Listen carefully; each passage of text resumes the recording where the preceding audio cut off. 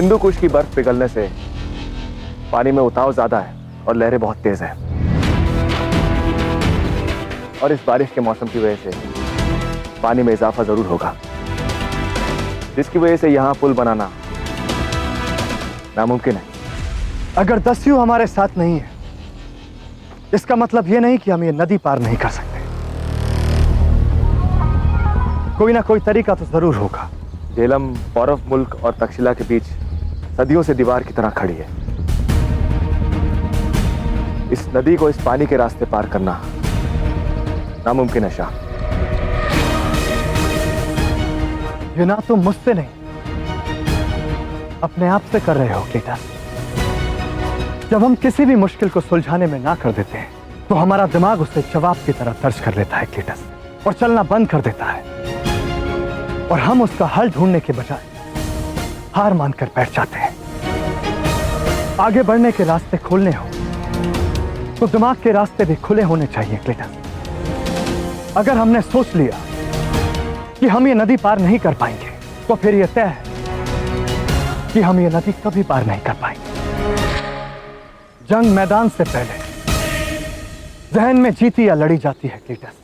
उम्मीद है तुम अपनी सोच बदलोगे और हार मानने के बजाय हल ढूंढने पर गौर करोगे। फौज की एक टुकड़ी यहीं अपने पास रखो और झेलम के दोनों किनारों पर तलाश करो। जहां तक जाना है जाओ, पर कोई रास्ता जरूर निकालो। बहुत जल्द हम अपनी पूरी ताकत के साथ पौरव मुल्क पर हमला करेंगे, और यकीन है कि जो तोहफा मैंने पोरस को भेजा है वो उसे मिल गया होगा।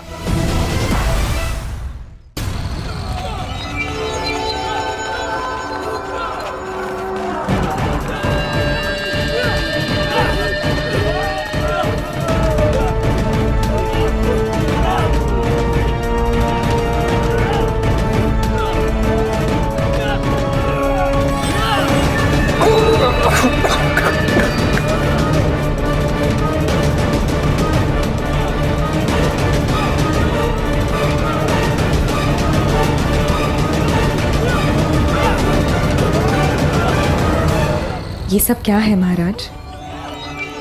ऐसा लग रहा है कि ये लोग वर्षों से रोगी है। कुछ तो विचित्र है लाची। इस बात इस रोग का अचानक फैलना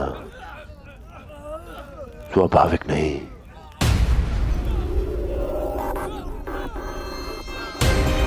रुक जाइए महाराज, आपका और राज परिवार का यहाँ रुकना उचित नहीं है।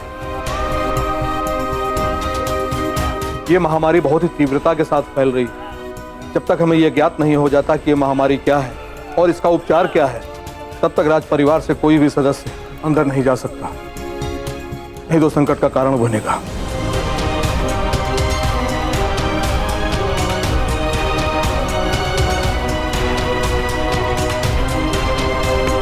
महाराज, मेरे बाबा को बचा लो महाराज, वो मर रहे हैं। कौन है तुम्हारे पिता?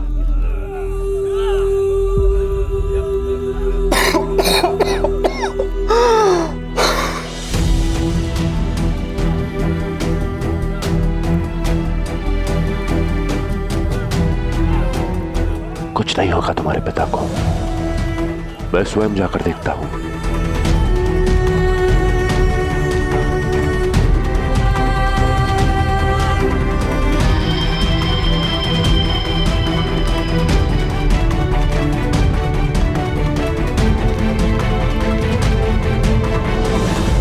हमें शीघ्र ही आचार्य चाणक्य को बुलाना होगा।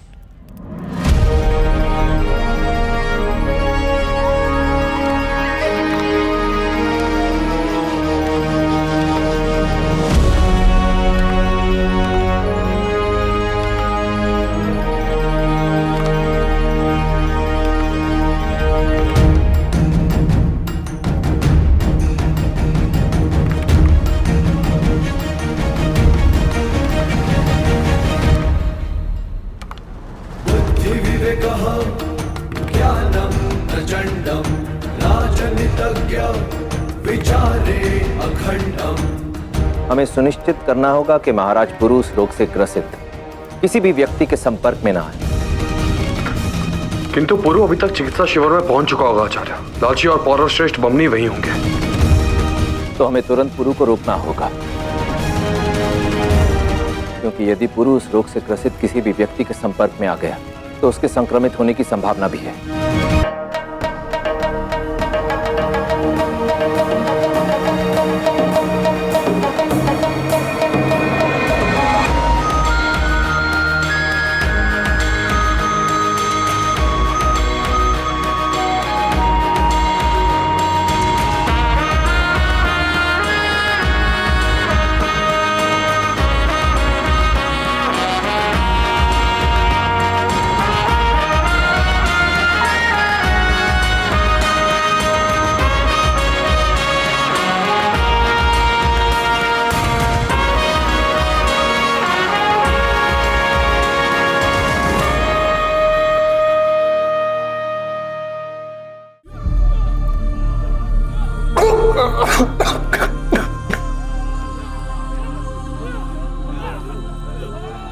मेरे बाद मेरी पुत्री और पत्नी का ध्यान रखिएगा महाराज।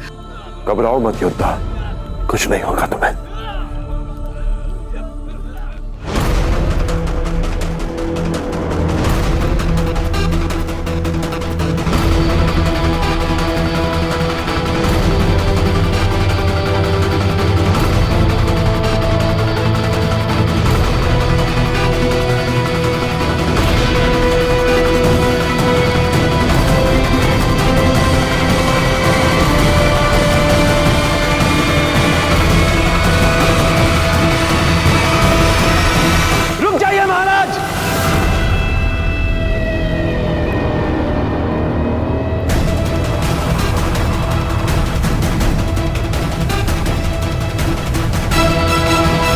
इसे स्पर्श मत कीजिएगा।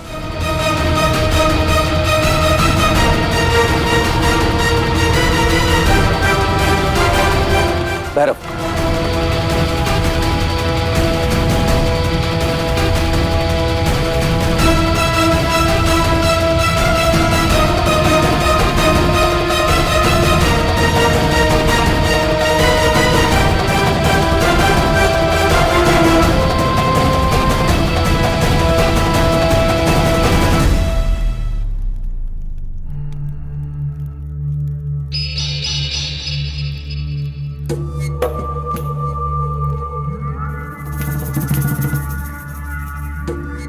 महाराज, आपको और राज परिवार के सभी सदस्यों को इसी समय यहां से जाना होगा, क्योंकि ये रोग स्पर्श करने से या किसी भी प्रकार से संपर्क में आने से फैलेगा।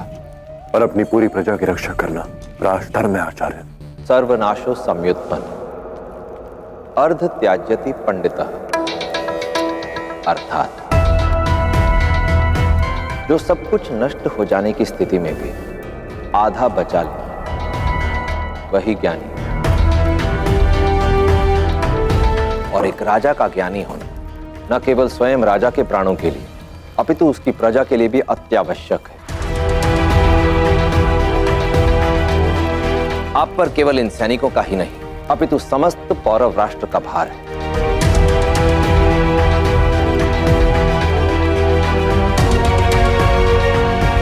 सब शवों से दूर रहेंगे, कोई भी रोगियों से सीधे संपर्क में नहीं आएगा। महाराज, इस कक्ष के अतिरिक्त जितने भी चिकित्सालयों में इस रोग से ग्रसित व्यक्ति हैं, उन्हें एक साथ रखना होगा, अन्यथा यह रोग तीव्रता से महामारी में परिवर्तित हो जाएगा और पौरव राष्ट्र काल कल्पित हो जाएगा।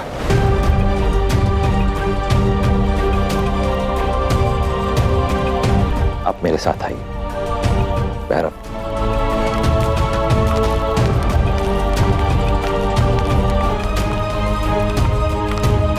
ये सब क्या है आचार्य? देखते ही देखते हमारे सारे सैनिकों की मृत्यु हो रही है, और वो भी कुछ ही क्षणों में। ये जो भी है महाराज, हम इसके लिए तत्पर नहीं थे, परंतु अब हमें तीव्रता से इस पर नियंत्रण पाने के सभी उपाय करने होंगे। पर यह रोग इतना शीघ्र कैसे फैला? अलेक्जेंडर का प्रकोप है ये।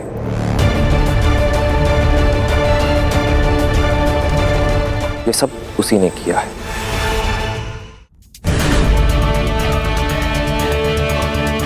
अब तुम्हारे पास दो रास्ते हैं बारसीन। पहला, मुझसे लड़ो और दूसरा है मुझसे समझौता कर लो, जिसके बदले ना सिर्फ तुम्हारे वालिदा और बहन महफूज रहेगी, बल्कि तोहफे में तुम्हें दुनिया का सबसे ताकतवर शौहर मिलेगा, अलेक्जेंडर। अब फारस और मैसेडोनिया एक हुए।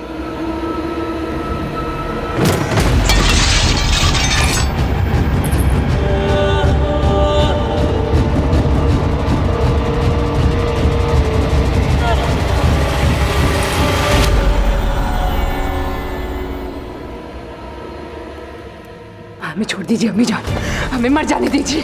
हमारी वजह से आप और हमारी बहन ही नहीं, हमारे पूरे मुल्क को उस अलेक्जेंडर के सामने झुकना पड़ गया।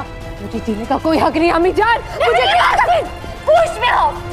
अहम बात यह है कि हम सब जिंदा और एक दूसरे के साथ हैं।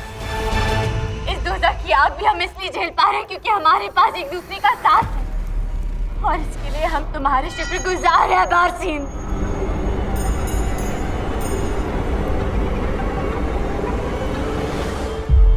नहीं अम्मी जान, मैं दुआ की नहीं, बद्दुआ की हकदार हूं। आज मेरी वजह से, मेरे जज्बातों के बीच में आ जाने की वजह से मेरे मुल्क को शर्मिंदा होना पड़ा। काश मैं पोरस की तरह थोड़ी सी हिम्मतवर होती, अपने से पहले अपने मुल्क को रख पाती। पर मैं ऐसा नहीं कर पाई अम्मी जान। मेरी इस कमजोरी की कीमत मेरे मुल्क को गुलाम बनकर चुकानी पड़ रही है।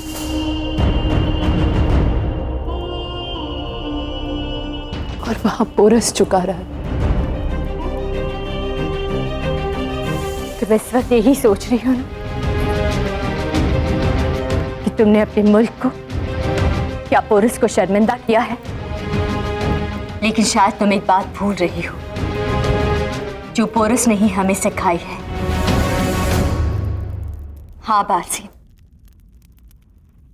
पोरस वही शख्स है जिसने हर मुश्किल का सामना करते हुए अलेक्जेंडर के खिलाफ अपनी जंग जारी रखी। उसे खुद उसी के लोगों ने धोखा दिया, अपने खून के रिश्तों ने उसका साथ छोड़ दिया, लेकिन तब भी उसने अपना हौसला और जंग नहीं खोया। और अब हमें वही करना होगा।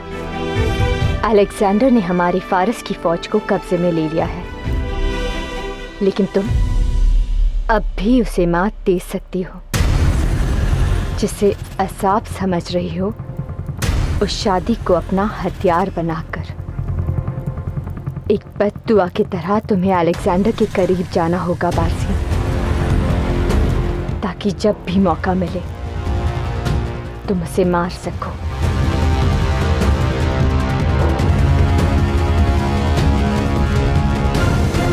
आप बजा फरमा रही है अम्मी जान। अब मैं हार नहीं मानूंगी। मैं जीऊं या मरूं, अलेक्जेंडर को मौत की नींद सुला के रहूंगी।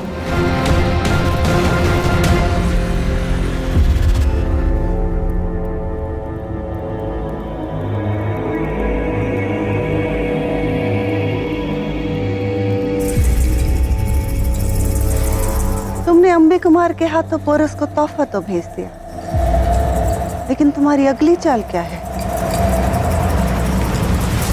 याद है ना मां, पोरस ने इसी झेलम की कसम खाई थी कि वो मुझे कभी झेलम पार नहीं करने देगा। तो सोचा क्यों ना इसी झेलम के जरिए पोरस को तोहफा पहुंचाया जाए। वो देखो, वो है इस समस्या की जड़।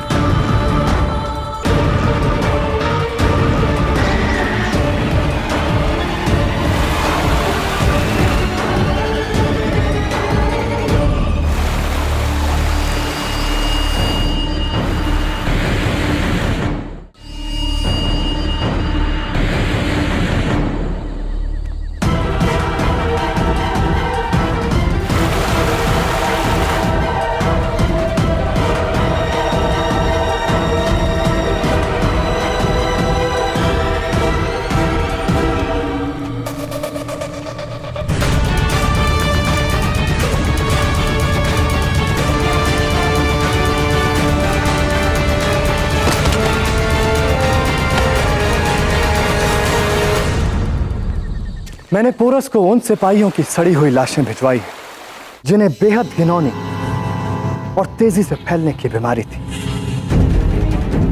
और अब यह बीमारी पूरे पौरव मुल्क को इतना कमजोर कर देगी कि वो हमारे घोड़ों के टापों की आवाज से ही दहल जाएगा।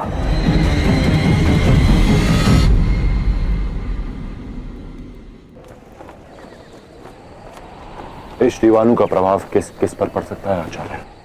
हर चीज, खाना, पानी, हवा, ये बीमारी हर चीज को अपनी गिरफ्त में ले लेगी। जिस पानी को वो पिएंगे वो खतरे का सबब बन जाएगा, क्योंकि इस पानी में इस बीमारी से मरे हुए लोगों की लाशें तैर रही हैं। जिस हवा में वो सांस लेंगे उस हवा में भी इस बीमारी के जरासीम खुले हुए हैं। और हवा और पानी के बाद ये बीमारी पहुंचेगी उनके अनाज तक, जिसे वो खाएंगे तो भी मरेंगे और नहीं खाएंगे तो भी।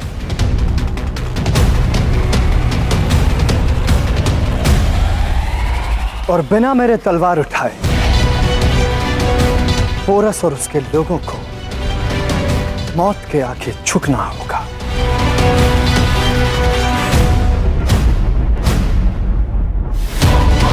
मगर पोरस इतनी जल्दी हार मानने वालों में से नहीं है अलेक्जेंडर, और उसके साथ वो शातिर चाणक्य भी तो है। अगर उसने इससे बच निकलने का हल ढूंढ निकाला तो? इस समस्या पर नियंत्रण पाने का केवल एक ही उपाय है। हमें शीघ्र इन सभी शवों को जलाना होगा।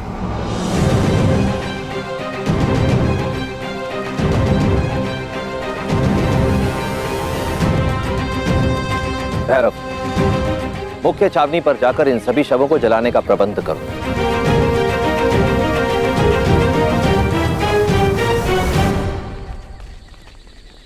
क्या आपको पूरा विश्वास है कि इन शवों को जलाने से हम इस महामारी को रोक सकते हैं? नहीं, इस महामारी को रोकने के लिए उन्हें लाशों को इकट्ठा करके जलाना होगा, और जब तक वो इसमें कामयाब होंगे तब तक बहुत देर हो चुकी होगी। तब तक ये महामारी हर घर, हर पौरव बाशिंदे में अपना घर कर चुकी होगी। अब इसे रोकने के लिए उसे अपना अनाज, फसलें, सब कुछ जलाना होगा। और किसी भी राजा के लिए यह फैसला बहुत मुश्किल हो सकता है। आज से पहले पोरस ने यह जंग का तरीका कभी नहीं देखा होगा मां। अब देखना दिलचस्प होगा कि इस परेशानी के साथ पोरस कैसे दो हाथ करता है। तो अब देखते हैं क्या करेंगे महाराज पुरुषोत्तम और आलिम चाणक्य।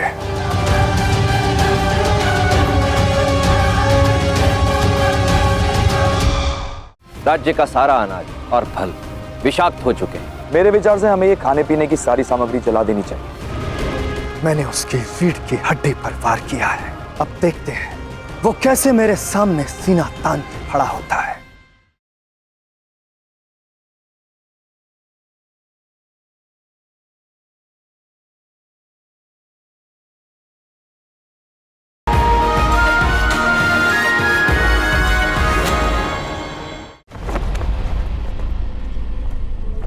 क्या कह रहे हो पुरु?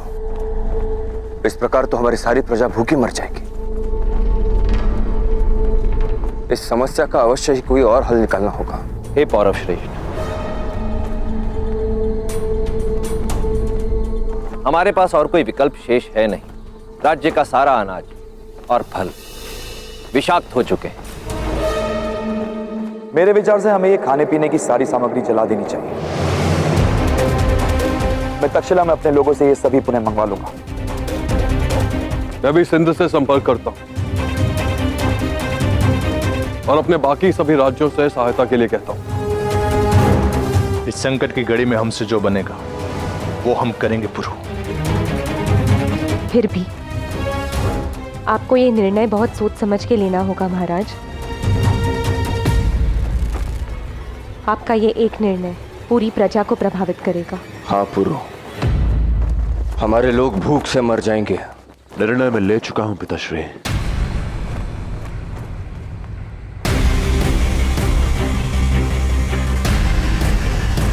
बिना भोजन के मेरी प्रजा 10 दिनों में मारी जाएगी, परंतु विषक्त भोजन से मात्र 2 दिनों में।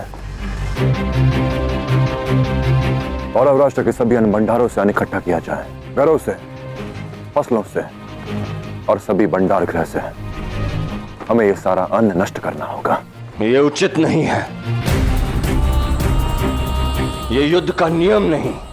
सेना लेकर सामने से वार करने के स्थान पर निर्दोष प्रजा पर वार करना कायरों का ही काम हो सकता है, वीरों का नहीं। इसीलिए तो अलेक्जेंडर लगभग आधे संसार पर विजय प्राप्त कर चुका है, क्योंकि उसकी दृष्टि केवल उसके लक्ष्य पर रहती है। मार्ग चाहे कोई भी चुनना पड़े, आवश्यक नहीं कि हमारे शत्रु भी युद्ध के उन्हीं नियमों को स्वीकार करें जो हमें मान्य हो। मैं जानता हूं कि अलेक्जेंडर ये सब करके क्या प्राप्त करना चाहता है। पोरस अपने मुल्क को मुझसे बचाने के लिए जंग लड़ रहा है और मैं उसके मुल्क पर फतह पाने के लिए। पोरस को मालूम होना चाहिए कि जंग करने का मतलब आमने सामने की लड़ाई से कहीं ज्यादा होता है। वो समझता है कि वो मेरे भारत पर हुकूमत करने के ख्वाब के बीच दीवार बनकर मुझे उसे हासिल करने से रोक सकता है। और उसकी इस सोच के पीछे उसकी आवाम का साथ है, जो उसके लिए अपनी जान तक देने को तैयार है। लेकिन अब वो उसका साथ छोड़ेंगे। अपनी औलाद, माँ बाप को भूखे मरते देखना जंग के ख्वाबों से कहीं ज्यादा दर्दनाक होता है। मैंने उसकी रीढ़ की हड्डी पर वार किया है, उसकी ताकत की नींव हिला डाली है। अब देखते हैं वो कैसे मेरे सामने सीना तान के खड़ा होता है और अपनों को खुद से दूर जाता देख वो एक मामूली कीड़े की तरह रेंगने पर मजबूर हो जाएगा और एक कीड़े की तरह ही रेंग कर वो मुझसे माफी मांगेगा, मदद की गुहार लगाएगा और अपनी जुबान से खुद कबूल करेगा कि मैं अलेक्जेंडर उसके मुल्क पर हुकूमत करूं। किंतु मैं ये कभी होने नहीं दूंगा। चाहे कुछ भी हो जाए, मैं उस अलेक्जेंडर के सामने अपने घुटने नहीं टिकाऊंगा।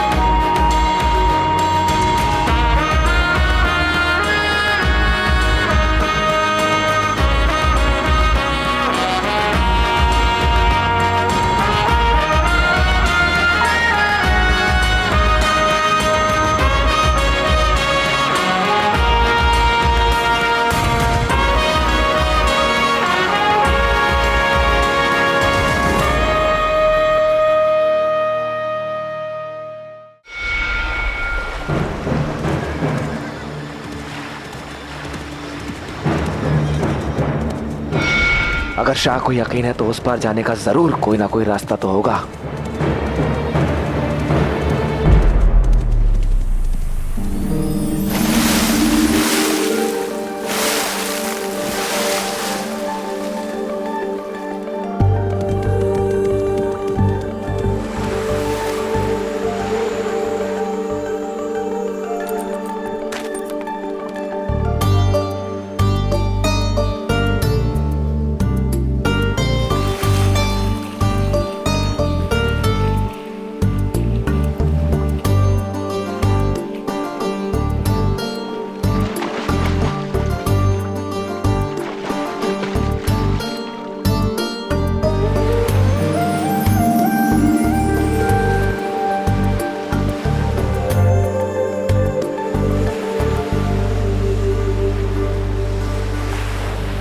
आपका यहाँ अकेले आना खतरे से खाली नहीं है। शायद ना हो, मगर सुकून तो है। कुछ अलग महसूस करना था, बस इसलिए यहाँ चली आई। अलग सा मायने कि मैं भी किसी की ख्वाहिश बनूं, बस यही महसूस करने आई थी। आप भूल रही हैं कि आप शाह अलेक्जेंडर की बीवी हैं। मुझे याद है, लेकिन हमारी शादी जिन हालातों में हुई, दिल उसे भूल जाने को करता है। खैर, मेरी छोड़ो, तुम बताओ, कहीं अलेक्जेंडर की गुलामी करते करते तुम ये तो नहीं भूल गए ना, तुम भी एक इंसान हो,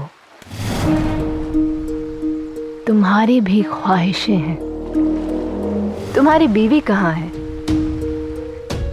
अब ये मत कहना कि तुम्हारी अभी तक शादी भी नहीं हुई। ओह, तुम्हारी अब तक शादी नहीं हुई?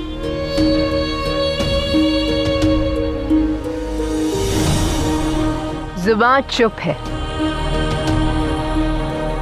मगर तुम्हारी खामोशी ने मुझे मेरे सारे सवालों के जवाब दे दिए। बुरा लगता होगा ना, अपनों से दूर, अपने मुल्क से दूर, ख्वाहिशें मारनी पड़ती सिर्फ किसी के ख्वाब को जिंदा रख सको। दोबारा शाह के खिलाफ एक भी लफ्ज बोलने की जुर्रत मत करना। क्यों, नाराज हो गए क्योंकि तुम्हारे अलेक्जेंडर की असलियत मैं तुम्हारे सामने लेके आ गई? या फिर इस बात का बुरा लगा क्योंकि मैंने तुम्हें तुम्हारा आईना दिखा दिया? हकीकत ये है कि अलेक्जेंडर की ख्वाब की तामीर की कोशिश में तुम केवल एक मामूली से प्यादे हो क्लेटस। उसकी शतरंज की बिछाई हुई बिसाच पे तुम केवल एक मोहरा हो। सुनकर बुरा लगा ना? लेकिन अलेक्जेंडर को इस बात से फर्क नहीं पड़ता। उसके लिए कुछ मायने रखता है तो केवल उसका ख्वाब, जिसकी लौ तुम और तुम्हारे जैसे हजारों वफादार अपने खून देकर जला रहे। अलेक्जेंडर की इस हुकूमत में तुम सब केवल एक गुलाम बनकर रह गए।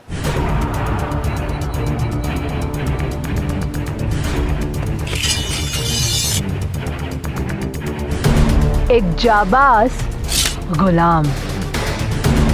और इस बात का एहसास तुम्हें जितनी जल्दी होगा, तुम्हारे लिए उतना ही बेहतर होगा।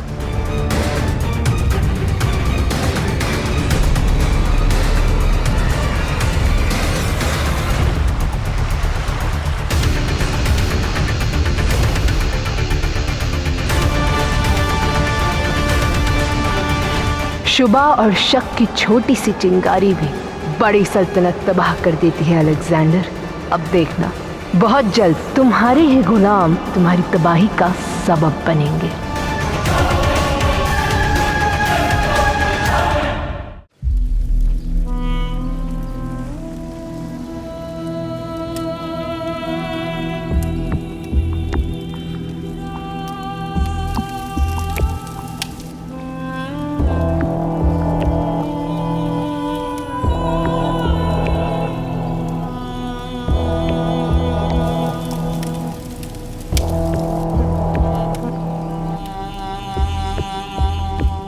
सभी संक्रामक शवों को ले आया गया है आचार्य।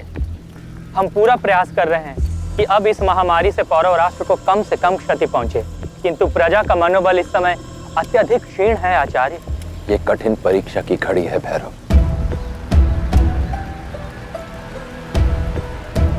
जो हो रहा है वो केवल आरंभ मात्र है। घोर विपदाएं आने वाली हैं हर दिशा से। परंतु हमें आने वाली हर विपदा के लिए सज्ज रहना होगा।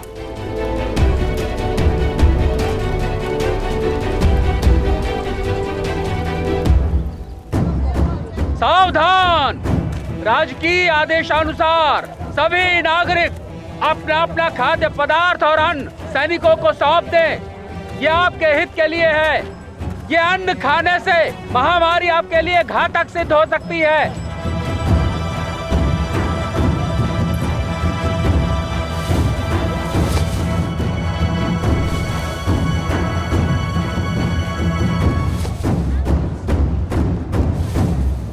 सभी नागरिक राजकर्मियों को अपना सावधानी सहयोग से प्रदान करें। विषाक्त भोजन का एक भी कण ना रह जाए। तुरंत मत लेके जाइए, हमारे बच्चे भूखे हैं। मत ले जाइए, हम पे कृपा कीजिए, ये मत लेके जाइए, हम नहीं देंगे, हमारे बच्चे भूखे हैं। ऐसा मत कीजिए।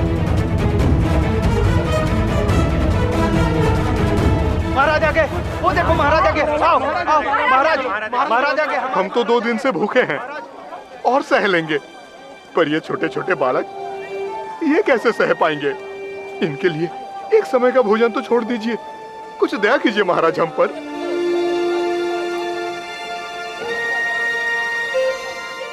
मैं आपकी भावनाओं को समझ सकता हूं, और कौन सा राजा यही चाहेगा कि उसकी प्रजा भूख से दिन मिलाए। मैं आप सभी को ये विष नहीं खाने दूंगा। मैं जो कुछ भी कर रहा हूं आप सभी के हित के लिए कर रहा हूं, विश्वास रखें।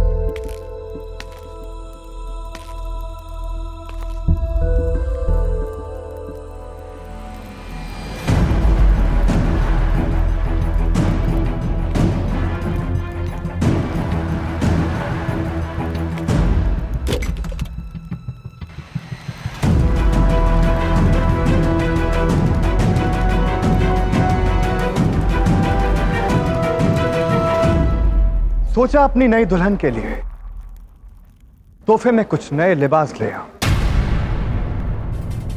ताकि जब कल सुबह तुम नदी पर नहाने जाओ तो इन्हें पहन सको।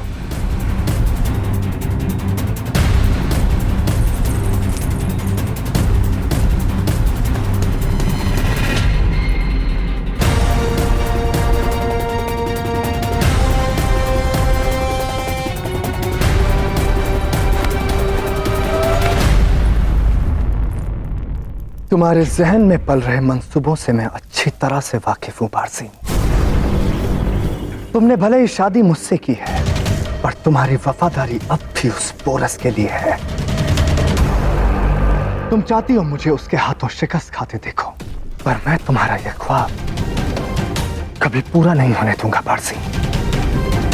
इसलिए मेरे वफादारों के साथ खेलना बंद करो।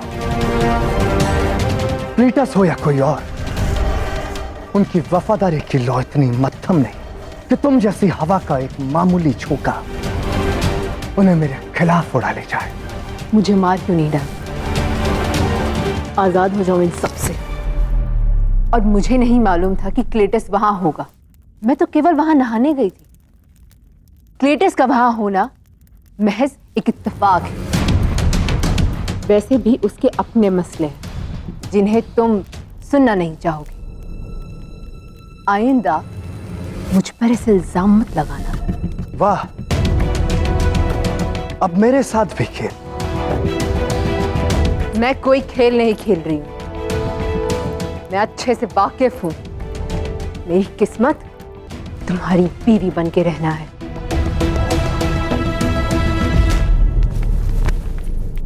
तो बेहतर है कि मेरी बीवी बनकर रहो। मुझसे उलझने की कोशिश मत करना पारसी, वरना तुम मेरी शख्सियत का वो रुख देखोगी जो तुम बर्दाश्त नहीं कर पाओगी।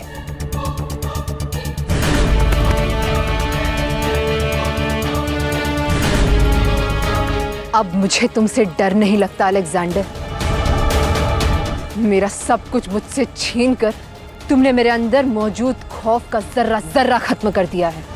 अब देखना कि एक औरत तुम्हें अंदर तक कैसे खत्म कर देगी।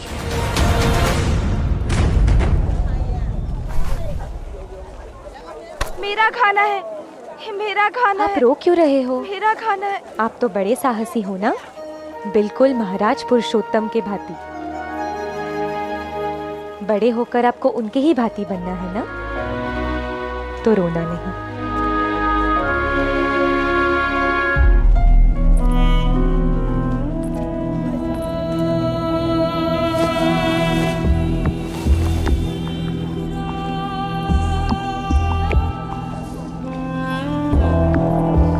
तुम जिस पीड़ा से गुजर रही हो उसे मैं समझ सकता हूं लाची। अपने लोगों को संकट में देखना अत्यंत कष्टदायी स्थिति होती है, किंतु जिस प्रकार तुम उन्हें सांत्वना दे रही हो वो अत्यंत सराहनीय है।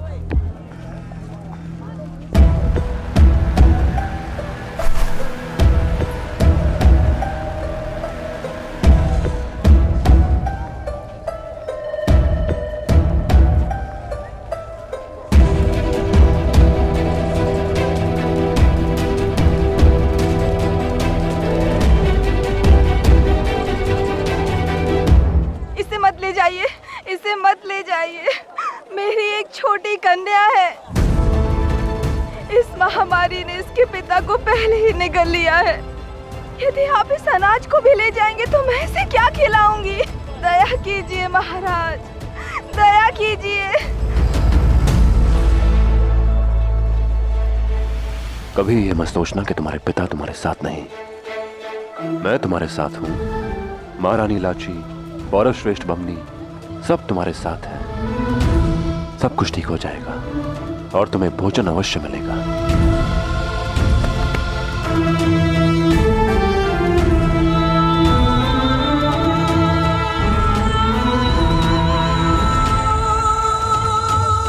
आप निश्चित रहें, आपको शीघ्र ही भोजन प्राप्त होगा।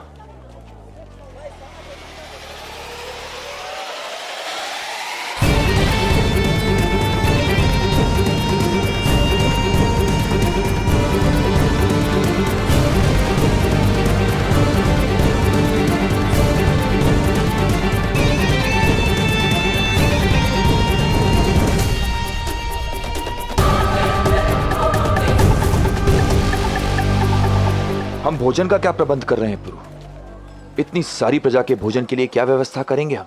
हस्ती सिंध पहुंच चुका है अंबी कुमार। शीघ्र ही वहां से अन्न और अन्य खाद्य पदार्थ लेकर यहां आता होगा। एक बार हस्ती लौट आए, भोजन की समस्या स्वयं दूर हो जाएगी। अलेक्जेंडर चाहे कुछ भी कर ले, वो हमें तोड़ नहीं पाएगा।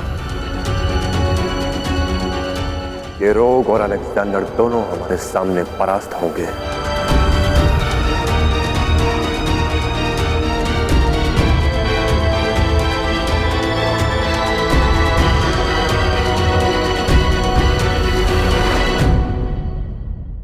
मैं चाहता हूं पोरस अपने घुटनों के बल आकर मुझसे माफी मांगे, और यह तभी मुमकिन होगा जब वो अपनी आवाम को भूख से तड़पता देखेगा।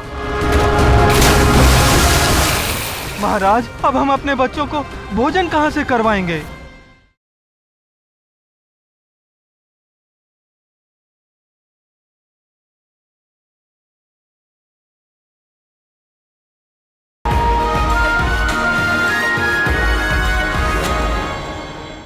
अन्न के भंडारों से एक एक कण को एकत्रित कर लिया गया है आचार्य।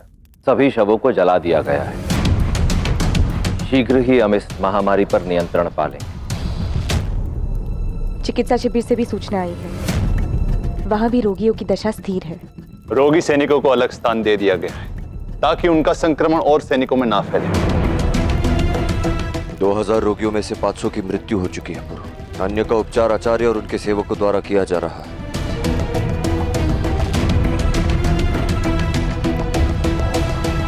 पुरु, तुम किस विचार में लीन हो? मेरे मन में एक प्रश्न उत्पन्न हो रहा है आचार्य। इस रोग का प्रभाव हम पर क्यों नहीं पड़ा? पूरा राज परिवार रोगियों के संपर्क में था, फिर भी हम में से कोई भी अस्वस्थ नहीं हुआ। क्या कारण है इसके पीछे? इसका कारण है रोग प्रतिरोधक क्षमता। हमारे सैनिक घायल थे, जिस कारण इस रोग ने उन्हें तुरंत जकड़ लिया। परंतु राज परिवार के सदस्यों के स्वास्थ्य और सुरक्षा के लिए अनेक विशेष व्यवस्थाएं की जाती हैं।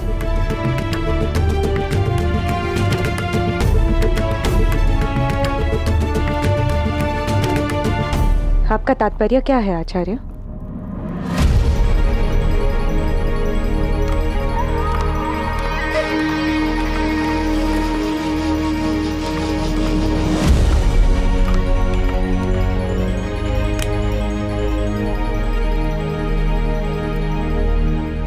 जिस दिन से मैं यहां आया, उस दिन से राज परिवार के प्रत्येक सदस्य को प्रतिदिन नियमित रूप से इसका सेवन कराया जा रहा है। किंतु इसमें ऐसा है क्या आचार्य? हल्दी, नीम और तुलसी का मिश्रण, इन तीनों का आयुर्वेद में विशेष महत्व है और इन तीनों के मिश्रण से तैयार हुआ यह पदार्थ व्यक्ति की रोग प्रतिरोधक क्षमता को बढ़ाता है, उसे रोगी होने से एवं संक्रमित होने से बचाता है। तो राज भंडार में कितना भाग और शेष है आचार्य? इतना कि राज परिवार के सदस्य 2 माह तक निश्चिंत होकर इसका सेवन कर सकते हैं। और यदि ये सारी सामग्री हमने अपनी प्रजा में बांट दी तो लगभग कितने दिनों के लिए उपलब्ध रहेगी? यदि इसे प्रजा में बराबर भाग में बांटा तो 3 दिन के पश्चात यह पदार्थ समाप्त हो जाएगा। तो ठीक है आचार्य, सारी सामग्री को प्रजा में बांट दिया जाए।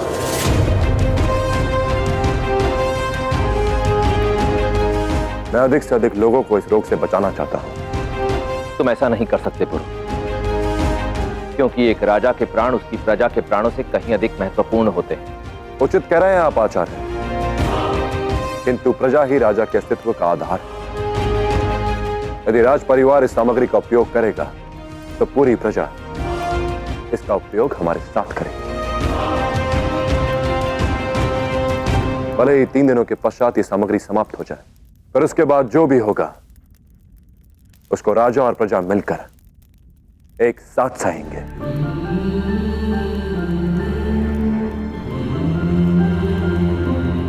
महाराज पुरु, आपके इस कथन ने मेरे हृदय में आपके लिए सम्मान और अधिक बढ़ा दिया।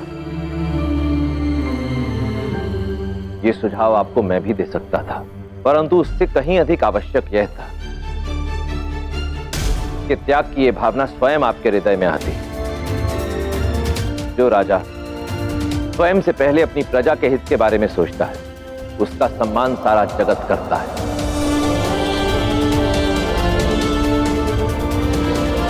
हम अपनी सेना को आदेश देते हैं कि इस औषधि को प्रजा में बांट दें।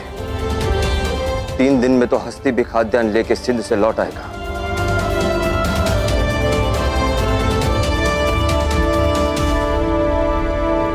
ये लोग तो हर परिस्थिति और कठिनाई का कोई ना कोई हल निकाले ही जा रहे हैं। अब हम क्या करेंगे? हम भी हम नहीं, कोई और करेगा मां। गुरु के मनोबल को पूर्णतः तोड़ने का प्रबंध मैं कर चुका हूं पहले।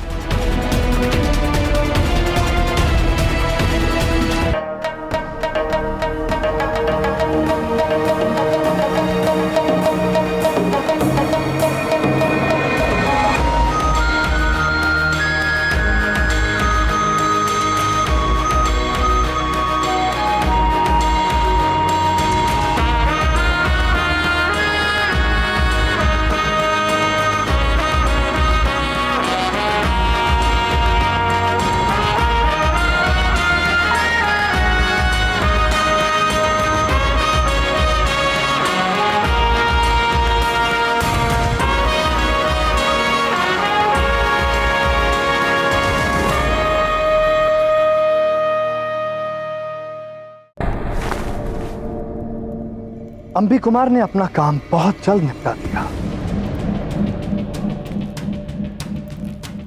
अब वक्त आ गया है कुछ बड़ा करने का। मैं चाहता हूं पोरस अपने घुटनों के बल आकर मुझसे माफी मांगे,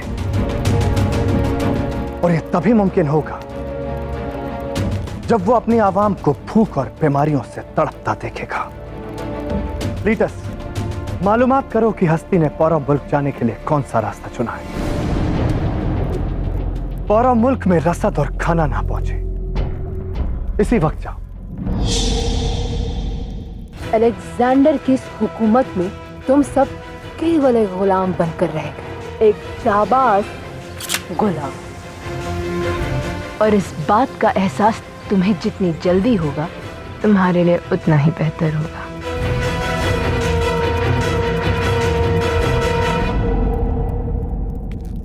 क्या हुआ? तुम्हें मेरे फैसले से कोई एतराज है? मैं सोच रहा था शाह कि क्या किसी मुल्क को जीतने के लिए यह रास्ता इख्तियार करना मुनासिब होगा। पहले तो हमने उनके पास सिपाहियों की लाशें भिजवा दी ताकि वहां महामारी फैल जाए, और अब हम उनकी रसद पहुंचने पर पाबंदी लगा रहे हैं। ये कैसी जंग है शाह? हम एक फौजी हैं शाह, हमें उनकी जमीन मैदान जंग में लड़कर उनसे हासिल करनी चाहिए। शक है कि आपकी तरकीब हमें फतेह हासिल करा भी पाएगी या नहीं। हमें नहीं क्लीटस, मुझे। अब जंग कैसे फतेह करनी है ये तुम मुझे सिखाओगे। याद रहे क्लीटस, बिना मांगे मुझे कोई सलाह दे मुझे पसंद नहीं। तुम मेरे सिपह सालार हो और तुम्हारा फर्ज है मेरे हुक्म की तामील करना। क्या मुनासिब है और क्या नहीं ये बताना नहीं।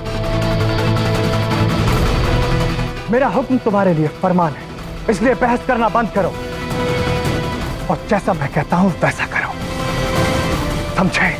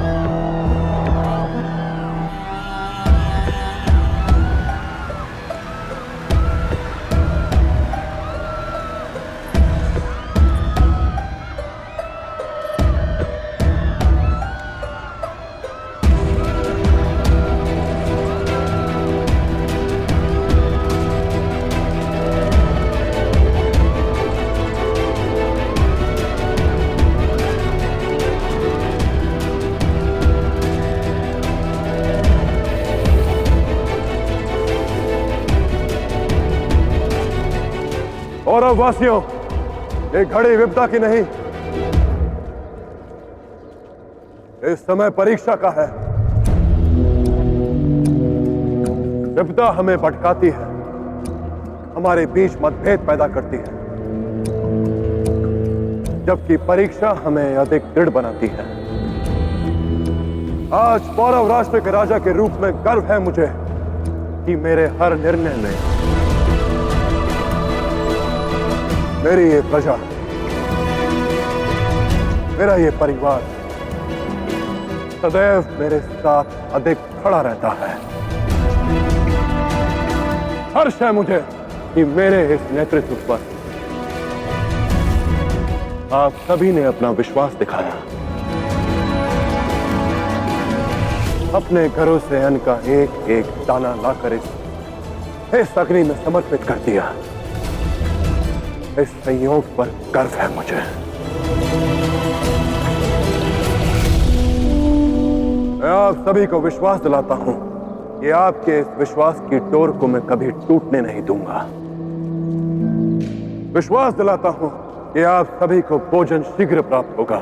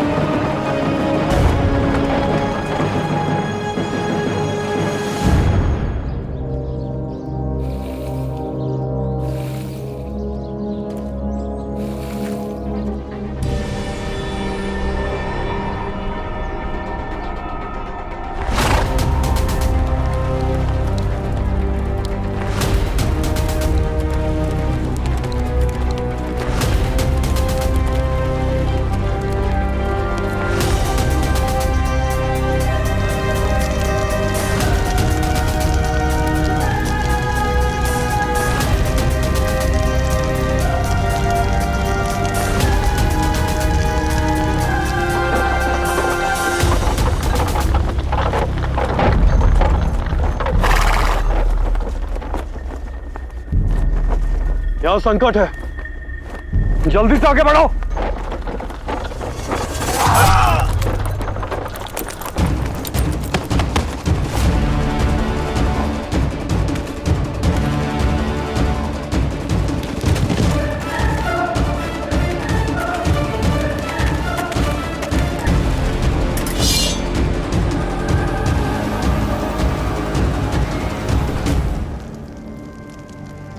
बहुत भूख लगी है माँ, हमें भोजन कभी मिलेगा? तुम्हें शीघ्र ही स्वादिष्ट भोजन प्राप्त होगा। निश्चिंत रहो। हस्ती को तो अब तक आ जाना चाहिए था।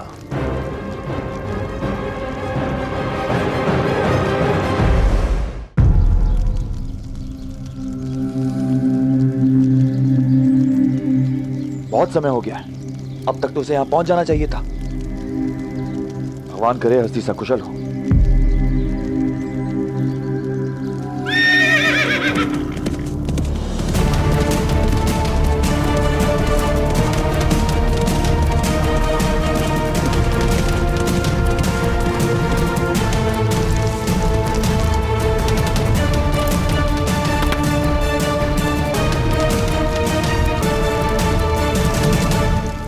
भाई, ये सब तुम ठीक तो हो ना? मैं ठीक हूं पुरो, परंतु सब कुछ ठीक नहीं है।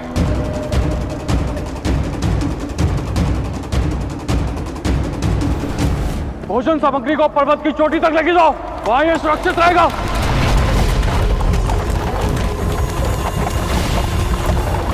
जलगार हो!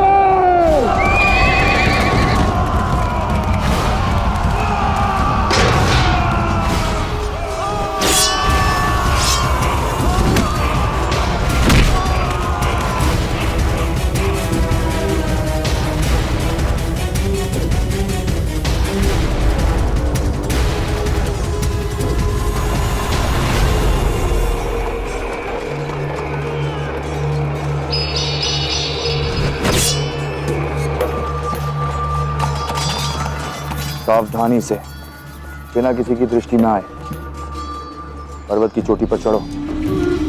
हमें ये सारी भोजन सामग्री घाटी में फेंकनी होगी। हम इसे कौरव राष्ट्र तक पहुंचने नहीं दे सकते, समझे? जाओ।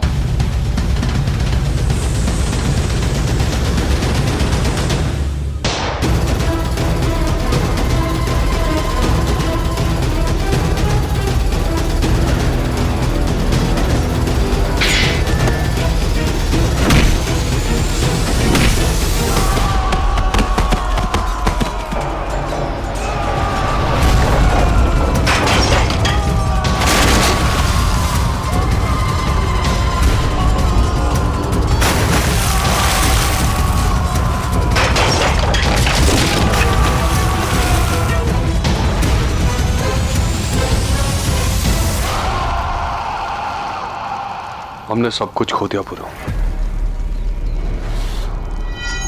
मैंने तुम्हें निराश किया है। अलेक्जेंडर से हम भोजन सामग्री नहीं बचा पाए।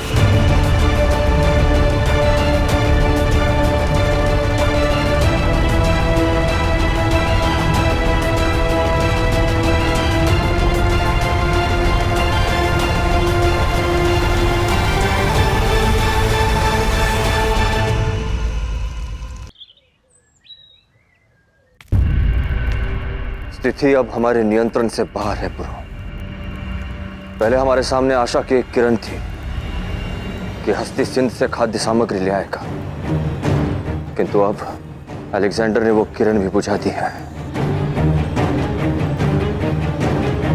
प्रजा के सामने कोई मार्ग नहीं, वो भूख से मर जाएगी।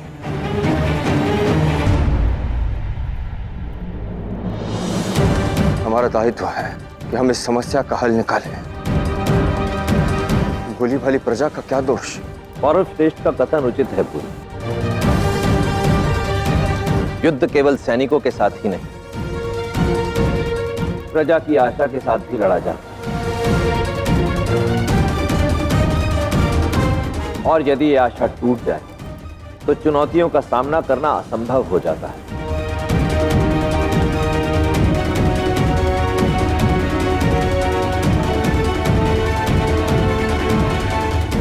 अखंड भारत का स्वप्न भूखी प्रजा के साथ नहीं पूरा किया जा सकता प्रभु, क्योंकि प्रजा उसी राजा के साथ खड़ी होती है जो उन्हें भोजन और सुरक्षा दे सके।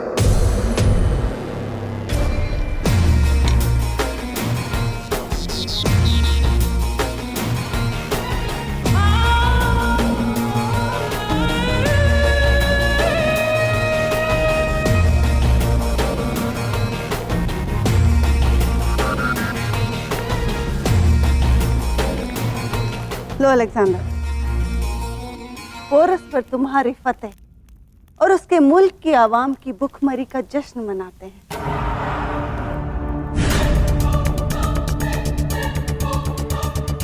जाओ और हमारे सारे सिपाहियों को दावत दो।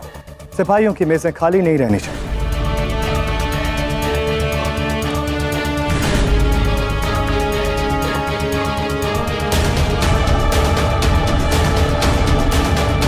ये सिर्फ खाना नहीं है मां, ये पौरा आवाम का ख्वाब है। वो ख्वाब जिसे पूरा करने के लिए पोरस की आवाम जल्दी उसके खिलाफ होगी। मुझे विश्वास है कि मेरी प्रजा मेरे विरुद्ध कभी नहीं खड़ी होगी। कठिन से कठिन परिस्थिति में वो मेरे साथ चट्टान की भांति खड़े रहेंगे। ये भूख किसी राजनीतिक तर्क वितर्क या युद्ध में विजय प्राप्त करने से शांत नहीं होगी। उनकी भूख केवल भोजन से शांत होगी। और मुझे पूरा विश्वास है कि मेरे लोग अलेक्जेंडर के सामने अपने आत्मसम्मान को खोने से पहले इस भूख से मरना श्रेय समझेंगे। किंतु ये हुआ कैसे? हमारे गुप्तचरों ने हमें सोचना क्यों नहीं दी कि अलेक्जेंडर की योजना क्या है? अलेक्जेंडर से डरकर सभी पड़ोसी राज्य ने अपनी सीमाएं बंद कर दी, तो फिर गुप्तचरों ने अलेक्जेंडर को यह सूचना कैसे दी हो कि हस्ती भोजन सामग्री लेके सिंध से निकल चुका है? उचित कहा। तक्षशिला में मेरे विश्वास पात्र भी ये नहीं जानते थे कि हस्ती हमारे लिए भोजन व्यवस्था करने गया है। आश्चर्य की बात है, फिर इसकी सूचना अलेक्जेंडर को कैसे प्राप्त हुई? यह आक्रमण आकस्मिक नहीं था।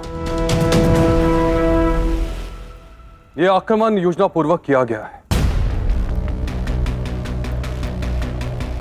यहां तक कि उसे उस मार्ग की सूचना भी थी जिस मार्ग से मैं आ रहा था। पर कैसे? कैसे हस्ती? वो कौन है जिसने अलेक्जेंडर को यह सूचना दी?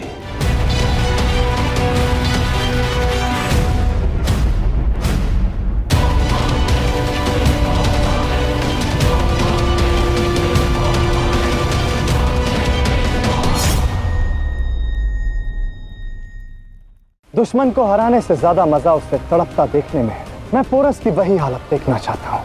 वो हमारी इस माटी पर अधिकार करना चाहता है, और आज हम उस अलेक्जेंडर को यह दिखाएंगे कि हम भारतीय किस माटी से बने हैं।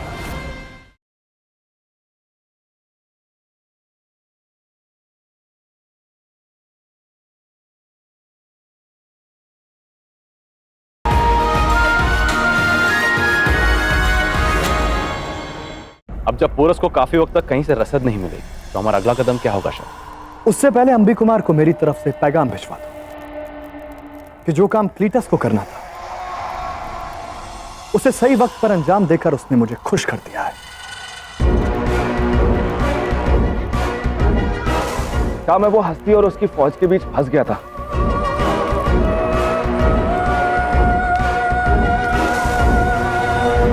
तुम अच्छी तरह से जानते हो क्लीटस, मुझे बहाने पसंद नहीं।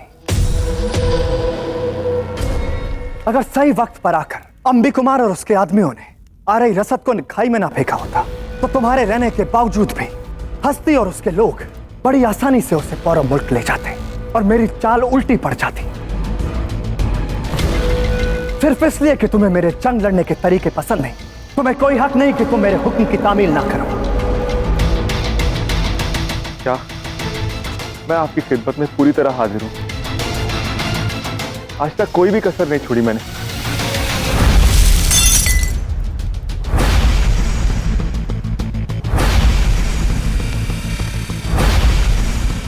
तो मुझे ये बताओ, तुमने वो काम पूरा किया जो मैंने तुम्हें इससे पहले पूरा करने को दिया था? क्या तुमने झेलम पार करने का कोई रास्ता ढूंढा? तुम्हारी खामोशी ने मुझे जवाब दे दिया है क्लीटस। हेफेस्टियन। जी हुजूर। अब से ये जिम्मेदारी तुम संभालोगे, और जब क्लीटस मेरे तौर तरीकों से इत्तेफाक रखेगा तब ये फिर तुमसे जुड़ सकता है। तब तक हमें एक ऐसा शख्स चाहिए जो झेलम के किनारों पर गश्त लगाए और झेलम को पार करने का रास्ता जल्द से जल्द ढूंढे। अब तुम दोनों जा सकते हो।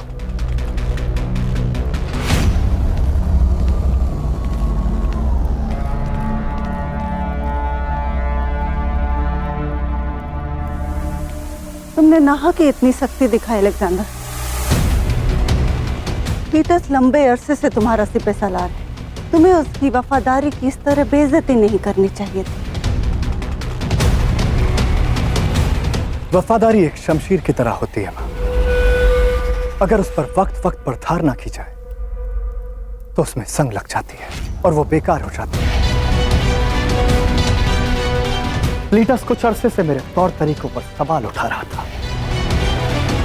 उसकी वफादारी मेरे लिए जंग खा रही थी, और आज जो मैंने किया उससे उसकी आन और वफादारी पर ठेस पहुंचेगी, जिसे फिर से पाने के लिए वो अपनी जी जान से कोशिश करेगा।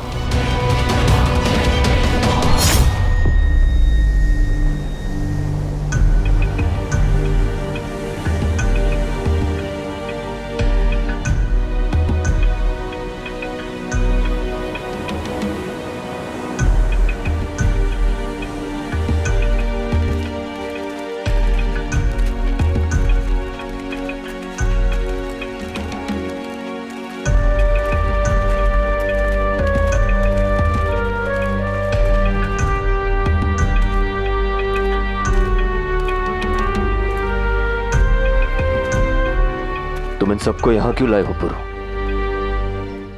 क्या चल रहा है तुम्हारे मन में? आपने उचित कहा था पिताश्री। यदि मेरी प्रजा इस कठिन समय में खंडित हो जाए तो मैं अलेक्जेंडर से युद्ध नहीं लड़ पाऊंगा। यही कारण है कि मैं इन सबको यहां लाया हूं।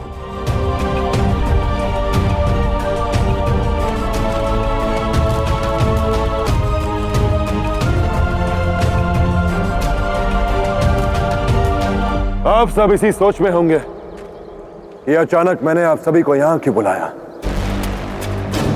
आज से इसी क्षण से हम सब यहीं रहेंगे, झेलम के उस पार स्थित अलेक्जेंडर की छावनियों के ठीक सामने। अलेक्जेंडर चाहता है कि हम भूख से तिलमिलाएं, कि इस रोटी के प्रहार से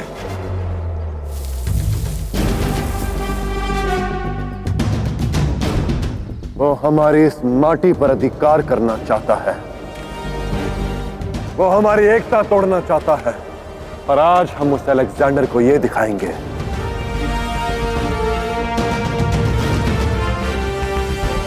कि हम भारतीय किस माटी से बने हैं।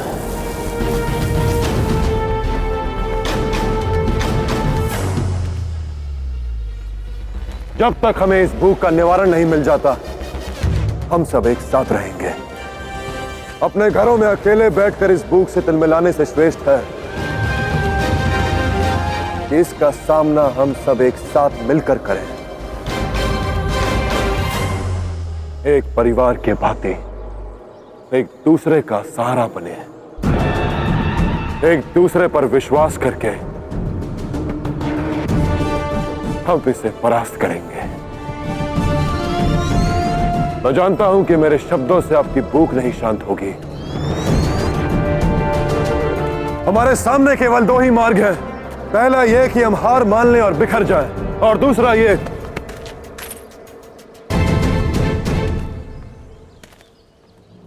कि हम एकजुट होकर इस परिस्थिति का सामना करें।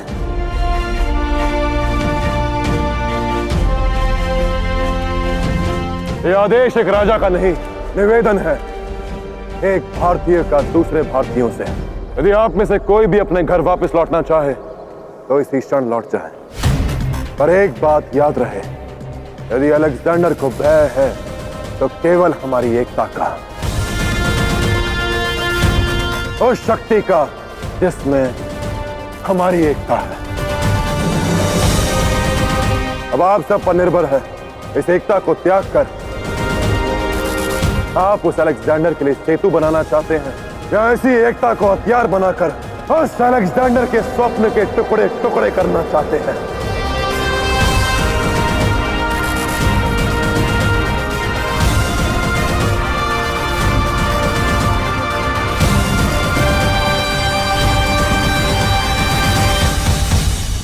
मैं आपके साथ हूं महाराज।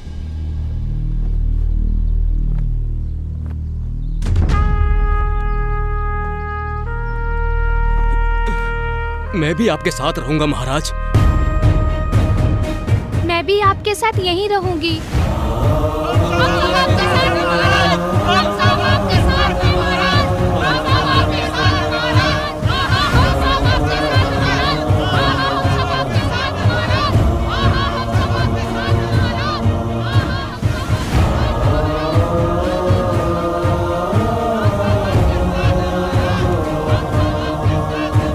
अब बारी तुम्हारी है अलेक्जेंडर।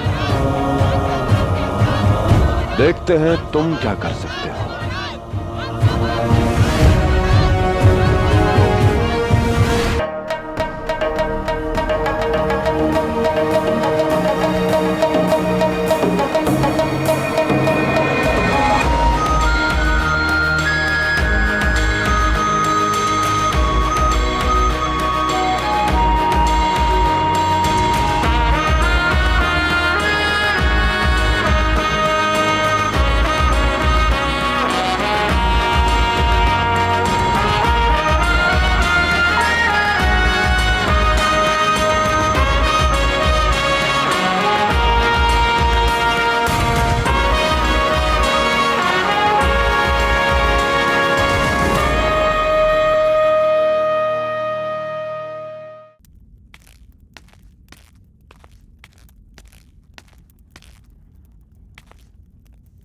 ले आए अपनी वफादारी का सिला अलेक्जेंडर से।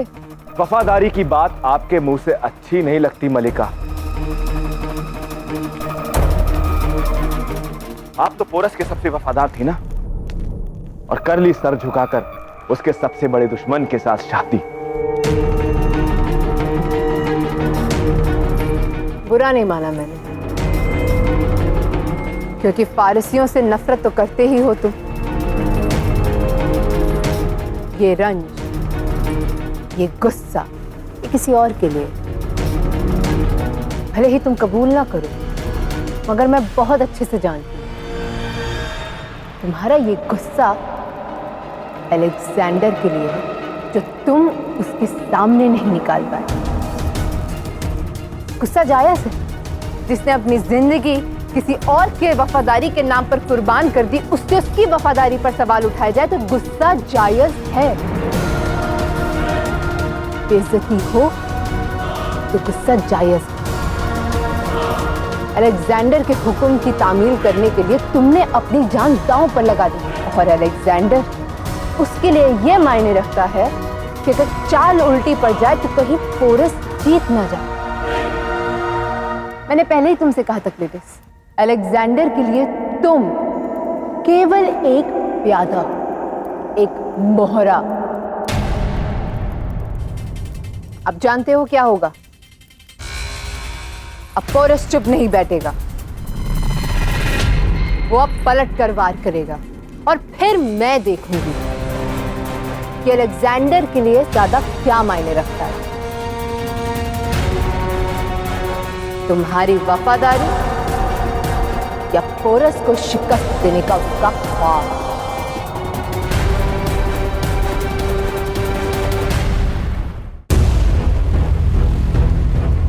दुश्मन को हराने से ज्यादा उसे तड़पता देखने में मजा है।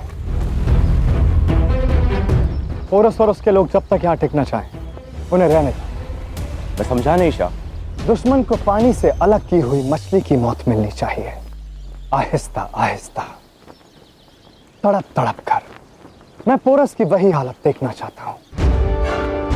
मौत से पहले हर लम्हा उसे इस कदर टूटते देखना चाहता हूं कि वो टूट कर बिखर जाए। अच्छा हुआ पोरस ने एक कदम उठाया। उसकी मौत और शिकस्त का तमाशा देखने के लिए हमें कोई जहमत नहीं उठानी पड़ी। भूख और लाचारी से आखिर कब तक लड़ेंगे? आज नहीं तो कल पोरस और उसके ये लोग भूख से बेहाल होकर अपने हथियार मेरे सामने डाल ही देंगे। ये युद्ध अब सैन्य शक्ति नहीं, निश्चय शक्ति का था, जिसमें दोनों एक दूसरे को टक्कर दे रहे थे।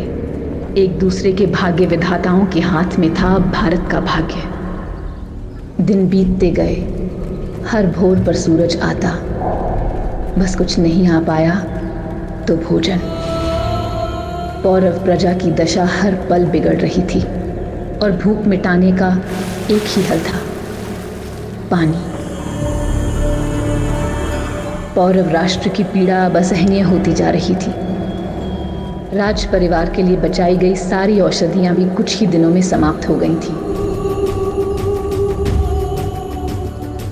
अलेक्जेंडर जो चाहता था उसे वो मिल रहा था। वो पुरु और उसकी प्रजा को हर दिन हर पल तड़पते हुए देख रहा था।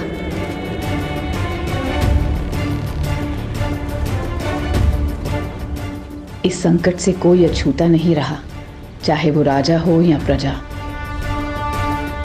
किंतु फिर भी वो सब एकजुट होकर पूरी हिम्मत और साहस से अलेक्जेंडर का सामना कर रहे थे। और मेरे पार ऐसे भी लोग थे जिन्हें पुरु की चिंता थी, पर चाहते हुए भी उसके लिए कुछ नहीं कर पा रहे थे। वहीं इस पार ऐसे भी लोग थे जिनके पास पुरु की सहायता करने का अवसर था, किंतु मंशा नहीं। बहुत से जीवन भूख की भेंट चढ़ गए।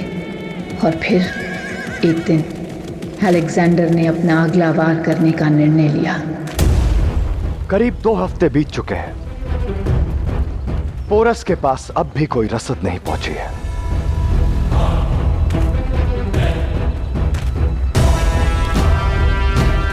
पोरस की आवाम अब टूट चुकी है और वक्त आ गया है जब दुश्मन को एक तोहफा भेजा जाए।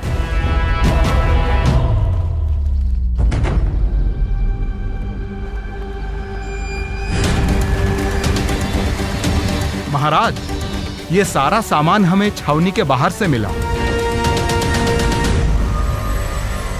क्या है इसमें? अवश्य ही सिंध की सेना ने हमारे लिए भोजन का प्रबंध किया गुरु। मैं देखता हूं।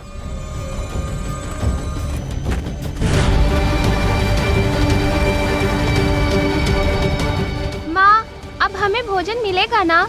हाँ बेटा, अंततः संकट टल ही गया पुरु। नहीं लाची, मेरा मानना है कि संकट अभी टला नहीं, बढ़ने वाला है। पुरु भोजन सामग्री के साथ एक संदेश भी है।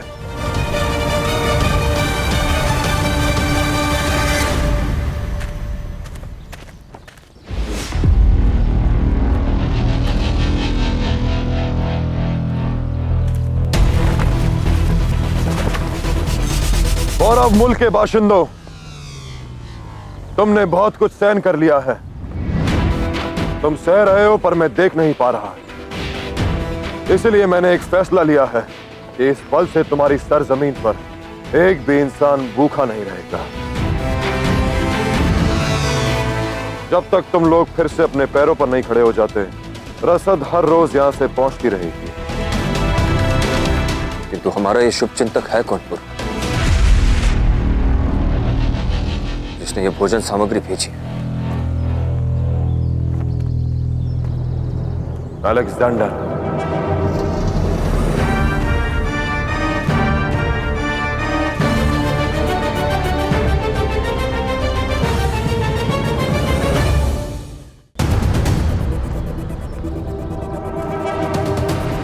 रसद में कोई कमी नहीं होगी और इंसान का ख्याल रखा जाएगा, लेकिन बदले में तुम्हारे शाह पोरस को मेरे सामने अपनी शिकस्त कबूल करनी होगी।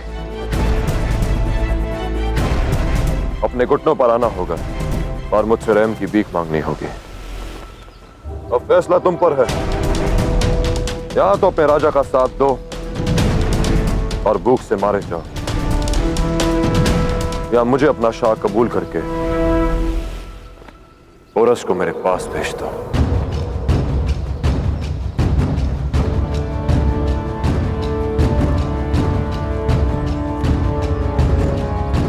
समर्पण करने का प्रश्न ही नहीं उठता पुरु।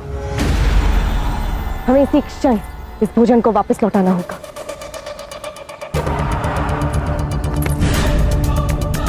भैया मुझे भूख लगी है। नहीं नहीं नहीं, मुझे वो फल खाना है। नहीं,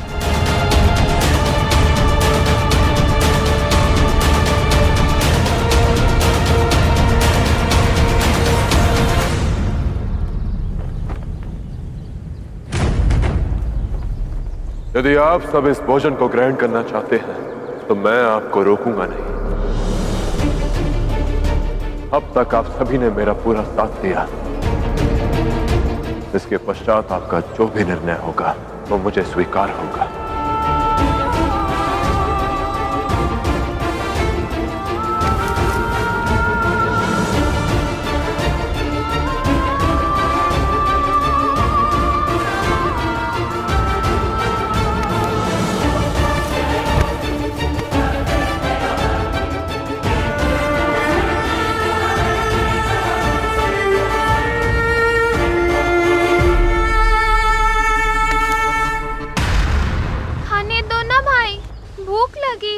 नहीं तो मैं भूख के मारे मर जाऊंगी।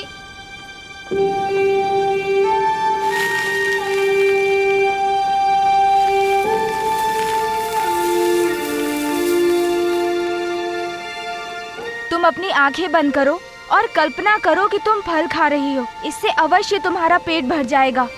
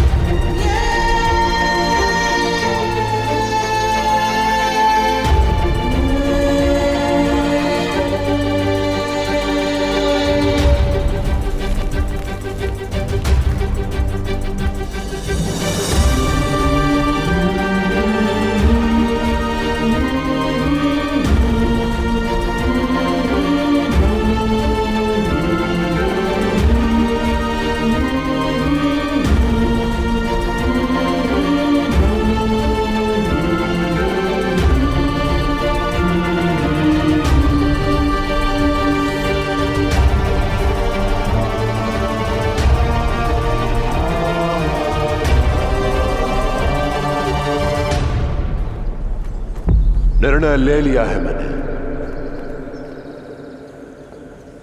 मैं अलेक्जेंडर के पास जाऊंगा और उसकी शर्त पूरी करूंगा।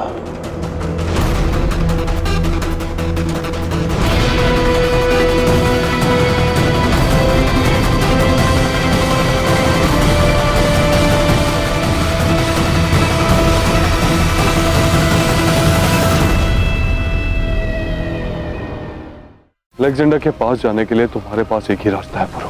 उस तक पहुंचने के लिए तुम्हें मेरे शब्द से जाना होगा पुरु। हम भी आपको नहीं जाने देंगे महाराज। अब आपका अगला निर्णय क्या होगा महाराज पुरु? इस दुनिया को अलविदा कहने का वक्त आ गया है अलेक्जेंडर।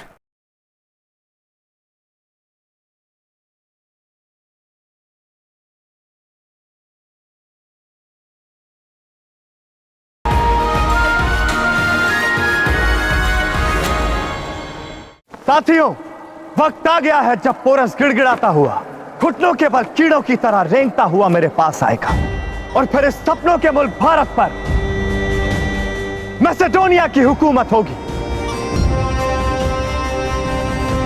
आओ हमारी इस फतेह का एक जश्न मनाया जाए। शाह अलेक्जेंडर जिंदाबाद, जिंदाबाद। शाह अलेक्जेंडर जिंदाबाद, जिंदाबाद। शाह अलेक्जेंडर जिंदाबाद।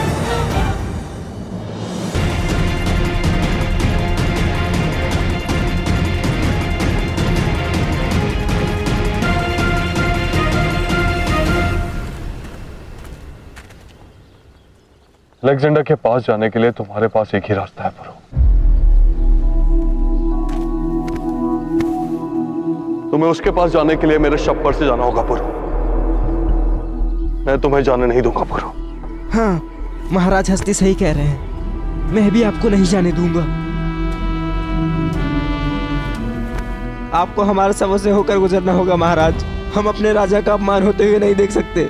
अलेक्जेंडर से हाथ मिलाने के पूर्व हम मृत्यु को गले लगाना पसंद करेंगे। हाँ हाँ महाराज, हम आपको नहीं जाने देंगे।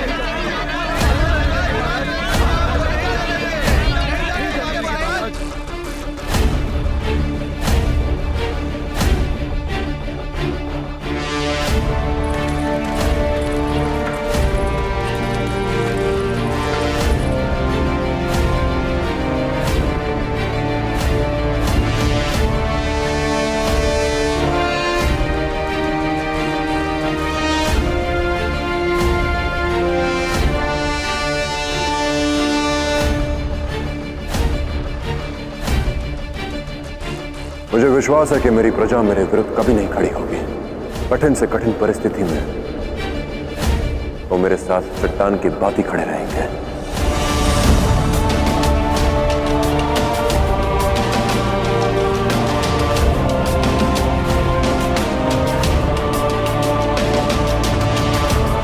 अब आपका अगला निर्णय क्या है महाराज पुरु?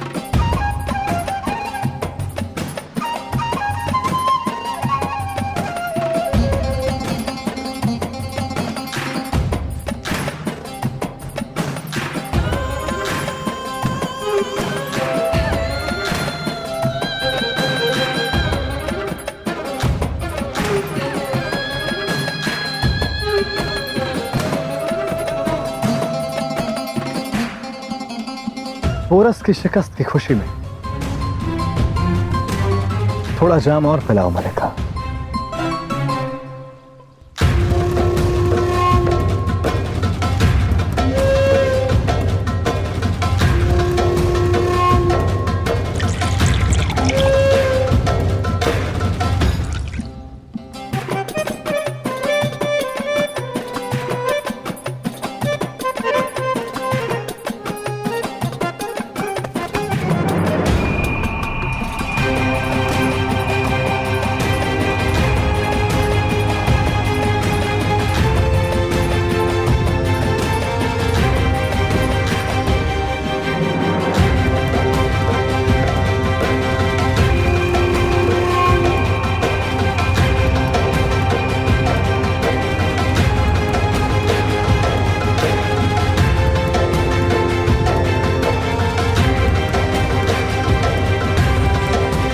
और पिलाओ मलिका।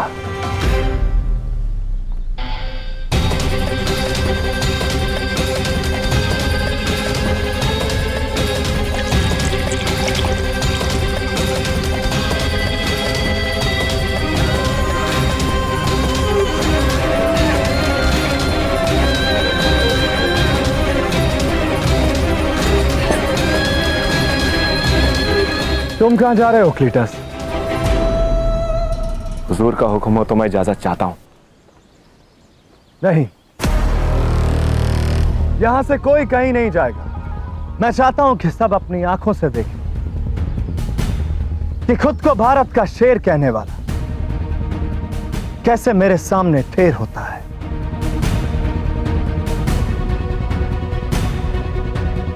मैं चाहता हूं कि सब उसकी बेइज्जती को अपनी आंखों से देखें।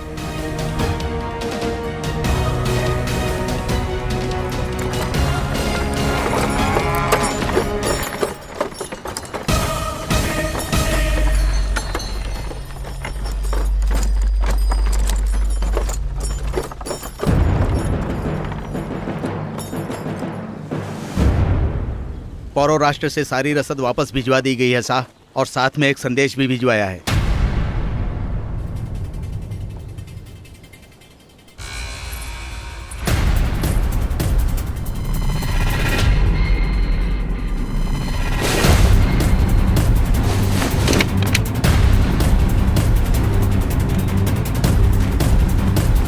मैं आपसे यही कहना चाह रहा था शाह, लेकिन आपने तो गुलाम की बात को सुनना गवारा ही नहीं समझा।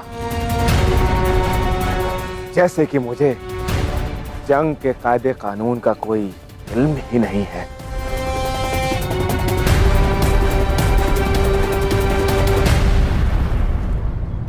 देख लिया ना, इतना सब कुछ करने का क्या सिला मिला। पोरस के लोग टूटे नहीं, बल्कि वो और ज्यादा एक हो गए। क्या बकवास कर रहे हो क्लीटस? माफ कीजिएगा, गुस्ताखी माफ शाह, लेकिन अब वक्त है कि आप आईना देखें।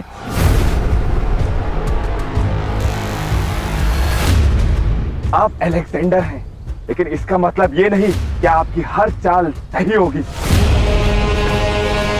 हम उन पर सीधे हमला करते थे तो शायद कामयाब होते, लेकिन आप तो मेरी वफादारी पर शक करने में मशगूल थे ना।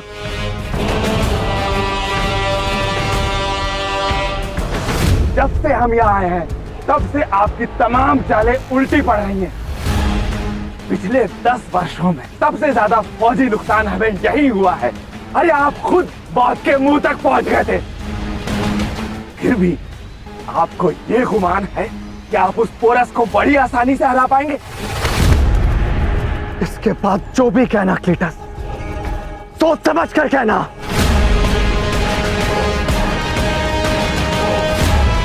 इस वक्त तुम होश में नहीं हो, मैं तो रोका तुम ऐसे चले जाओ।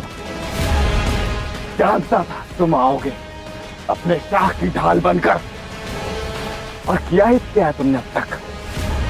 तुम जैसे लोगों की वजह से ये अलेक्जेंडर अपने आप को खुदा समझने लगा है कि उसे कोई शिकस्त नहीं दे सकता। लेकिन सच तो ये है कि किसी रियासत का शाह बनने लायक नहीं है तुम्हारा ये खुदा। तुम हमसे आगे बढ़ रहे हो। बस क्लीटस, तुमने सारी हदें पार कर दी हैं। सिपाहियों, गिरफ्तार कर लो इसे और कैद खाने में डाल दो इस नामुराद को। नहीं, मैंने आपकी खिदमत में अपनी सारी जिंदगी बिता दी। अपना वतन अपनों का छोड़कर दुनिया के आखिरी कोने तक आपके साथ आया। अपनी सारी ख्वाहिशें मैंने आपके नजर कर दी, और आप वहां चुप खड़े होकर पैर धुए डाले जाते देख रहे हैं। शाह, मुझे आज इस बात का एहसास हो गया है कि आपके लिए हमारी कोई अहमियत ही नहीं है। प्यादे हैं प्यादे, गुलाम जिसका इस्तेमाल आप भारत पे फतेह हासिल करने के लिए करना चाहते हैं। शाह, आपके वालिद आपसे बेहतर शहंशाह थे। वो कम से कम खुद को खुदा तो नहीं समझते थे। अरे तुम खुद को खुदा समझते हो, लेकिन हकीकत तो ये है कि तुम एक शहंशाह बनने के काबिल भी नहीं हो। तुम्हारा अगला लफ्ज तुम्हारा आखिरी लफ्ज हो सकता है। आज साबित हो गया कि तुम एक बदसात हो अलेक्जेंडर। बदसात बाकी बदसात औलाद होते हो।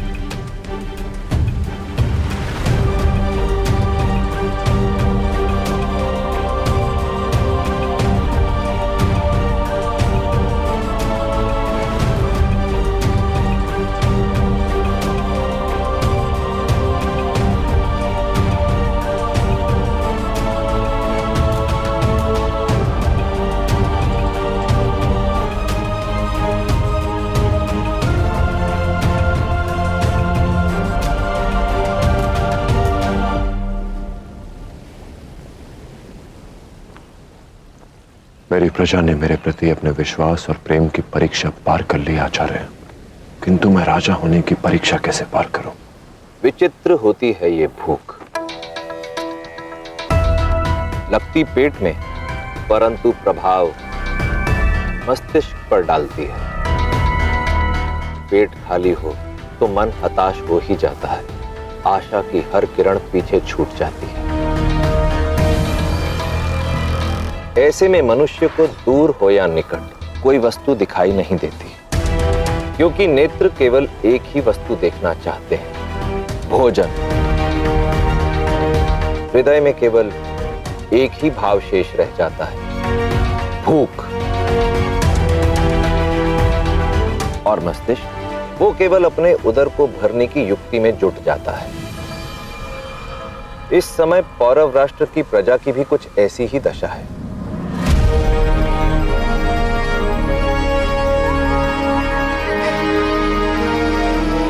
यदि इन्हें इस मनस्थिति से बाहर निकालना है तो इनके विचारों को कहीं और केंद्रित करना होगा।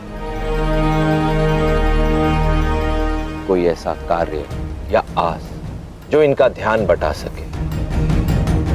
यदि हम ऐसा कर सके तो संभवतः इस परिस्थिति पर कुछ समय के लिए नियंत्रण पा सकते हैं।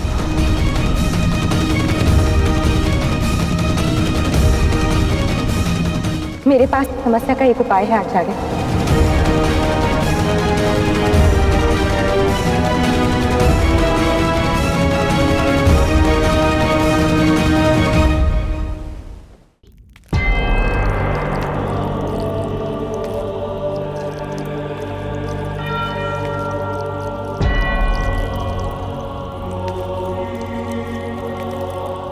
साबित हो गया कि तुम एक बददात हो अलेक्जेंडर, बददात बाकी बददात औलाद होते हो।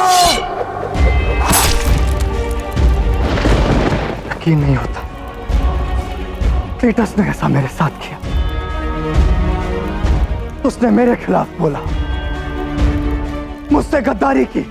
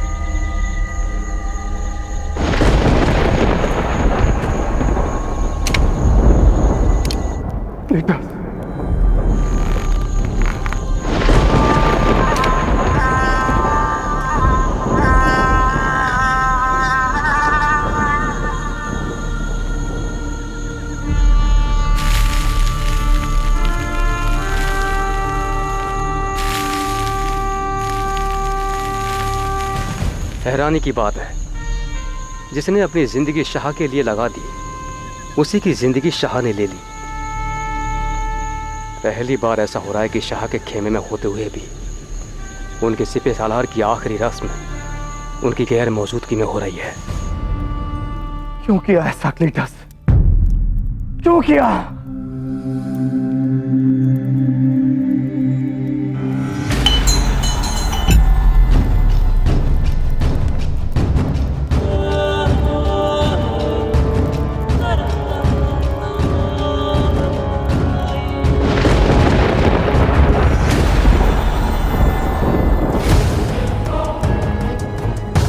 बड़े अफसोस की बात, मंजिल पर पहुंचकर शाह की तलवार उन्होंने खुद डाल दी। गद्दार होता तो समझ में आता, मगर उस जैसा वफादार मिलेगा नहीं।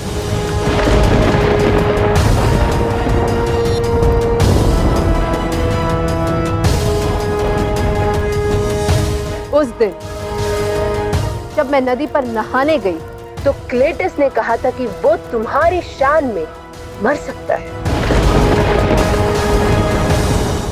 मगर बात पर एतबार ना करने का नाटक करते हुए भी उस पर एतबार ही नहीं किया।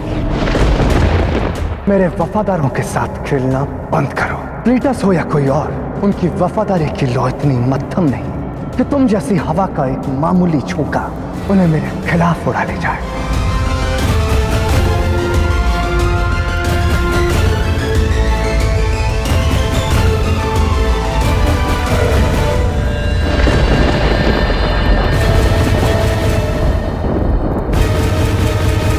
खुद ब खुद अपने ही पैर पे कुल्हाड़ी मार, अपने एक हाथ से अपने दूसरे हाथ को काट दिया।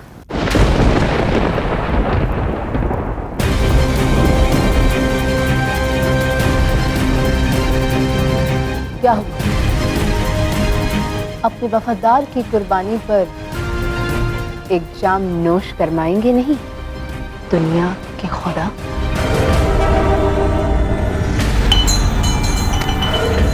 हाँ, मैं खुदा हूं। खुदा हूं मैं। मेरे अंदर के हैवान को जगाओ मत बारसीन।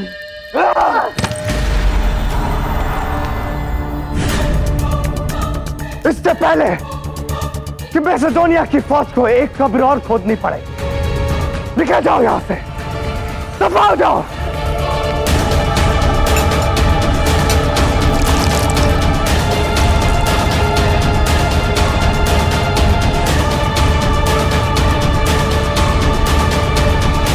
आज मैंने जो तुम्हें चोट दी है, इसका दर्द तुम्हें बहुत दिनों तक जीने नहीं देगा अलेक्जेंडर। क्लेटस की तरह तुम्हारी भी बहुत ही जल्द कब्र खोदी जाएगी।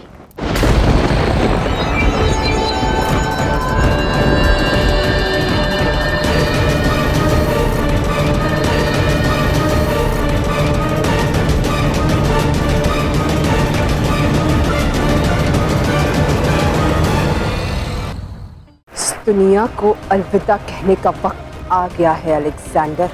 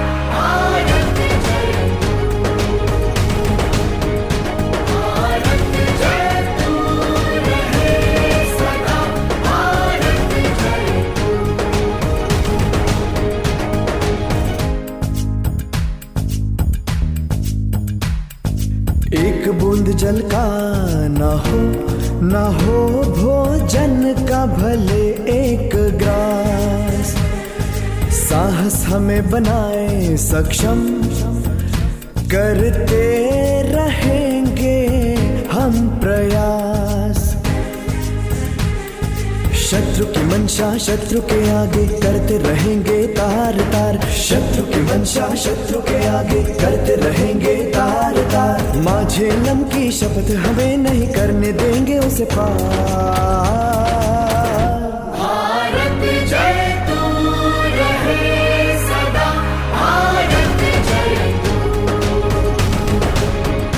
भारत जय तू रहे सदा, भारत जय तू।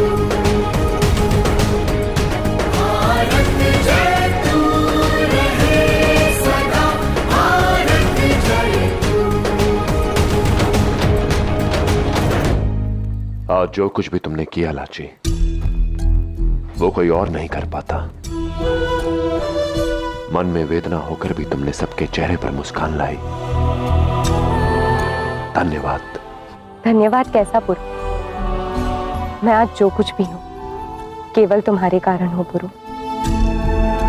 हम दोनों अलग अलग नहीं, हम दोनों तो एक है। और आज जो कुछ भी किया हमने किया, हम दोनों ने साथ किया।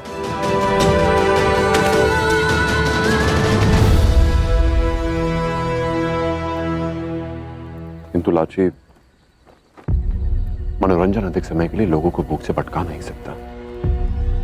हमें शीघ्र कोई मार्ग ढूंढना होगा। किसी से सुना था मैंने, हर समस्या का कोई ना कोई मार्ग अवश्य होता है। या तो ढूंढ लो या तो नया मार्ग बना लो।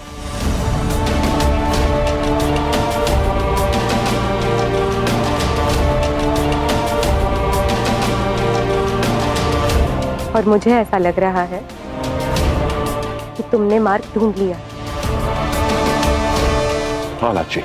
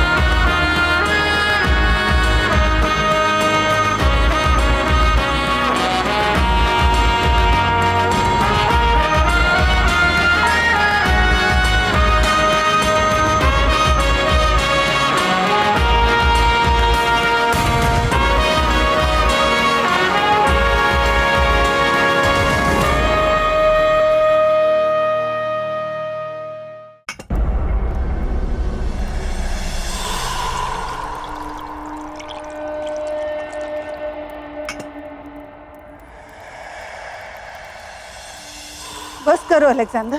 जिंदगी में कभी कभी ऐसे हादसे हो जाते हैं, लेकिन हादसे सबक लेकर भुला देने के लिए होते हैं, हौसला खो देने के लिए नहीं।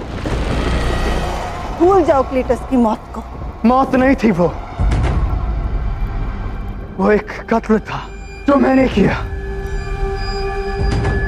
मैंने उस इंसान की जान ली जिसने अपनी पूरी जिंदगी मेरे नाम कर दी। मैं उसकी वफादारी के लायक नहीं था मां।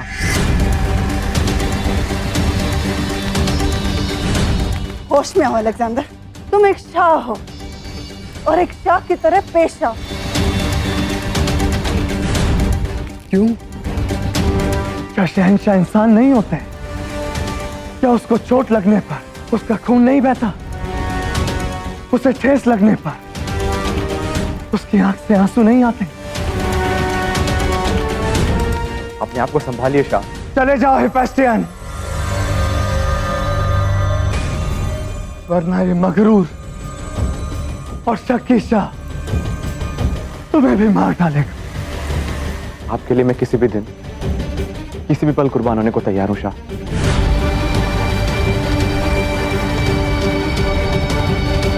क्लीटस कुर्बान नहीं हुआ है हेफेस्टियन, मैंने उसे मारा है अपने इन हाथों से। अपना ध्यान क्लीटस से हटाकर पोरस की ओर लगाओ अलेक्जेंडर। उसने तुम्हारी रसद वापस भेजकर तुम्हें शिकस्त दी है।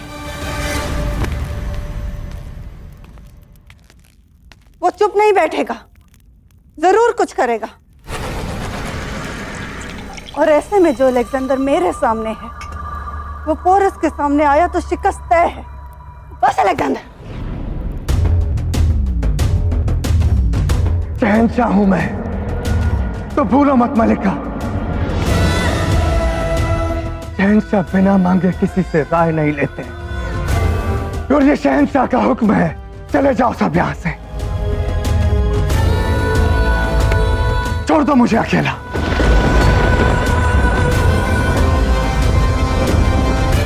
इसी वक्त दफा हो जाओ यहां से सब।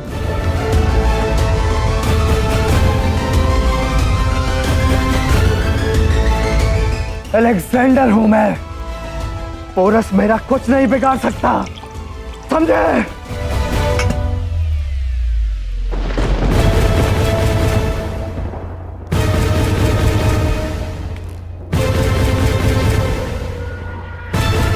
अब तुम्हें ही कुछ करना होगा रॉक्सन, वरना अलेक्जेंडर की पोरस के हाथों शिकस्त तय है।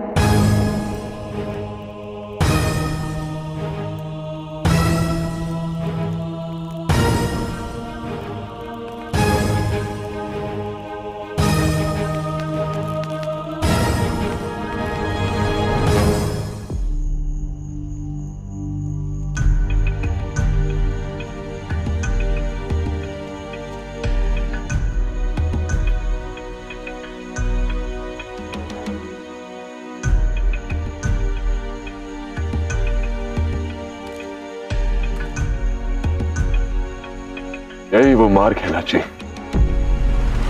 जो हमें इस स्थिति से बाहर निकालेगा।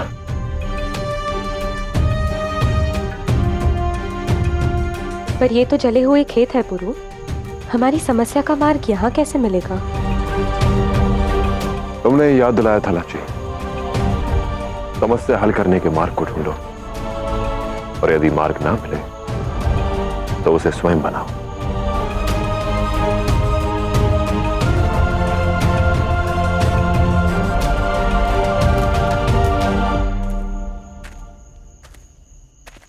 के मन में क्या चल रहा है?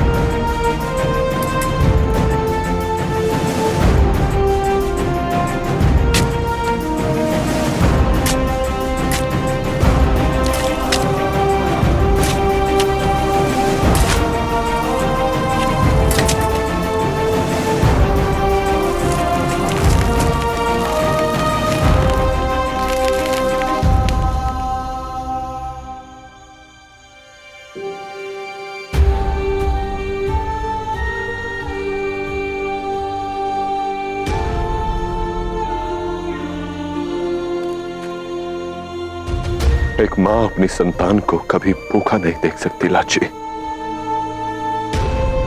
अपनी संतान की इस भूख का हल धरती मां ने अपने सीने में बचा कर रखा था। ये भोजन सतह के भीतर मिलता है, और यही कारण है कि ये भोजन अब तक महामारी के जीवाणु से बचा हुआ है। आओ लाची,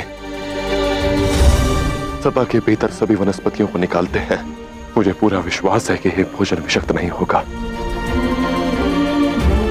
अब हमारी पूरी प्रजा भर पेट भोजन करेगी। हमें इस समस्या का हल मिल गया लाची।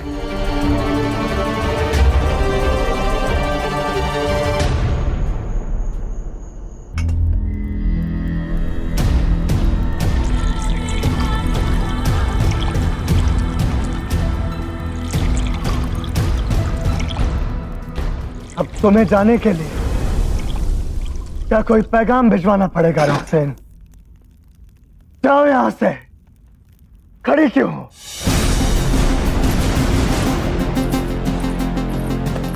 क्योंकि मैंने देखा जाम बनाते हुए शाह के हाथ कांप रहे हैं। सोचा जब शाह की मर्जी खुदकुशी की ही है तो आखिरी चंद जाम मैं खुद अपने हाथों से बनाकर दे दूं।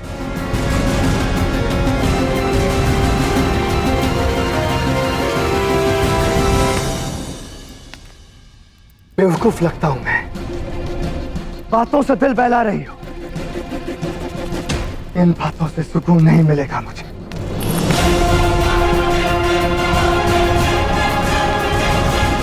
काश कि मैं तुम्हें बहला सकती, तुम्हें थोड़ा सुकून दे सकती।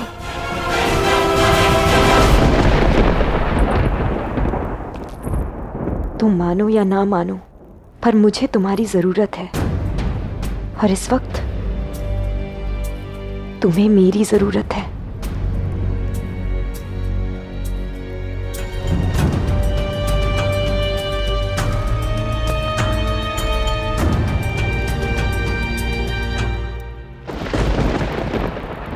तुम इस वक्त चाहे जो भी महसूस कर रहे हो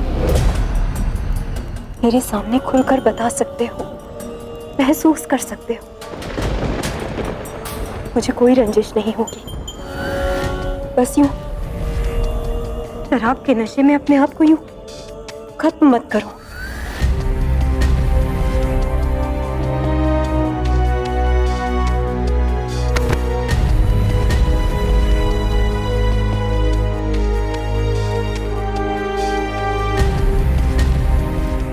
गलतियां तीनों जहां के शहंशाहों से भी होती हैं अलेक्जेंडर, तुमसे भी हुई है, मगर अपनी गलती समझकर जो उसे कबूल करे वो असली शाह होता है।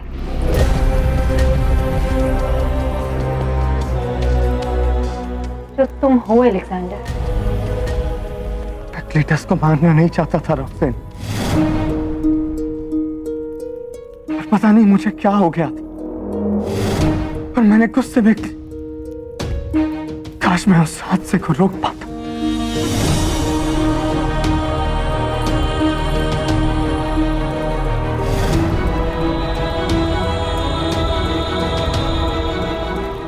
हादसे हम सबके साथ होते हैं। हम सब किसी ना किसी कारण अपना आपा खो बैठते हैं, कुछ ऐसा कर जाते हैं जो हमारा अतीत बन जाता है। मगर जिंदगी में अपने अतीत के साथ समझौता करना बहुत जरूरी है। हम अपने अतीत की गुमनामी में नहीं जी सकते। अपने अतीत को भुलाकर आने वाले कल के बारे में सोचना जरूरी है। तुम देखना, सब ठीक हो जाएगा।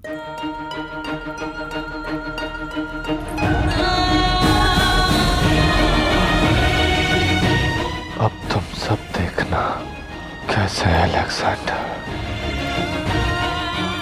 पोरस को शिकस्त देता है।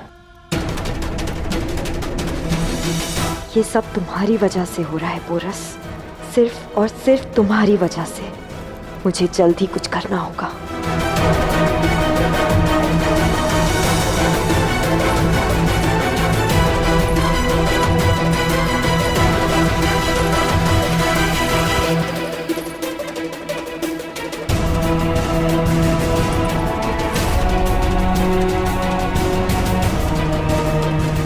दुनिया को अलविदा कहने का वक्त आ गया है अलेक्जेंडर।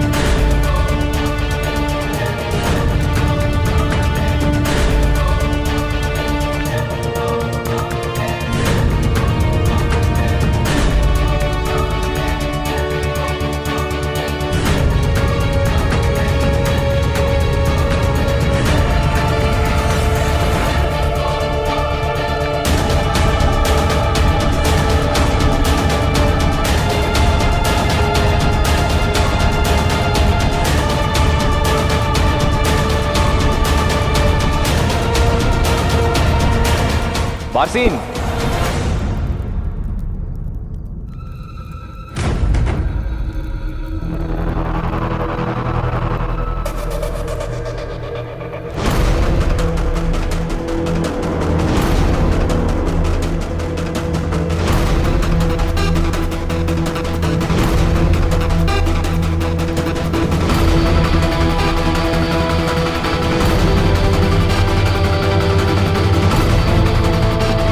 तुम यहाँ क्या कर रही हो? वो मैं देखने आई थी कि अलेक्जेंडर को हुआ क्या। क्यों अचानक शाह से इतनी हमदर्दी कैसे?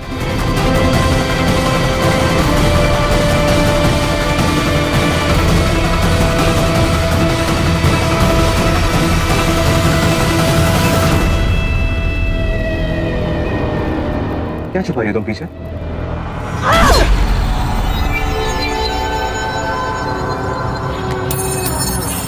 के बाद तुम यहाँ शाह का कत्ल करने आई थी। तुम्हारी इतनी जुर्रत, चलो मेरे साथ।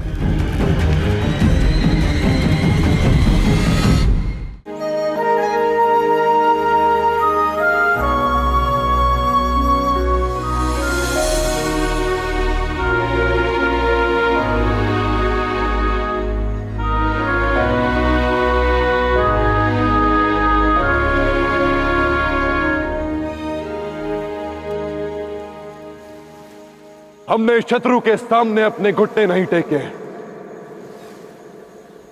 इसीलिए धरती मां ने हमें हमारे साहस के लिए प्रसाद दिया। अपनी शक्ति का संशय कीजिए।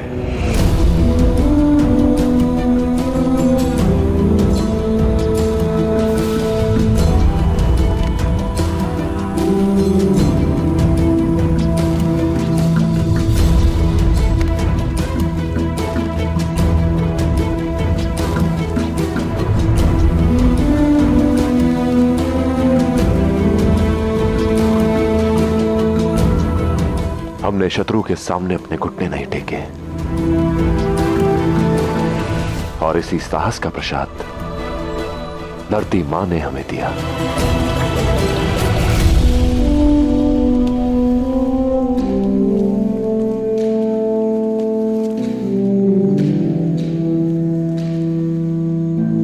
शक्ति की आवश्यकता तो महाराज को भी होती है ना?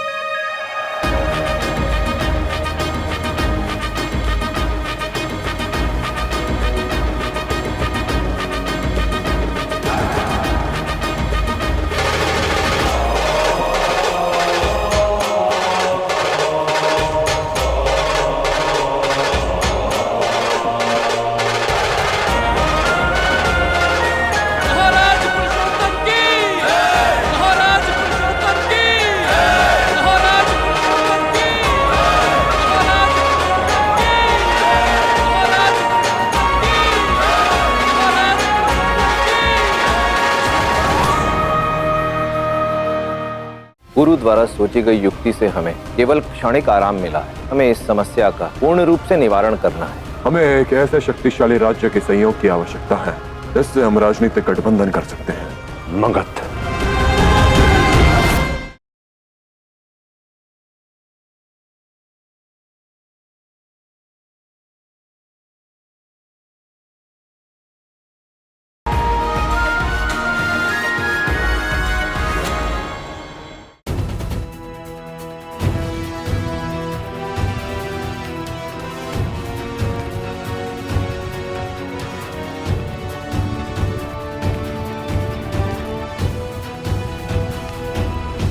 आप कुछ कहना चाहते हैं पिताश्री? हाँ पुत्र,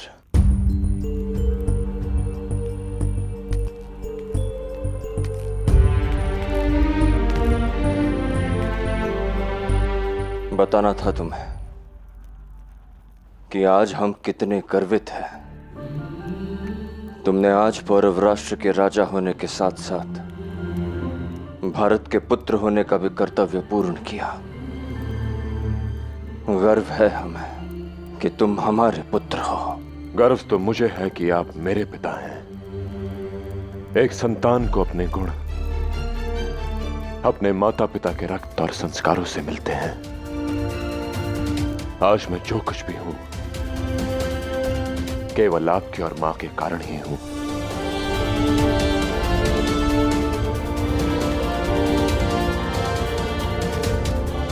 एक बात और बतानी थी।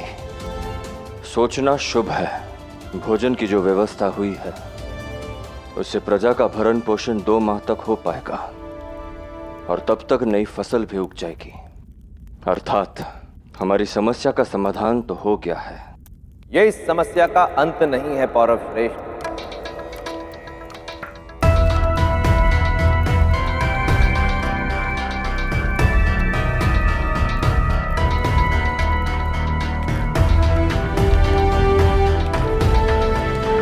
गुरु द्वारा सोची गई युक्ति से हमें केवल क्षणिक आराम मिला है, परंतु यदि हमें इस समस्या का पूर्ण रूप से निवारण करना है तो वो फसलें काटकर संभव नहीं होगा,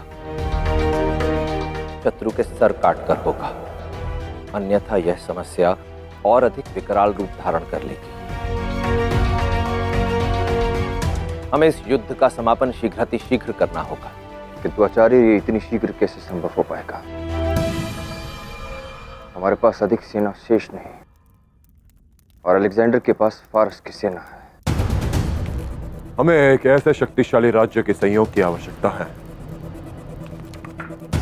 जिससे हम राजनीतिक गठबंधन कर सकते हैं, जिसके सैन्य बल से हमारा बल बढ़ सके। मगध।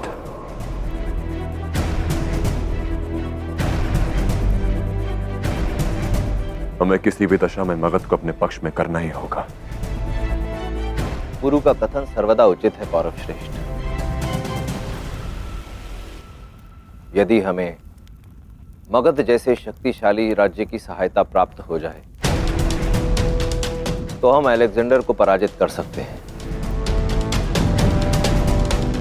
मगध और पौरव राष्ट्र की संयुक्त सेनाओं के समक्ष अलेक्जेंडर की सेना टिक नहीं पाएगी। किंतु धनानंद ने अब तक हमारी मित्रता को स्वीकार नहीं किया है आचार्य। हाँ, परंतु महाराज पुरु, संकट भी तो हम पर ही है, इसलिए हमें उस संकट के निवारण हेतु निरंतर प्रयास करने होंगे। मेरा सुझाव है कि हमें एक बार पुनः धनानंद के पास संधि का प्रस्ताव लेकर जाना चाहिए।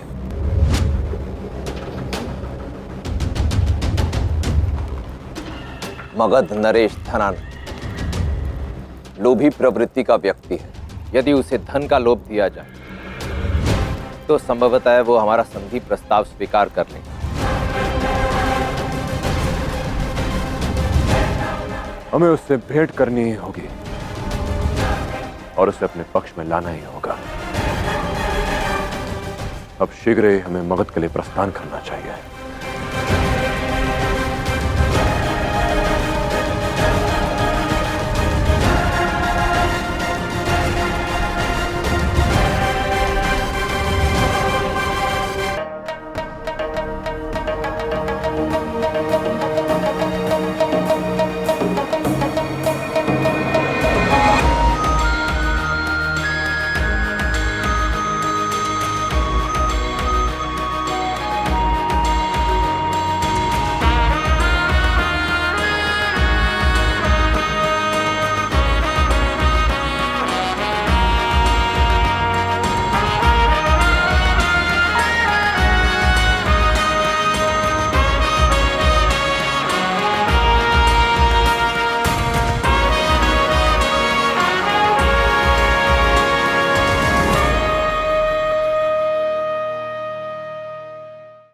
मेरे बेटे का कत्ल करना चाहती थी, गद्दार। तुम्हें तो इसी वक्त मौत के घाट उतार देना चाहिए। सेबेस्टियन, खत्म कर दो इस दगाबाज को।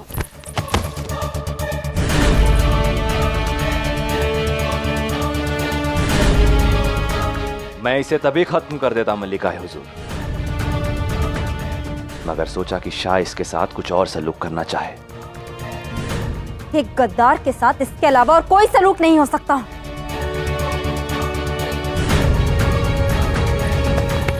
ठहरो रॉक्सन। अनिका, आप भी।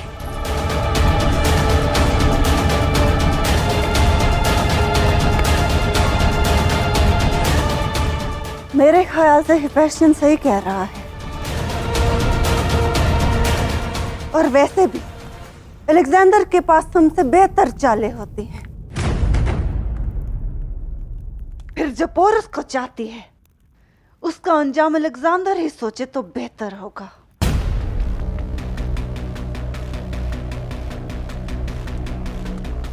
ये सब तुमने पोरस की मोहब्बत में ही किया है ना? क्या है ऐसा उस पोरस में जो सबको अपना मुरीद बना लेता है? उसमें खास है उसका दिल।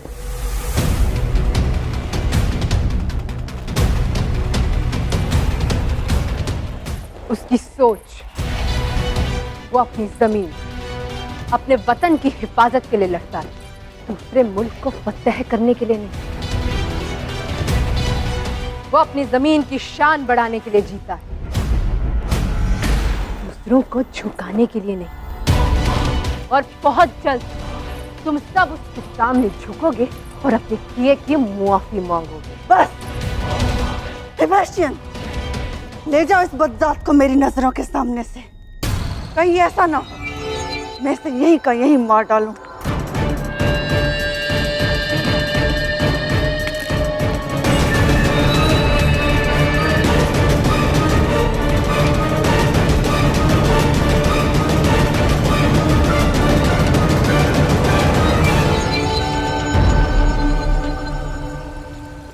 सावधानी से सैनिक, इनमें मगध नरेश के लिए अत्यंत मूल्यवान उपहार है।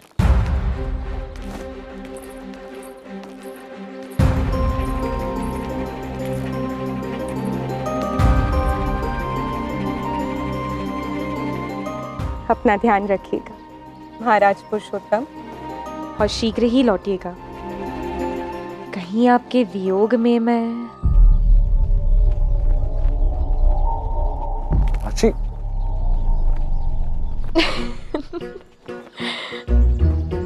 सब समझता हूं मैं। तुम फिर से मूर्छित होना चाहती हो ताकि सबके सामने मैं तुम्हें संभाल सकूं। सब पता है मुझे। पर आप भूल रहे हैं, महारानी बनने से पूर्व मैं दस्यु राजकुमारी थी। स्वयं को संभालने में मैं सक्षम हूँ।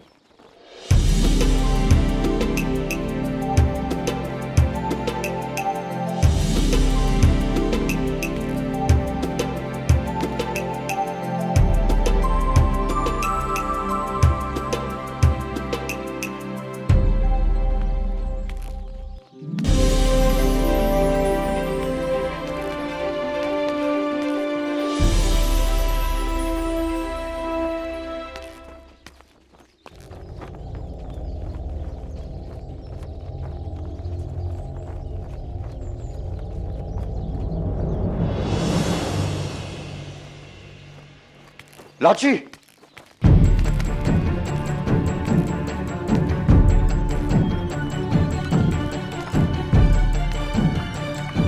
लाची,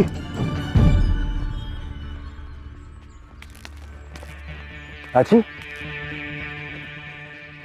गुरु लाची को क्या हुआ? निश्चिंत रहो भाई, लाची ऐसा पहले भी कर चुकी है।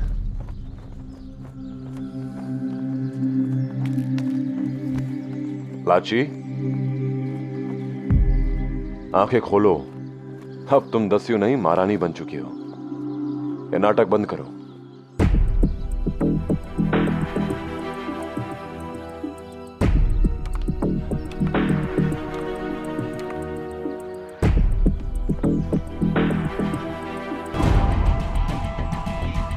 लाची वास्तव में मूर्छित है। पुरु, इसे कक्ष में ले जाओ।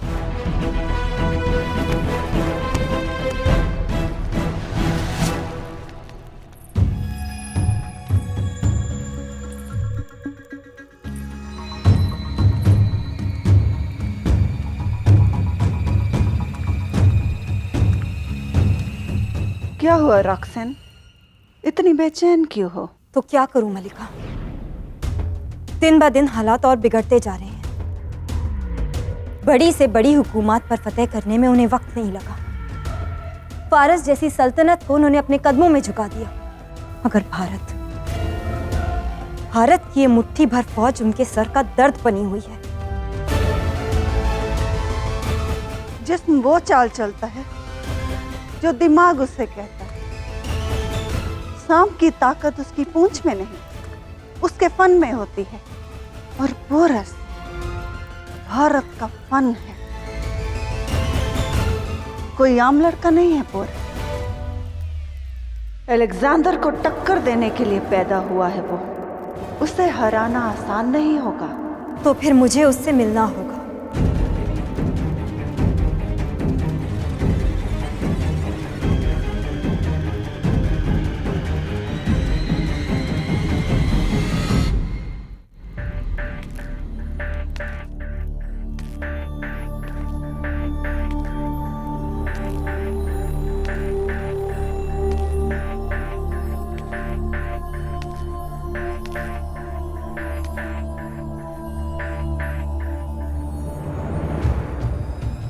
महारानी अब ठीक तो है ना?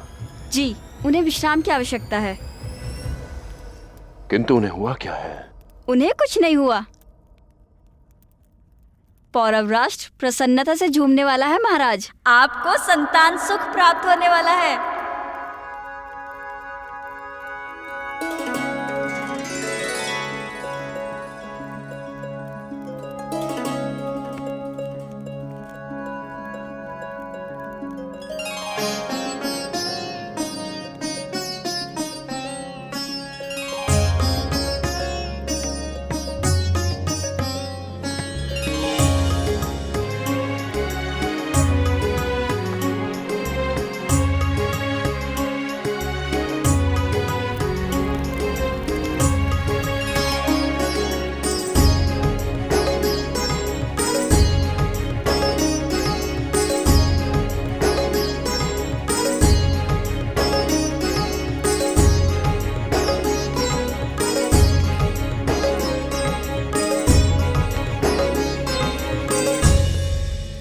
नहीं लाची, तुम्हें विश्राम की आवश्यकता है।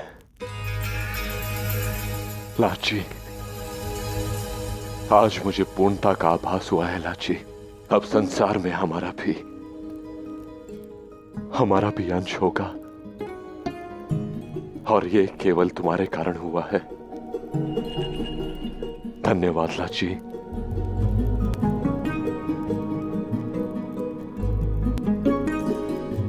और मुझे गर्व है कि मैं महाराज पुरुषोत्तम के अंश को जन्म देने वाली हूँ।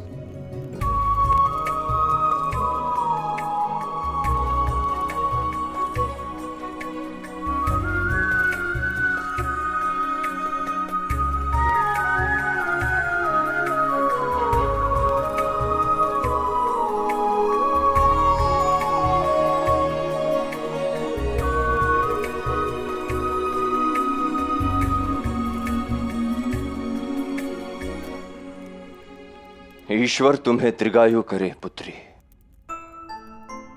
आज हम बहुत प्रसन्न हैं, और यदि अनुसुईया होती तो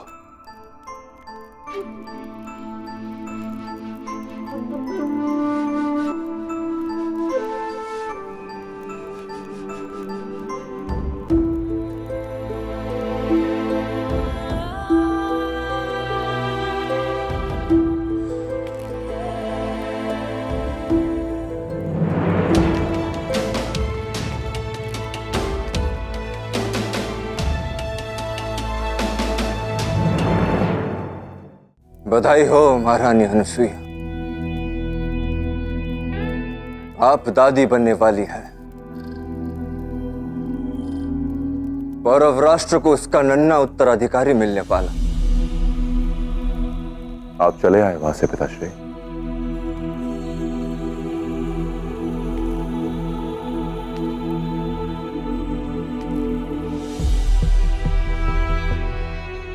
वो हमें लगा कि तुम्हें लाची के साथ एकांत में रहना चाहिए, इसलिए हम। मैं जानता हूं कि आपके मन में क्या चल रहा है पिताश्री। जिस मां के विषय में सोचकर आप भावुक हो रहे हैं, वो सदा एक बात कहती थी कि हम यथार्थ में रहें और भविष्य के सपने संजोएं। उनके आशीर्वाद स्वरूप हमें भविष्य की ये सौगात मिली है, एक आस जो अखंड भारत के स्वप्न की लौ को पुष्टि नहीं देगी।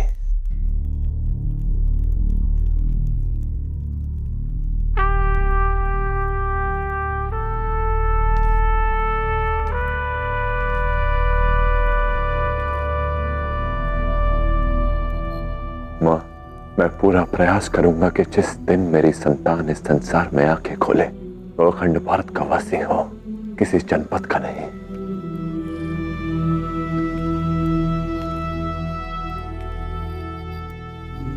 अनुसुईया भी यही चाहती थी पुरु, चाहती थी कि हम उसके साथ मिलकर उसके सपनों का भारत बनाएं, जिसमें तुम सांस ले सको। पर हम ऐसा नहीं कर सके।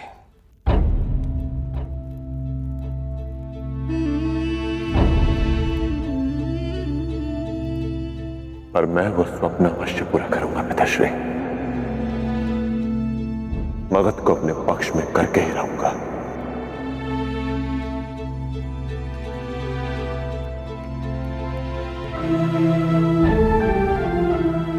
यदि मां आज यहां होती तो खुशी से फूल ही ना समाती, पर वो नहीं है पुरु।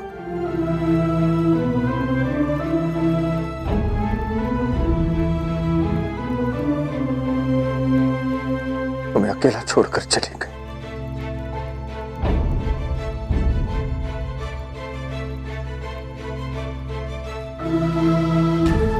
बहुत क्रोध आ रहा है आज हमें तुम पर अनसुईया, बहुत क्रोध।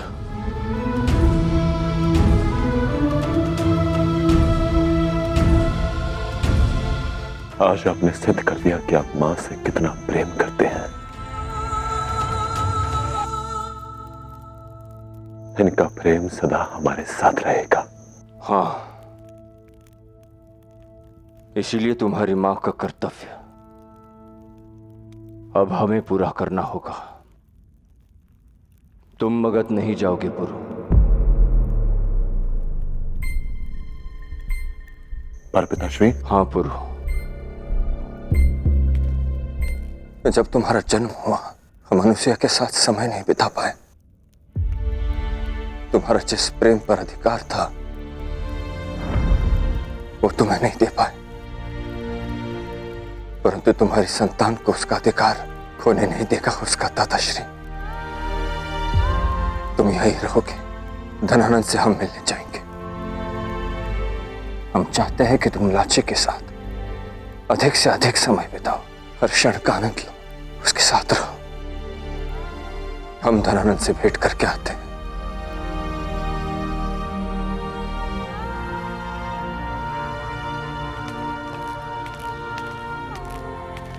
हम बालक नहीं जिसे विदा करने की आवश्यकता हो पुरु।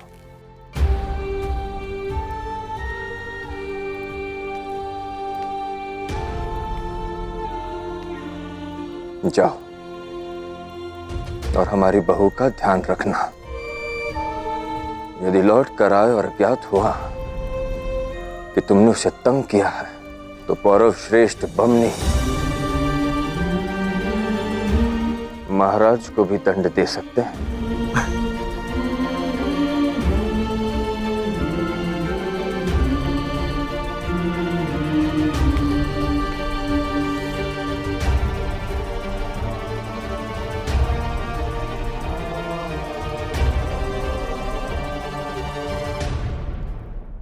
धनानंद का प्रकरण थोड़ा टेढ़ा है। पौरव नरेश की उपस्थिति वहां पर अत्यंत महत्वपूर्ण है। यदि यह संधि वार्ता विफल हो गई तो हमें कदाचित दूसरा अवसर नहीं मिलेगा। मुझे लाची चाहिए। सदा उससे प्रेम किया है। तो जैसा मैं कहूंगा वैसा करेंगे। लाची के गर्भ में पल रही संतान जीवित नहीं रहनी चाहिए।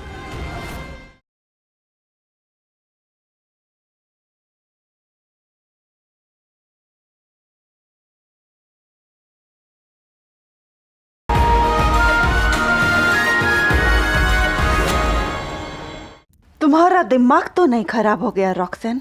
तुम पोरस से मिलने जाओगी और मिलकर करोगी क्या? मैं उस शख्स से मिलना चाहती हूँ जिसमें अलेक्जेंडर के खिलाफ खड़े होने की हिम्मत है। उससे बात करना चाहती हूँ। उसकी ताकत आप जान चुकी हैं, मगर कुछ तो कमजोरी होगी उसकी। उसकी कमजोरी जाननी है मुझे। मलिका, आपको अलेक्जेंडर का वास्ता, मुझे उस तक पहुंचाने में मेरी मदद कीजिए। ठीक है, मैं तुम्हारी मदद करूंगी, लेकिन अगर अलेक्जेंडर को पता चल गया तो? आप चाहेंगी मलिका, तो शाह को ये बात कभी मालूम नहीं होगी।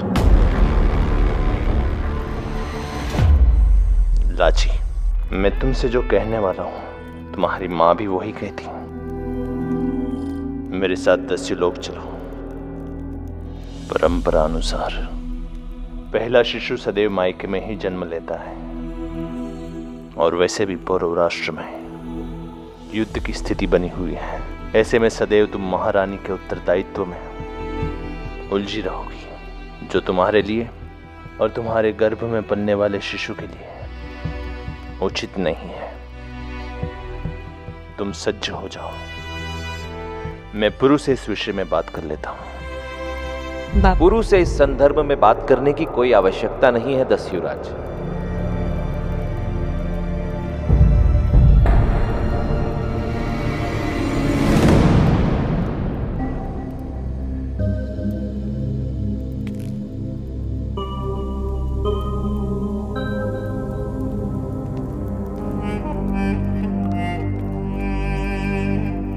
जब तक महारानी लाची शिशु को जन्म नहीं दे देती, वो यहीं इसी महल में ही रहेंगी। आपका कहने का तात्पर्य क्या है आचार्य? आपकी और पौरव राष्ट्र के होने वाले उत्तराधिकारी की सुरक्षा को दृष्टि में रखते हुए आपका यात्रा करना या किसी अन्य स्थान पर रहना सुरक्षा की दृष्टि से उचित नहीं होगा। मैं कोई अन्य नहीं, लाची का पिता हूं और लाची मेरे साथ पूर्णतः सुरक्षित है। निसंदेह दस्युराज, परंतु अब ये केवल आपकी पुत्री ही नहीं है, पौरव राष्ट्र की महारानी भी, जिसके गर्भ में पौरव राष्ट्र का भविष्य पल रहा और किसी भी राष्ट्र का भविष्य भावनाओं पर नहीं, नियमों का पालन करने पर निर्भर करता है। आप स्वयं एक राजा हैं दस्युराज, आपसे अधिक इस बात को और कौन समझ सकता है? एक राजा होने के नाते मैं आपकी बात समझ सकता हूं, परंतु एक पिता की हृदय की कामना कैसे समझूं? आचार्य, मैं समझ सकती हूँ कि इस समय हम पर अलेक्जेंडर का संकट मंडरा रहा है। विदेश से आए उस आक्रमणकारी के यहाँ रहने से उपजे संकट की बात नहीं कर रहा मैं महारानी। किसी भी युद्ध में शस्त्र से अधिक घातक होता है मनुष्य, क्योंकि वो समय और परिस्थिति के अनुसार अपनी निष्ठा बदल भी सकते हैं। यदि भावनाएं मनुष्य की सबसे बड़ी शक्ति हैं, तो वही भावनाएं मनुष्य की सबसे बड़ी दुर्बलता भी बन सकती हैं। अलेक्जेंडर हमारा वो शत्रु है जो हमारे नेत्रों के सामने है। उससे स्वयं को सुरक्षित करने के लिए हम पर्याप्त उपाय कर सकते हैं, परंतु उस शत्रु का क्या जो हमारे नेत्रों के समक्ष होते हुए भी हमें दिखाई नहीं देता, क्योंकि उसकी निष्ठा बदल चुकी होती है। विश्वासघात वही करता है जिस पर हम विश्वास करते हैं। ऐसे ही किसी विश्वासघाती व्यक्ति से आपकी सुरक्षा हेतु आपको यहीं महल में रखने का निर्णय लिया गया है। परंतु हम में से कौन मेरे लिए घातक सिद्ध हो सकता है आचार्य?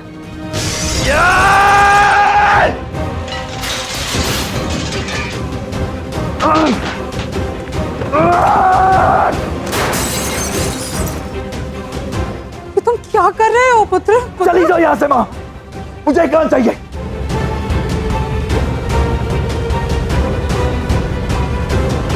कहीं जो मैं सोच रही हूँ वो सत्य तो नहीं पुत्र? कहीं इस सबके पीछे लाची तो? हाँ, ये सत्य है माँ, मुझे लाची चाहिए।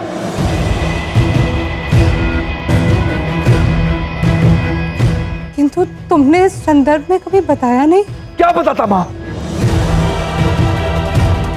यही कि मैंने सदा उससे प्रेम किया है, पर उसने नहीं। वो मुझसे प्रेम नहीं करती माँ, मुझसे कोई प्रेम नहीं करता।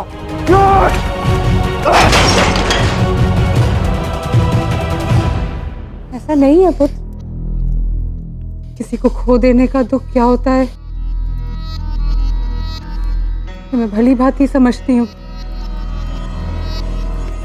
किंतु तुम इस प्रकार दुर्बल नहीं हो सकते पुत्र। ये दुर्बलता हमें उस लक्ष्य से दूर ले जाएगी जिसके लिए हम यहाँ आए हैं। मेरा लक्ष्य अधूरा नहीं छूटेगा माँ। पुरु और पौरव राज दोनों को नष्ट होना होगा। अपने पिता की हत्या का प्रतिशोध मैं अवश्य लूंगा। इन लोगों ने बहुत कुछ बुरा किया है हमारे साथ, अब इनसे सब कुछ छीन लूंगा मैं, इनका लाची भी। मैं उसे अपना बनाना चाहता हूं मां, और ऐसा करने के लिए मैं कोई भी मूल्य चुकाऊंगा। आभास भी है। क्या कह रहे हो अम्बी? लाची की गर्भ में ओरस का अंश है। तो क्या हुआ? मेरे लिए केवल लाची महत्व रखती है। भावुकता यदि मनुष्य को सही मार्ग दिखाती है तो उसे मार्ग से भटका भी सकती है अम्बी।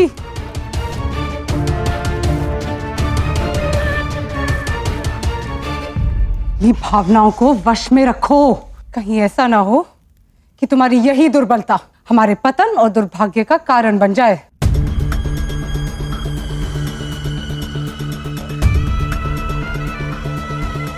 मैं कभी तुम्हारा बुरा नहीं चाह सकती पुत्र। तुम्हारी माँ हूं मैं। ये आप मेरी माँ है ना, तो जैसा मैं कहूंगा आप वैसा करेंगे। लाची के गर्भ में पल रही संतान जीवित नहीं रहनी चाहिए, और ये कार्य आप सुनिश्चित करेंगे।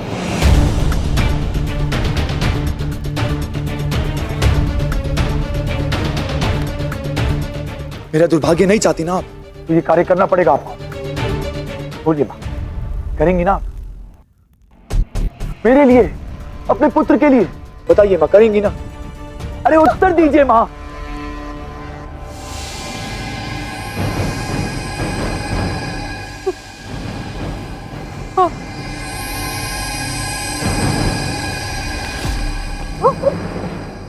जब तक आप लाची की संतान की हत्या करेंगी तब तक मैं उस पुरु को देख लूंगा, और फिर लाची मेरी होगी, सिर्फ मेरी।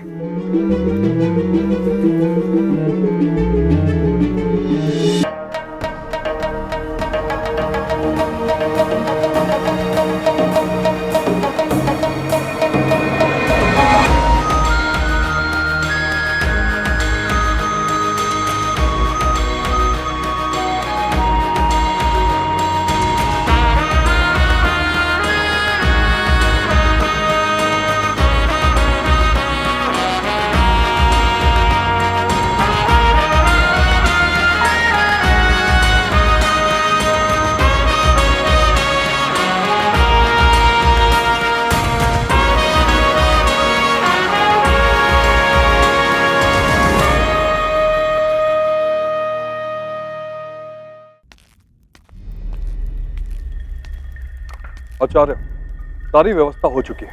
योजना के अनुसार कल प्रातः हमारी सेनाओं के साथ आप और पुरु मगध के लिए प्रस्थान करेंगे। योजना में कुछ परिवर्तन है हस्ती।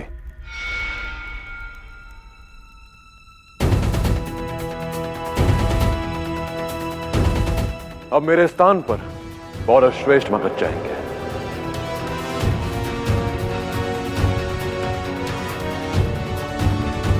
पुरु, मेरे अनुसार इस संधि वार्ता के लिए तुम्हारी उपस्थिति अनिवार्य है। मत भूलो, ये संधि वार्ता दो राजाओं के मध्य है। पौरव श्रेष्ठ तुम्हारे साथ अवश्य जा सकते हैं, परंतु तुम्हारे राजनैतिक दल का अंग बनकर। परंतु पौरव नरेश होने के नाते तुम्हारी उपस्थिति वहां पर अत्यंत महत्वपूर्ण और आवश्यक है। हम आपकी बात समझ सकते हैं आचार्य। पुरु का इस भेंट में उपस्थित होना आवश्यक है, किंतु लाची गर्भवती है। ऐसे में होने वाले उत्तराधिकारी की सुरक्षा और लाची के स्वास्थ्य के लिए पुरु का यहां होना अधिक आवश्यक है।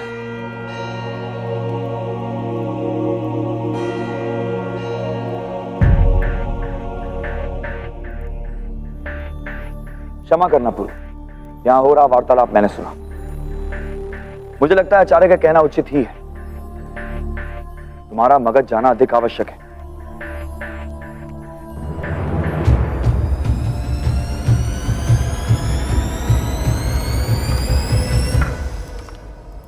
पौरव श्रेष्ठ, मैं आपकी भावनाओं को समझता हूं, और मैं आपके मंतव्य को समझ सकता हूं आचार्य। आपका कथन तर्क संगत है, किंतु इस समय तर्क से ऊपर भावनाएं हैं। एक राजा होने का दायित्व मुझे पिताश्री ने सिखाया, और अब एक राजा होने के साथ मुझ पर पति होने का दायित्व भी है, और अब एक पिता होने का भी।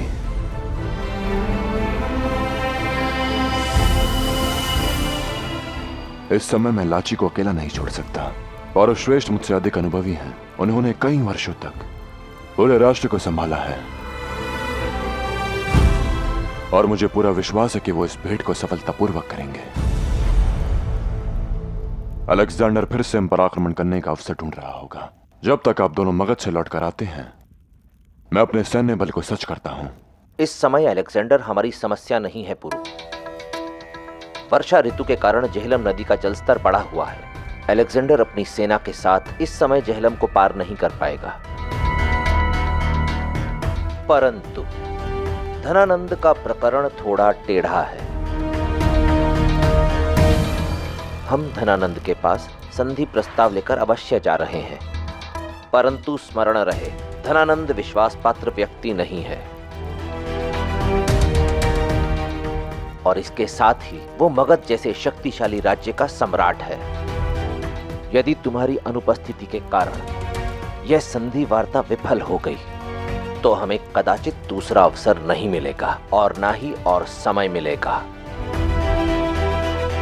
आचार्य उचित कह रहे हैं महाराज। आप जाइए और विश्वास रखिए कि मैं स्वयं और हमारे होने वाले अंश दोनों को संभाल लूंगी। हाँ पुरु, फिर हम सब तो है ना यहाँ। मैं, माँ, हम दोनों लाची का ध्यान रखेंगे।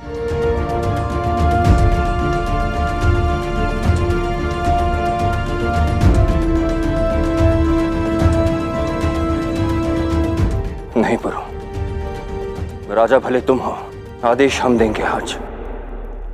हम नहीं चाहते वर्षों पहले जो भूल हमने की वो आज हमारा पुत्र दोहराए। तुम यहीं लाची के साथ रहोगे और अलेक्जेंडर से सामना करने के लिए हमारी सेना को सज्ज करोगे।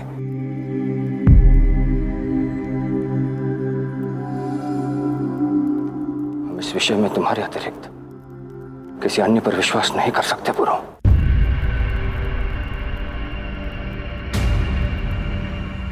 आपकी बात काटने का खेद है हमें आचार्य, किंतु हमारा मन कहता है कि पुरु का यहां रहना अधिक महत्वपूर्ण है। रही बात सम्राट धनानंद की, उसे हम संभाल लेंगे।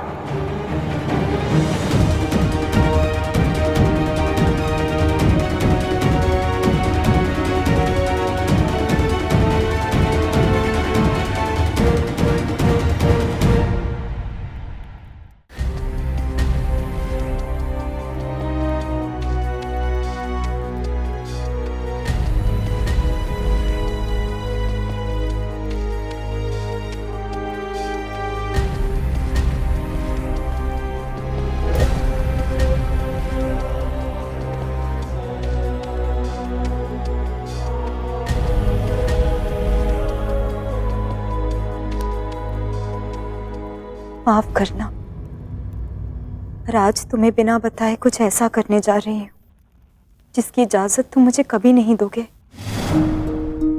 पर मैं जो कुछ भी कर रही हूँ सिर्फ तुम्हारी फतेह और तुम्हारी हिफाजत के लिए कर रही हूँ अलेक्जेंडर।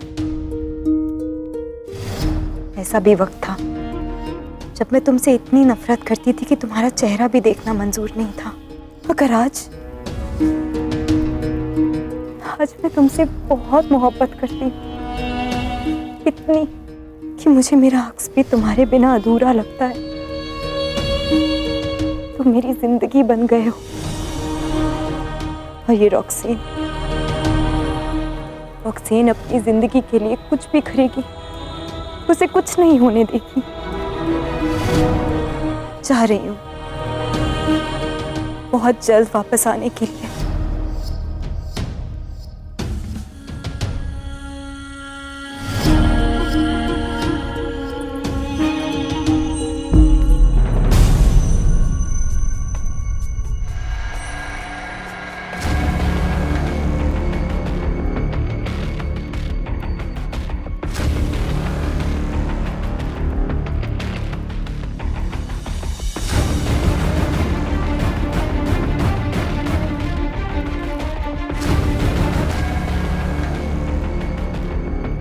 आप कहां जा रही है मल्लिका?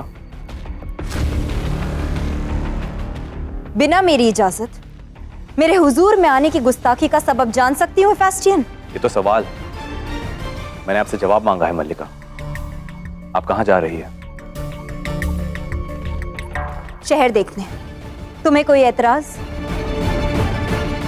नहीं मल्लिका, कोई एतराज नहीं, मगर आपके अल्फाज में दिलचस्पी जरूर है जो आपने कहे, लेकिन मैं ठीक से सुन नहीं पाया। आप शायद शाह से कह रही थी कि आप उनके लिए कुछ करने जा रही।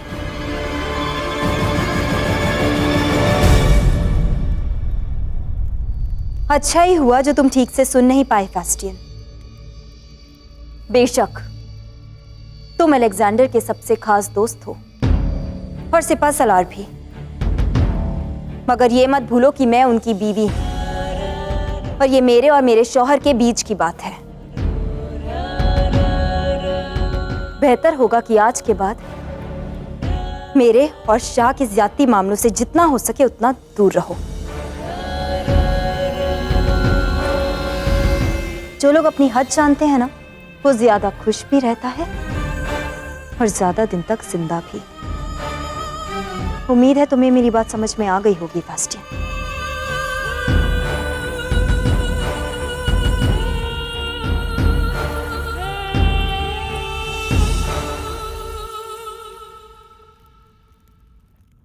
दानानंद एक दूर था पिताश्री, उससे संधि करना सरल नहीं होगा, पर मुझे पूरा विश्वास है कि ऐसे दूर्त को साधने में आप मुझसे अधिक निपुण हैं।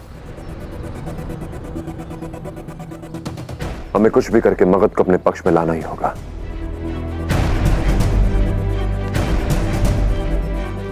और आप सावधान रहिएगा, अपना ध्यान रखिएगा। हम स्मरण रखेंगे। तुम भी हमारे लौटने तक हमारी बहू और हमारे राष्ट्र का ध्यान रखना।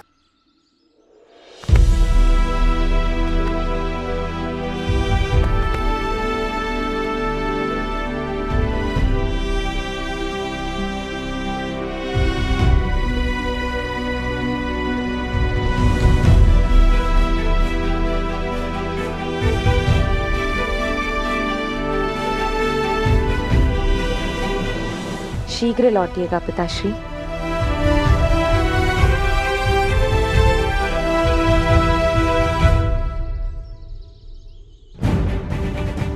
आचार्य,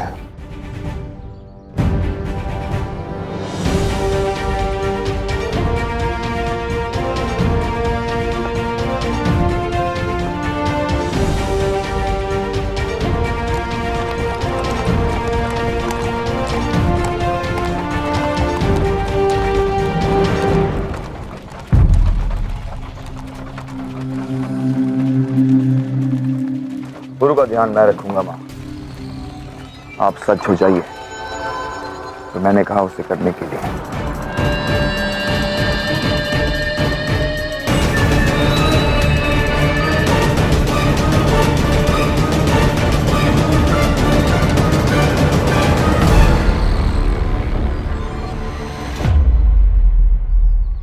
है तो ये औषधि, किंतु किसी गर्भवती को दे दी जाए तो तुरंत गर्भपात हो जाता है। तुम्हें ये औषधि गर्म पानी के साथ लेनी चाहिए। ये माँ और होने वाले शिशु दोनों को रोगों से बचाता है। पुरु! लाची, लाची, लाची, क्या हुआ तुम्हें?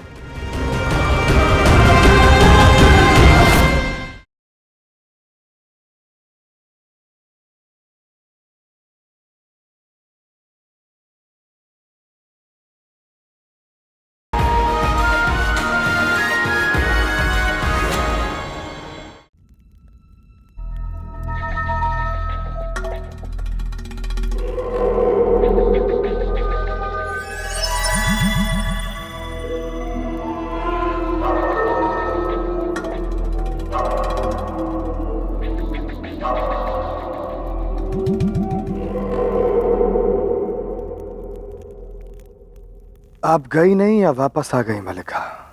मैंने कहा था मुझे अकेला छोड़ दो। बेशक तुम शाह हो, बेशक जो चाहे कर सकते हो, किसी को भी हुक्म सुना सकते हो और हर एक को तुम्हारे हुक्म की तामील भी करनी होगी, मुझे भी। लेकिन तुम्हारा ये जानना बहुत जरूरी है कि ये तुम्हारी हालत किसकी वजह से है, किसके आपकी वजह से तुमने अपने वफादार सिपह सलार क्लीटस को खत्म कर दिया। और कौन मलिका? मैं खुद। नहीं अलेक्जेंडर, खंजर भले ही तुम्हारा था, लेकिन उस खंजर पर धार देने वाला कोई और ही था। वो नामुराद बारसिंह। उसने ऐसे हालात पैदा कर दिए कि तुम क्लीटस को मौत की बाहों में सुला दो और खुद नशे के आगोश में चले जाओ, और ताकि तुम्हारी ऐसी हालत में वो तुम्हारा भी कत्ल कर सके।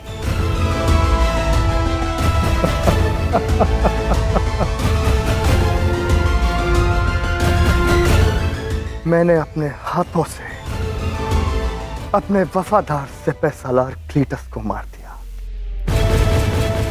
और उसने नशे की हालत में उसने मुझे मारने की कोशिश की।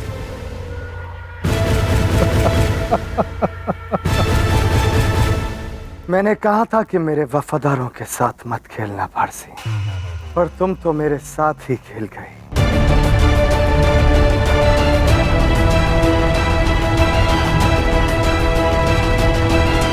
अब मेरी शातिर मलिका पारसी है कहां?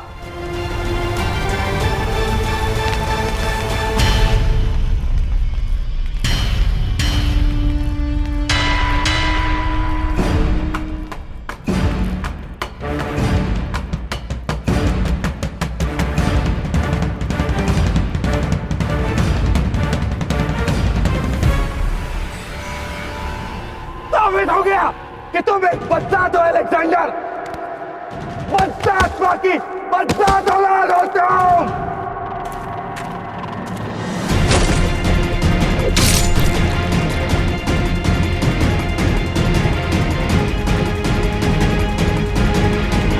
अपनी मां को जानकर मैंने समझा कि औरतों की काबिलियत को कभी कम नहीं समझना चाहिए,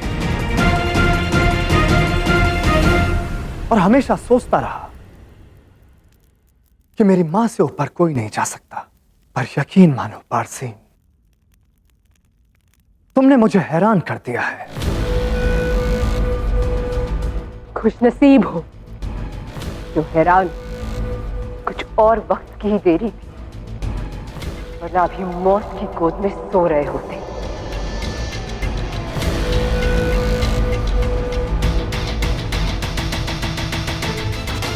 भूलो मत पारसी, तुम किससे मुखातिब हो? देवता ज़्यूस का बेटा हूं मैं, अलेक्जेंडर, जिसे मिटाना नामुमकिन है। मुझ जैसा ना कोई कभी हुआ है, ना कोई है, और ना ही कभी होगा। जो ख्वाब में खुद को खुदा मान बैठे, उसका क्या किया जा सकता है?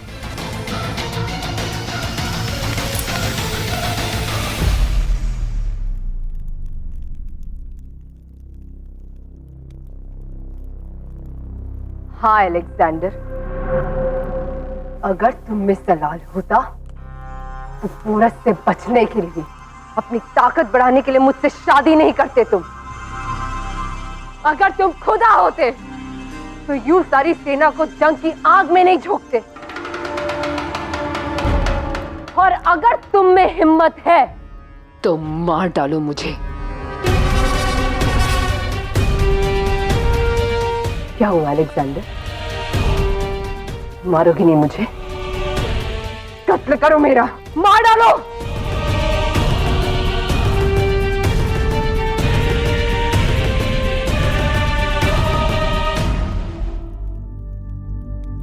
हमेशा से मैंने एक अनचाही जिंदगी जी। एक औरत होने पे मेरे साथ हर कदम पर ज्यादती की गई, हर मुकाम पर मेरा इस्तेमाल किया गया। पहले मेरे वालिद ने,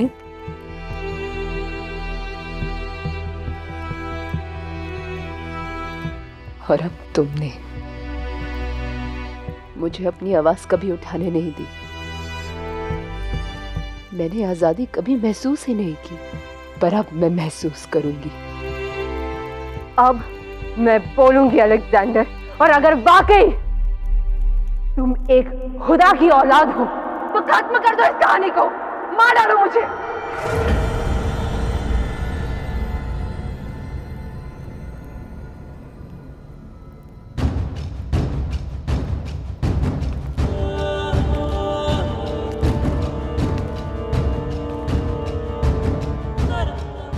तुमने मुझे मेरे अजीज और वफादार का कत्ल करने पर मजबूर किया। ये मत समझना बारसीन कि मैं तुम्हें बख्श दूंगा। तुम्हारा खात्मा होगा, पर इतनी आसानी से नहीं।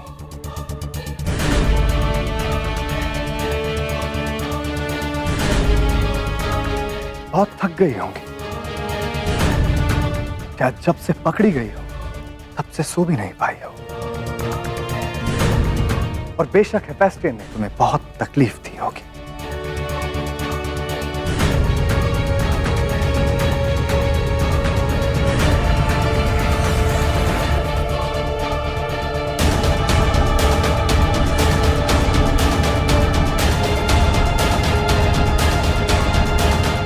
तुम मलिका हो मेरी।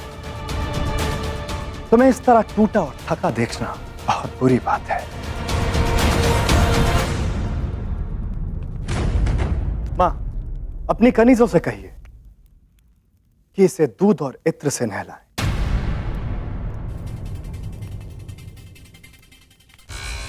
इसकी जुल्फों को महकाएं। शाही और बेशकीमती लिबास इसे पहनाए जाए और शाही जेवर से इसके पूरे बदन को सजाया जाए। अलेक्जेंडर की मलिका हो तुम बारसीन। खूबसूरत तो तुम्हें दिखना चाहिए। और घबराओ मत, तुम्हारी तमाम नफरत के बदले तुम्हें देने के लिए मेरे पास एक तोहफा है। तुम्हें एक किस्सा सुनाना है जिसके लिए तुम्हें मलिका दिखना जरूरी है। इसलिए जब तक मैं लौट कर आऊं तैयार रहना बारसीन।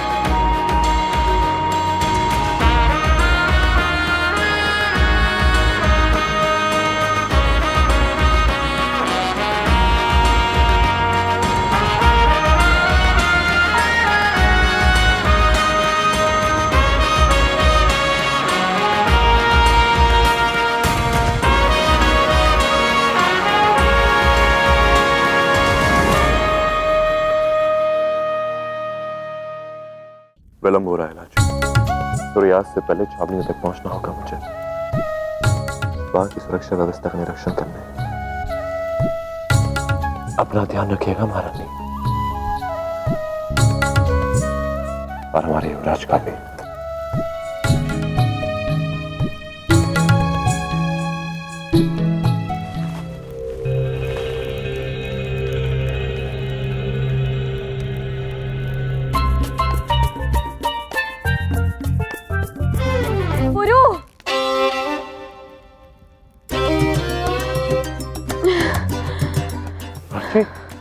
लाची, लाची, क्या हुआ तुम्हें? बैठो, मैं अभी पानी लेकर आता हूं। हाँ, यदि ऐसे में पानी ठीक ना हुआ तो नहीं। लाची, मैं राजवत को लेकर आता हूं।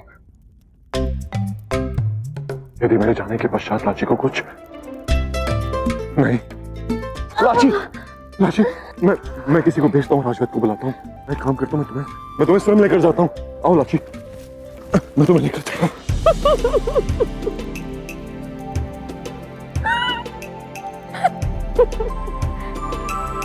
तो तुम अभिनय कर रही थी? मेरे प्यारे पुरु, कितने बुद्धू हो तुम। तुम्हें कुछ नहीं पता कि इस अवस्था में क्या करना चाहिए और क्या नहीं। थोड़ा सा अभिनय क्या कर लिया, देखो अपना संतुलन ही खो बैठे तुम। अब मुझे नीचे भी उतारो। महाराज पुरुषोत्तम, पिता बनना महाराज बनने से बड़ा उत्तरदायित्व होता है। पर आप ना केवल महाराज बनने का कर्तव्य निभाइए, उसी में निपुण हैं आप। अब जाइए, अब विलंब नहीं हो रहा आपको। लाची, अब तुम्हें विश्राम करना चाहिए। ज्यादा चलना फिरना शिशु के लिए हानिकारक हो सकता है। ये हमारी संतान है मामीश्री, कुछ नहीं होगा इसे। कठिनाई इसके मित्र होगी। हमारी संतान स्वस्थ रहेगी।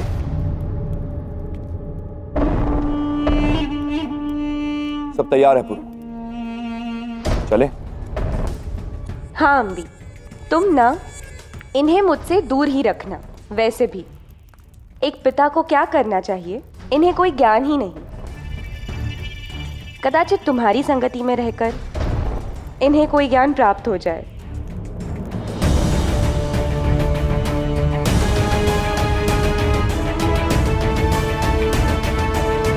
अम्बी कुमार को क्या अनुभव है पिता होने का? वो भला क्या सिखा सकता है पुरु को? किंतु आपको तो है ना मामीश्री।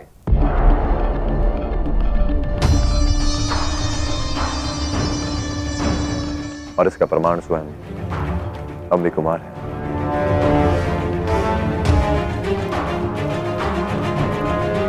आपके पालन पोषण ने अम्बी कुमार को योग्य बनाया। अपने अनुभव से लाची का ख्याल रखिएगा। कि आप मेरी माँ है ना, कि जैसा मैं कहूंगा आप वैसा करेंगे। लाची के गर्भ में पल रही संतान जीवित नहीं रहनी चाहिए, और ये कार्य आप सुनिश्चित करेंगे। चलता हूं।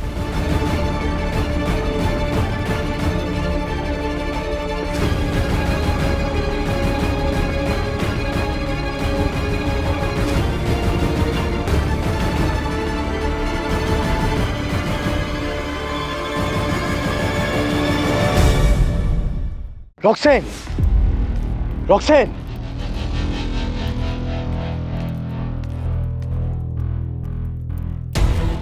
ये रॉक्सेन यकायक कहाँ गायब हो गई?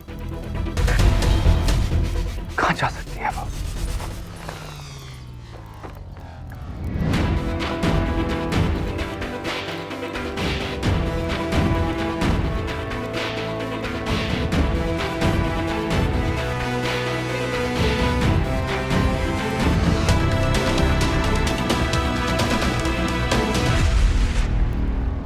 ये लो, ये तक्षशिला का प्रमाण पत्र है। इससे साबित होता है कि तुम तक्षशिला की शहरी हो। इसके जरिए तुम्हें तक्षशिला से बाहर निकलने में किसी भी तरह की परेशानी नहीं होगी। और ये आम शहरियों का लिबास, मजमे में घुलना मिलना आसान होगा।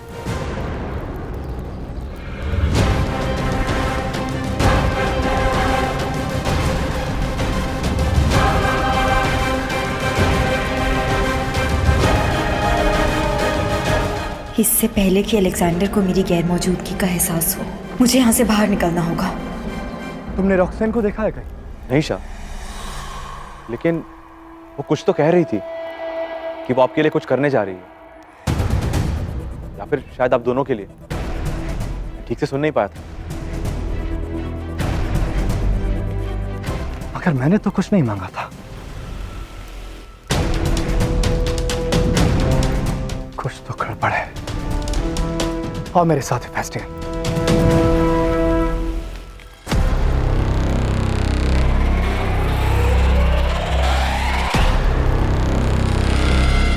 देखना, काली वाली पिटेगी, सुनहरी वाली पिटेगी, देखना।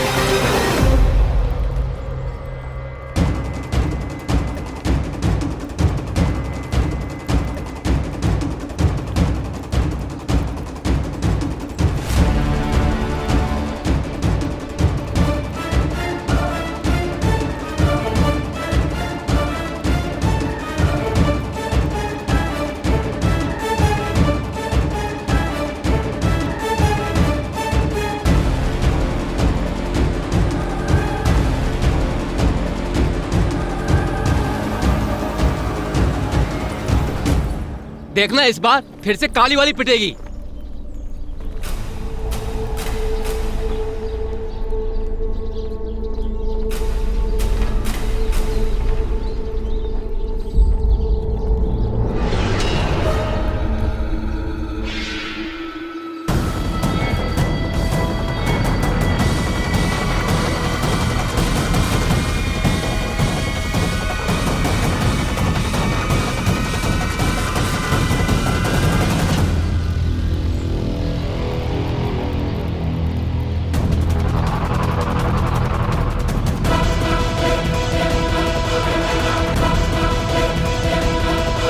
शाह आ गए शाह।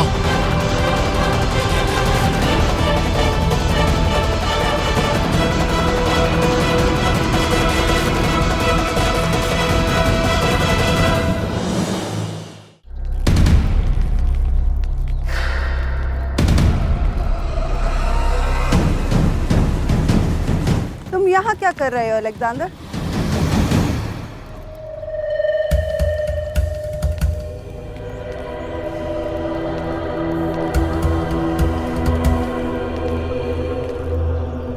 मैं यहाँ रॉक्सेन को ढूंढने आया था माँ। वो छावनी में भी कहीं नहीं है। अपनी बीवी के लिए इतना जुनून ठीक नहीं है अलेक्जेंडर।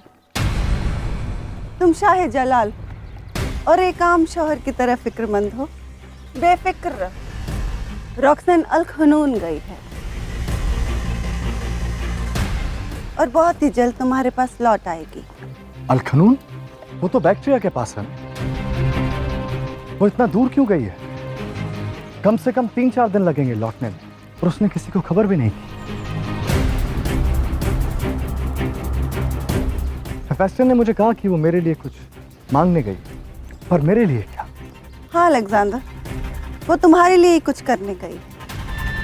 वो तुम्हारी सलामती की दुआ मांगने के लिए गई। ऑक्सस नदी के पास ज़्यूस के मंदिर अल खनून, और वो मुझे इत्तला भी करके गई है।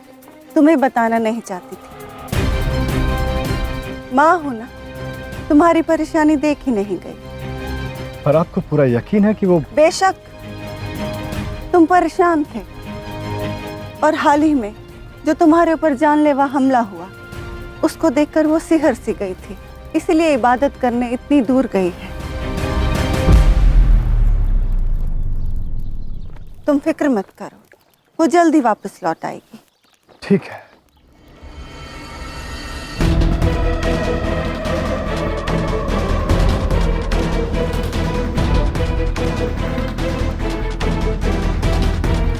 आप लोग अपना काम बदस्तूर जारी रखिए।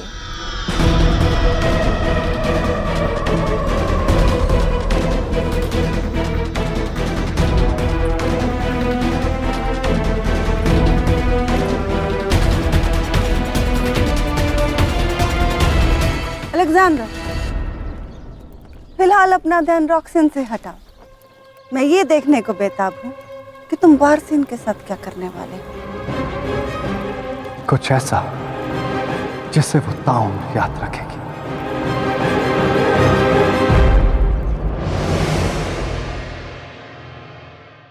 है तो ये औषधि, किंतु किसी गर्भवती को दे दी जाए तो तुरंत गर्भपात हो जाता है। ये देखो, यहाँ से तक्षशिला गुप्त पत्र भिजवाए जा रहे हैं। हमारे मध्य कोई ना कोई तो विश्वासघाती है। हम शीघ्र ही उसे पकड़ लेंगे।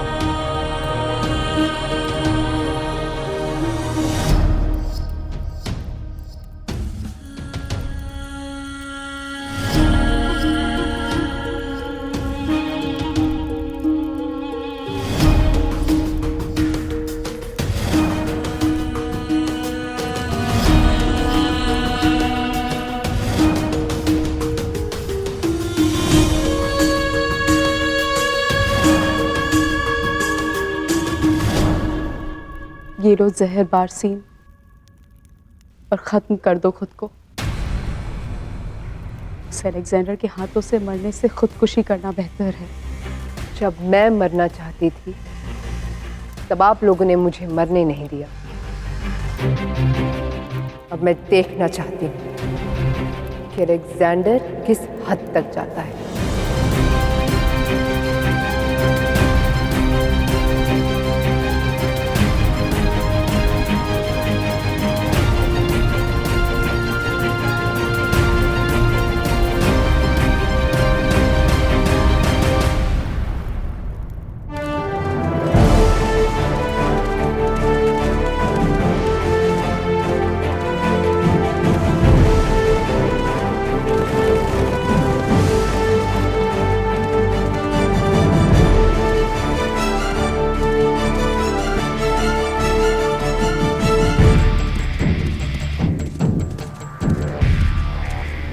दिन रात इसी प्रकार निगरानी में सज रही है सेनापति जी।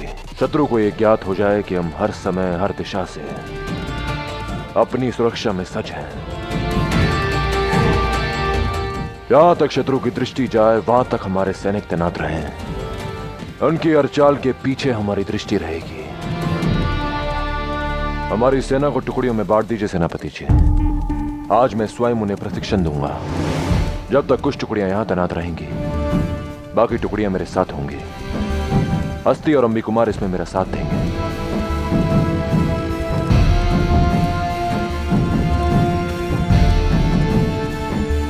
क्या सूचना लाए हो हस्ती? तुम्हारा संदेह उचित था पुरो। ये देखो,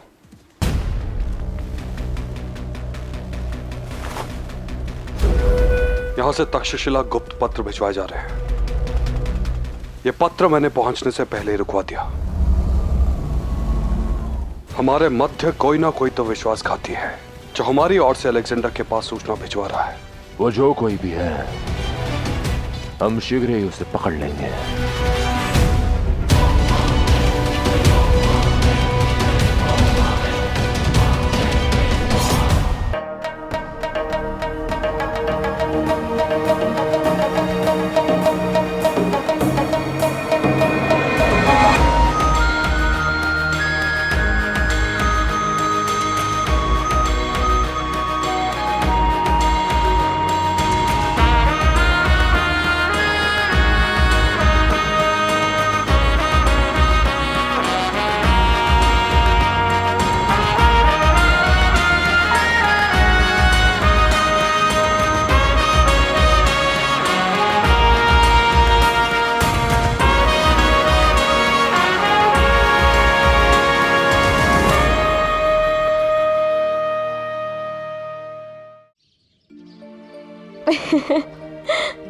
मुझे तो कुछ नहीं पता कि इस अवस्था में क्या करना चाहिए और क्या नहीं। मेरी दोनों माएँ आज मेरे साथ जो नहीं, पर मैं बहुत प्रसन्न हूँ कि आप यहाँ हो। ईश्वर ने मानो आपको मेरे लिए ही यहाँ भेज दिया हो। अब आप ही बताइएगा कि मुझे मेरे और मेरे होने वाले शिशु का ध्यान कैसे रखना है। कोई बड़ी समस्या नहीं है। प्रारंभ के कुछ माह बस सावधानी बरतनी होगी और सबसे महत्वपूर्ण ये है कि तुम केवल स्वास्थ्यवर्धक भोजन ग्रहण करो, वो भी बिना किसी लापरवाही। तो फिर मैं क्या खाऊं? इस बूटी के बारे में मुझे महारानी ओलंपिया से पता चला। इसे यवन उपयोग में लेते हैं, इसलिए इसके बारे में यहाँ किसी को पता नहीं चलेगा। है तो ये औषधि, किंतु किसी गर्भवती को दे दी जाए तो तुरंत गर्भपात हो जाता है। देखने में तो पुदीने जैसी लगती है। वही तो, हमारा काम भी हो जाएगा और किसी को संदेह भी नहीं होगा। मैं इसे गर्म पानी में मिला के लाची को दे दूंगी और फिर तुम्हारे प्रतिशोध का प्रारंभ होगा। तुम्हें इस पुदीने को गर्म पानी के साथ लेना चाहिए। ये माँ और होने वाले शिशु दोनों को रोगों से बचाता है। मैं अभी बना के लाती हूँ। आप कष्ट क्यों कर रही हैं मामी श्री? मैं अभी किसी दासी को बोल देती हूँ, वो तुरंत ले आएगी। इसमें कष्ट कैसा पुत्री? इसीलिए तो मैं यहाँ हूँ। अपना काम ठीक से नहीं किया तो अम्बी कुमार क्रोधित हो जाएगा। मैं आती हूँ।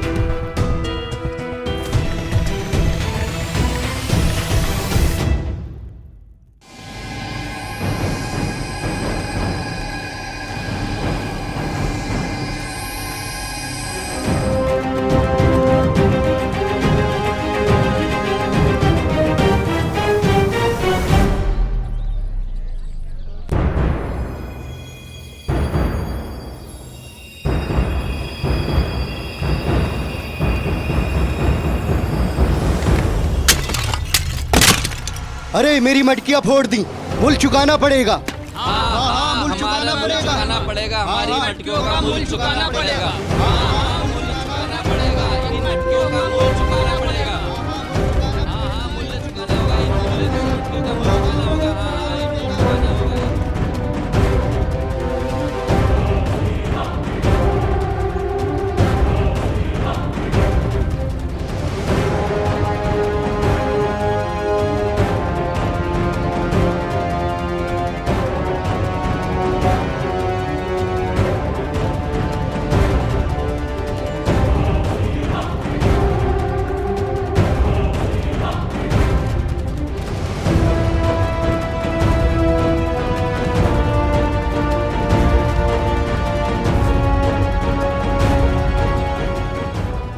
मुझे तुमसे मिलना है पोरस।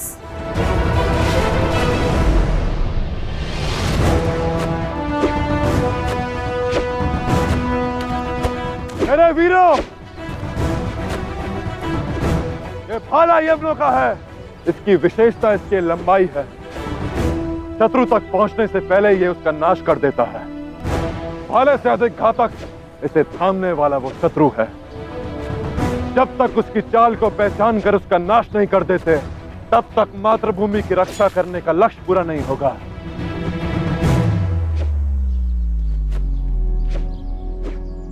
अपने पीछे खड़े से सावधान रहना चाहिए पुरु, पर यह सीख जब तक तुम समझोगे बहुत देर हो चुकी होगी।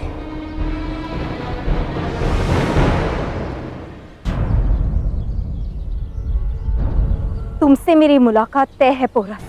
आज तक तुमने अलेक्जेंडर को बहुत चोट पहुंचाई है, लेकिन अब मैं उसे खरोंच तक नहीं आने दूंगी।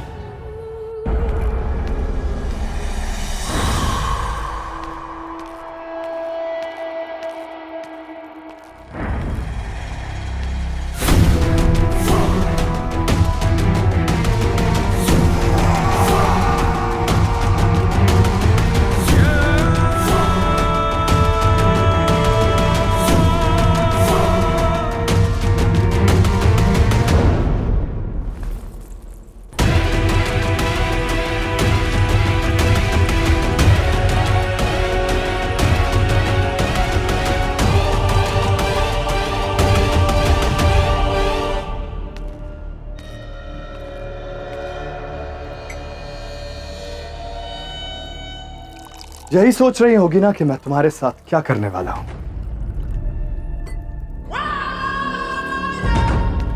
शातिर हो, तेज दिमाग भी। अब तक तुम्हें पता चल जाना चाहिए बारसीन कि आज मैं पुख्ता करने वाला हूं कि फारसी कभी मेरा साथ छोड़ने की सोचे भी ना।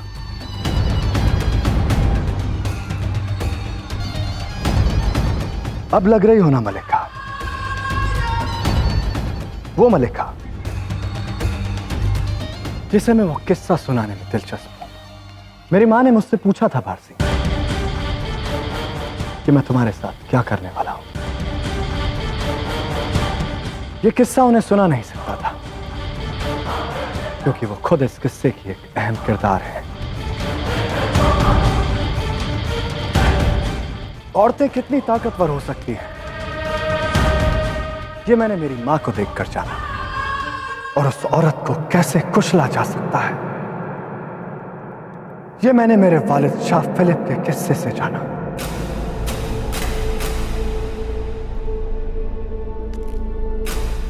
और अब मैं तुम्हारे साथ वही करूंगा जो कुछ सालों पहले मेरे वालिद ने किया था। जानना चाहोगी उन्होंने मलिका को खामोश रखने के लिए क्या किया था? उन्हें खामोश करने के लिए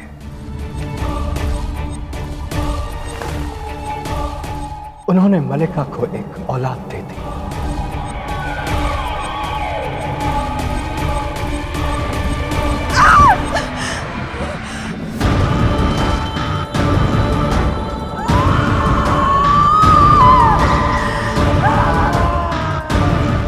और उसके बाद मलिका को यह एहसास हो गया था कि उनके पास मैसेडोनिया के वफादार रहने के सिवा और कोई रास्ता नहीं है।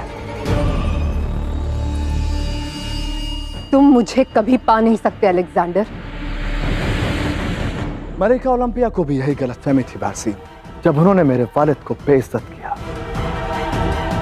और तुम्हारी गलतफहमी भी मैं वैसे ही दूर करूंगा जैसे उन्होंने उनकी की थी। तुम्हारे जैसे हैवान की औलाद नहीं चाहती हूं मैं।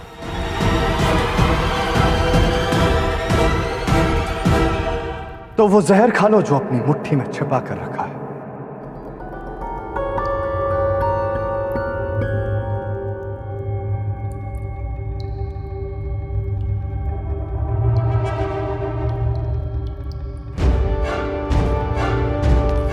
तो मैं अच्छे से जानता हूं बाजी, अब तुम्हें यहां कोई खंजर तो मिलेगा नहीं जिससे तुम मेरी जान ले सको। तो बेशक इन हालात में जहर के सिवा और क्या छिपा सकती हो तुम? तुम्हारी ये कोशिश मैं कभी कामयाब नहीं होने दूंगी। तो मैं भी जानना चाहता हूं, ऐसी कौन सी कोशिश है जिसमें ज़ीउस का बेटा कामयाब नहीं हो सकता?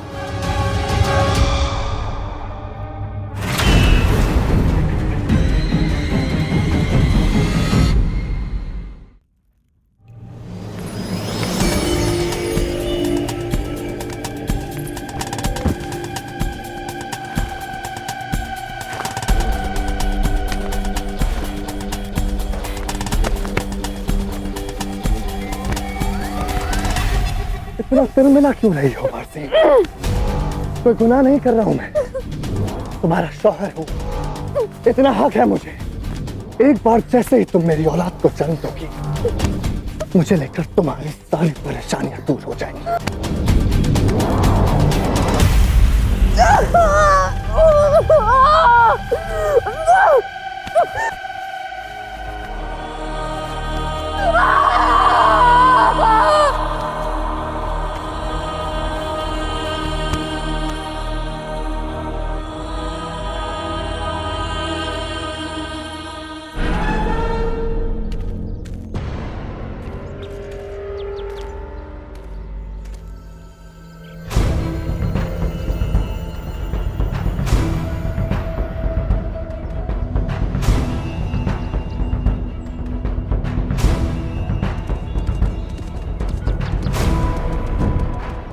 बस कुछ कदम और फिर मैं पौरव मुल्क में दाखिल हो जाऊंगी।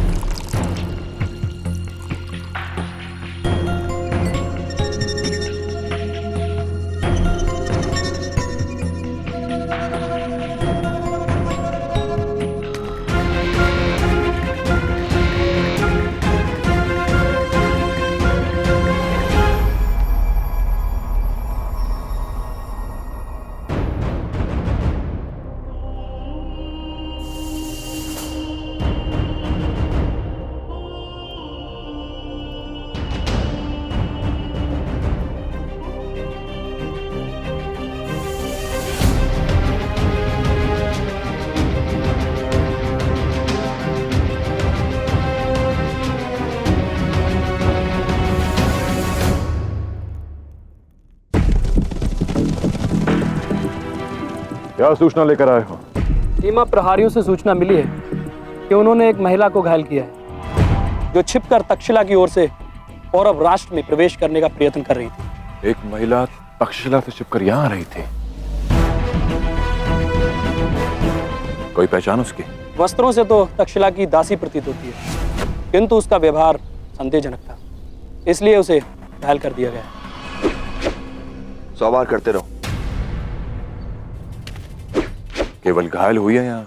इस समय मूर्छित है, किंतु उसकी स्थिति देखकर लगता है कि उसके पास अधिक समय नहीं है। कहाँ वो?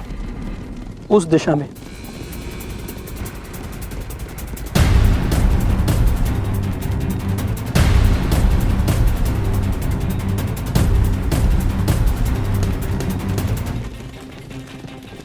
तक्षशिला से यहाँ कौन सी महिला आई होगी, वो भी छिपकर?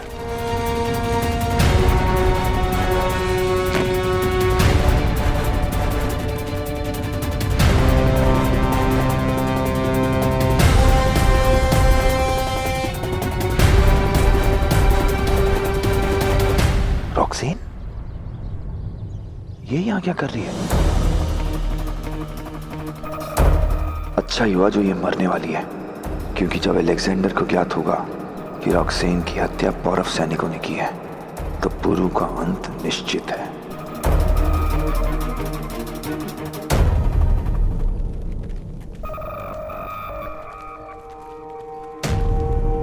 ये इस घाव से मर जाए तो तुम्हें अलेक्जेंडर के ताव से कोई नहीं बचा पाएगा पुरु।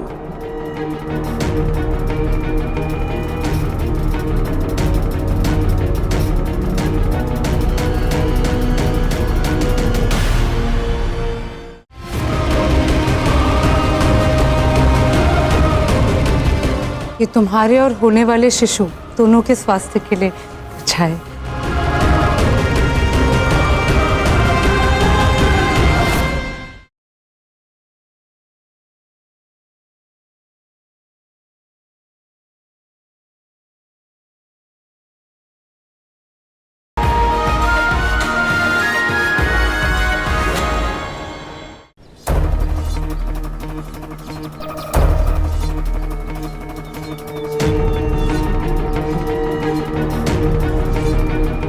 पुरु को ये पता नहीं चलना चाहिए कि ये रॉक्सीन है, अन्यथा ये इसे अवश्य ही बचा लेगा। मुझे कुछ करना होगा।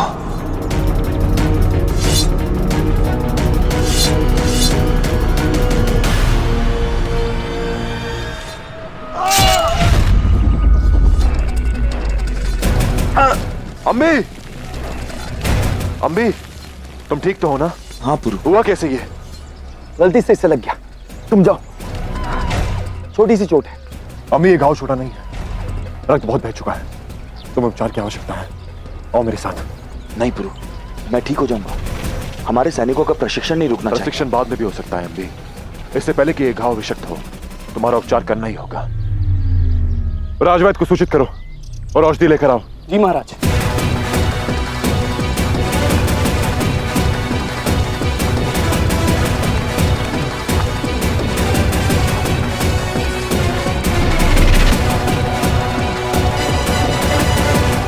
ये तो साधारण सी दासी है, ले जाओ इसे।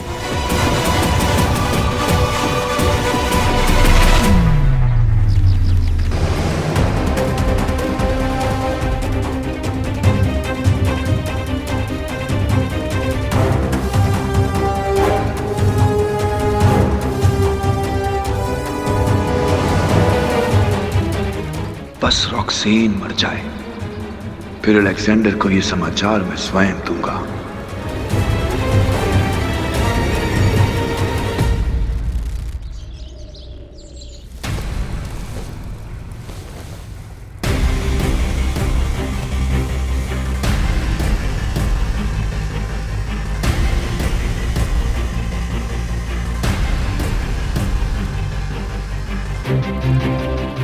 पुरु से प्रतिशोध के लिए एक शिशु की हत्या, लाची को संतानहीन कैसे बना सकती हूँ मैं?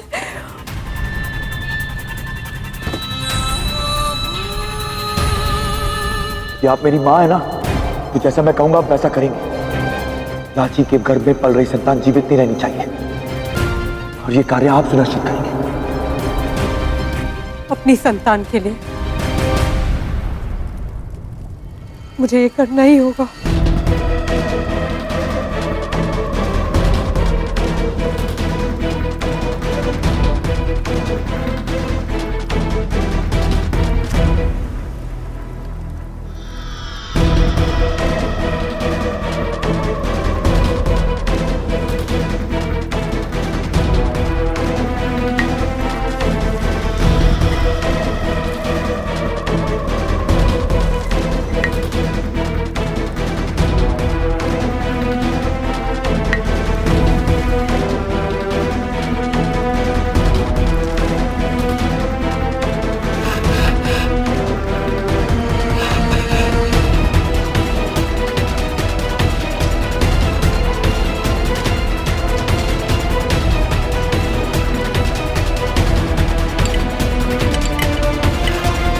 महारानी,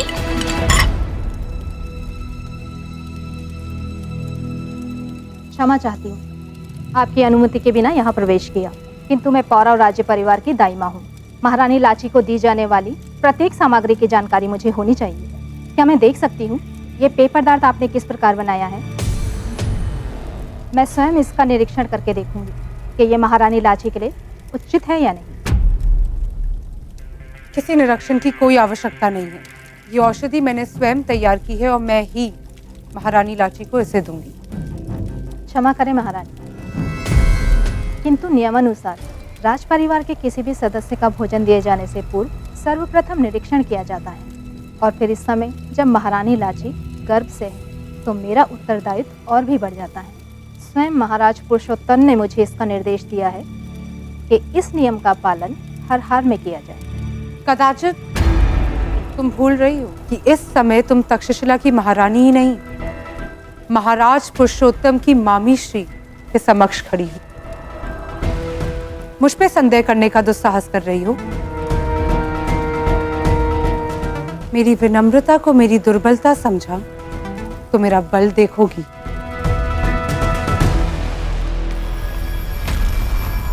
कुछ अजीब सा महसूस कर रहा हूं मां। आज मैं वही महसूस कर रहा हूं जो मैंने तब महसूस किया था जब चाणक्य आपको पौरव मुल्क लेकर गया था, और कुछ वैसी ही बेचैनी मैं आज रॉक्सेन के लिए महसूस कर रहा हूं। मैं खुद जाता हूं मां और पता लगाता हूं वो कहां पर है। जो गलती मैंने आपके मामले में की थी मैं उसे दोहराना नहीं चाहता मां। पोरस और चाणक्य ने आपको मुझसे जुदा करने की कोशिश की थी मां, और उन्हें यह सब कुछ मैं रॉक्सेन के साथ दोहराने नहीं दे सकता। इसलिए वो जहां कहीं भी है मैं खुद जाकर उसे लेकर आता हूं। रुको अलेक्जेंडर, रॉक्सेन वो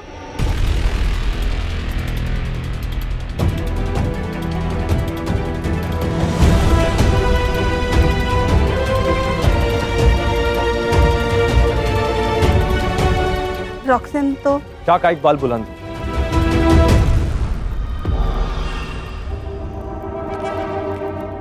रॉक्सेन की कोई खबर है फेस्टियन? अभी तक नहीं। मैं अपने कुछ आदमियों को लेकर खुद जाता हूँ। मैं भी तुम्हारे साथ चलता हूँ। गुस्ताखी माफ शाह, मुझे लगता है आपको और मल्लिका को यहीं रुकना चाहिए। अगर मल्लिका रॉक्सेन पीछे से यहाँ वापस लौटा तो आपको यहाँ ना देखकर वो परेशान होंगी।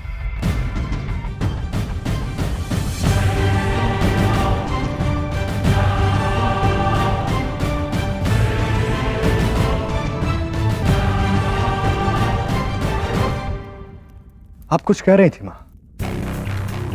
आपको अलेक्जेंडर का वास्ता, मुझे उस तक पहुंचाने में मेरी मदद कीजिए। लेकिन अगर अलेक्जेंडर को पता चल गया तो?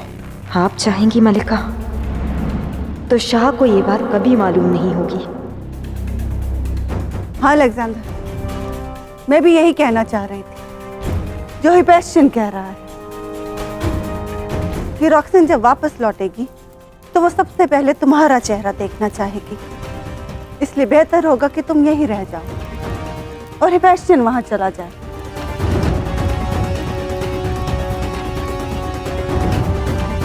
ठीक है माँ, अपने साथ कुछ खास लोग ले जाओ और खबरी घुड़सवार पल पल की खबर मुझे देते रहना है फेस्टिवल।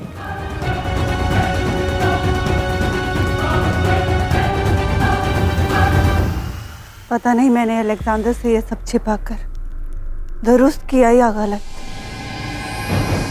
तुमने बहुत बड़ा कदम उठाया है रॉक्सन। दुआ मांगती हूँ कि तुम जहां कहीं भी हो सलामत रहो।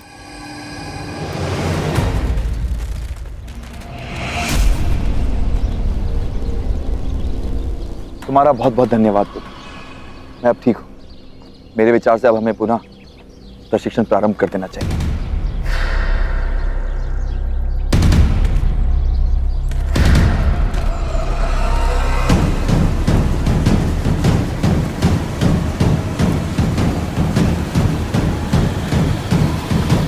रुको।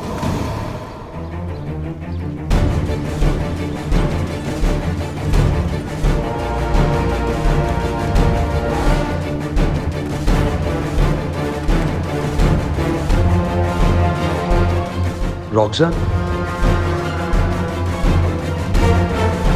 बोलो। जिगरी आओ। आओ अम्बी।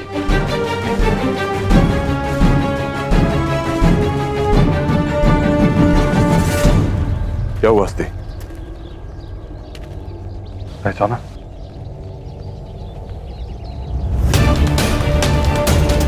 ये तो अलेक्जेंडर की पत्नी रॉक्सन है। किंतु इसे हुआ क्या है और ये यहाँ कैसे है? रॉक्सेन? ये तो रॉक्सेन है।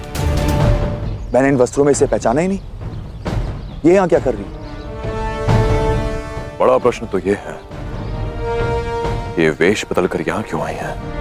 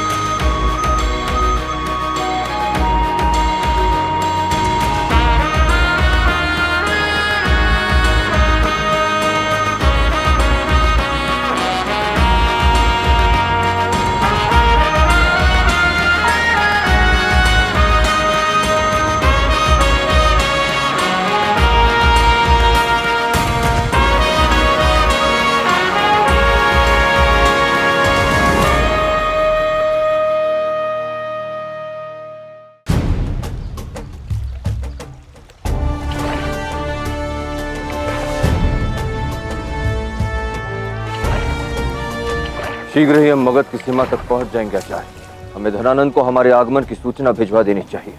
पौरव श्रेष्ठ, किसी भी राजा का सबसे बड़ा गुण होता है आने वाले समय की पदचाप सुन लेना। और धनानंद तो मगध जैसे विशाल साम्राज्य का सम्राट है। मनुष्यों के इस वन का सबसे घातक और बलशाली वन्य पशु है वो। और यदि कोई अनिमंत्रित आगंतुक उसके राज्य की सीमा में प्रवेश की चेष्टा भी करे तो सूंघ लेता है उसे धनानंद। किसी भी राजा के लिए उसकी रक्षा प्रणाली का सबसे अधिक महत्वपूर्ण अंग होता है उसके राज्य में होने वाली सभी घटनाओं की जानकारी उसे निरंतर मिलती रहे। और धनानंद इस तथ्य से अनभिज्ञ नहीं। इसलिए हमारे मगध के तट पर पांव रखने से पूर्व ही धनानंद तक इसकी सूचना पहुंच चुकी होगी।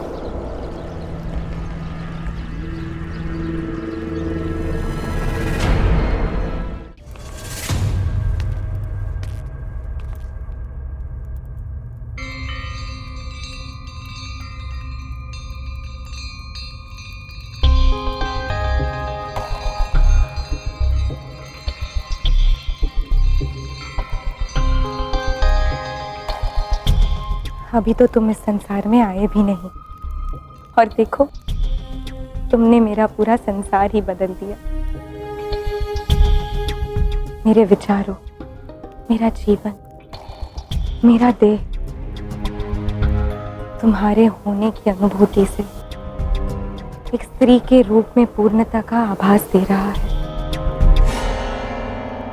एक ऐसी सुखद अनुभूति जिसके बराबर और कुछ भी नहीं।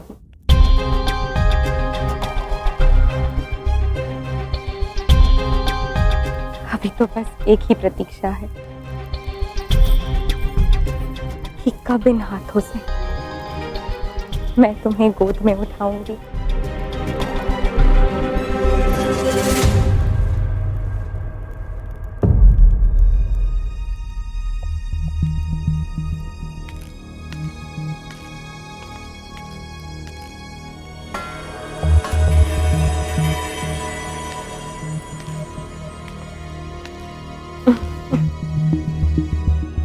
अच्छा लगता है ना अपनी होने वाली संतान से बातें करना, उसके सामने होने की कल्पना करना।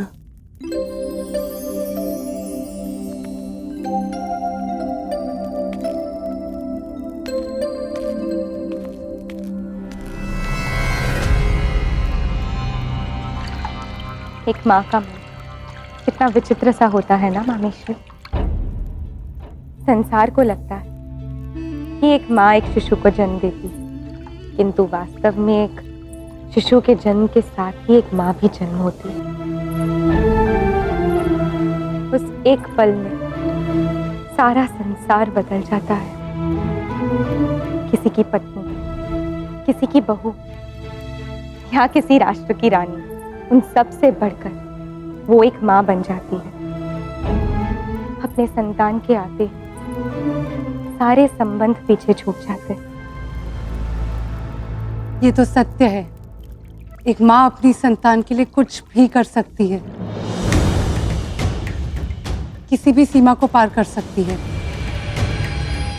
फिर चाहे वो उचित हो या अनुचित। ममता के कुछ अलग, कुछ अनकहे नियम होते हैं। नहीं मामीश्री, मेरी ममता अंधी नहीं होगी। यदि मेरा संतान कुछ अनुचित करेगा तो मैं उसका साथ नहीं दूंगी। मातृत्व व्यक्तित्व का निर्माण करता है, उसे खंडित नहीं करता।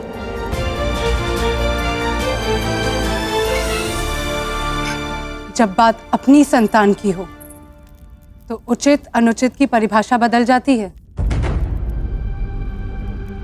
केवल जिसमें आपके संतान की प्रसन्नता है वही उचित है।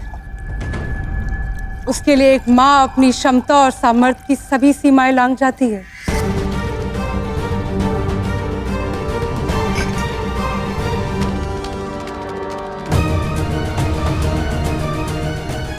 लो, तुम्हारी औषधि तैयार है, पी लो इसे।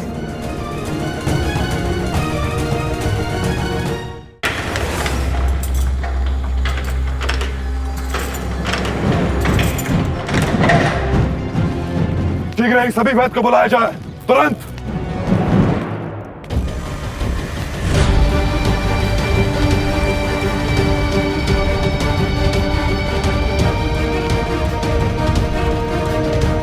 नहीं मामीश्री, इस समय मेरा कुछ भी पीने का मन नहीं है।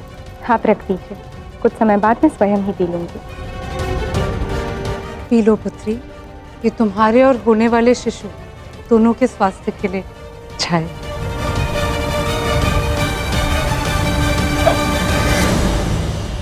इसकी गंध कितनी बुरी है।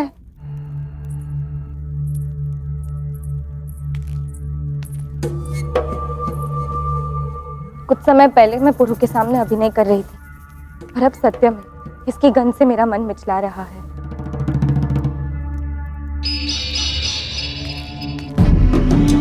आप रख दीजिए, मैं कुछ समय बाद स्वयं ही पी लूं। लाची,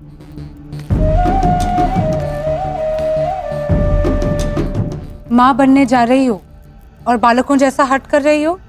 चलो, बिना हट के जल्दी से इसे पी लो। लाची, ये तुम्हारे और तुम्हारे होने वाले शिशु दोनों के भले के लिए है।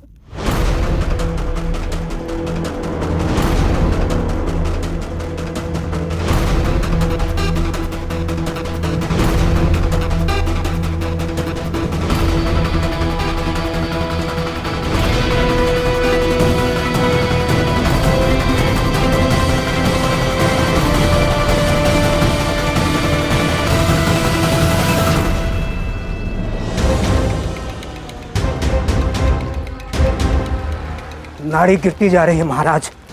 अब हमारे पास अधिक समय शेष नहीं है, शीघ्र करें।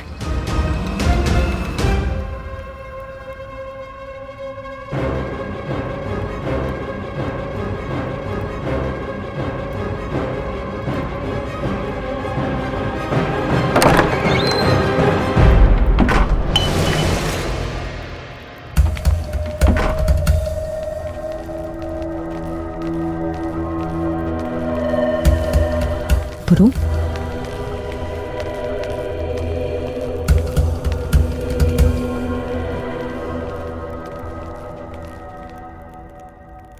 कुछ भी कीजिए वैदराज जी, आपको उनके प्राण बचाना ही होंगे।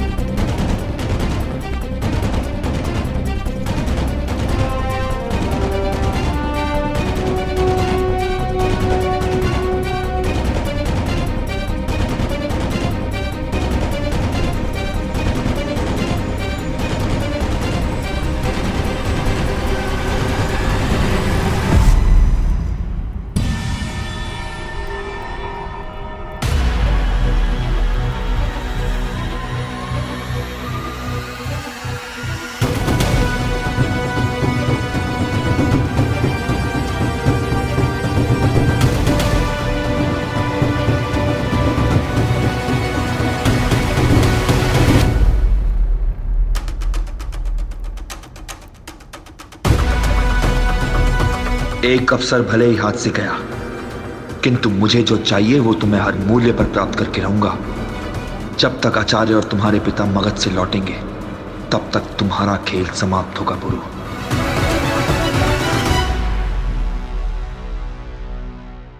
यदि मगध में कोई पक्षी भी अपने पर फड़फड़ाता है तो विद्युत गति से धनानंद तक इसकी जानकारी पहुंच जाती है। मगध की सेना में सैनिकों से अधिक गुप्तचर हैं, जो वायु से भी अधिक वेग द्वारा धनानंद तक सूचनाएं पहुंचाते हैं।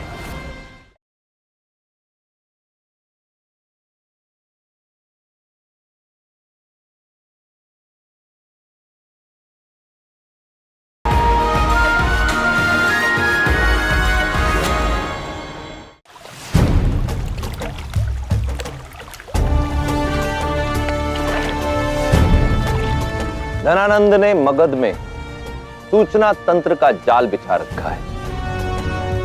यदि मगध में कोई पक्षी भी अपने पर फड़फड़ाता है तो विद्युत गति से धनानंद तक इसकी जानकारी पहुंच जाती है। मगध की सेना में सैनिकों से अधिक गुप्तचर हैं, जो वायु से भी अधिक वेग द्वारा धनानंद तक सूचनाएं पहुंचाते हैं।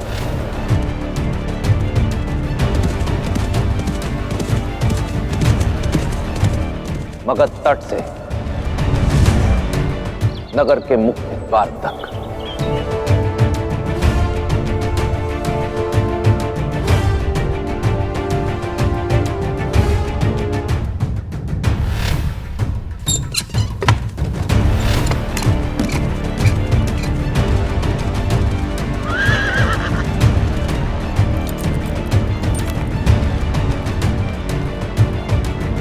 और मुख्य द्वार से मगध की गलियों द्वारा होती हुई पहुंचती है एक विशाल भवन तक, जहां रहता है धनानंद का सबसे विश्वास पात्र व्यक्ति, मगध का मस्तिष्क। सूचना बड़ी हो या छोटी, धनानंद से पूर्व उसके कानों तक पहुंचती है। अमात्य राक्षस, अमात्य राक्षस, अमात्य राक्षस, अमात्य राक्षस, अमात्य राक्षस। हर ब्राह्मण भिक्षा, धन और भोजन की याचना नहीं करता। अब मगध राज्य शीघ्र देखेगा उस भिक्षुक को जिसकी मांग बहुत बड़ी है। सम्राट कहाँ है? सुना है तुम मगध की सबसे कुशल नृत्यांगना हो। ये मेरा सौभाग्य है कि मैं सम्राट के सामने अपने नृत्य की प्रस्तुति दूं। मैंने तुम्हारा नृत्य देखने के लिए नहीं बुलाया, तुम्हें बुलाया कि तुम्हारे साथ नृत्य कर सकूं, देख सकूं कि मैं सर्वश्रेष्ठ से कितना पीछे हूं।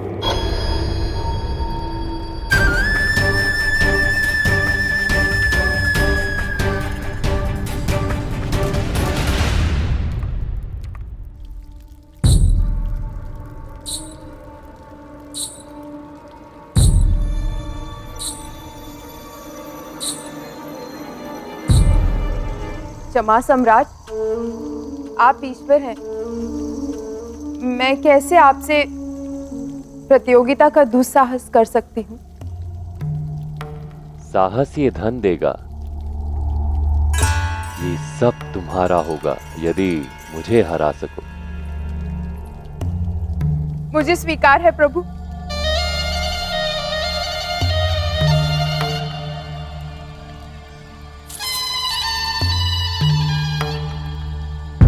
ये धन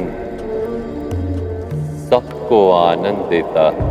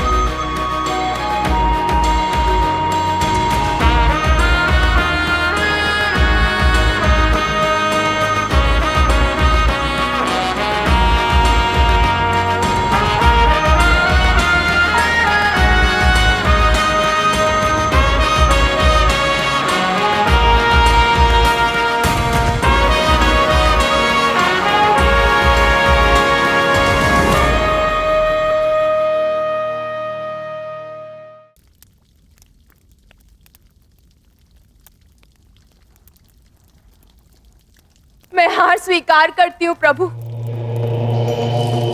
आप सर्वश्रेष्ठ हैं।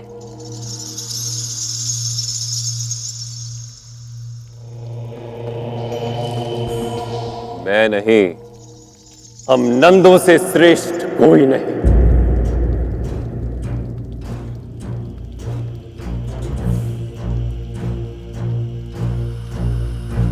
और जब तुम जानती हो कि हमसे श्रेष्ठ कोई नहीं, तो क्षत्रियों को नृत्य सिखाना स्वीकार क्यों किया तुमने? क्या उन्होंने अधिक धन अर्पण किया था? मुझसे भी अधिक? कहीं ऐसा तो नहीं तुम भी तो उन क्षत्रियों की भांति ये नहीं सोचती कि हम नापित नंद हर क्षेत्र में उनसे कम हैं? ना, हम नंदवंशी प्रत्येक क्षेत्र में उनसे श्रेष्ठ थे, हैं और रहेंगे। आप श्रेष्ठ हैं प्रभु, आपका कुल श्रेष्ठ है। मुझे क्षमा कर दीजिए। मैं धन के लोभ में धन के लोभ में धनानंद से घात किया तुमने। क्षमा सम्राट, आप ईश्वर हैं। प्राण दान दीजिए।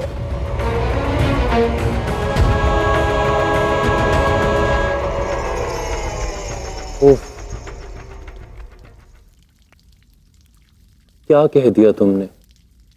अब यदि तुम्हारे प्राणदान नहीं किए तो लोग कहेंगे कि मगध का ईश्वर किसी को प्राणदान नहीं दे सकता।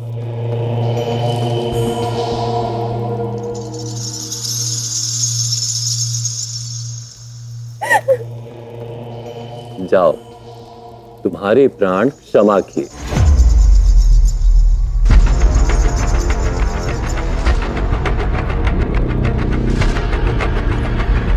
दोनों पांव काट दो इसके। नहीं, महामहिम, नहीं सम्राट, नहीं।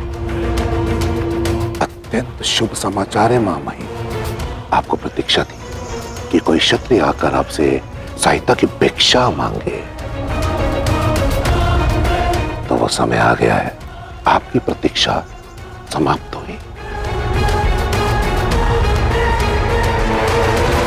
कौरव राज्य का पूर्व महाराज बमनी आपसे भेंट करने आ रहा है।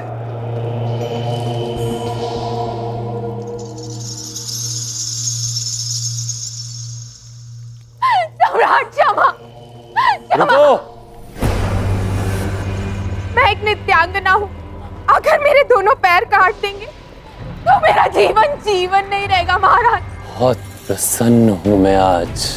कुछ अच्छा करने का मन हो रहा है। मत काटो दोनों टांगे इसकी, केवल एक। क्या नृत्य के लिए पर्याप्त है महामात्य? जी महामहिम। महाराज, महाराज क्षमा। कहते हैं जब प्रसन्नता होती है तो एक टांग पर नाचने का मन करता है। क्षत्रिय अतिथि पधार रहे हैं महामात्य।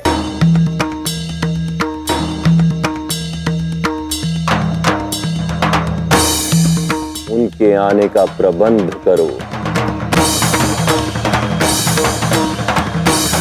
जी महामहिम। क्या रॉक्सैन स्वस्थ हो पाएगी या नहीं वैदराज जी? कहा नहीं जा सकता महाराज। यदि आज की रात कट गई तो संभवतः जीवित बच जाए। पर मुझे पूरा विश्वास है कि आपके प्रयास अवश्य सफल होंगे। अब भरसक प्रयास कीजिए। रॉक्सैन अपनी आंखें अवश्य खोलेगी।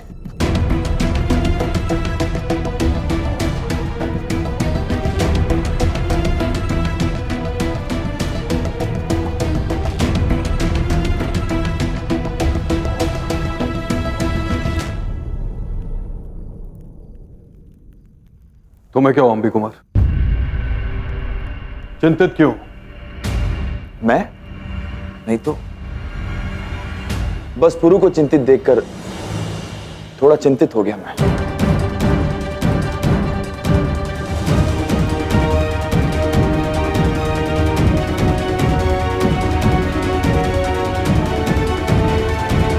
आज रात्रि ठीक से बीत जाए बस। मैं तुम्हारी व्याकुलता समझ सकता हूं पुरु। एक शत्रु को भी तुम इस प्रकार मरते नहीं देख सकता है। यह तुम्हारा स्वभाव है, तुम्हारी सोच है। परंतु रॉक्सैन यहां किस सोच के साथ आई है, वो भी दासी के वेश में। मुझे अवश्य इसमें अलेक्जेंडर की कोई ना कोई चाल लगती है पुरु।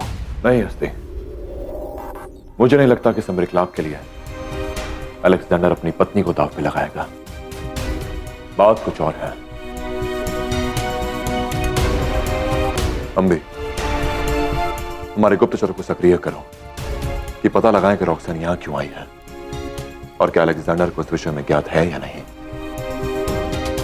क्योंकि मेरे विचार से अलेक्जेंडर यह नहीं जानता कि रॉक्सैन यहां पौरव राष्ट्र में है।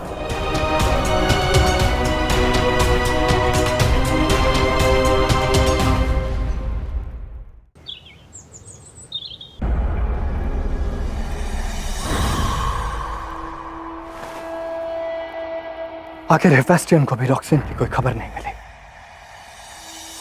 कहां जा सकती है वो? और ऐसी कौन सी दुआ थी जिसको पढ़ने के लिए मुझे बिना बताए जाना पड़ा? रॉक्सैन की दुआ तुम्हें मिले ना मिले अलेक्जेंडर, लेकिन किसी और औरत की बद्दुआ तुम्हें जरूर मिलेगी।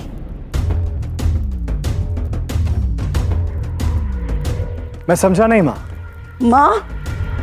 माँ का मतलब समझते तो किसी औरत के साथ ऐसी हरकत नहीं करते अलेक्जेंडर।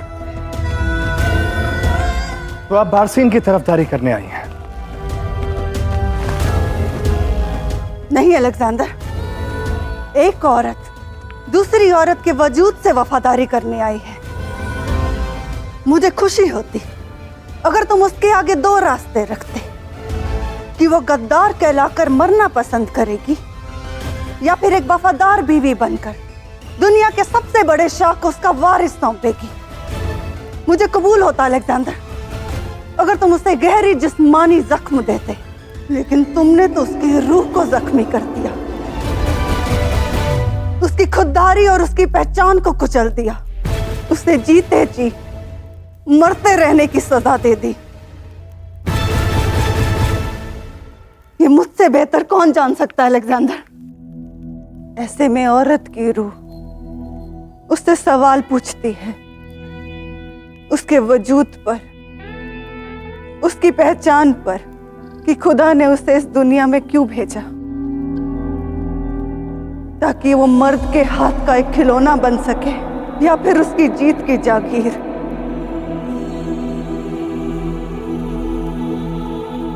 या फिर एक बेजुबान परिंदा जो उसकी वहशियत का कभी भी शिकार बन सकता है।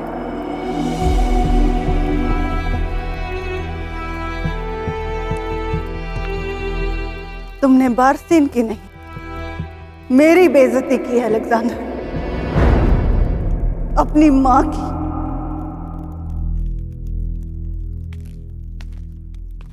मैंने वही किया जिसके वो लायक थी। अब जज्बातों की राह में बह रही है मां, उसे सबक सिखाना जरूरी था।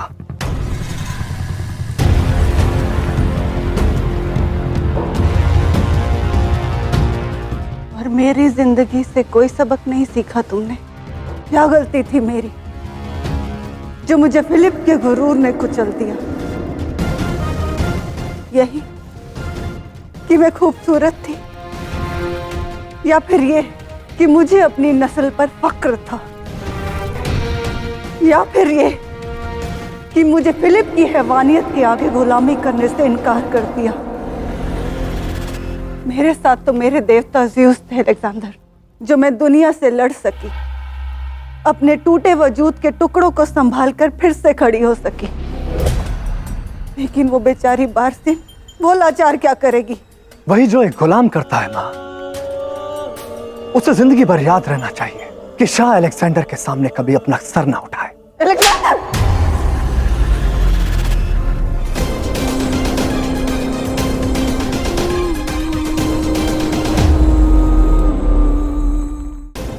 दुनिया की हर मां अपनी औलाद में उसके वालिद का अक्स देखना चाहती है, लेकिन मुझे लगा मैं खुशनसीब हूं कि मेरी औलाद में उसके दरिंदे वालिद की वहशियत नहीं है। मुझे लगा कि मेरा बेटा दुनिया का सबसे बड़ा गाजी तो है, लेकिन उसके कुछ असूल भी हैं। वो दुश्मनों को नेस्ते नाबूद तो कर सकता है, लेकिन एक औरत की इज्जत करता है। वो अपनी जंगी काबिलियत की वजह से ही नहीं, बल्कि अपने असूलों के जलाल से जाना जाएगा।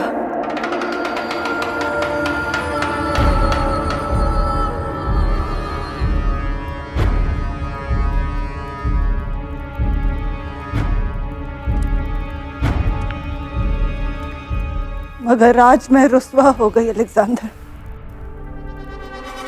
तुमने सब कुछ खत्म कर दिया।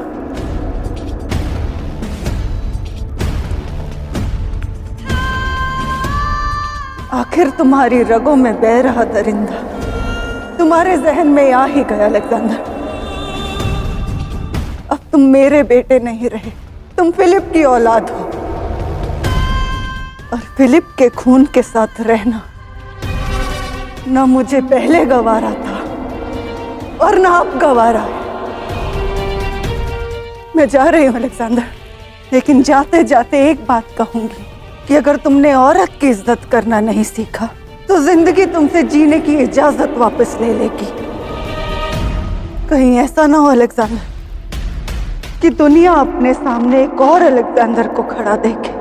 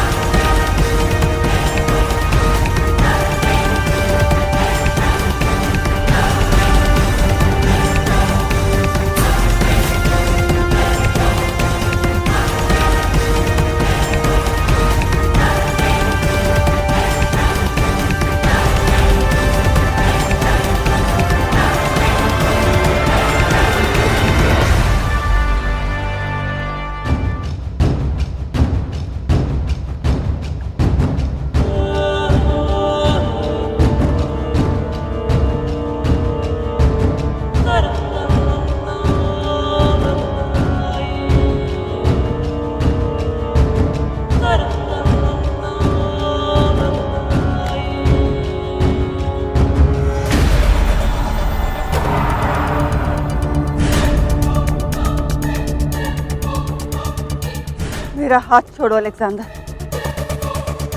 जो कुछ भी तुमने किया उसके बाद एक पल भी मैं यहाँ नहीं रुक सकती। मैं यहाँ आपको रोकने नहीं मलिका, कुछ बताने के लिए आया हूं। चलिए मेरे साथ। ये शाह का हुक्म है मलिका, जिसे शाह की मां भी नहीं डाल सकती। चलिए।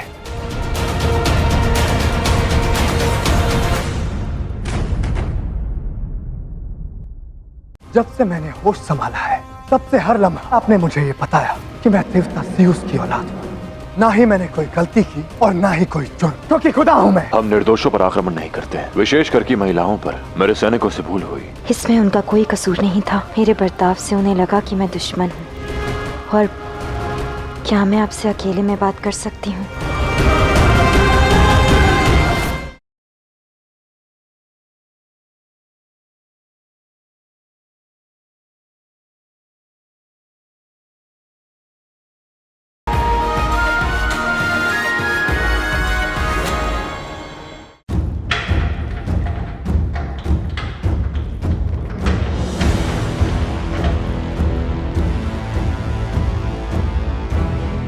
आपने उचित कहा था आचार्य, धनानंद को हमारे आगमन की सूचना मिल गई है।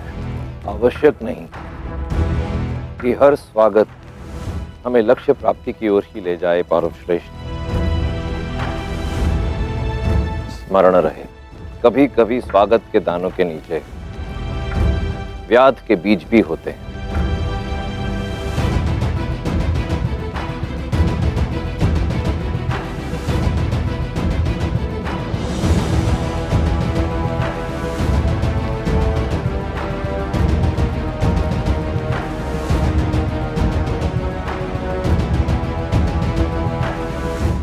मगध में पौरव श्रेष्ठ और विष्णुगुप्त चाणक्य का स्वागत। स्वागत के लिए धन्यवाद। हम अभिभूत हुए। आशा है कि जिस प्रयोजन से हम यहाँ पधारे अब वो अवश्य सफल सिद्ध होगा, क्योंकि हमारे स्वागत के लिए स्वयं आप जैसे विद्वान जो आए।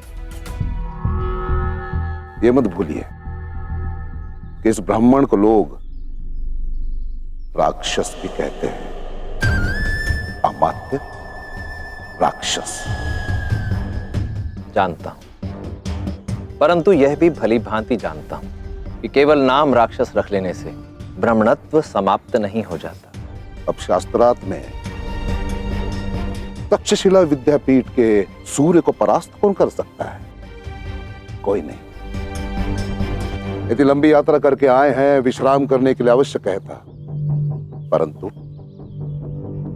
मैं विष्णुगुप्त चाणक्य को भली भांति जानता हूं।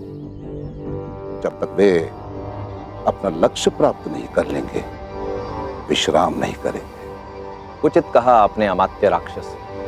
विश्राम का समय नहीं है हमारे पास। सावधान! भगतपति महावीर नंदकुल शिरोमणि सम्राट धनानंद पधार रहे हैं।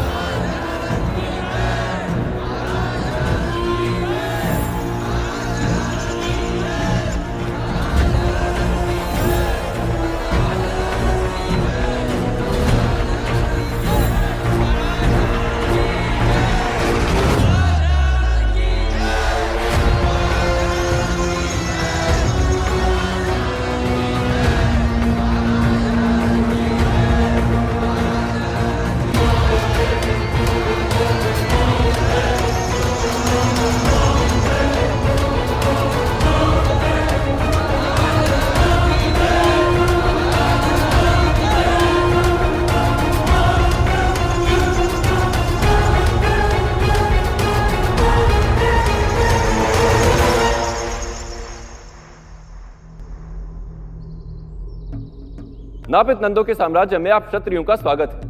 मैं जानने के लिए उत्सुक हूं कि इतनी लंबी यात्रा कर यहां पर आने के पीछे का आपका उद्देश्य क्या है? क्या कारण है कि आप जैसा क्षत्रिय शिरोमणि नापित नंद के द्वार आया है? हम यहाँ एक विशेष प्रयोजन से आए हैं मगध सम्राट।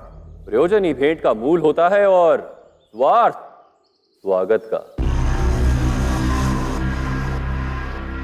यदि मेरा कोई प्रयोजन ही ना होता तो ना मैं आपसे भेंट करता और ना ही स्वागत।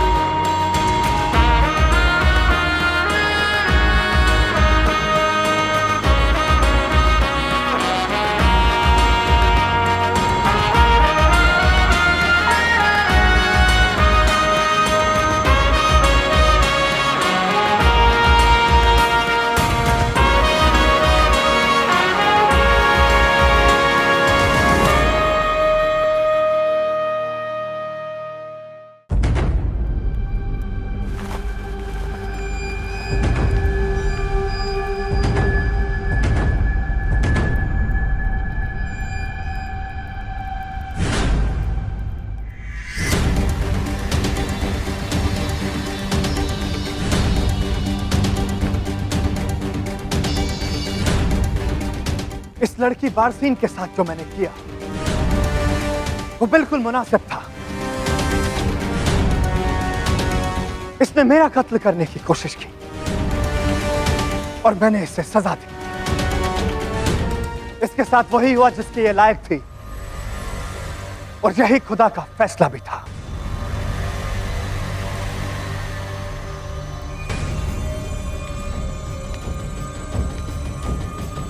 जब से मैंने होश संभाला है तब से हर लम्हा हर पल आपने मुझे ये बताया कि मैं देवता ज़्यूस की औलाद हूं। मैं सिडोनिया के किसी शाह की नहीं। मुझे गाजी बनना है, दुनिया फतेह करनी है।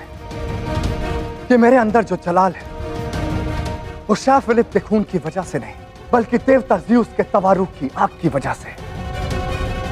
आपने मुझे हमेशा समझाया कि अगर दुनिया का बादशाह बनना है तो जज्बातों से ऊपर उठना पड़ेगा। आप ही मुझे लेकर गई थी ना ओरेकल के पास। मेरे अंदर से प्यार और जज्बात को खींचकर आप ही ने बाहर निकाला था ना। आप ही ने समझाया था ना कि मेरा दोस्त मेरी शमशीर है। और आज जब अलेक्जेंडर दुनिया का खुदा बन चुका है, पूरी दुनिया पर मैसेडोनिया का परचम लहरा रहा है और मुझे गुनहगार ठहरा रही हैं आप।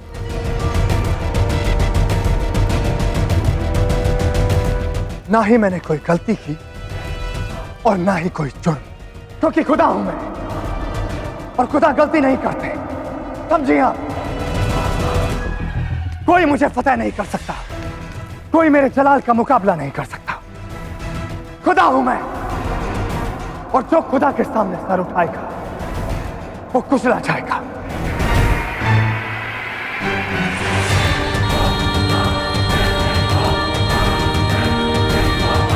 आज जो हुआ वो पूरी दुनिया के लिए एक मिसाल है कि जो शाह सिकंदर के खिलाफ जाएंगे वो कुचले जाएंगे। फिर वो पोरस हो या पारसी, सबका यही हाल होगा। जो सजा मैं मुकर्रर करूंगा वो उनका मुकद्दर होगा, क्योंकि अब मैं उनके मुकद्दर का सिकंदर हूं, उनका खुदा हूं और खुदा से कभी सवाल नहीं करते। उनके काम, उनके यकीन और उनके फैसलों पर कभी उंगली नहीं उठाते। आप ही ने सिखाया था ना कि अपने नाम को इतना बड़ा बनाओ कि उसके आगे सारे नाम गुमनाम हो जाए। तो मैंने वो कर डाला मां। अगर किसी की गलती है तो वो है आप, जिसने मुझे दुनिया जीतने का ख्वाब दिखाया, मुझे खुदा बनने पर मजबूर किया। अगर कोई गुनहगार है तो वो है आप।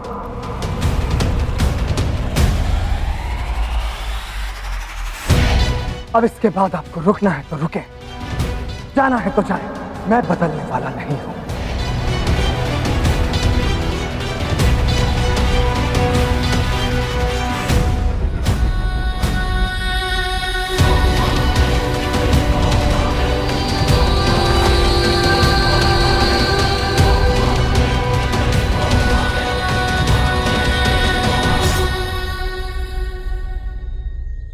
हम आपका उद्देश्य जानना चाहेंगे मगध सम्राट। अवश्य, परंतु पधारे आप हैं यहां, पहले आपके आने का प्रयोजन जानना चाहूंगा मैं। हमारे देश पर गहन संकट के बादल मंडरा रहे हैं सम्राट। आपका तात्पर्य है आपका देश पौरव राष्ट्र? पौरव राष्ट्र ही नहीं, हमारे देश पर, भारतवर्ष पर। भारतवर्ष सुनने में कितना अच्छा लगता है। भारतवर्ष। आप अपनी बात समाप्त करें।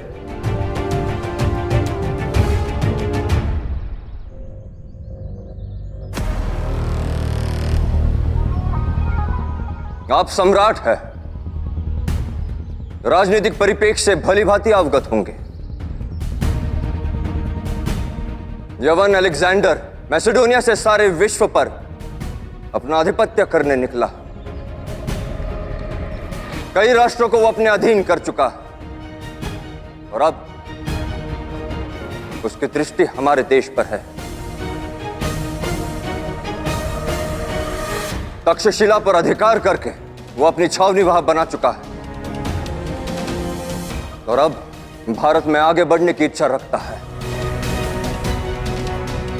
उसे रोकने का केवल एक ही उपाय है कि वो झेलम को पार ना कर सके। और इसलिए इस युद्ध में हमें आपके सहयोग की आवश्यकता है।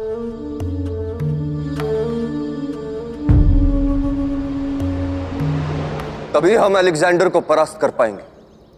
उत्तम। ये विचार भा गया मुझे। तो आप यहां मगध सम्राट धनानंद के पास पौरव राष्ट्र की रक्षा की भिक्षा मांगने आए हैं। मगध आपको भिक्षा देने के लिए सज्ज है, परंतु आपको भिक्षुकों की भांति गिड़गिड़ाना होगा।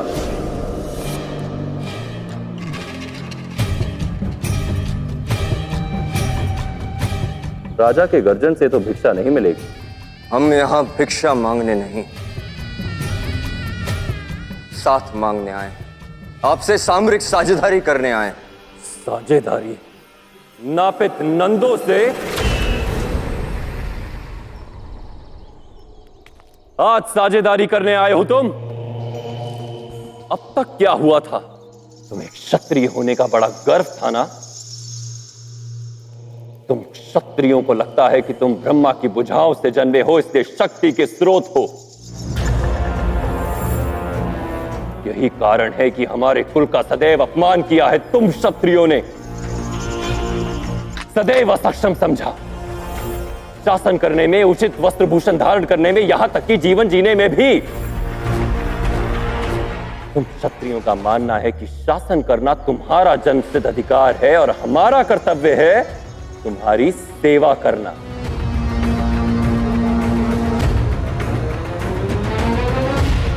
सिंहासन, रथ, मुकुट सब तुम्हारा, और हमारे लिए यदि कुछ है तो वो है तपती धरा और बरसता अंबर। इसीलिए तुमने कभी हमें सम्राट समझा ही नहीं। जब अवसर मिला, जैसा अवसर मिला, सभी के सभी क्षत्रिय खड़े हो गए हम नंदों के विरुद्ध आक्रमण करने के लिए।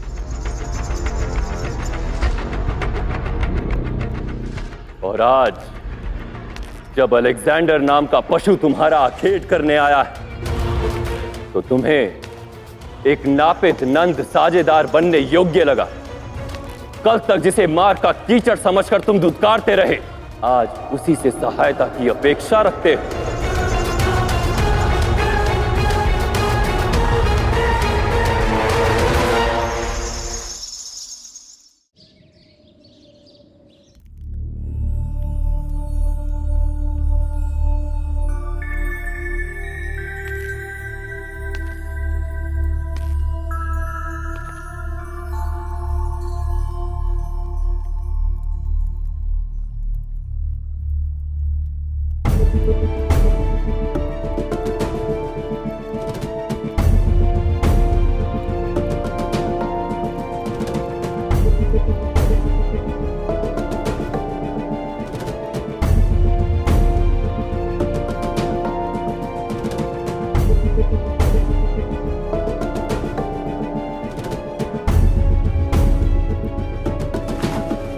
घबराइए मत, अब आप सुरक्षित हैं। मेरी जिंदगी बचाने का शुक्रिया मैं कैसे अदा कर सकती हूँ? मुझे मेरी भूल के लिए क्षमा करके। हम निर्दोषों पर आक्रमण नहीं करते, विशेष करके महिलाओं पर। मेरे सैनिकों से भूल हुई और उसके लिए मैं क्षमा प्रार्थी हूं। इसमें उनका कोई कसूर नहीं था, वो तो बस अपना फर्ज निभा रहे थे। मेरे बर्ताव से शायद उन्हें लगा कि मैं दुश्मन हूं और हे ईश्वर, यदि रॉक्सेन के मुंह से निकल गया कि मैं अलेक्जेंडर के पक्ष में हूं तो मेरा सारा खेल यहीं समाप्त हो जाएगा।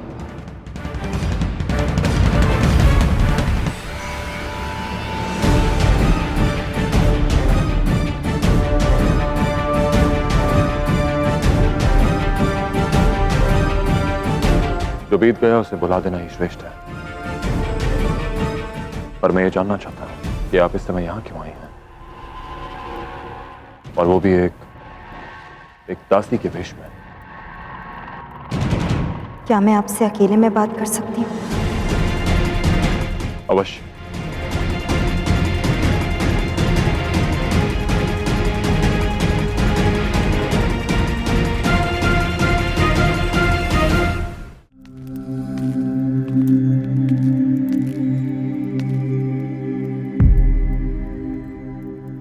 अभी तक गई नहीं आप?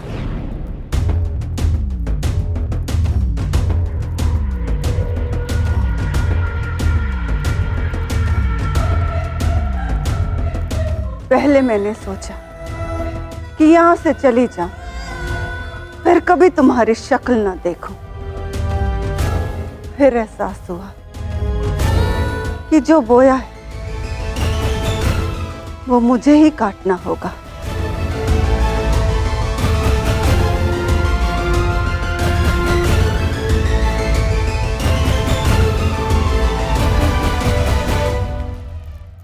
तुम्हारे वजूद को कोसा था ना मैंने, भूल गई थी कि ये वजूद मैंने ही तो तुम्हें दिया है। काश मैंने तुम्हारे अंदर तुम्हारे वालिद से ऊपर जाने की, इस दुनिया को फतेह करने की आग ना भरी होती।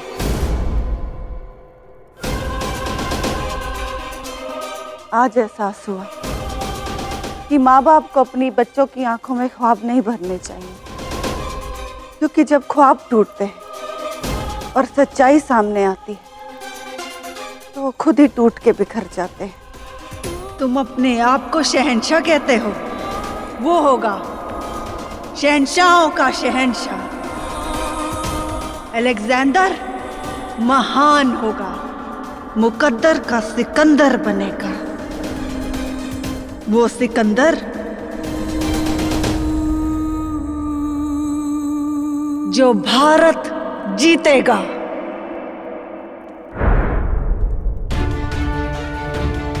जो कुछ भी हुआ वो तुम्हारा फैसला नहीं, मेरे उन ख्वाबों के हासिल जो मैंने तुम्हारी आंखों में भरे। काश ऐसा ना हुआ होता, काश मैंने तुम्हें मैसेडोनिया का बेटा ही रहने दिया होता। मेरा यहां से चले जाना आसान होगा अलेक्जेंडर,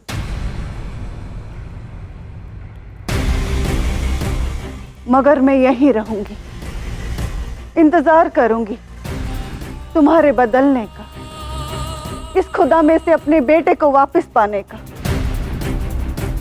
और उम्मीद करूंगी कि एक दिन तुम्हें भी सच का एहसास हो जाए।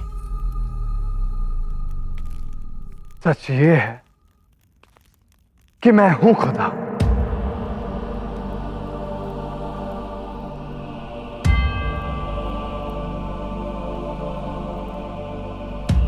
तो फिर खुदा को हर बात मालूम होनी चाहिए।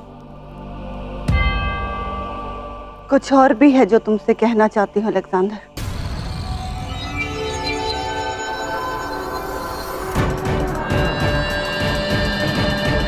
मुझे रॉक्सिन के बारे में कुछ बताना है।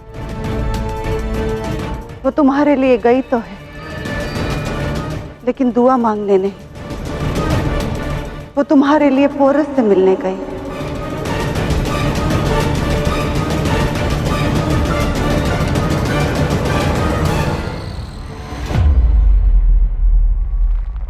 सम्राट धनानंद की ओर से आपके लिए ये भेंट है।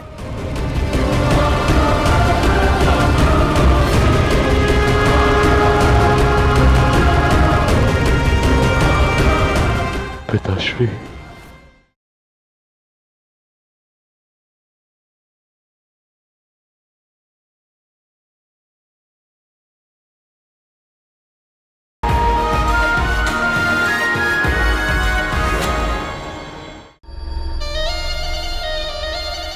ऐसा नहीं है सम्राट। तुम्हें बीच में बोलने का अधिकार किसने दिया ब्राह्मण? ये ब्राह्मण अपना अधिकार नहीं जता रहा सम्राट, केवल अपने कर्तव्य का पालन कर रहा है। विषम एवं विकट परिस्थितियों में राजपुरुषों को उचित परामर्श देना किसी भी ज्ञानी ब्राह्मण का परम कर्तव्य होता है।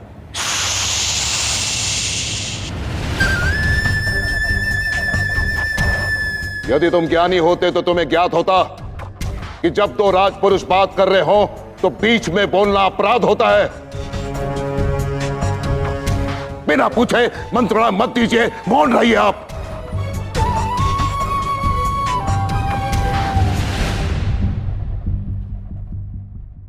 यदि हम अन्य शासकों के भांति होते तो यहां आते नहीं सम्राट। तुम अन्यों से भिन्न नहीं हो बमिनी, और यही तो पीड़ा है।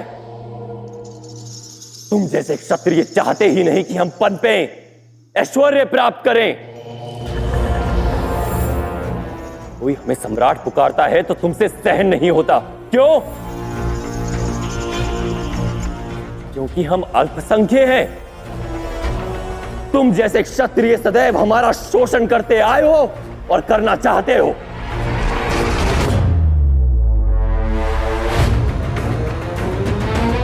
ये संधि, ये साझेदारी, ये एक भारत का नारा, अखंडता का स्वप्न, सब छल है।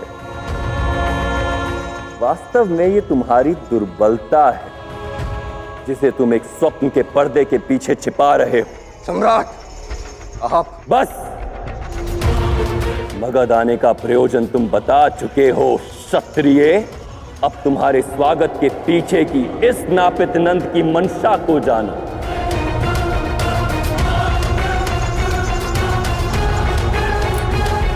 मैं मगध के समक्ष ये उदाहरण रखना चाहता हूं कि जब कोई नंदकुल को हीन समझने वाला क्षत्रिय मगध आता है तो उसका क्या परिणाम होता है।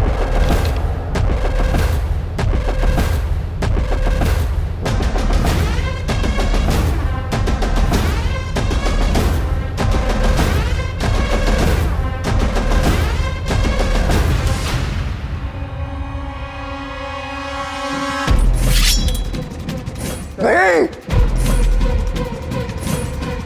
सभी कौरव अपने शस्त्र झुका लो।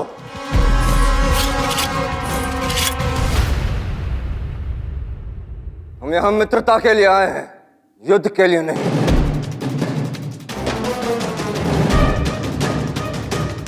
हमारा युद्ध आपसे नहीं, अलेक्जेंडर से है सम्राट। जो भारत की स्वतंत्रता और अखंडता को क्षति पहुंचाना चाहता है। हम अपनी सारी शक्ति और सामर्थ्य के साथ उसके विरुद्ध शस्त्र उठा सकते हैं, स्वराज पर प्रहार नहीं कर सकते, क्योंकि हम यहां मतभेद भुलाने आए हैं, मतभेद बढ़ाने नहीं।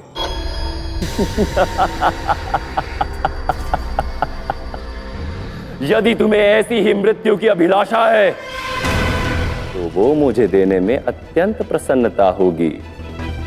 क्षत्रिय,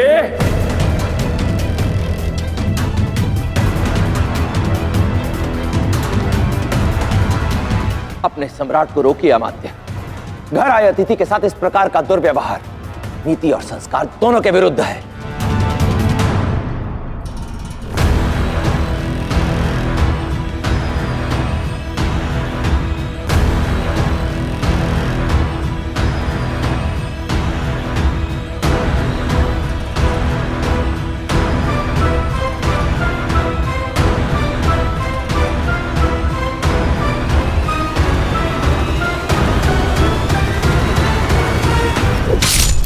श्रेष्ठ,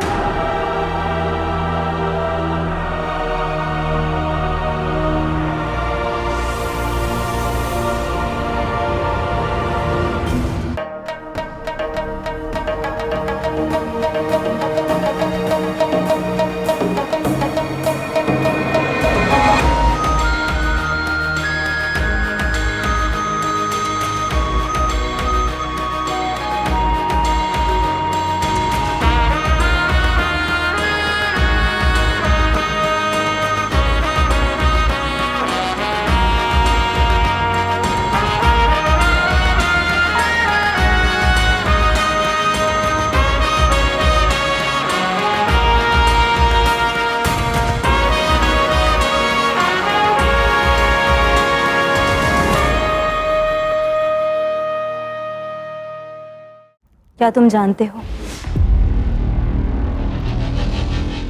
अलेक्जेंडर से मेरी शादी किन हालात में हुई थी? नहीं, पर अनुमान लगाना सरल है।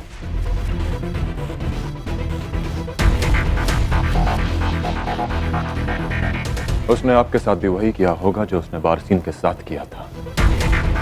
आपके सामने ऐसी परिस्थितियां खड़ी करती होंगी जिसके कारण विवाह करने के अतिरिक्त आपके पास और कोई मार्ग नहीं बचा होगा। बेशक,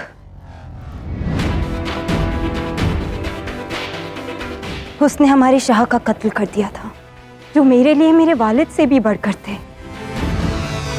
हमारे मुल्क को अपने कब्जे में ले लिया। मुझे ना चाहते हुए भी उससे शादी करनी पड़ी, और तब से मैंने सिर्फ उससे नफरत की है। पर जैसे जैसे वक्त गुजरता गया, मुझे एहसास हुआ कि उसके सख्त चेहरे के पीछे छिपा एक दूसरा अलेक्जेंडर भी है। वो अलेक्जेंडर जिसका इल्म इस दुनिया में और किसी को नहीं था। पर मुझे है। जब वो अपनी माता को लेने यहाँ आया था, तब मैंने अनुभव किया था कि उसके मन में एक भावुक बेटे की भावनाएं हैं। और यही बात तुम दोनों में बिल्कुल एक जैसी है। वो भी अपनी माँ से बेहद मोहब्बत करता है।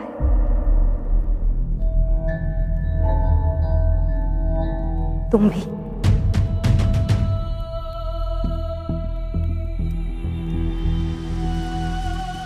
तुम दोनों जुदा होकर भी बिल्कुल एक जैसे हो बोरस।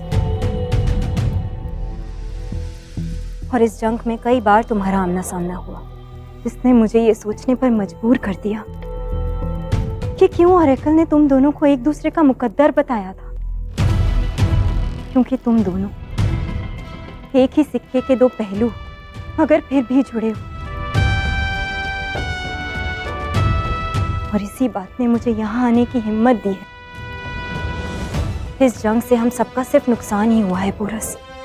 और देखा जाए तो ये जंग किसी के लिए भी फायदेमंद नहीं है। आप कहना क्या चाहती हैं?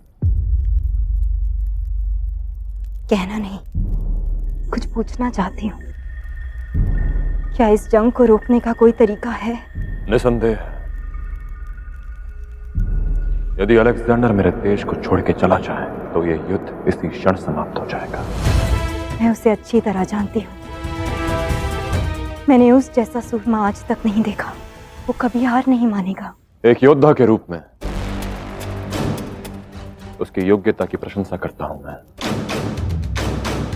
और बात जो मेरे देश की हो, उसकी अखंडता की हो, उसकी स्वतंत्रता की हो, तब मैं कोई समझौता नहीं कर सकता।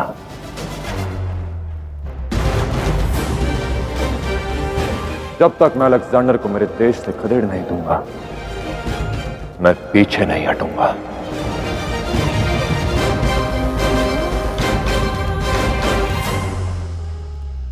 समझ सकती हूं मैं।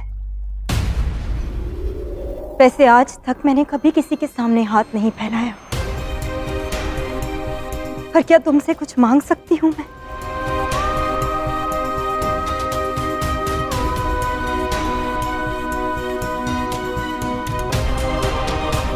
मेरे वश में होगा तो मैं मना नहीं करूंगा। कहिए।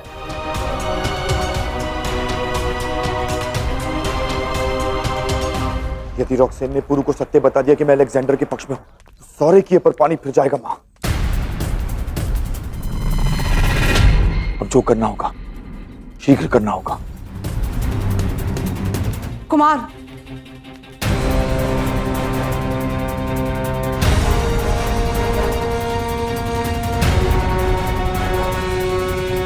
मुझे लगता है कि हम जो कुछ भी कर रहे हैं वो उचित नहीं है। केवल तुम्हारी प्रसन्नता के लिए मैंने लाची की संतान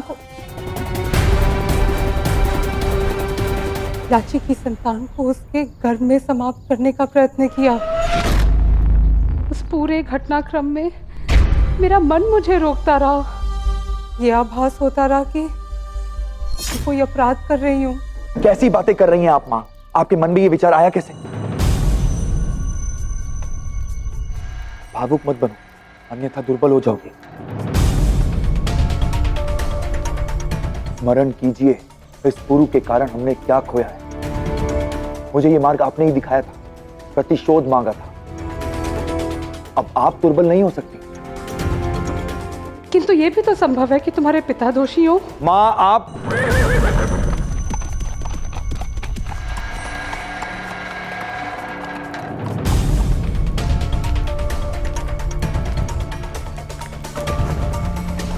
इन सैनिकों की चिंता मगध सेना की,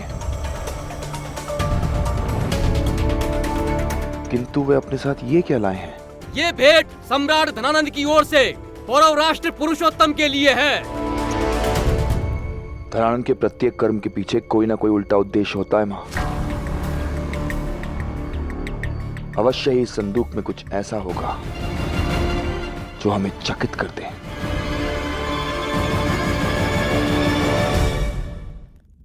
आप मुझसे कुछ मांगने के विषय में कह रही थी। मैं जानती हूँ, अगर इस जंग में मैं तुमसे पीछे हटने को कहूंगी तो वो गलत होगा। और अलेक्जेंडर, वो हरगिज़ हार नहीं मानेगा, पीछे नहीं हटेगा। मगर पोरस, ये बात भी सच है कि अलेक्जेंडर ने अपनी जिंदगी में आज तक जितनी बार भी मौत का सामना किया है, वो सिर्फ और सिर्फ तुम्हारे खिलाफ किया है। और शायद यही वजह है कि मैं तुमसे ये मांगने की हिम्मत जुटा पा रही हूँ। क्या तुम मुझे ये वचन दे सकते हो पोरस कि इस जंग में तुम अलेक्जेंडर की जिंदगी नहीं लोगे? बेहद मोहब्बत करती हूँ मैं अलेक्जेंडर से, अपनी जिंदगी बिताना चाहती हूँ उसके साथ। अगर उसे कुछ हो गया तो मैं आपकी भावनाओं का सम्मान करता हूं। आप जो कुछ भी मांग रही हैं वो गलत नहीं है। अपने प्रियजनों की रक्षा करने का प्रयास हम सभी करते हैं। मैं भी अपनी मातृभूमि की रक्षा में कोई कमी नहीं छोड़ूंगा, क्योंकि मेरे लिए मेरी मातृभूमि सबसे अधिक प्रिय है। यदि अलेक्जेंडर ने मेरे देश पर प्रहार किया तो उसके प्राण लेने से पहले मैं हिचकिचाऊंगा नहीं।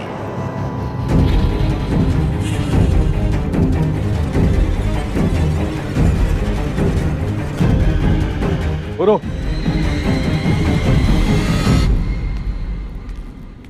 तुम इसी क्षण मेरे साथ चलना होगा। पर कुछ है जो तुम्हें इसी क्षण देखने की आवश्यकता है।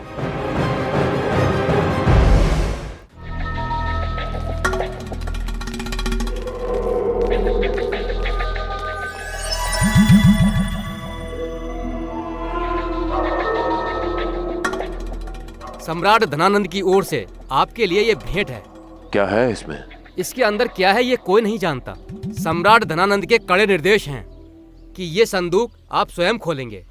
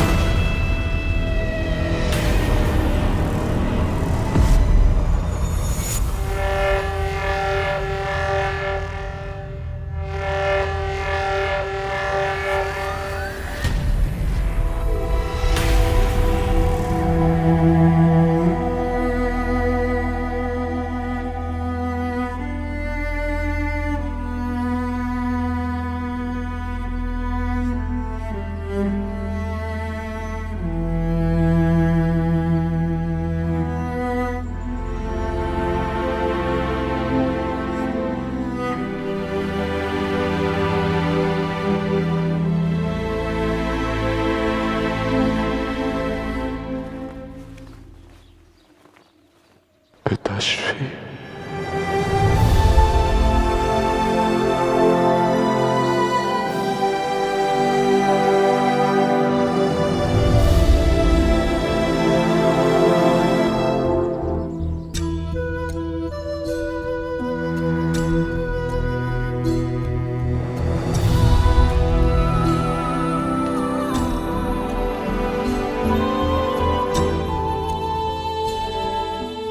धनानंद ने पिताश्री को पिताश्री नहीं,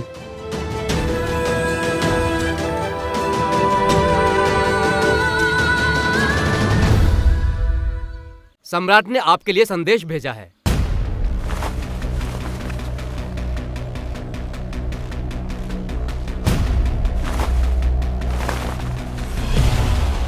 पौरव राष्ट्र के क्षत्रिय राजा को मगध के नापित नंद का अभिवादन। कल्पना कर सकता हूं इस समय तुम्हारे हृदय में पीड़ा होगी और मन में प्रतिकार।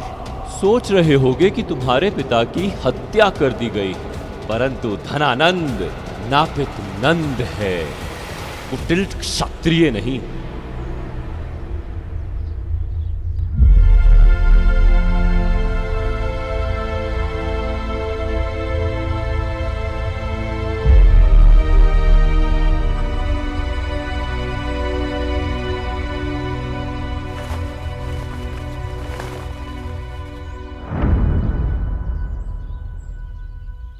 उसने पिताश्री को मारा नहीं, पर उनकी पगड़ी वापस भिजवाई है। अवश्य इसके पीछे कोई कारण है। यह संदेश पूरा पढ़ो हस्ती, देखते हैं कि इसकी मंशा क्या है। सुना है तुम एक नीतिवान और योग्य राजा हो। उचित अनुचित का भेद ज्ञात है तुम्हें, तो फिर इतनी बड़ी भूल कैसे हो गई तुमसे? क्या तुम्हारे आचार्य ने तुम्हें बताया नहीं कि जब एक राजा से संधि करनी हो या सहायता लेनी हो तो दूसरे राजा को स्वयं उसके पास उपस्थित होना होता है? तुम्हारी इस भूल ने मुझे अत्यंत क्रोधित कर दिया है और अब बमनी को बचाने का केवल एक उपाय है।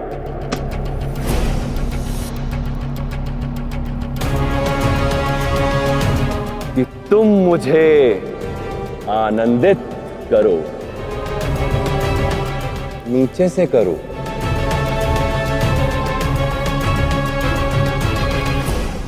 तुम्हारे पिता और उस कुटिल चाणक्य को मैं तब तक अपना अतिथि बना के रखूंगा जब तक तुम स्वयं उन्हें लेने यहां नहीं आते। और हां, यहाँ आते समय वो भेंट लाना मत भूलना जो मुझे आनंदित करे, क्योंकि धनानंद नाम है मेरा और धन मुझे अत्यंत प्रिय है।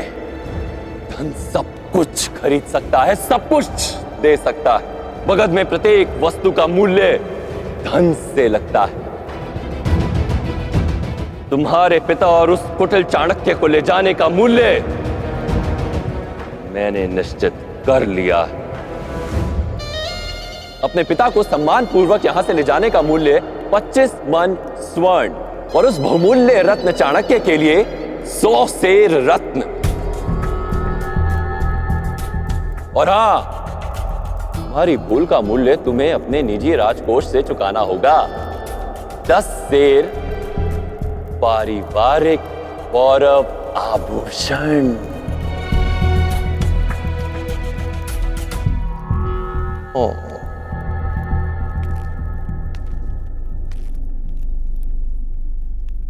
लिखो ना। आशा करता हूं मुझे आनंदित करने तुम शीघ्र अतिशीघ्र आओगे। मगध सम्राट धनानंद।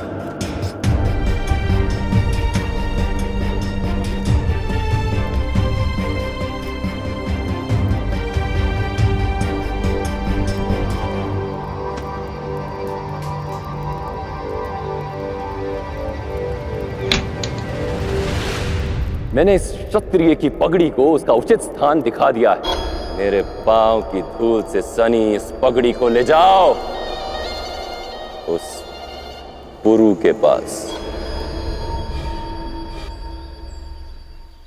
उस सब का प्रबंध किया जाए जो इस पत्र में लिखा है। धनानंद, तुमसे भेंट करने का समय आ गया है।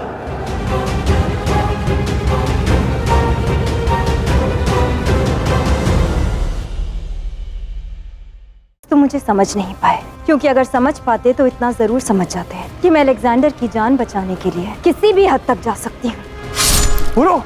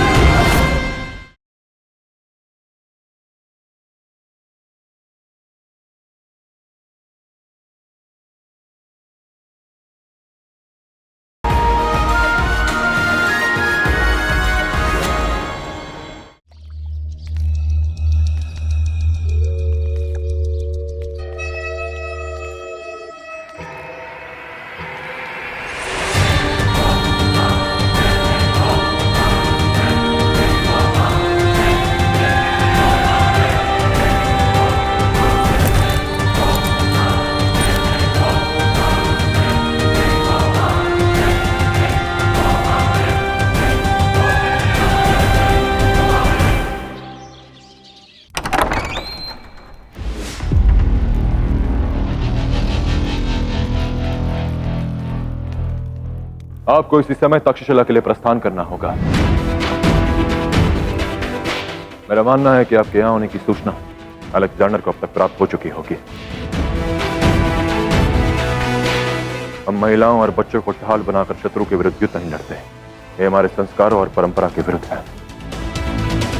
आपके जाने की सारी तैयारियां हो चुकी हैं। ठीक, मैं यहाँ से जाने के लिए तैयार, मगर जाने से पहले मैं पोरस को कुछ ऐसा बताना चाहती हूँ जो उसके लिए जान लेना बहुत जरूरी है।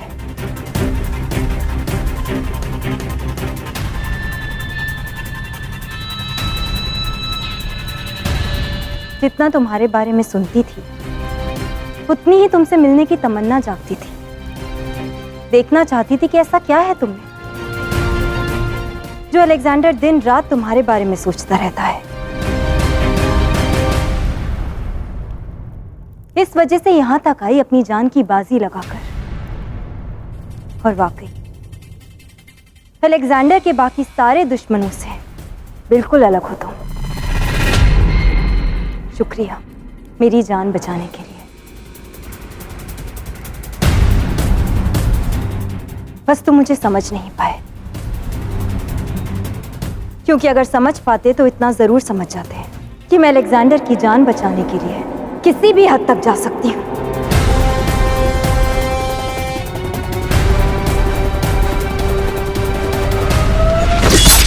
बोलो।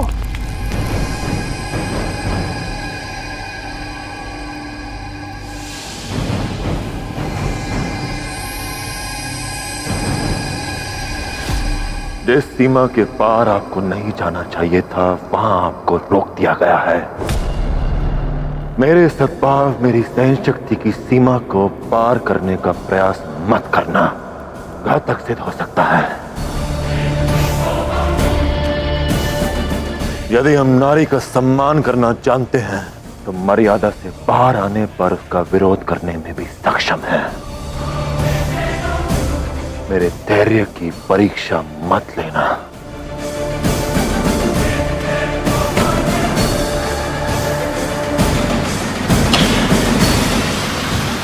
इसे क्षण तक्षशिला के लिए प्रस्थान करना होगा।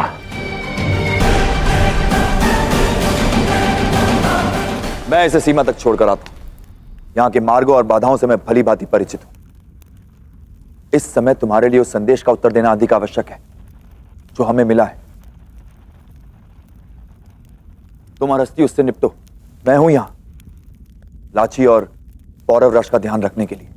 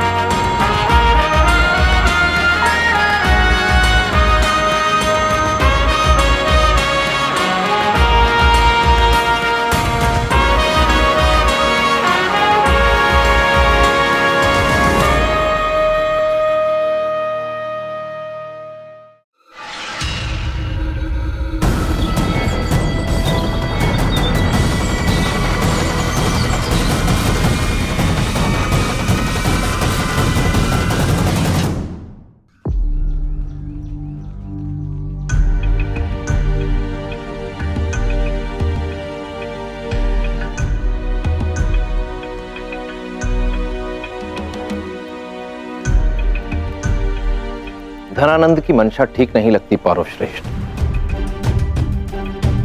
जानते हैं आचार्य। तो फिर आप ये बात भी भली भांति जानते होंगे पौरव श्रेष्ठ कि धनानंद ने पुरु को यहां पर संधि के विषय में वार्ता करने के लिए नहीं बुलाया है, अपितु किसी विशेष प्रयोजन हेतु यहां बुलाया है। हमें पुरु के यहां पहुंचने से पूर्व ही यहां से निकलने का प्रयत्न करना होगा। नहीं आचार्य, हमारा मानना है कि यहां से भागने के विषय में सोचना भी अनुचित होगा। अद्भुत! पहली बार एक क्षत्रिय देखा है जो कि दूर की समझ रखता है। कम से कम मगध की सुरक्षा व्यवस्था और शक्ति को कम आंकने का प्रयास नहीं किया इन्होंने। मैं इनके तर्क से हर प्रकार से पूर्णतः सहमत हूं। सीखो, सीखो ना ब्राह्मण, ज्ञानी तुम हो पर गुणी ये बमनी है, जिन्होंने हम नंदों के बल को समझा। बुद्धि के समक्ष बल सदा पराजित होता है सम्राट। बलपूर्वक आप अपने एक शत्रु पर अवश्य विजय पा सकते हैं, परंतु बुद्धि वो शस्त्र है जिसके उपयोग से समस्त संसार आपके समक्ष नतमस्तक होने को बाध्य हो जाता है। ना,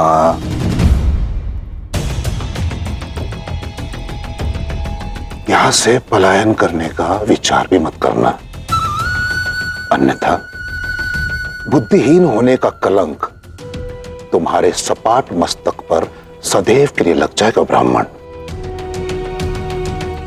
सोचो,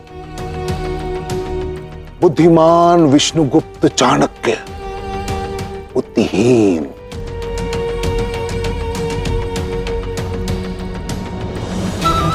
स्मरण रहे, मगध है ये, मगध। यहां से भागना असंभव है। किंतु एक बात तुम्हारी उचित है, मैंने पुरु को यहां एक उद्देश्य से बुलाया है। जानना चाहते हो वो उद्देश्य क्या है?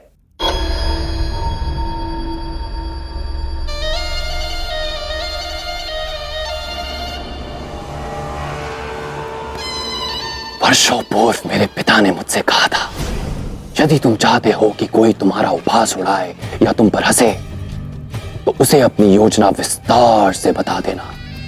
किंतु मुझे भाता नहीं कि कोई मुझ पर हंसे,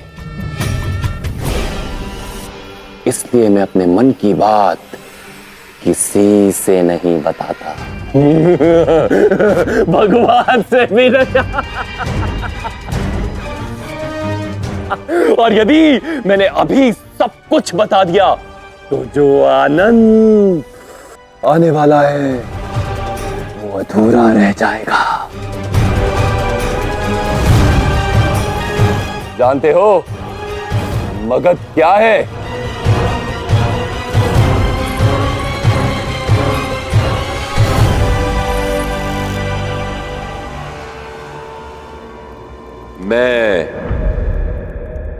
मैं मगध हूं। यहां सब कुछ मेरी इच्छा से होता है।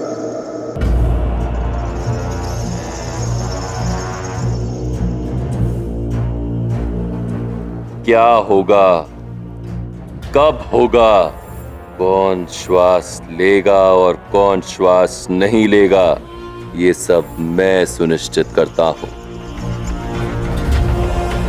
तुम दोनों अभी जीवित हो क्योंकि मैंने तुम्हारी श्वास चलने दी है। इसलिए यहां से जाने का प्रयास भी मत करना।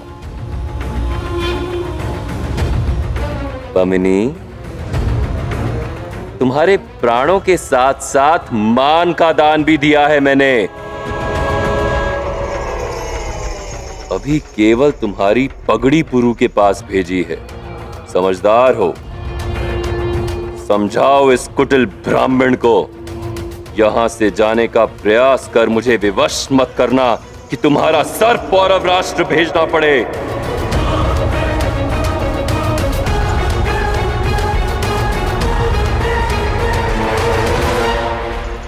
क्या लगता है आपको सम्राट कि हम आपके सैन्य बल से भयभीत हैं, आपका सामना नहीं कर सकते, इसीलिए इस अतिथि कक्ष में स्वयं को बंदी मान बैठे हैं?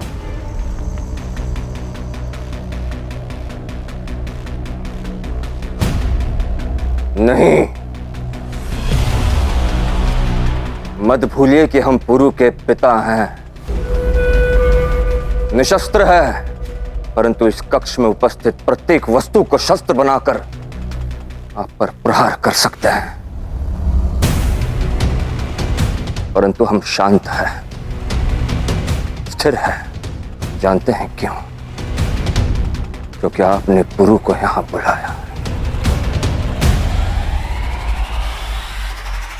उस सांधी को निमंत्रित किया है जिसका तोड़ अब तक संसार का विजेता अलेक्जेंडर नहीं निकाल पाया।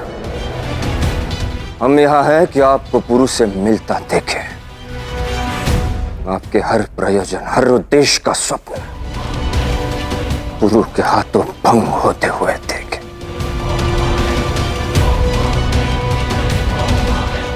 आपको धन से आनंद आता है, हमें आनंद तब आएगा जब पुरु यहां आएगा और अपने पराक्रम से आपको समझा देगा कि भारत को सुरक्षित रखने के उसके प्रण के बीच कोई नहीं आ सकता। साक्षात मगध का ईश्वर भी नहीं।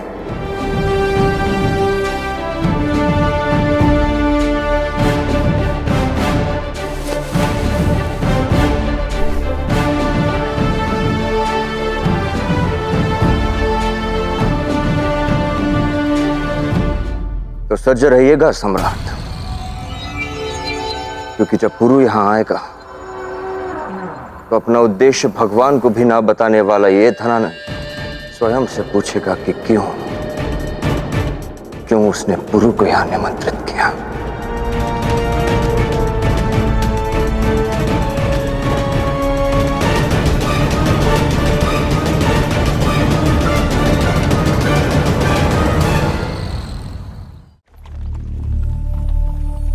तुम्हें क्या लगता है पुरु, धनानंद को हमसे क्या चाहिए? वो मैं नहीं जानता हस्ती। मैं किसी भी दशा में आचार्य और पिताश्री को पौरव राष्ट्र सुरक्षित लेकर आऊंगा। और धनानंद को भी हमें अपने पक्ष में करना होगा पुरु, अन्यथा भारी क्षति उठानी होगी। धनानंद धन का लोभी हो सकता है हस्ती, किंतु मेरे लिए सबसे बड़ा धन, सबसे बड़ी संपत्ति मेरे देश की स्वतंत्रता है। अलेक्जेंडर से अपने देश की रक्षा के लिए मैं बड़ा सा बड़ा मूल्य चुका सकता हूं।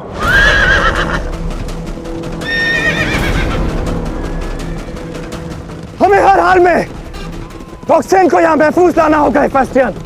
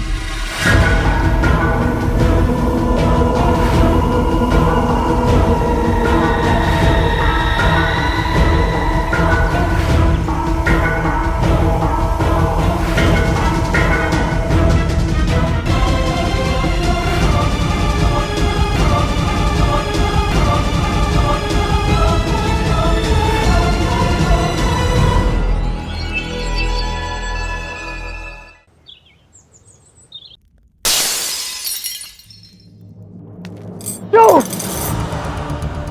किसकी इजाजत और किसकी राय से तुमने फैसला किया रॉक्सेन? अलेक्जेंडर हूं मैं, इस दुनिया का खुदा, जिसके सामने मिस्र, बेबीलोन, फारस की हुकूमतों ने अपने घुटने टेक दिए और उस अलेक्जेंडर की बीवी एक फिद्दी से राजा के सामने अपने घुटने टेकाई, जिसे कीड़ों की तरह रेंगता हुआ देखना चाहता था मैं। उसके सामने तुम सिकंदर के जलाल का सर झुकाए, जिसकी हथेलियों में मैं अपने तरस का तवारुक देखना चाहता था। तुम उसके सामने रहम का दामन फैलाए। क्यों?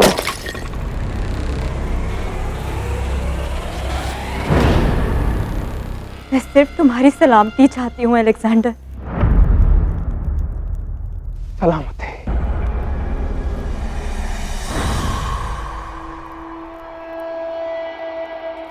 सलामती भीख में नहीं मांगी जाती है रॉक्सेन, बाजुओं के जोर से जीती जाती है।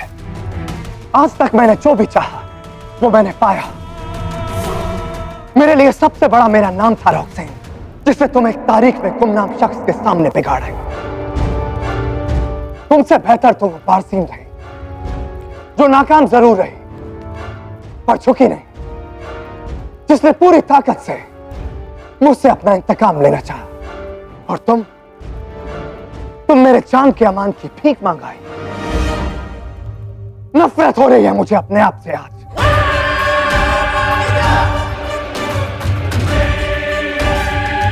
जिसके सामने मेरा नाम खराब हुआ, मैं उसका नाम इस दुनिया से मिटा दूं।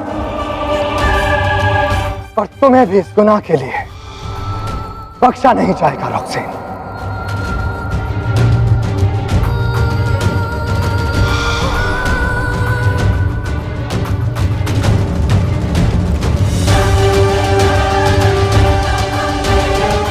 अगर मैं तुमसे मोहब्बत नहीं करता रॉक्सीन, तो तुम इस वक्त खड़ी होकर मेरे सामने सांसें नहीं ले रही होती। ये सब तुमने मेरी मोहब्बत के लिए किया ना, तो जुबान है अलेक्जेंडर की कि अब से तुम मेरी मोहब्बत को तरसोगी।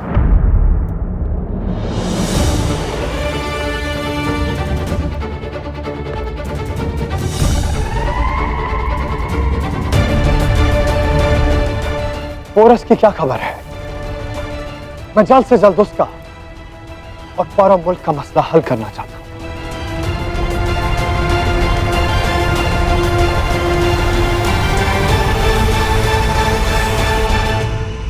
समझिए कि सही समय आ गया है सम्राट। पुरु इस समय पौरव राष्ट्र में उपस्थित नहीं है और सोने पे सुहागा की बमनी और आचार्य चाणक्य भी पौरव राष्ट्र से दूर है। पौरव राष्ट्र इस समय एक निर्धन की गैया है, जिसमें शक्ति हो वो उसे हाँक ले जाए। पर ये लोग अचानक से गायब कहां हो गए? मगध।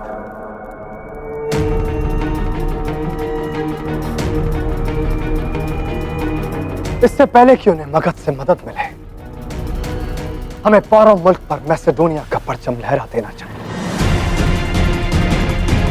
हाँ, किंतु आक्रमण करने से पूर्व मुझे एक बार पौरव राष्ट्र जाना होगा। वो क्यों भला? एक पुराना ऋण है जिसे वसूलना है मुझे। कुछ ऐसा है वहां जो मेरे लिए बहुत महत्वपूर्ण है और मुझसे छीन लिया गया है। पौरव महारानी लाची। और यही सही समय है, मैं हर हाल में उसे वापस पा सकूं।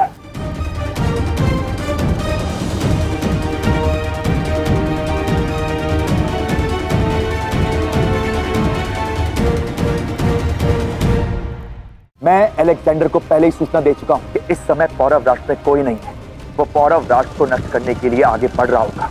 इधर मैं लाची को लेकर यहां से निकलूंगा और उधर अलेक्जेंडर यहां धावा बोल देगा।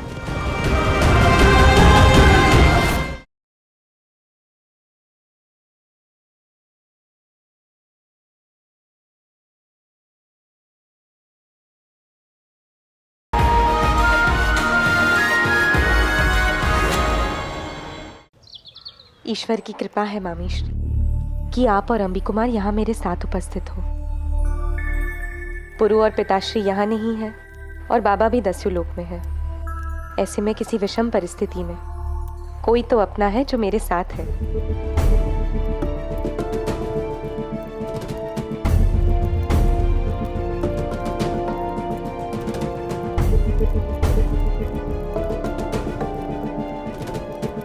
क्या हुआ मामीश्री? आप विचलित सी प्रतीत हो रही है। विचलित नहीं, सोच में हूँ। जब से मैं और अंबी यहाँ आए तब से कुछ है जो मेरे मन को कचोट रहा है। मन की बात किसी अपने को कहने से मन शांत हो जाता है मामीश्री। उचित कहा। कदाचित वो समय आ गया है कि मैं इस विषय में खुलकर बात करूं।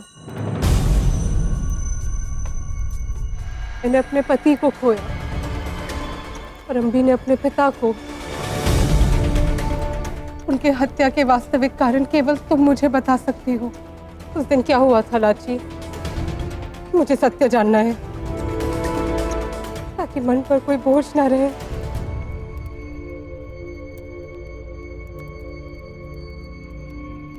इतने लंबे समय तक इस प्रश्न को अपने हृदय में छिपाकर रखना आपके लिए कितना पीड़ादायक हो सकता है, मैं समझ सकती हूँ मामी श्री। किसी भी स्त्री के लिए ये प्रश्न कि उसका पति, उसके पुत्र का पिता एक अच्छा व्यक्ति है या नहीं, उसे विचलित कर सकता है। किंतु आज आपने साहस जुटाकर मुझे ये प्रश्न पूछ ही लिया है, तो मैं भी अपने साहस का परिचय देकर आपको सत्य से अवगत कराऊंगी। सत्य ये है मामी श्री कि पुरु और पिताश्री की अनुपस्थिति में तक्षशिला नरेश ने पौरव राजभवन पर आक्रमण किया। ज्येष्ठ,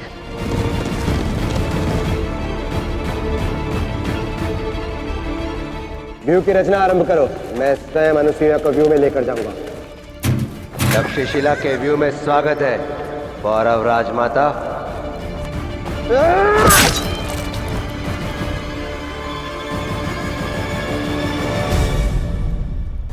ये अंबी कुमार का संदेश है, वो मुझसे नंदनवन में मिलना चाहता है। मूर्ख हो तुम जो ये समझते हो कि तक्षशिला के लोग कभी पौरवों के साथ संधि करेंगे। आज तुम्हारे सारे पापों का अंत होगा अंबिराज।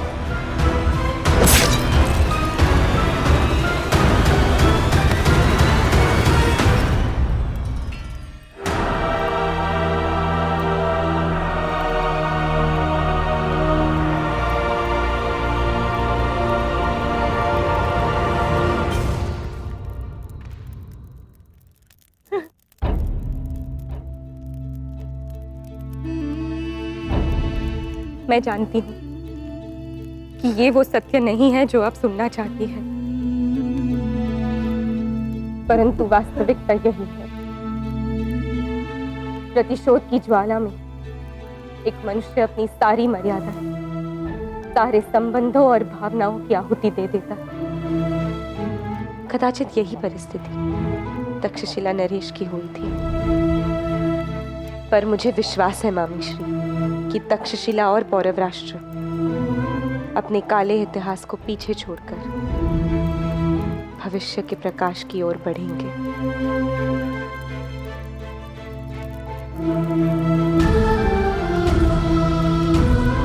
धन्यवाद लाची, मुझे सत्य बताने के लिए।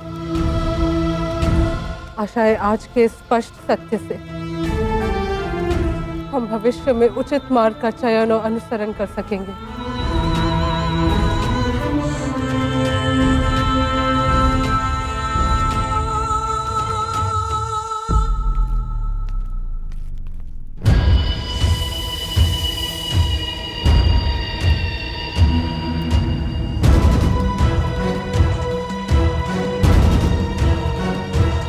तुमने मुझसे मेरा सर्वस्व छीन लिया पुरु, और मैं तुमसे वो छीनूंगा जो तुम्हारा सब कुछ है।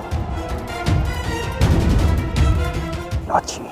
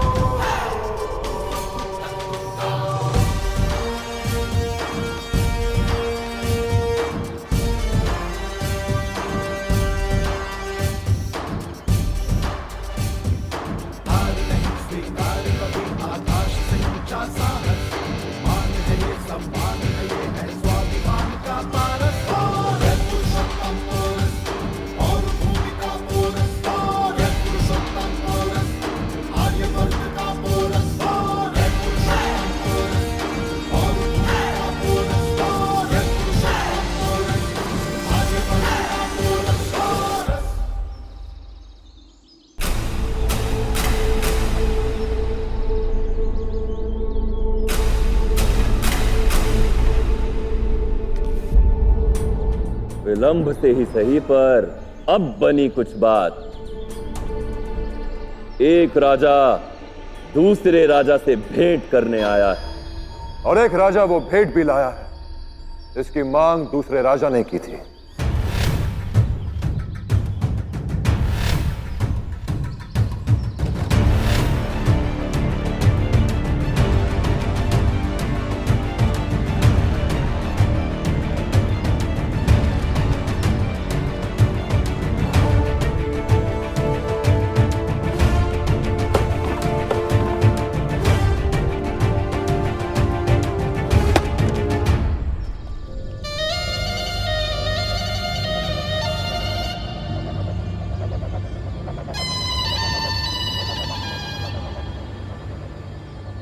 उत्तम।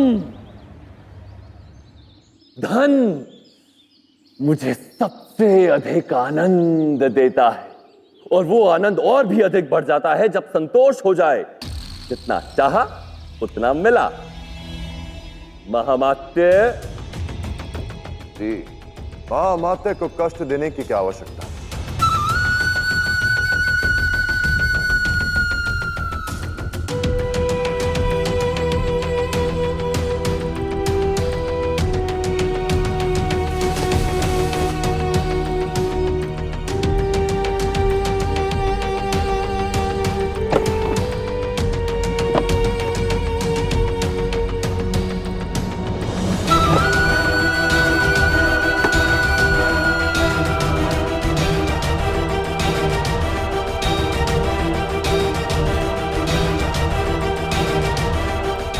जितना मांगा था उससे 10 गुना धन लेकर आया हूं आपके पास।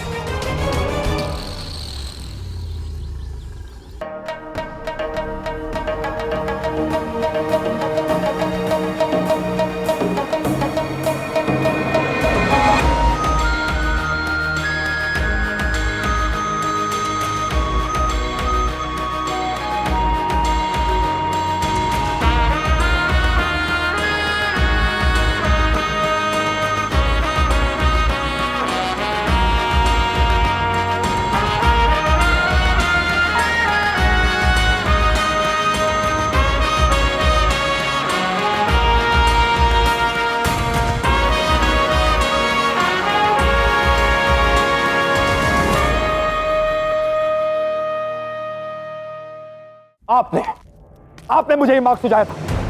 वो आप ही थी ना मां, जो मुझे प्रतिशोध के लिए यहां लेकर आई।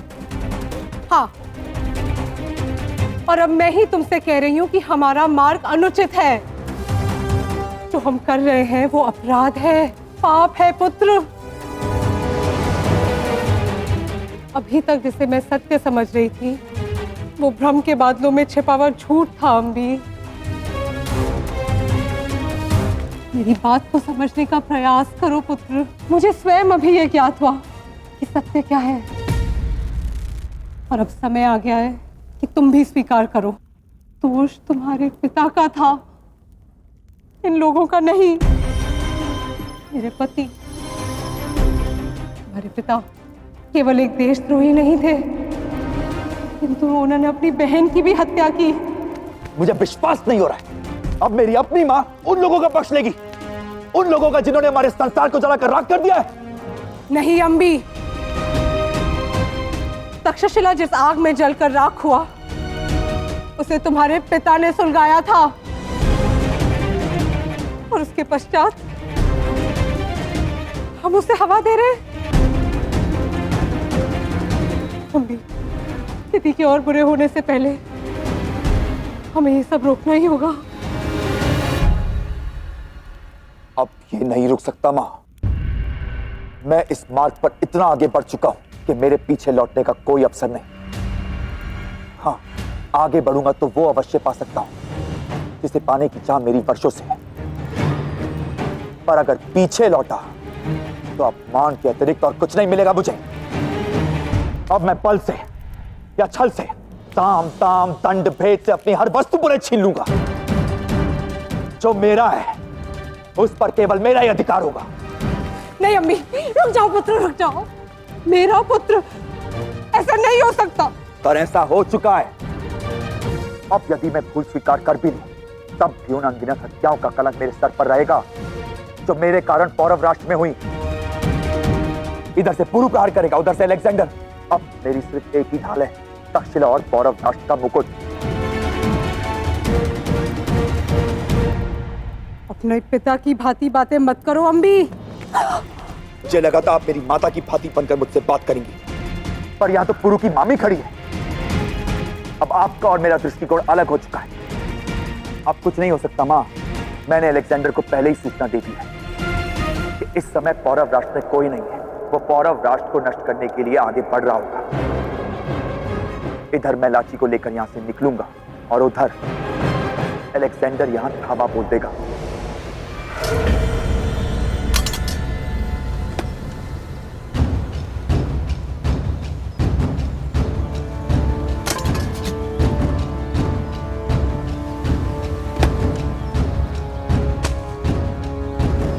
आज की रात पौरव मुल्क की आखिरी रात होनी चाहिए।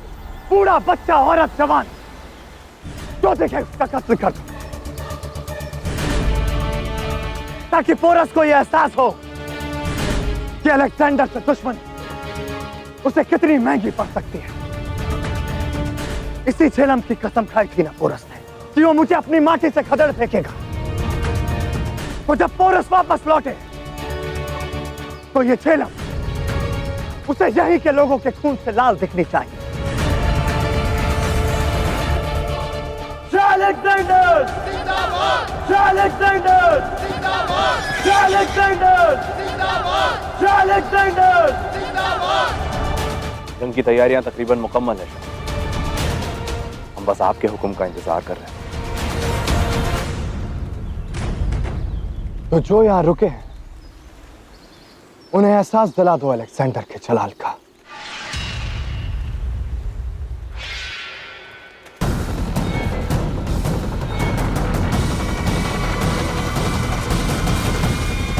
और तुम्हें मैं दिखाऊंगा कि जंग दुश्मन से भीख मांग कर नहीं, उसकी जिंदगी छीन कर फतेह की जाती है। इस पोरस के सामने तुम मेरे लिए भीख मांगने गई थी, अपने हाथ फैलाने गई थी। वो पोरस घुटनों के बल गिरकर हाथ बांधे मेरे सामने होगा। कुछ पल की देर है रुकसेन।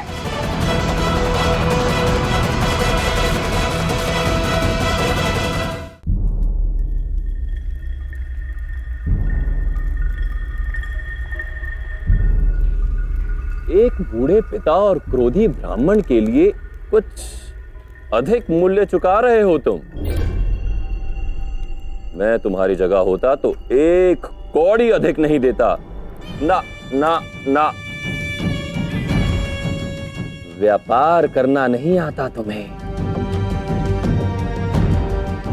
एक पुत्र के लिए अपने पिता और शिष्य के लिए आचार्य व्यापार की वस्तु नहीं होते सम्राट। यदि फिर भी आप व्यापार की बात करना चाहते हैं तो सुन लीजिए। यह 10 गुना धन मैं अपने पिता या आचार्य को मुक्त करवाने के लिए नहीं लाया। आपने पौरव राष्ट्र को एक संदेश भिजवाया था सम्राट, जिसमें स्पष्ट रूप से यह लिखा था कि मगध में हर वस्तु का एक मूल्य होता है। यह धन वही मूल्य है जिसके बदले मुझे आपकी सहयोग की आवश्यकता है। आपकी और आपकी सेना की सहायता से मैं अलेक्जेंडर को भारत से खदेड़ना चाहता हूं।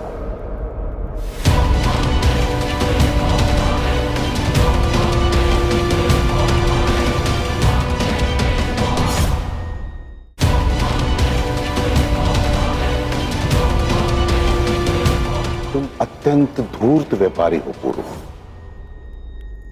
इससे पूर्व तुम कह रहे थे कि तुम्हारे पिता, तुम्हारे आचार्य अमूल्य हैं, और अब उसी पिता, उसी आचार्य का बलिदान देने के लिए तत्पर हो गए मगध की सेना के सहयोग के लिए। स्मरण रहे पुरु, एक राजा के लिए पिता हो, आचार्य हो, परंतु सर्वप्रथम आती है उसकी प्रजा। प्रजा की रक्षा, प्रजा की सुरक्षा, प्रजा ही धर्म, प्रजा ही कर्तव्य। तो तुम तो राजा का धर्म निभाने में असफल रहे। असफल तो आप हो रहे हैं अमात्य राक्षस।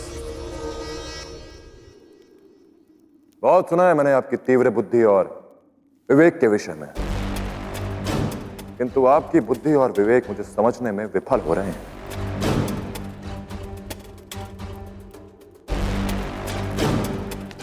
मुझे अपने पिता और आचार्य को मुक्त करवाने के लिए धन की आवश्यकता नहीं सम्राट। मैं अपने पिता और आचार्य को भली भांति जानता हूं। जिस समय आपने उन्हें बंदी बनाया होगा वो उसी क्षण समझ गए होंगे कि मैं यहां अवश्य आऊंगा,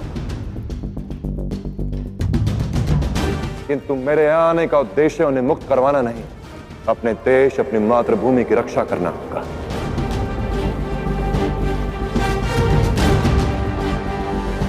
अपने देश अपनी मातृभूमि से बढ़कर कोई संबंध नहीं होता। इस सीख मुझे मेरे माता पिता ने दी है। जो कार्य मेरे पिता और आचार्य यहां करने आए थे उसी कार्य को पूरा करने मैं यहां आया हूं। लीजिए अपना मूल्य और दीजिए अपना संयोग, ताकि मैं अलेक्जेंडर को अपनी मातृभूमि की छाती से बाहर फेंक सकूं।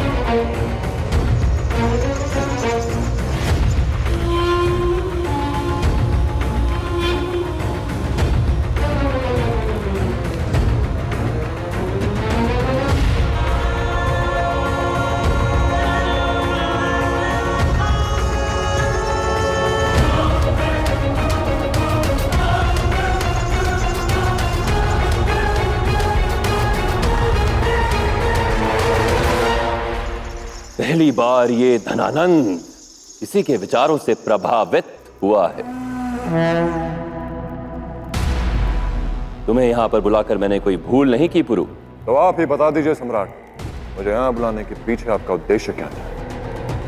यदि कहकर बता दिया तो दिखाने का आनंद अधूरा रह जाएगा।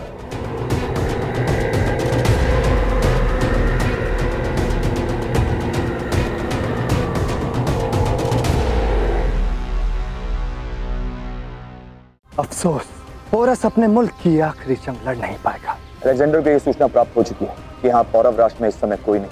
किसने कहा कि यहाँ कोई उपस्थित नहीं? पौरव राष्ट्र की महारानी अब भी जीवित है अम्बी।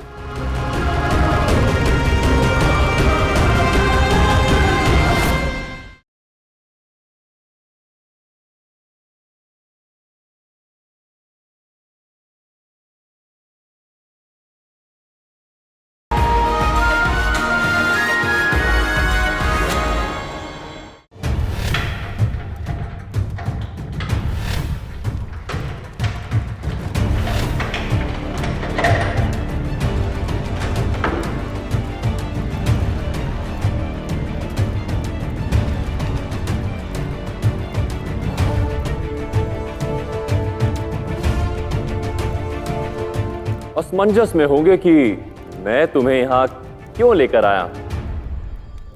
बिल्कुल नहीं सम्राट, मैं जानता हूं कि आप मेरे पिता और आचार्य को यहीं लाएंगे।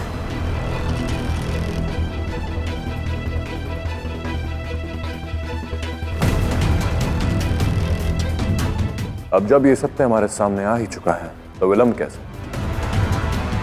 कहां है मेरे पिता और आचार्य? ऐसे दृश्यों को देखने में शीघ्रता करना आघात पहुंचा सकता है पुरु। वो देखो।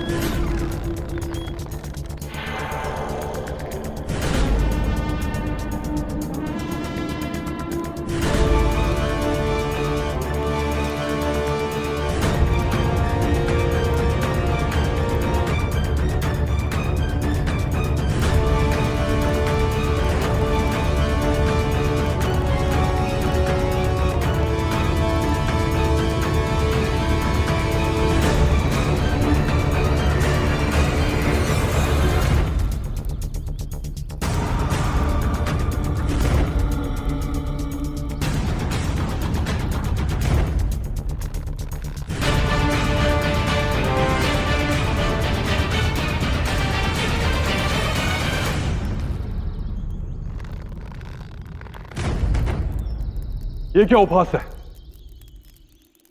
आपने तो कहा था कि इन्हें यहां अतिथि के रूप में रखा जाएगा।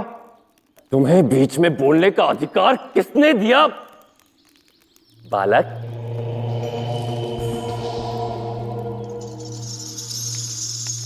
और मैं पहले भी बता चुका कि हर गलती को सुधारने की आवश्यकता होती है। पुरु ने अपने स्थान पर उन दोनों को यहां पर भेजकर भूल की है, और अब उस भूल की सुधार के लिए पुरु को इन दोनों में से किसी एक को भूलना होगा।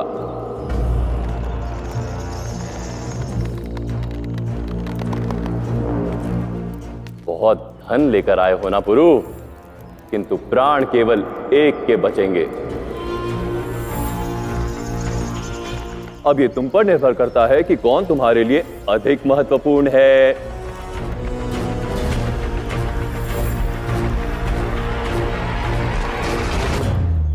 आशा करता हूं यहां पर तुम अपनी वीरता और छल दिखाने का प्रयत्न नहीं करोगे, क्योंकि प्रत्येक क्षण यहां मेरे सैनिकों का लक्ष्य तुम पर है।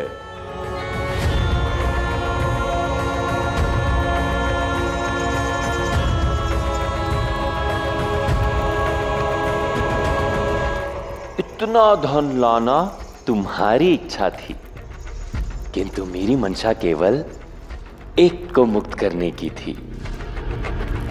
निर्णय लो पौरवराज, बहुत समय है तुम्हारे पास,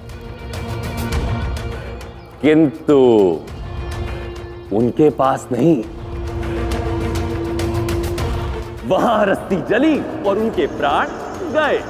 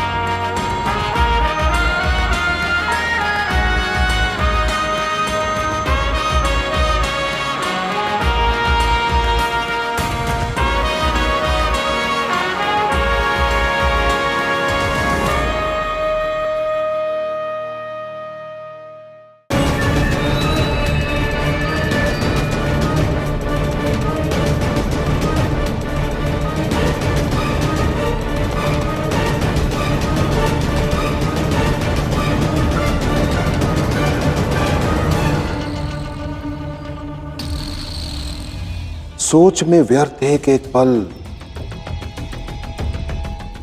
इन्हें इनके चिता तक पहुंचा रहा है।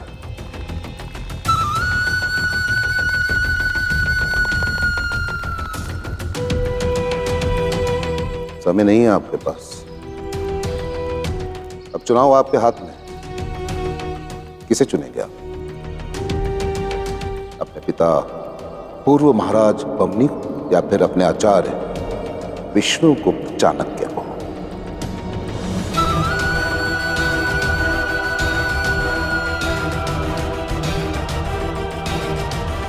शीघ्र कीजिए। निर्णय ले लिया है मैंने। पिताश्री और आचार्य में से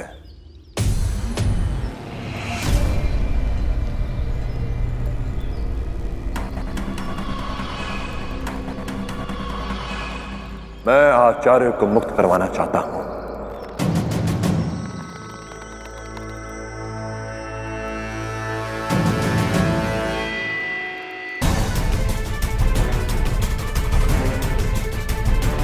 नहीं पुरु, इस समय अपने पिता के प्राणों की रक्षा करना तुम्हारे लिए सर्वोपरि है। वो न केवल तुम्हारे पिता हैं, अपितु पौरव श्रेष्ठ भी हैं। पौरव राष्ट्र के सबसे वरिष्ठ राजनेता। नहीं आचार्य, आप एक गुरु हैं, एक विद्वान हैं। आपके ज्ञान और मार्गदर्शन से सैकड़ों सम्राट जन्म ले सकते हैं, किंतु सैकड़ों राजाओं से आप जैसा श्रेष्ठ गुरु कभी जन्म नहीं ले सकता।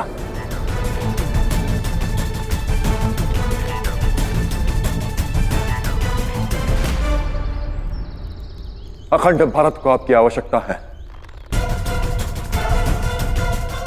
अलेक्जेंडर के विरुद्ध इस युद्ध में हमें आपके ज्ञान, आपके विवेक की आवश्यकता है। और मेरे लिए भारत से ऊपर और कुछ भी नहीं।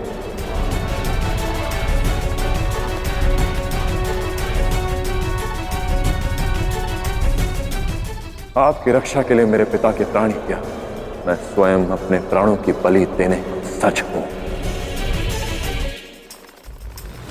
साधु गुरु, साधु।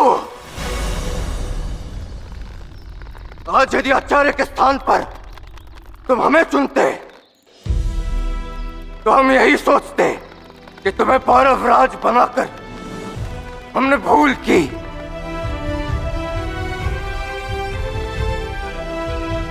उत्तम, मुझे तुम्हारा निर्णय स्वीकार है पौरव नरेश।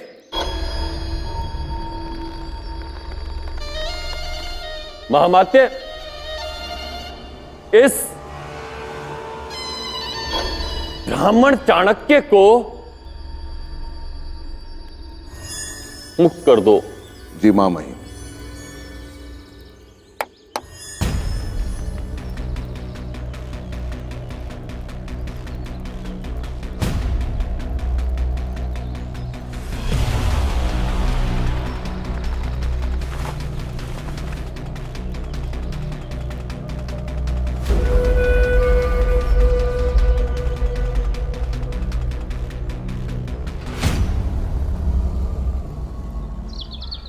अम्बी, अम्बी! मेरे मार्ग से हट जाइए मां। मैं लाची को यहां से लेकर जाऊंगा, और जब तक पुरु मगध से लौटेगा तब तक यहां सब कुछ समाप्त हो चुका होगा। नहीं अम्बी, लाची पुरु की पत्नी है। अम्बी! ये कोई अंतर नहीं पड़ता कि वो किसी की पत्नी है या उसके गर्भ में किसी का शिशु है। मुझे केवल लाची चाहिए, और उसे प्राप्त करने के लिए मैं कोई भी मूल्य चुकाऊंगा। अपनी मां के भरोसे पे जाओगे? नहीं, अपने पिता के मार्ग पर। स्मरण है ना, उन्होंने अपनी बहन को क्षमा नहीं किया था। मत भूलिए, मेरी धमनियों में भी उन्हीं का रक्त बह रहा है।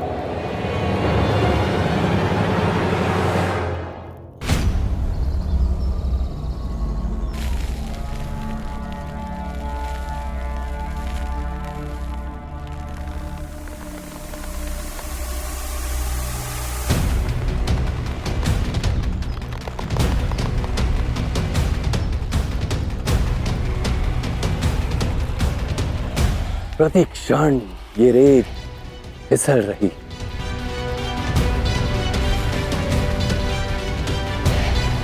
और इस रेत के साथ साथ बमिनी की श्वास ही गिर रही है। और जब इस रेत का अंतिम कण गिरेगा, बमिनी इस अग्नि कुंड में समर्पित हो जाएगा।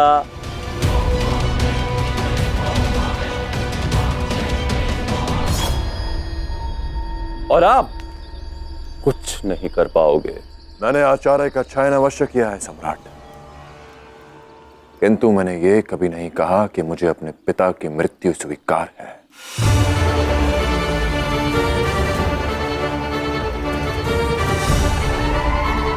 अपने आचार्य का चयन करके एक राजा ने अपना राजधर्म निभाया।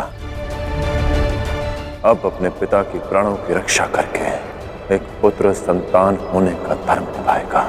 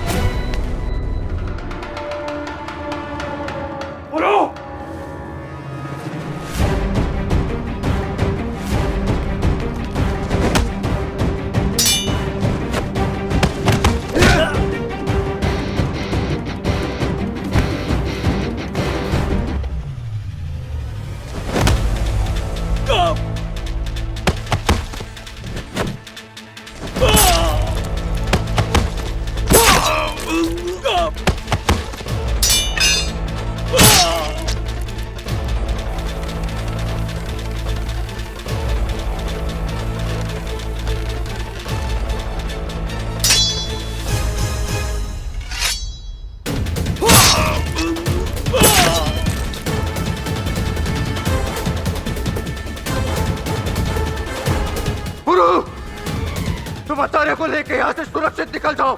आपका पुरु कोई काम अधूरा नहीं छोड़ता पिताश्री। मैं आप दोनों को लेने आया हूं और सुरक्षित लेकर ही जाऊंगा।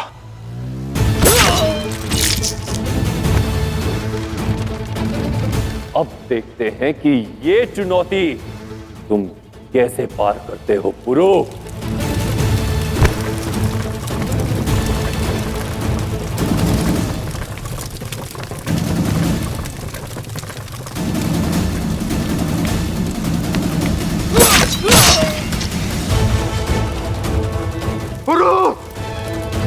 हम कहते हैं जाओ यहां से।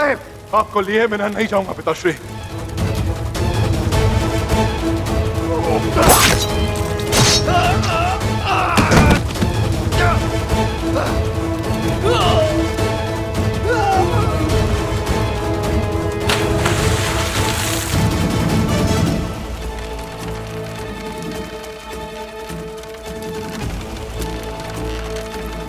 मेरे होते हुए अग्नि आपको छू भी नहीं सकती पिताश्री।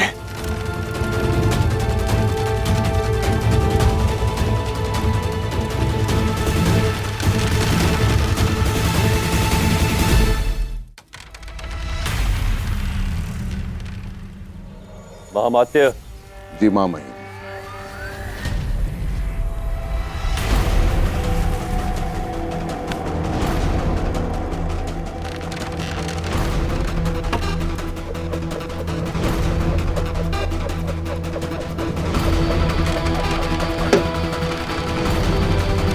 पिताश्री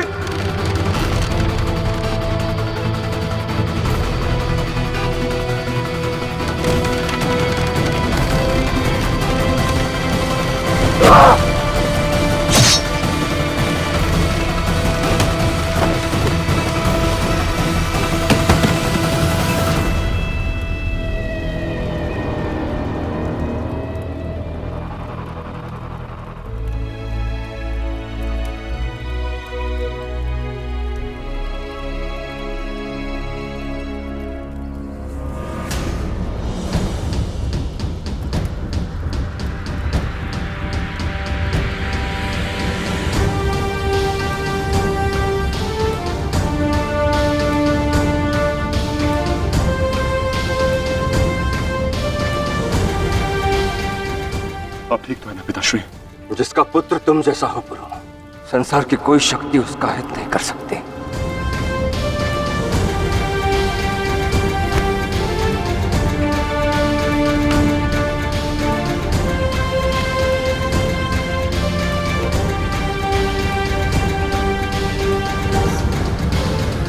अद्भुत, अद्भुत संकोच हो रहा है, पर आज धनानंद को धन से अधिक आनंद तुम्हारे रण में आया है पुरु। बहुत समय पश्चात ऐसा भावनात्मक दृश्य देखने को मिला है। तुमने राजधर्म और संतान धन के बीच उत्तम उदाहरण प्रस्तुत किया है। बताओ, क्या चाहते हो मुझसे?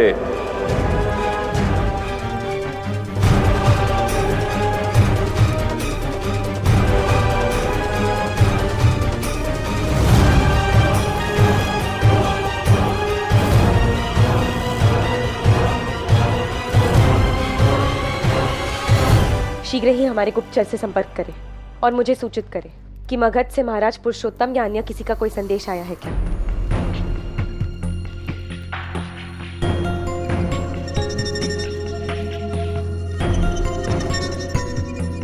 न जाने क्यों मन इतना अशांत सा है।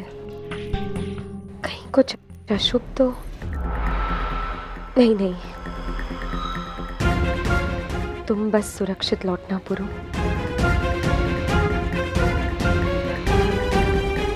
अब कुछ सुरक्षित नहीं है लाची।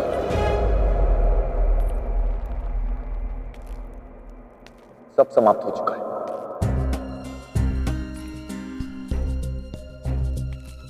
हाँ लाची, अलेक्जेंडर को यह सूचना प्राप्त हो चुकी है कि यहां पौरव राष्ट्र में इस समय कोई नहीं है और इसी अवसर का लाभ उठाने के लिए वो शीघ्र ही यहां आक्रमण करने वाला है। किसने कहा कि यहां कोई उपस्थित नहीं है? पौरव राष्ट्र की महारानी अब भी जीवित है अम्बी। राजमाता अनुसुया की पुत्रवधू हूं मैं, और यदि ऐसी स्थिति आई तो मेरे नेतृत्व में पौरव राष्ट्र की सेना अलेक्जेंडर की सेना का सामना करने के लिए सच है।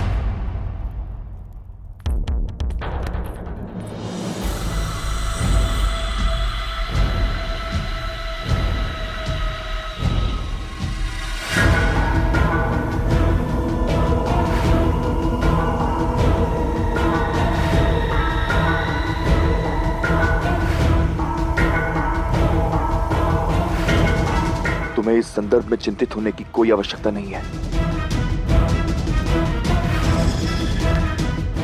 मैं हूं ना, मेरे रहते तुम पर कोई संकट नहीं आएगा। पुरु रहे ना रहे, मैं सदा तुम्हारे साथ रहूंगा। तुम्हारे प्रेम में कोई कमी नहीं आने दूंगा। हम दोनों शांति और प्रेम के साथ अपना जीवन यापन करेंगे। केवल तुम और मैं।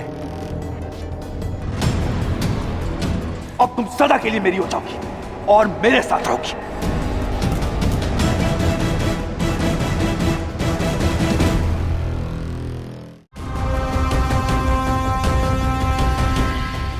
मेरे मार्ग से हट जाओ दस्युराज, और दस्युलोक में जाकर अपने बेटी के दूसरे विवाह का उत्सव मनाओ। अलेक्जेंडर यहाँ किसी भी क्षण आता ही होगा। अफसोस, पोरस अपने मुल्क की आखिरी जंग लड़ नहीं पाएगा।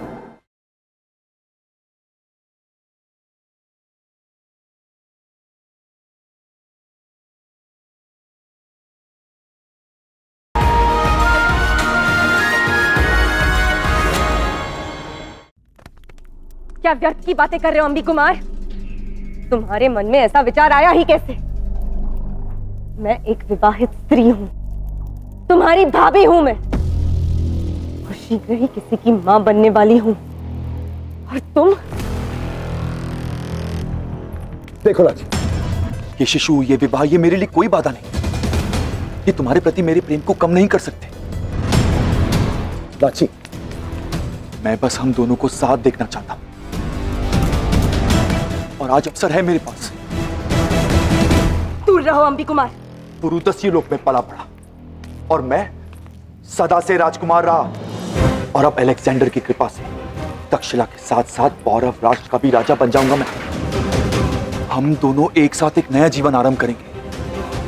मैंने सदा तुमसे प्रेम किया लाची, किंतु ये बात बताने का साहस नहीं जुटा पाया। किंतु अब देखो, मेरे प्रेम को स्वीकार करो लाची।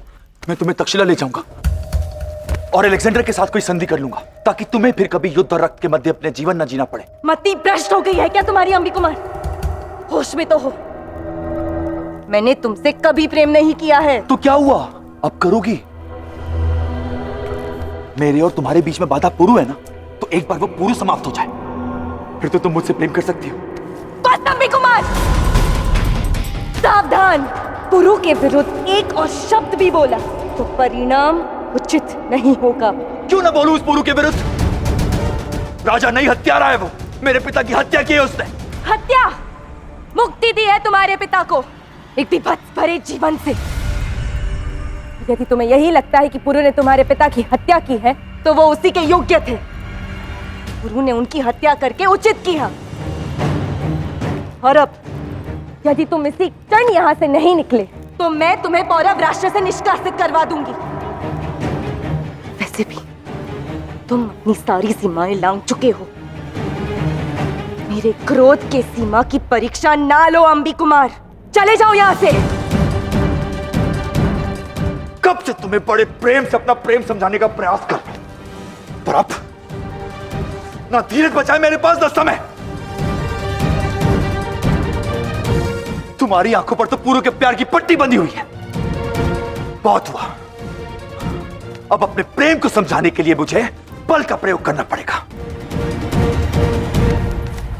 अब तुम सदा के लिए मेरी हो जाओगी और मेरे साथ रहोगी। छोड़ो मुझे अंबी कुमार।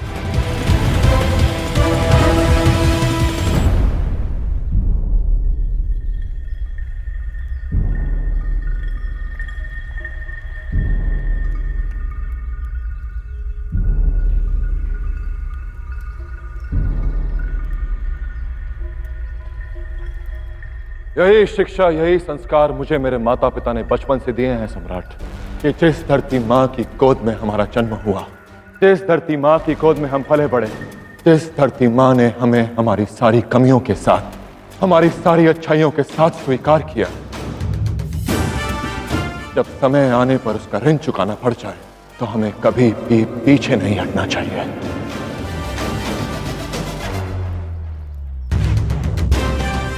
आपका जन्म भी इसी माँ की गोद में हुआ है सम्राट। आज जब वो विदेशी मेरी माँ की आंचल पर अपने पांव रौंदना चाहते हैं, तो हमें एक होना ही पड़ेगा। एकजुट होकर एक शक्ति बनना पड़ेगा और उन विदेशियों को भारत से खदेड़ना होगा।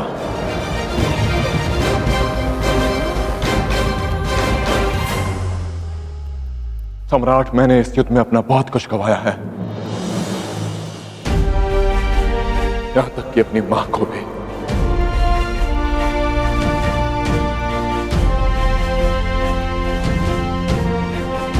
किंतु यदि ऐसा कुछ है जो अब तक मेरे साथ है, तो वो है मेरा विश्वास। मेरा विश्वास जो मुझे यकीन दिलाता है कि मैं उस अलेक्जेंडर को मेरे देश पर अधिकार नहीं करने दूंगा। मेरा वो विश्वास जो मुझे आपके पास सहायता के लिए लेकर आया है। भारत की अखंडता के लिए मगध और पौरव राष्ट्र को एक होना ही होगा। अलेक्जेंडर को तोड़ने के लिए हमें एक होना होगा। एक? तो तुम्हारा मानना है कि हम एक हैं? निसंदेह एक है सम्राट। रसोई घर में सारे बर्तन टकराते हैं, किंतु एकजुट होकर ही भोजन बनाने में सक्षम होते हैं। हमारे बीच की ये दूरी कुछ स्वार्थी लोगों ने अपने स्वार्थ के लिए रची है। सुरक्षा के नाम में सीमा के उस पार बैठे लोगों को अपना शत्रु कहते हैं। अपने राज्यों की सीमा बनाई है हमने, धर्म, जाति, भाषा, समृद्धि, इन सब के नाम पर हमने एक दूसरे को विभाजित कर दिया है। किंतु हम सब ये सच्चाई भूल गए हैं सम्राट कि हम सब एक ही माटी से जन्मे हैं। हम सबको एक बंधन जोड़ता है, धरती मां की गोद का बंधन, जो एक भारतीय का दूसरे भारतीय के साथ है। हम क्षत्रिय हैं और आप एक नापित। इससे यह सत्य नहीं बदल जाता कि हम दोनों एक ही धरती मां की संतान हैं। मेरे विचार से हम केवल यहां से भिन्न हैं सम्राट, यहां से नहीं। तो तुम्हारे विचार में जाति का कोई मोल नहीं, एक क्षत्रिय और नापित नंद में कोई अंतर नहीं। बिल्कुल नहीं सम्राट, बिल्कुल नहीं। दोनों अपना कर्म, अपना धर्म निभाते हैं और दोनों का कर्तव्य एक ही है, भारत की रक्षा करना, उसकी अखंडता और स्वतंत्रता को बनाए रखना। उत्तम। तो मैं आपके सिद्धांत को परखना चाहूंगा। मदिरा का एक प्याला प्रस्तुत किया जाए।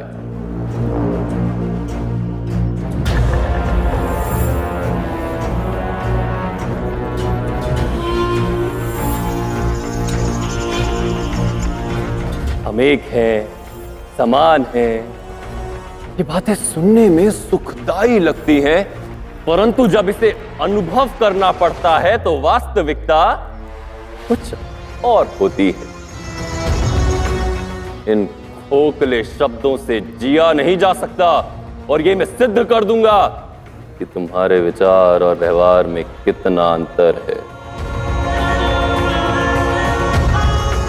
यदि तुम मानते हो कि नापित नंद और क्षत्रिय में कोई अंतर नहीं, तो तुम्हें इसका प्रत्यक्ष प्रमाण देना होगा।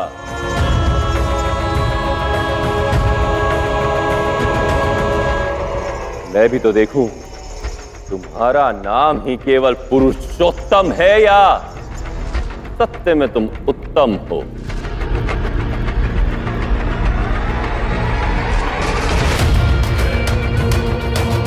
इसे ग्रहण करो और प्रमाणित करो कि एक क्षत्रिय और नापित नंद एक है। आपू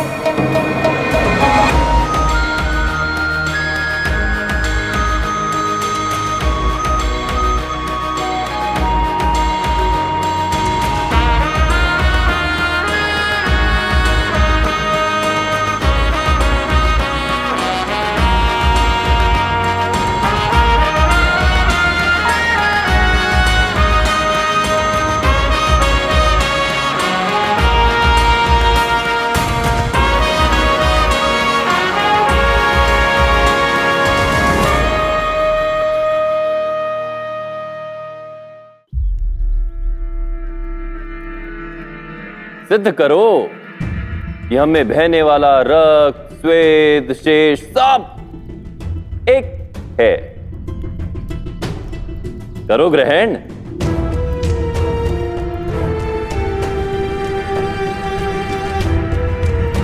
ना, एक नापित नंद ने इसमें थूका है। एक क्षत्रिय से ग्रहण करना तो दूर देखना तक नहीं चाहेगा। सम्राट धनानंद, आपने पुरु को अपने राज्य में आमंत्रित किया है, वो केवल आपके अतिथि ही नहीं बल्कि एक राजा भी है, और एक सम्राट का दूसरे राजा के साथ ऐसा व्यवहार करना ये कदाचित शोभनीय नहीं है। किसने कहा ये बात एक राजा और दूसरे राजा के मध्य की है? ये बात तो एक याचक और दाता के मध्य की है। ये परख उस विचार के प्रामाणिकता की है जिसका दावा आपके पुत्र ने किया है कि एक क्षत्रिय और एक नापित नंद में कोई अंतर नहीं। मैं भी तो देखूं इनके विचार और आचार में कितना अंतर है। ये समानता के लिए नहीं, अपमानित करने के लिए किया जा रहा है। इनकी बातों में मत आना पुरु। गुरु, यह निर्णय पूर्णतः तुम्हारा है, परंतु स्मरण रहे जो निर्णय अपने अंतर्मन में झांकने के पश्चात बुद्धि, विवेक और स्वाभिमान की कसौटी पर खरा उतरने के पश्चात लिया गया, वही निर्णय सर्वश्रेष्ठ। किसी दबाव में लिया गया निर्णय नहीं। हाँ पुरो, बस बहुत हुआ। हमें किसी को कोई प्रमाण नहीं देना है और ना ही हमें किसी की सहायता चाहिए। हम अकेले ही एलेक्जेंडर का सामना कर लेंगे। चलो यहां से।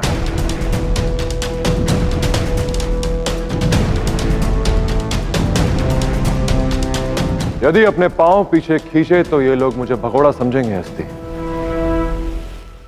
मैंने जीवन में सीखा है कि परिस्थिति चाहे कितनी ही कठिन क्यों ना हो, यदि उसे बाहर निकलने का मार्ग ना मिले तो मार्ग स्वयं बनाना चाहिए।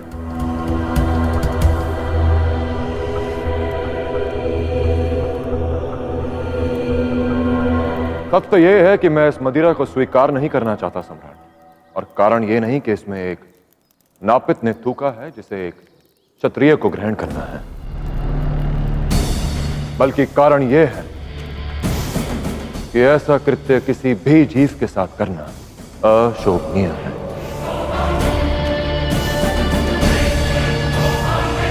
राजा हो या रंक, सभी को अपने सम्मान का पूरा पूरा अधिकार है, किंतु आपको प्रत्यक्ष प्रमाण चाहिए कि हम सभी एक हैं, तो वो प्रमाण मैं आपको अवश्य दूं।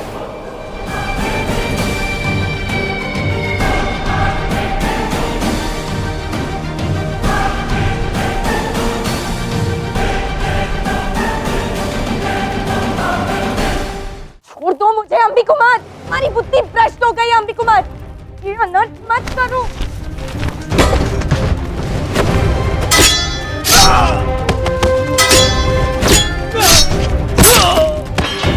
अब पुरु को पता चलेगा, वो तुम्हारा नाश कर देगा अंबी कुमार। मैं तुम्हारे साथ कभी नहीं रहूंगी।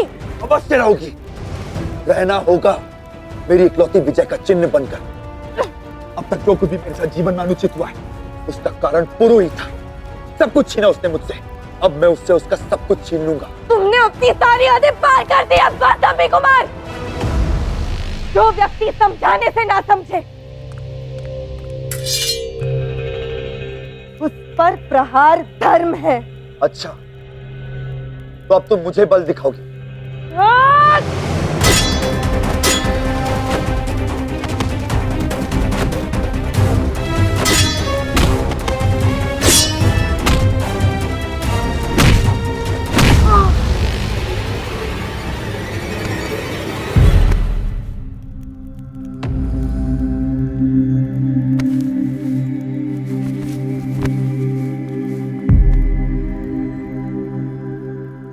कब से तुम्हें समझा रहा हूं कि मैं तुम्हारा होने वाला भविष्य हूं। अपने भविष्य पर प्रहार किया तुमने, अपने भावी पति पर हाथ उठाया।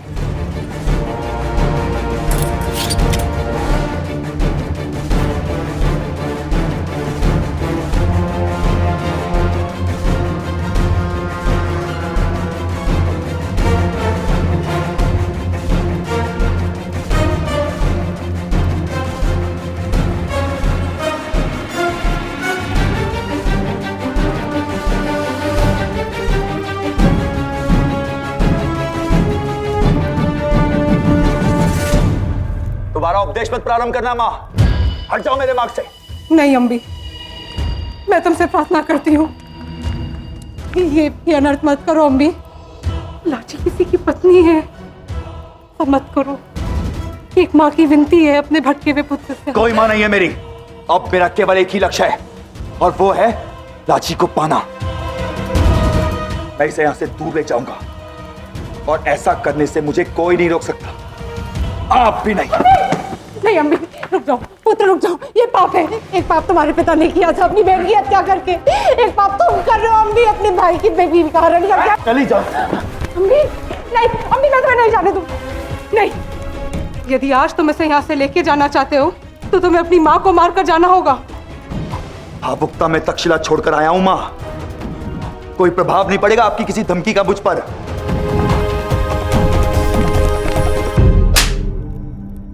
बस मेरी बात ध्यान से सुनो अम्बी। मेरे जीते जी तो तुम इसे यहां से लेके नहीं जा पाओगे। ये एक क्षत्ररानी का वचन है। मां का धर्म निभाया नहीं गया, क्षत्ररानी का धर्म निभाने चली हो। यदि माता का कर्तव्य निभाया होता तो वो किया होता जो मैंने कहा था करने के लिए। इस तरह मेरा मार्ग नहीं रोकती। आपको मेरी प्रसन्नता से अधिक उस प्रेम की चिंता है जो इस संसार से लुप्त होने वाला है। पुरु अब बस कुछ ही क्षण का अतिथि है। अलेक्जेंडर उसे शीघ्र ही मार देगा।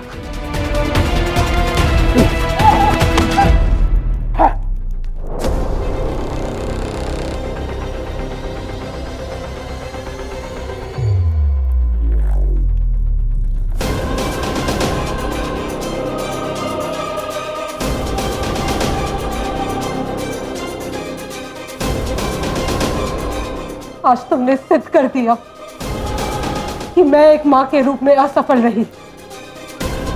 मेरे ही पोषण में कोई दोष था, लेकिन एक नारी के रूप में मैं असफल नहीं होंगी। मेरे पुत्र द्वारा किसी अन्य स्त्री के साथ ऐसा पाप हो ये मैं नहीं होने दूंगी।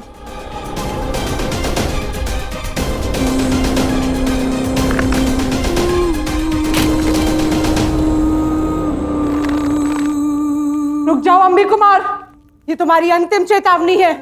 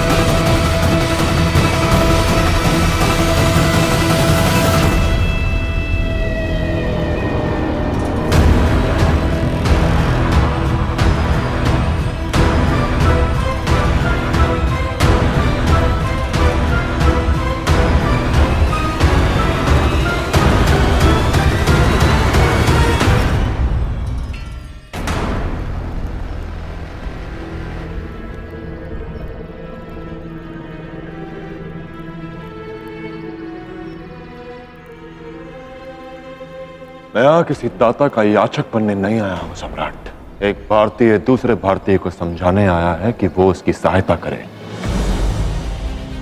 मैं इस युद्ध में आपको बराबर का भागीदार बनाना चाहता हूं, अपने सामान रखना चाहता हूं। और अब हम सामान हैं।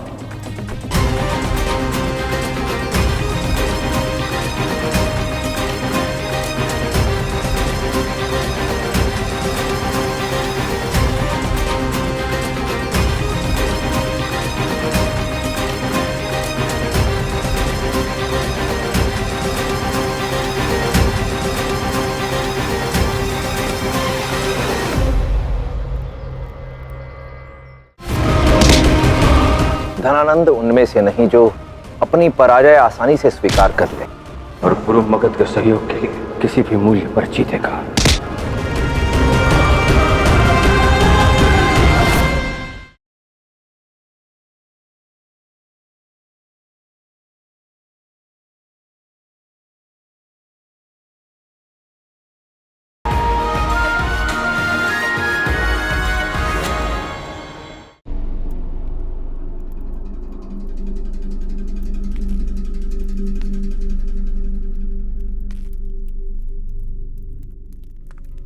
आपने मुझ पर प्रहार किया।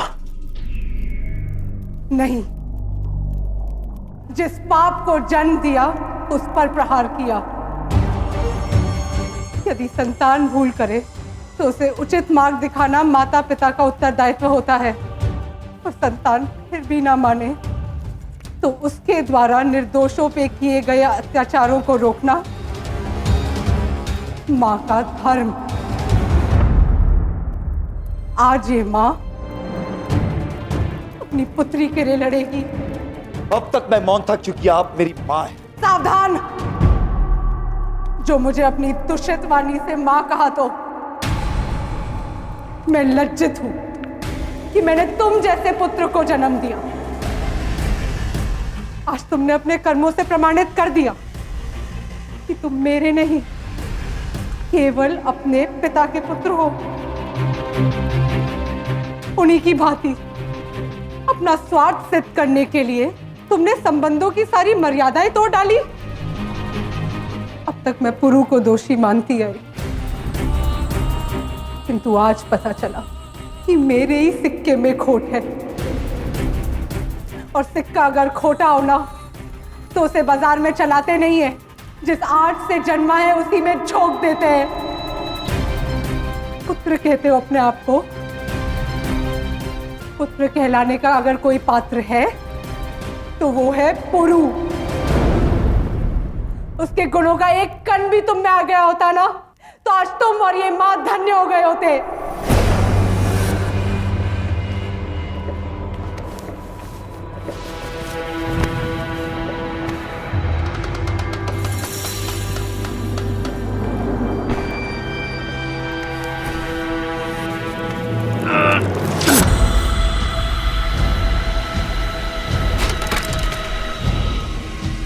उस पुरु से तुलना की मेरी? नहीं, ऐसा पाप नहीं कर सकती मैं, क्योंकि तुम जैसा पापी 100 जन्म लेकर भी उसकी बराबरी नहीं कर सकता। पुरु जैसा पुत्र चाहिए था ना? पुरु जैसा पुत्र तो नहीं मिल सका, पर पुरु जैसा अंत अवश्य मिलेगा।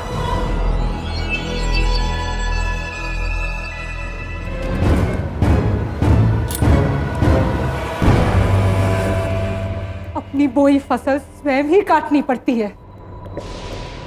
मेरे लिए भी अपना बोया काटने का समय आ गया है।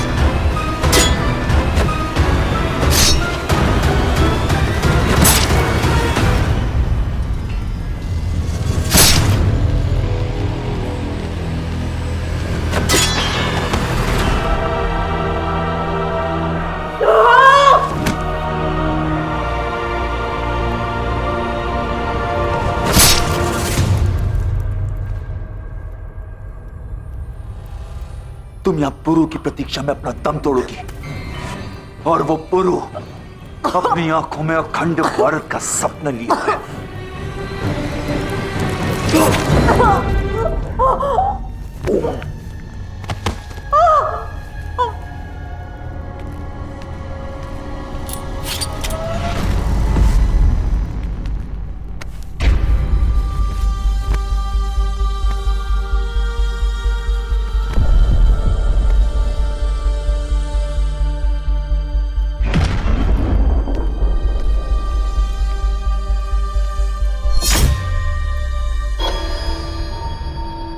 पराक्रम, बुद्धि और बल का अद्भुत उदाहरण प्रस्तुत किया है तुमने पुरु। किंतु सहायता उसकी की जाती है जो सहायता को संभालने के योग्य हो।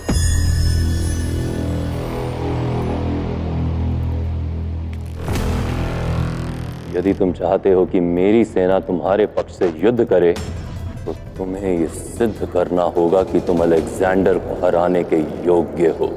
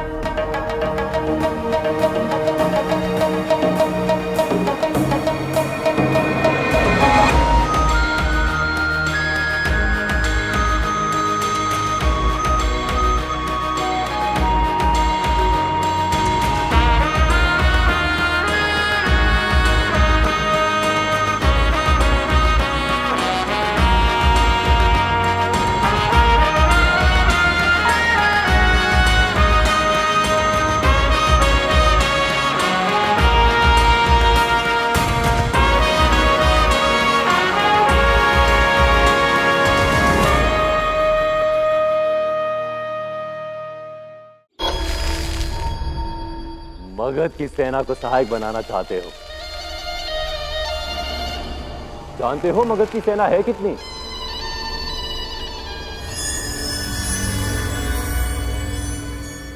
2 लाख पैदल सैनिक,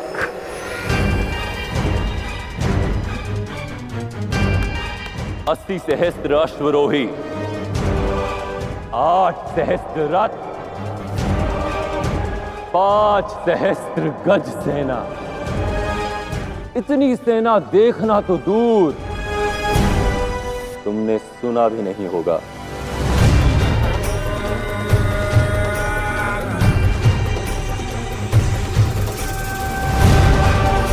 इस अखंड भारत के स्वप्न को यथार्थ में बदलने के लिए तुम इस विशाल सैन्य बल का नेतृत्व करना चाहते हो,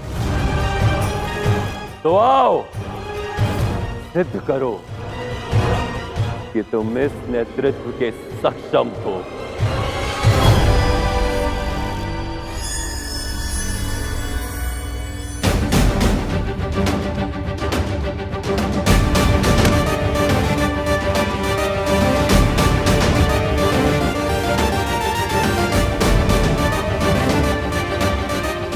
सेना उसकी ओंकार सुनती है जिसकी भुजाओं में बल हो।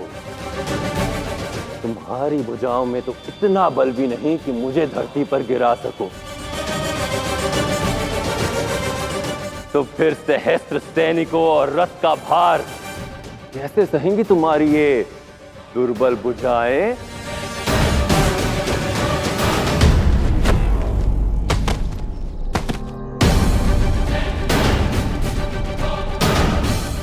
युद्ध सेना से नहीं सोच से लड़ा जाता है सम्राट। शस्त्र के प्रहार से नहीं, विश्वास के आधार से। यदि सोच सत्य बनकर सामने आ जाए और विश्वास विजय बनकर, तो मुझे विश्वास है कि मेरे साथ 100 की सेना हो या 1 लाख की, मैं उस अलेक्जेंडर को जीतने नहीं दूंगा।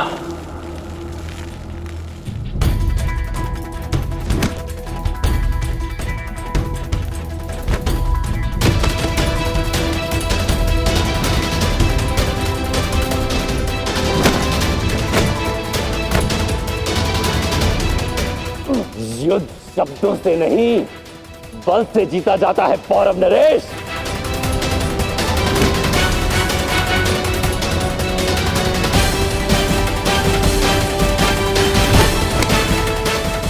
पर बात से उत्पन्न विचार ही हमारे विश्वास को बल देते हैं सम्राट, जो हमें जीत की ओर अग्रसर करता है।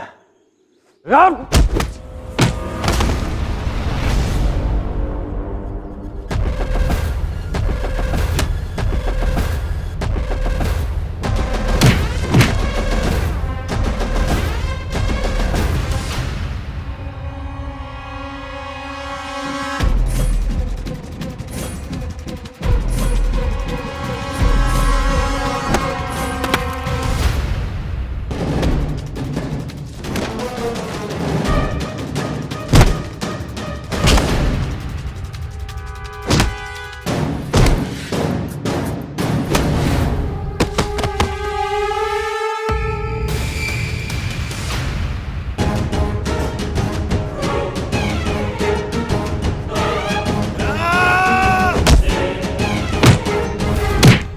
मगध सम्राट धनानंद इतनी आसानी से पराजय स्वीकार नहीं करेगा और पूर्व मगध के सहयोग के लिए किसी भी मूल्य पर जीतेगा।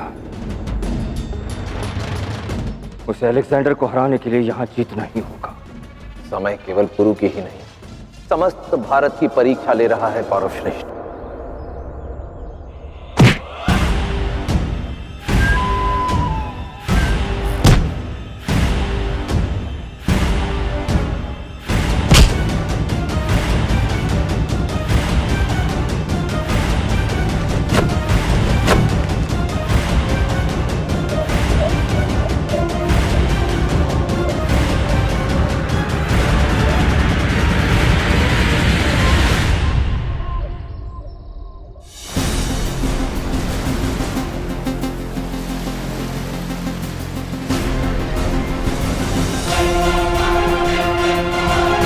हमारी आधी फौज को पानी और आधी को जमीनी रास्ते से भेजो।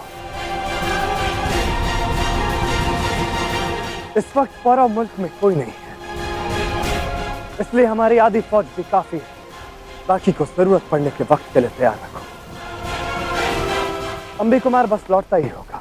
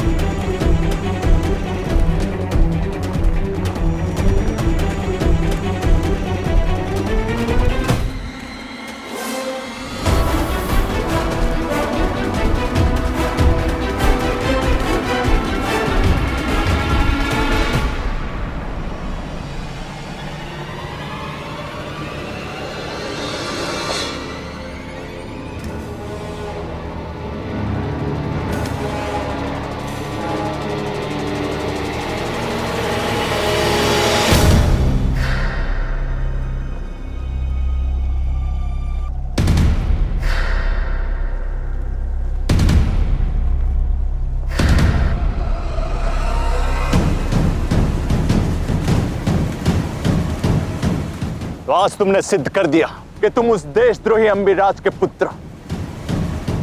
तुम तक्षशिला वाले देशद्रोही हो, हमेशा कायरों की तरफ पीछे से वार करते हो।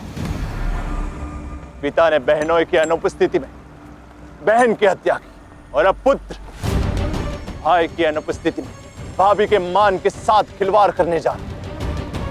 पर शायद तुम ये भूल गए कि लाची का पिता अभी भी जीवित है। मेरे मार्ग से हट जाओ दस्युराज। बुढ़ापा शांति से काटना है तो लौट जाओ यहाँ से और दस्युलोक में जाकर अपने बेटी के दूसरे विवाह का उत्सव मनाओ। अलेक्जेंडर यहाँ किसी भी क्षण आता ही होगा और इस बार तुम्हें वो पुरु बचाने नहीं आ पाएगा।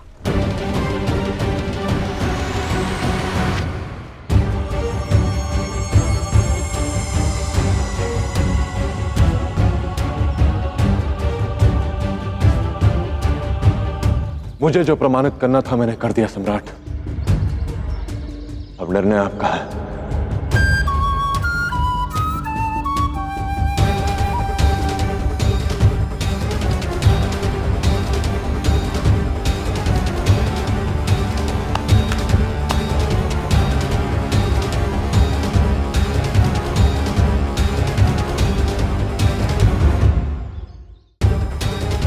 मदिरा लाओ।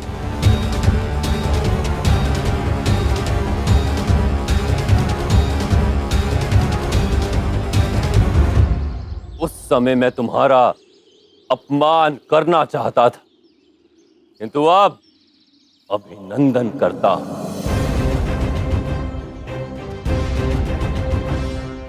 अब मैं भी इस सत्य को मानता हूं कि सभी उंगलियां एक बराबर नहीं होती। भले ही तुम क्षत्रिय हो, किंतु तुम भिन्न हो, तुम्हारे विचार भिन्न हैं।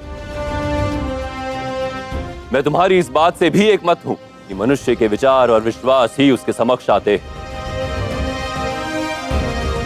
तुम्हारे विश्वास की जीत हुई। मैं तुम्हारे साथ हूं महाराज पुरुषोत्तम।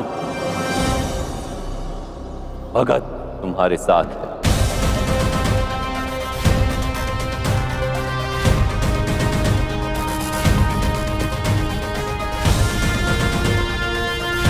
और अलेक्जेंडर के विरुद्ध इस युद्ध में मगध पौरव राष्ट्र के साथ।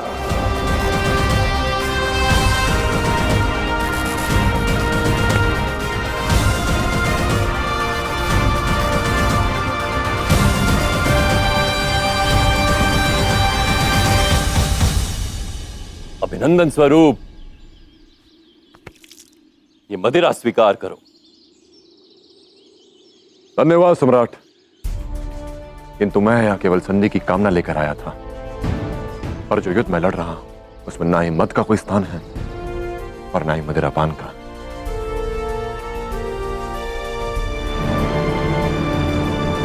आपके आतिथ्य सत्कार का आनंद मैं अलेक्जेंडर को परास्त करने के पश्चात अवश्य उठाऊंगा।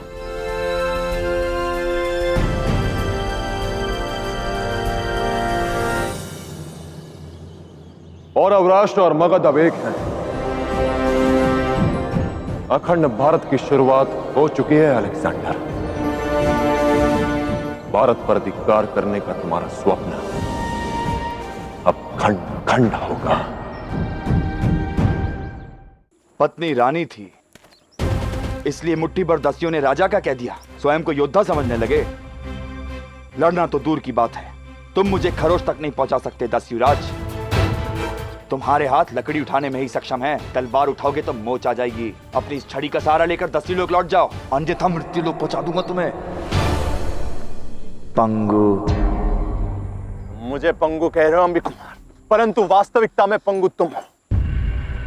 विश्वास की इस धरती पे खड़े रहने के लिए तुम्हारे पास पैर नहीं है, ना इस देश को संभालने के लिए तुम्हारे पास हाथ। हम युद्ध करना भी जानते हैं और विश्वास की कसौटी पे खड़े उतरना भी हम जानते हैं। हमारे रगों में शौर्य और वीरता ही नहीं, परंतु देश प्रेम और सदाचार दौड़ता है। शायद मुझे खड़े रहने के लिए इस छड़ी की आवश्यकता है, परंतु अपने गर्व, मान और सम्मान से मेरा सिर हमेशा अटल और अड़िग ऊपर रहता है। क्योंकि मैं तुम्हारे और तुम्हारे पिता जैसे देशद्रोही और विश्वासघाती नहीं, जो अपने स्वार्थ के लिए निम्न से निम्न स्तर तक जा सकता है। बहुत हुआ लंगड़े, अच्छा हुआ कि तुम अपनी सेना को साथ लेकर आए हो। अब कोई तो होगा जो तुम्हारे शव को पुनः तहसीलों तक पहुंचाएगा, या फिर अपनी टांग का वास्ता देकर भीख मांगोगी तुम। सच कहता है पुरु, सोच सच बनकर सामने आती है।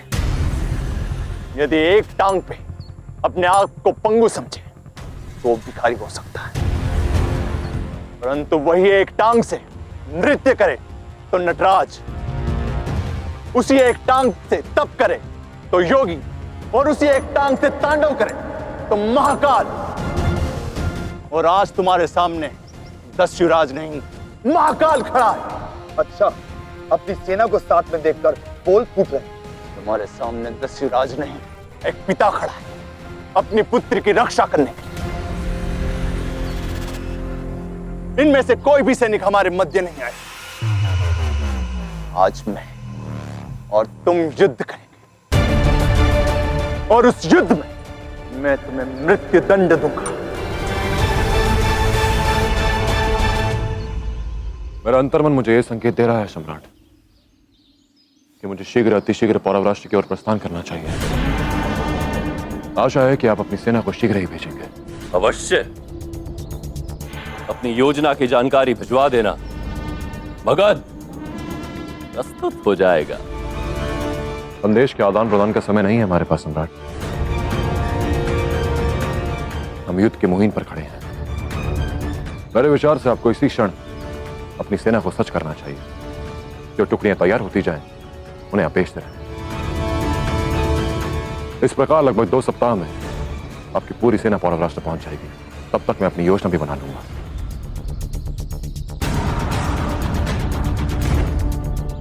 आज्ञा चाहूंगा सम्राट, मुझे शीघ्र ही पौरव राष्ट्र की ओर प्रस्थान करना होगा और अपनी सेना को सच करना होगा।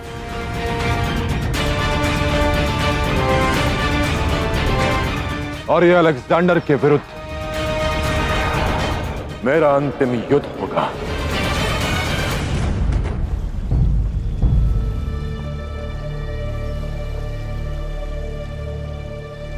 हमें आज रात ही ये जंग खत्म करनी होगी।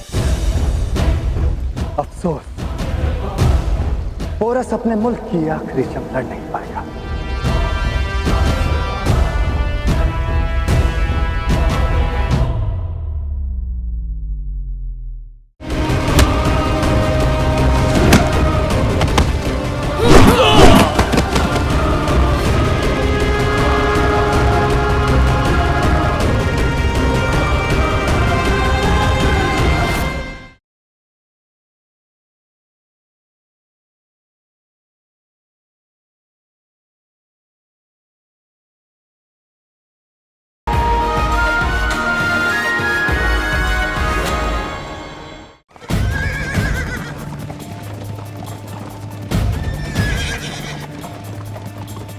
क्या हुआ पुरु?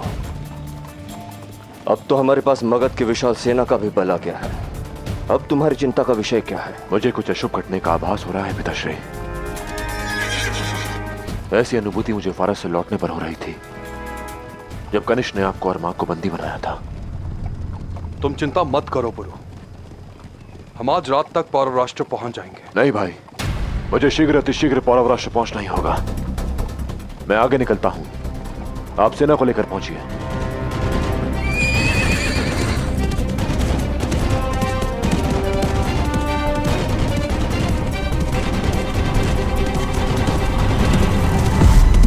पुरु का पूर्वाभास सदा सत्य सिद्ध होता है। यदि वो कह रहा है तो अवश्य ही कुछ अनिष्ट होने वाला है। उसे हमारे सहयोग की आवश्यकता पड़ सकती है। हमें अपनी गति तीव्र करनी होगी। आप चिंता न करें पौरवश्रेष्ठ, पुरु वहां पर अकेला नहीं होगा। आपके और मेरे मगध के लिए प्रस्थान करने से पूर्व ही मैंने यह सुनिश्चित कर लिया था कि यदि किसी कारणवश पुरु को भी पौरव राष्ट्र छोड़कर आना पड़ा तो एक विश्वास पात्र व्यक्ति पौरव राष्ट्र की सुरक्षा हेतु वहां उपस्थित हो। दस्युराज,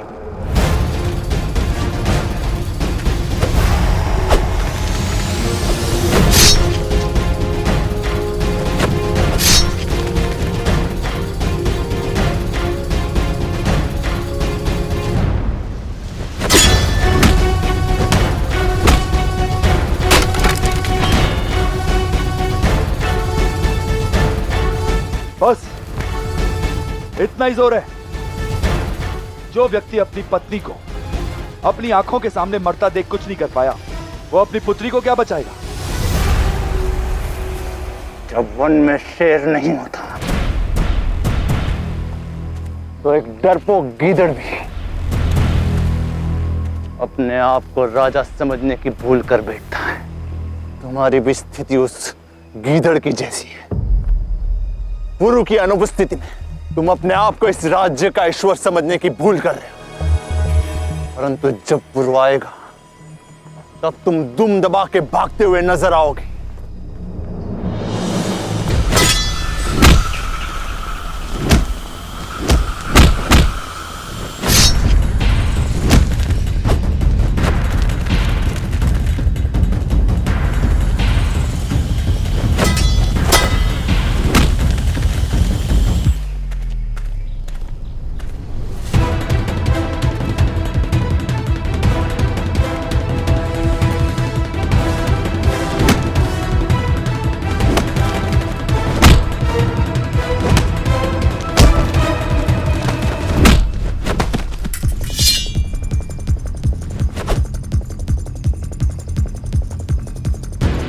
देख लिया एक पंगु क्या क्या कर सकता है।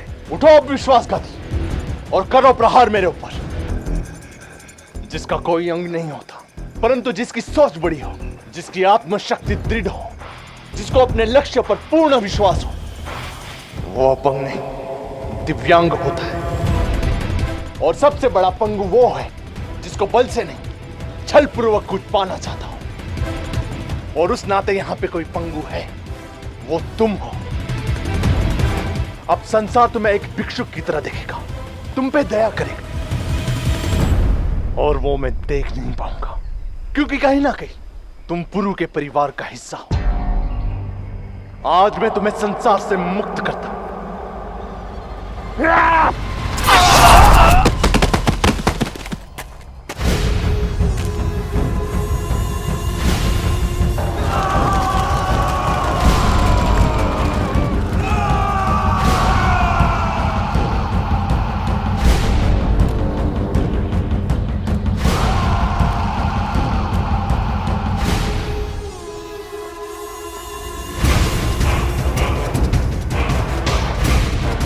कभी देखा है किसी अपन की लाठी को इस साथी आते हुए?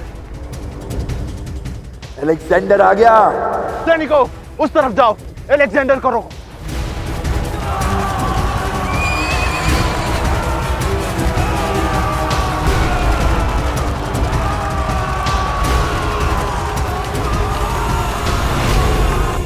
उम्मीद है कि तुम जल्द लौट आओगे पोरस, ताकि तुम्हारे साथ साथ मैं इस जंग का भी खात्मा कर सकूं।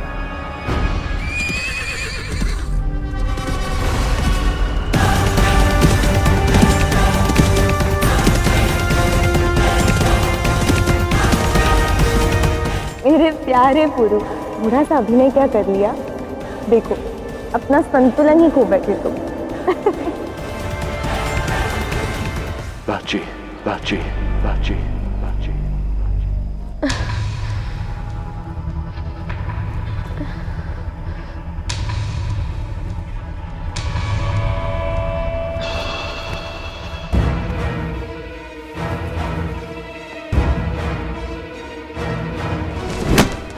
अंबी कुमार!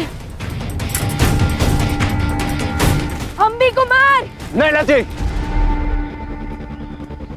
इस नीच को मैं देख लूंगा। तुम हमारी सेना का नेतृत्व करो। अलेक्जेंडर आ चुका है।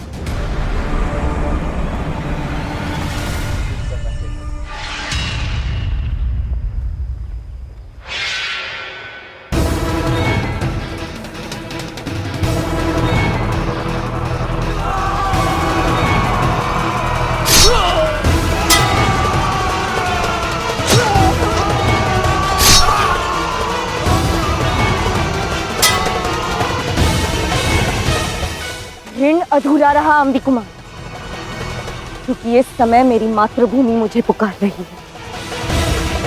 किंतु मैं पुनः लौटूंगी और तुम्हें मैं दंड स्वयं दूंगी, उस साहस के लिए जो तुमने मेरे और मेरे मातृभूमि के साथ करने का प्रयास किया है।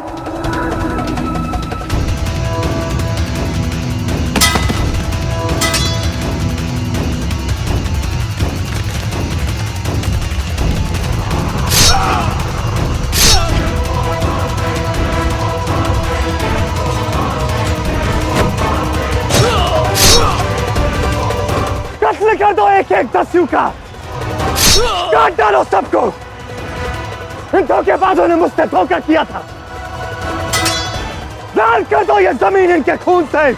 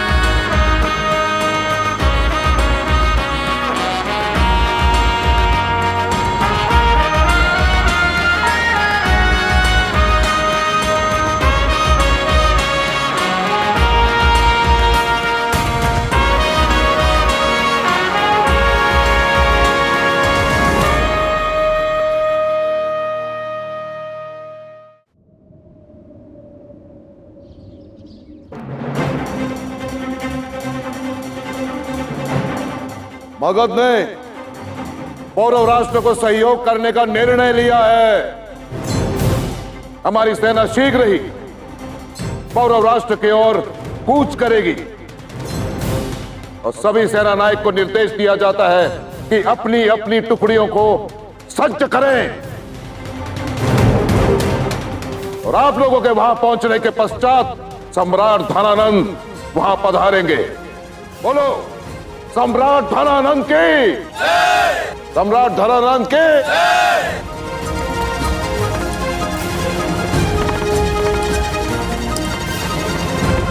सम्राट का रथ यहाँ? सम्राट कहाँ है? सौभाग्य है तुम्हारा कि तुम्हें अपने प्रिय सम्राट के प्रति अपनी निष्ठा दिखाने का अवसर प्राप्त हो रहा है, इसलिए थोड़ा कष्ट होगा तुम, या यूं कहूं कि थोड़ा अधिक कष्ट होगा, किंतु ये तुम्हारे हित में होगा, क्योंकि तुम्हारे हित में मेरा हित जुड़ा है। सम्राट छोड़िए मुझे, कहाँ ले जा रहा है मुझे सम्राट, बताइए सम्राट, क्षमा कीजिए सम्राट, क्षमा कीजिए, क्षमा कीजिए सम्राट, क्षमा कीजिए,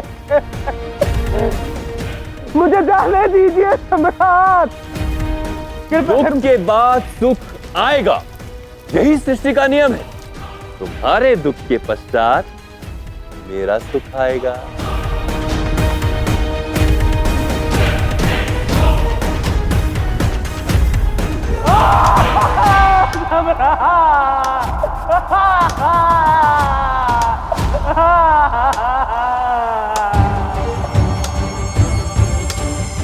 महामात्य, यात्रा सुखद हो इसका प्रबंध सवार को स्वयं करना पड़ता है। अब पौरव राष्ट्र का मार्ग कितना जटिल है, कितना कठोर है। यदि मेरे कहार कष्ट सहने के योग्य नहीं हुए तो उनके पांव डगमगाने से लगने वाले झटकों से मार्ग में मुझे कष्ट होगा।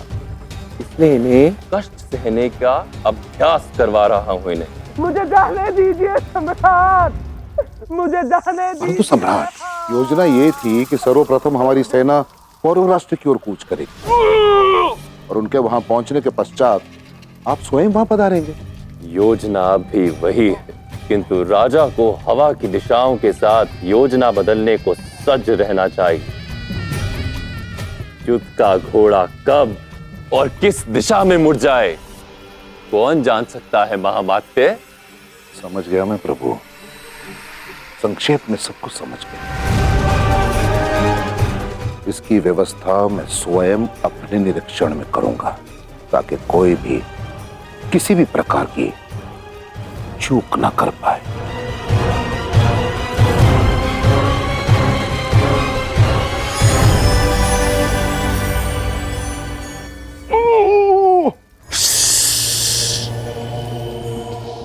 रो क्यों रहे हो? मार नहीं रहा तुम्हें, जीने के लिए कष्ट सहने का अभ्यास करवा रहा हूं। क्योंकि जब तुम सज होगे तब मेरी यात्रा आरंभ होगी।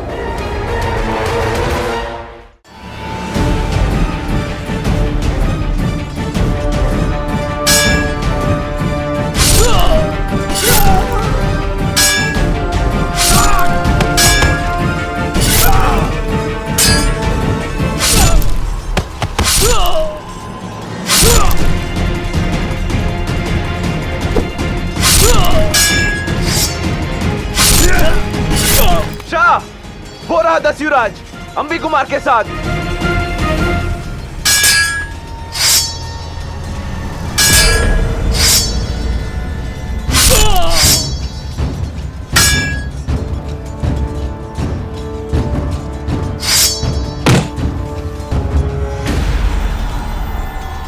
बाबा,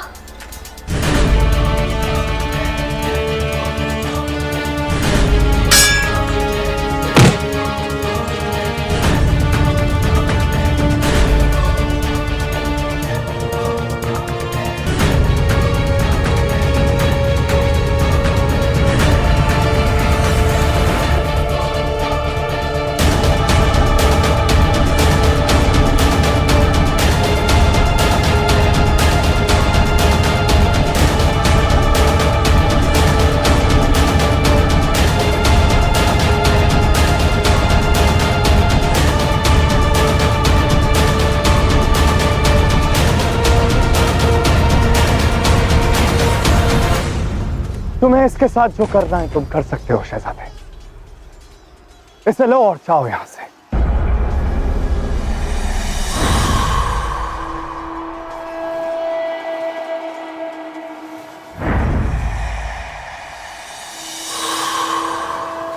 इस दस्यु से मुझे पुराना हिसाब चुकाना है।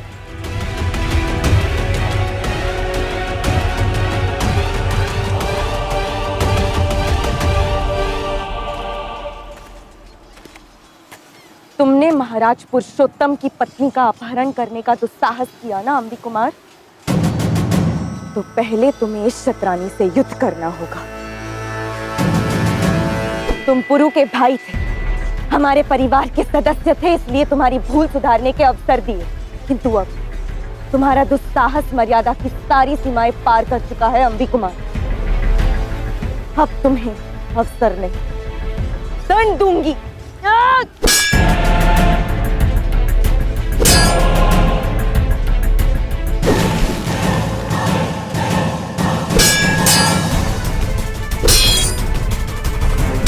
मैंने तुम्हें एक मौका दिया था कि तुम मेरे साथ में जाओ, पर तुमने कुछ और चुना।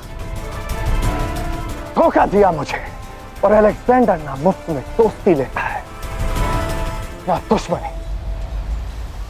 कीमत तो तुम्हें चुकानी पड़ेगी दस्यु। सच कहूं तो हिसाब मेरा शेष। महानंदिनी की मृत्यु का मूल्य आज तुम चुकाओगे, अपने प्राण देकर।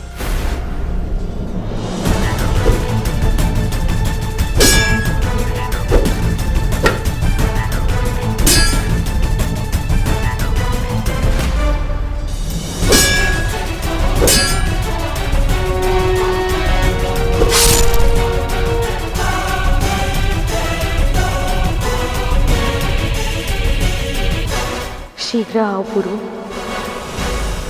लाची!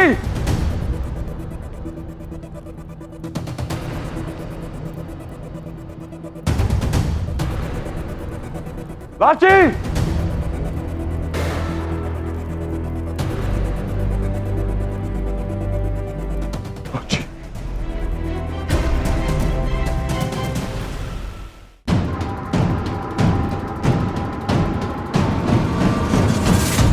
गुप्त द्वार के सारे सैनिक तो मृत हैं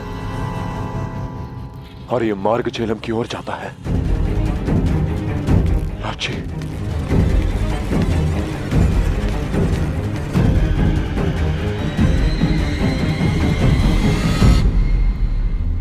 मामीश्री, मामीश्री, मामीश्री, ये सब कैसे हुआ? मामीश्री, करना पुरु, अमराज का रंग इस मां के दूध से अधिक गाढ़ा निकला। क्या?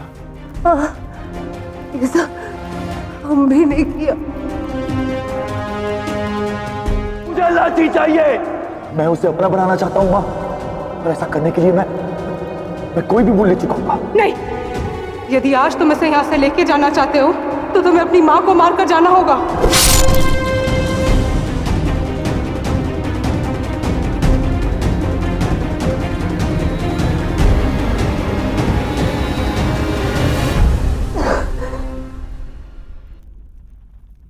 राजवैद!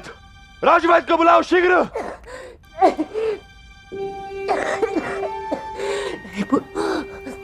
समय नहीं है। मैंने मामीश्री, क्या तुम्हें सत्य बताने के लिए रोक के रखी थी? जाने अनजाने में अम्बी के हृदय में मैंने जो विष खोला वही मुझे काट रहा है। मेरी नियति में मेरे कर्मों का फल भोगना लिखा है, किंतु तुम्हारी नियति में कुछ और है पुरु। शीघ्र करो पुरु, अलेक्जेंडर भी पहुंच चुका होगा। वो बाई दिशा से सीमा में प्रवेश करेगा। शीघ्र जाओ, शीघ्र जाओ। लाची को बचाओ पुत्र। भारत जय जय।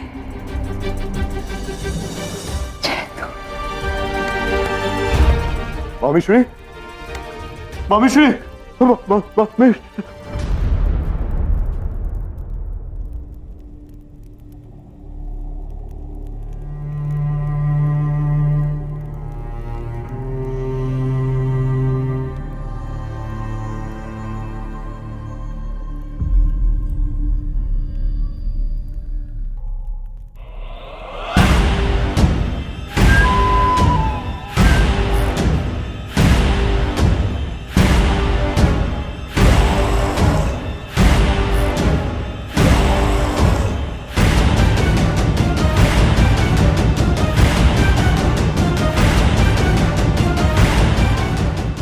अम्बे कुमार!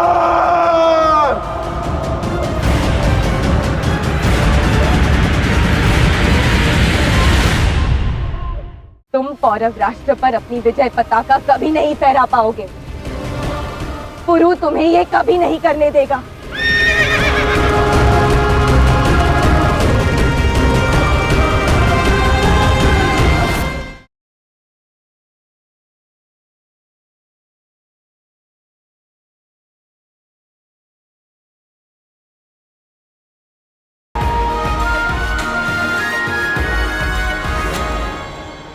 शीघ्र करो पुरु, अलेक्जेंडर भी पहुंच चुका होगा। वो बाई दिशा से सीमा में प्रवेश करेगा। शीघ्र जाओ, शीघ्र जाओ। लाची को बचाओ पुत्र।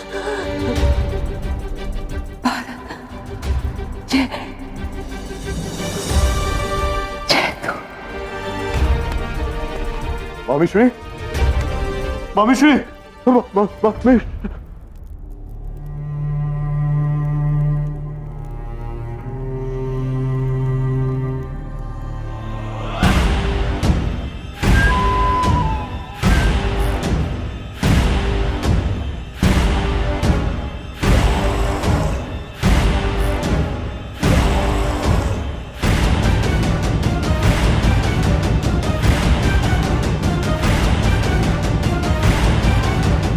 अम्बे कुमार!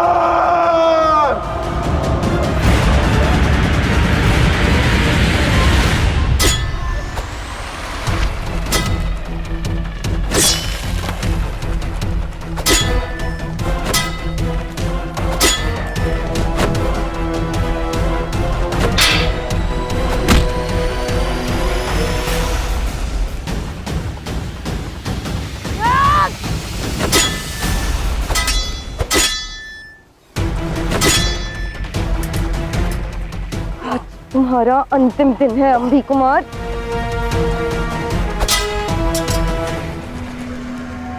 पर यह अंतिम पल किसी और का है।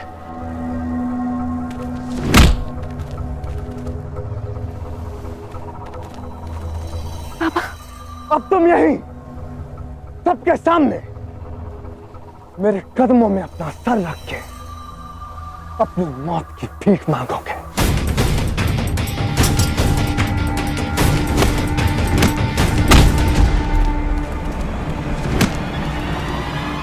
उस लंगड़े को अपने भाग्य पर छोड़ो लाचे। तुम्हें मेरा भाग्य बनाना है।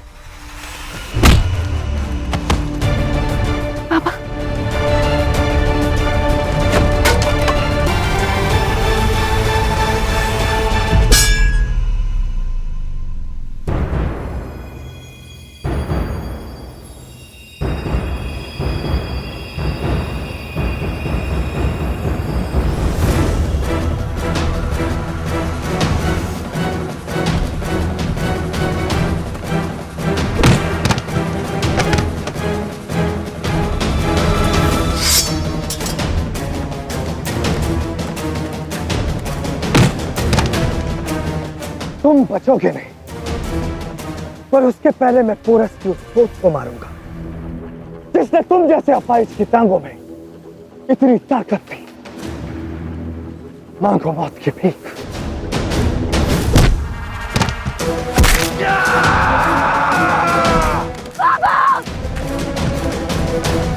खड़े होगे ना तुम? हो खड़े शाह आलम के सामने।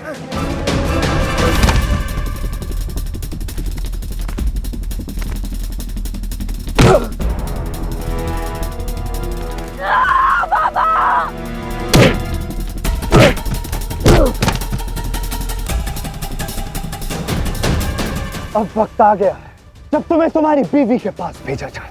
जाकर कहना अपनी बीवी से कि आखिर अलेक्जेंडर ने तुम्हें भीख में मौत दे ही दी।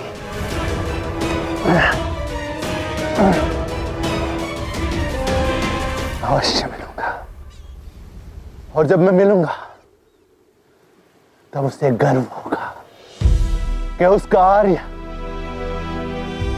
अंतिम श्वास तक मातृभूमि की रक्षा के लिए लड़ता रहा। देखो मेरी आंखों में अलेक्जेंडर, इसमें जरा सा भी डर नहीं है तो आत्मसम्मान, मातृभूमि का प्रेम और मृत्यु का स्वागत। उठाओ तलवार और अंत करो मेरा, इससे पहले कि देर हो जाए।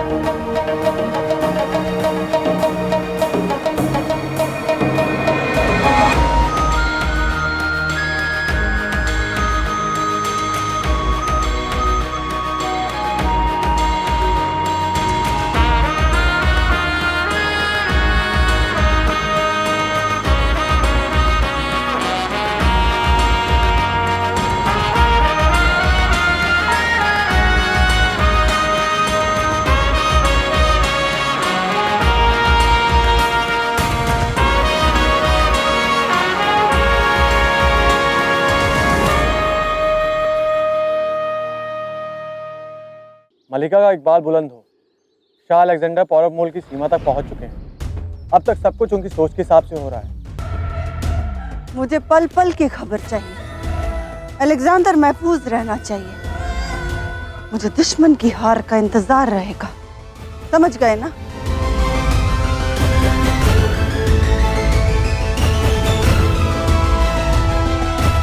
मेरे ख्याल से हमें और फौज भेज देनी चाहिए।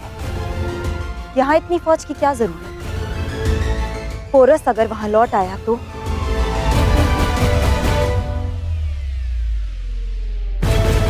तुम्हारी फिक्र का अंदाजा है मुझे रॉक्सन, लेकिन अलेक्जेंडर के फैसले की वजह भी मैं जानती हूँ। झेलम के पानी का बहाव बहुत तेज है, इसलिए पूरी फौज लेकर जाना मुनासिब नहीं होता। ऐसे में हमारी आधी फौज झेलम में ही खत्म हो जाती।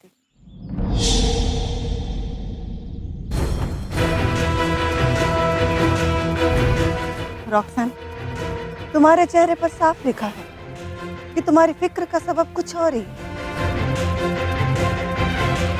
अंबी कुमार की खबर के मुताबिक पोरस इस वक्त मगध गया हुआ है मदद के लिए। भले ही इस वक्त पोरस पौरव मुल्क में मौजूद ना हो, लेकिन अगर वो मगध की फौज के साथ वहां लौटा तो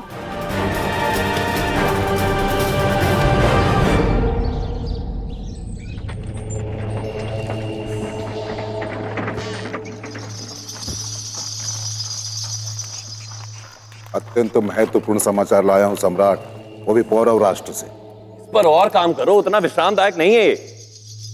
परिस्थिति गंभीर है सम्राट। अलेक्जेंडर ने उन पर आक्रमण कर दिया है। यही है ना आपका महत्वपूर्ण समाचार? जी सम्राट। और मेरे गुप्तचरों ने मुझे बताया कि पौरव नरेश की अनुपस्थिति में वहां उन्होंने और भी अधिक क्षति पहुंचा दी है, और पौरव नरेश की सेना को वहां पहुंचने में और भी अधिक समय लगेगा। तो आप इतने उद्विग्न क्यों हो रहे हैं मामात्य? उनकी समस्या है, वो निपटेंगे। पुरु ने अपने पिता और आचार्य को अपनी वीरता और शौर्य के परिचय से बचा लिया था। अब देखते हैं वो अपने पिता की भांति पौरव राष्ट्र को बचा पाता है या नहीं, और ये देखने में अत्यंत आनंद आएगा।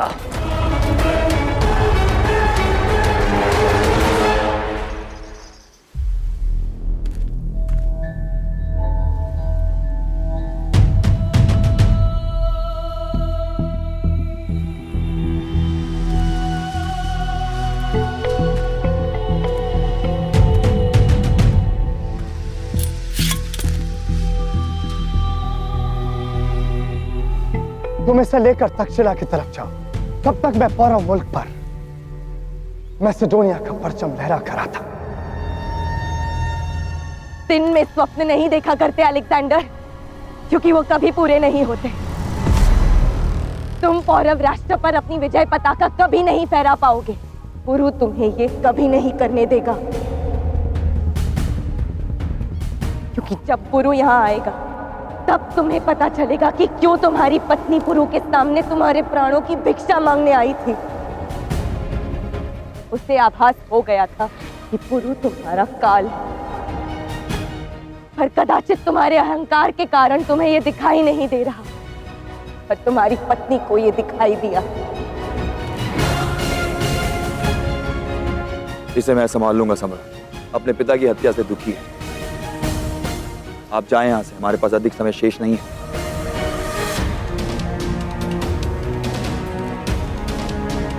जी शाह, हमें आगे बढ़ना चाहिए।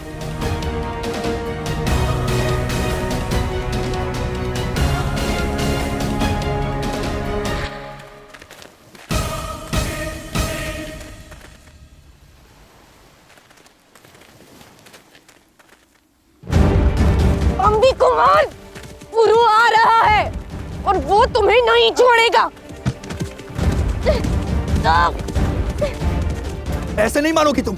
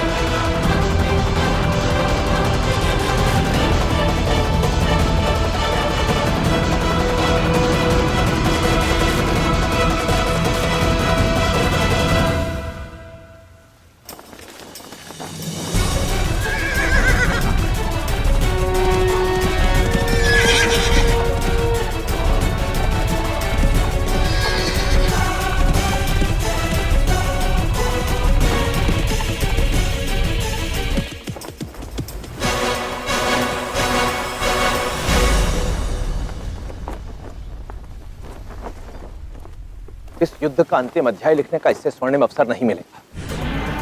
यवन सैनिक संख्या में अधिक नहीं है।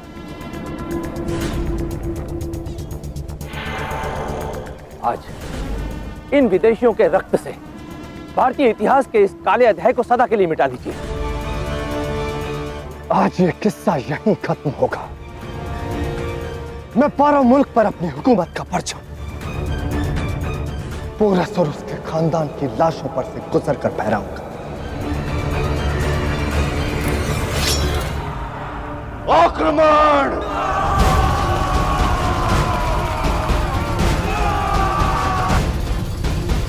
भूल नहीं अपराध किया है तुमने अंबी कुमार। केवल अपनी मां की हत्या ही नहीं, एक होने वाली मां पर बुरी दृष्टि भी डाली है।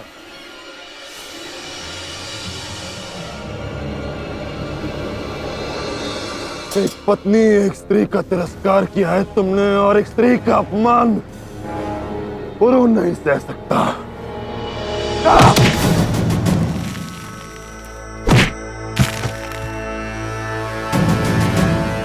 आज की बात तुम पर मां के नाम का बोझ भी नहीं बचेगा पुरु, क्योंकि तुम भी नहीं बचोगे।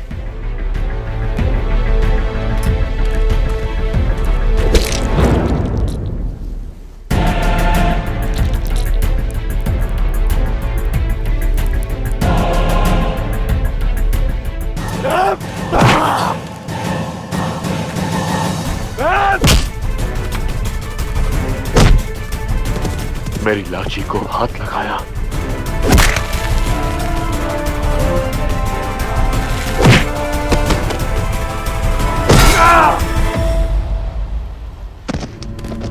आज मैं सबसे अधिक क्रोधित हूं अंबी कुमार, और मेरी क्रोध की ज्वाला से तुम्हें कोई नहीं बचा सकता।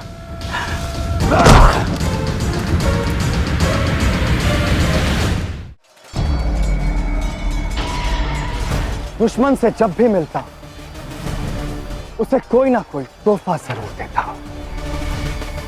पिछली बार तुम्हारी बीवी की लाश दी थी, इस बार तुम्हारे बेटे का सर दूंगा।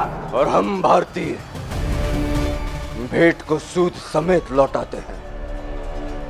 आज तुम्हें भेंट के रूप में हार और अपमान मिलेगा अलेक्जेंडर।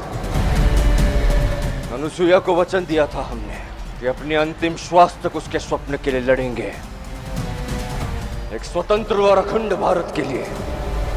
हम और हमारा पुत्र कुछ भी कर जाएंगे।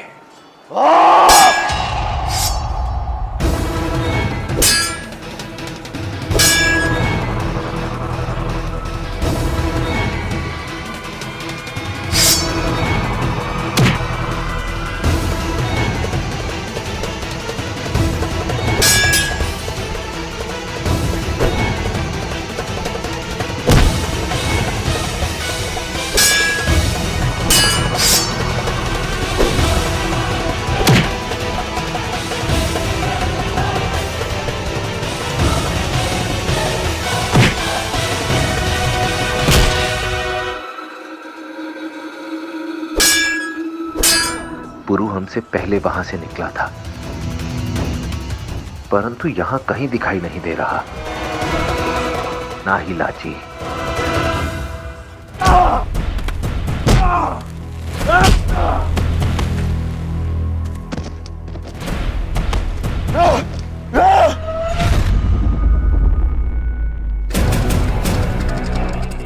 तुम्हें अपना भाई माना अम्बे, अपनी आंखें बंद करके तुम पर विश्वास किया, सोचा कि अपने काले इतिहास को बुलाकर पौरव राष्ट्र और तक्षशिला प्रेम की डोर में बंध जाएंगे, लेकिन नहीं, नहीं, क्योंकि तुम उस देशद्रोही अम्मीराज की संतान हो।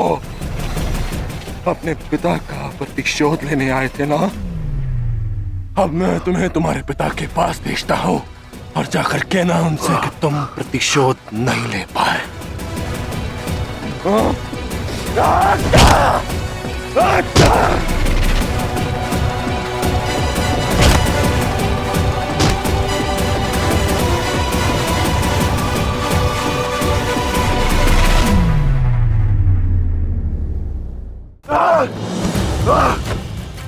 तुम्हारे पिता को उनके कर्मों का फल मिला, अब तुम्हारी बारी है अम्बी कुमार।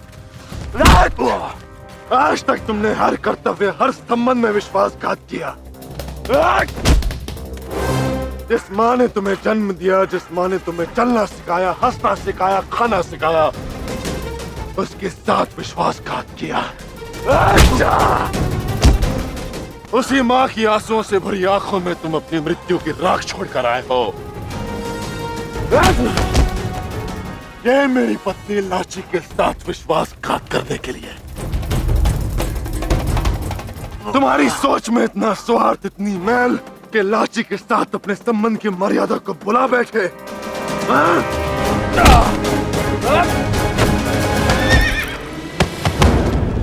तुम लाची को वो घाव देना चाहते थे जिसका कोई उपचार नहीं हो पाता। मेरी संतान को पीड़ा दी तुमने। आचार्य चाणक्य के साथ विश्वासघात किया। गुरु को भगवान से भी ऊपर मानते हैं, पर तुमने उनको भी नहीं छोड़ा।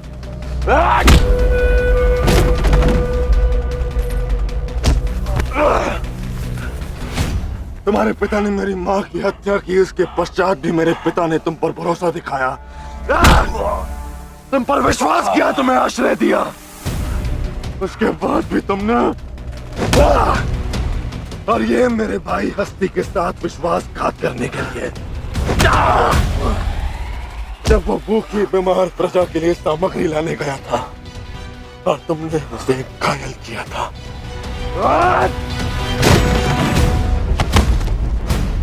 दस्युराज एक महापुरुष थे, मेरे पिता के सामान थे, और तुमने उनके साथ भी विश्वासघात किया।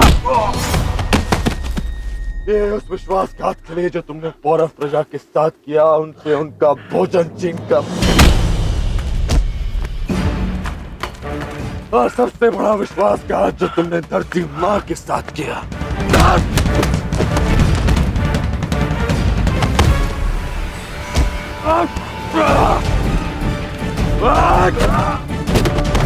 इस धरती जिसकी माँ ने तुम्हारे सर पर आशीर्वाद की छत और तुम्हारे पांव तले प्रेम की भूमि रखी, तुमने उसके साथ विश्वासघात किया। अलेक्जेंडर को चुना पर अपने देश को नहीं।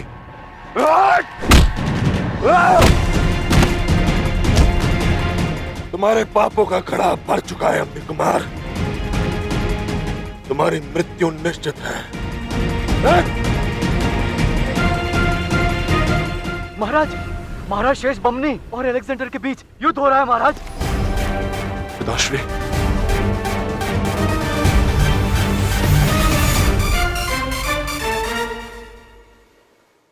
यदि उन क्षत्रियों ने हम नंदों को छलने के विषय में सोचा भी तो मगध कौरव राष्ट्र को स्वयं ने समेट लेगा।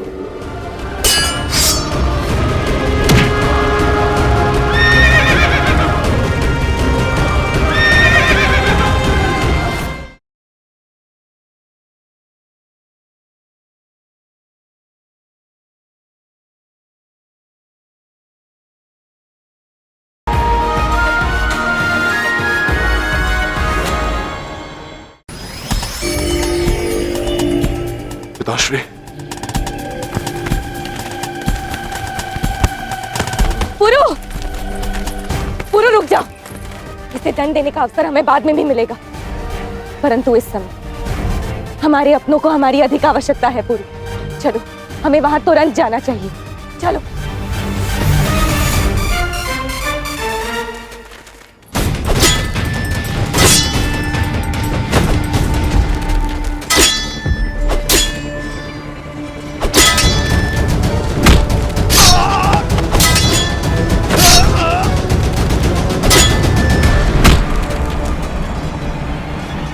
बस इतना ही जोर, और अपनी बीवी को इतना बड़ा वादा कर बैठे। करो वादा पूरा।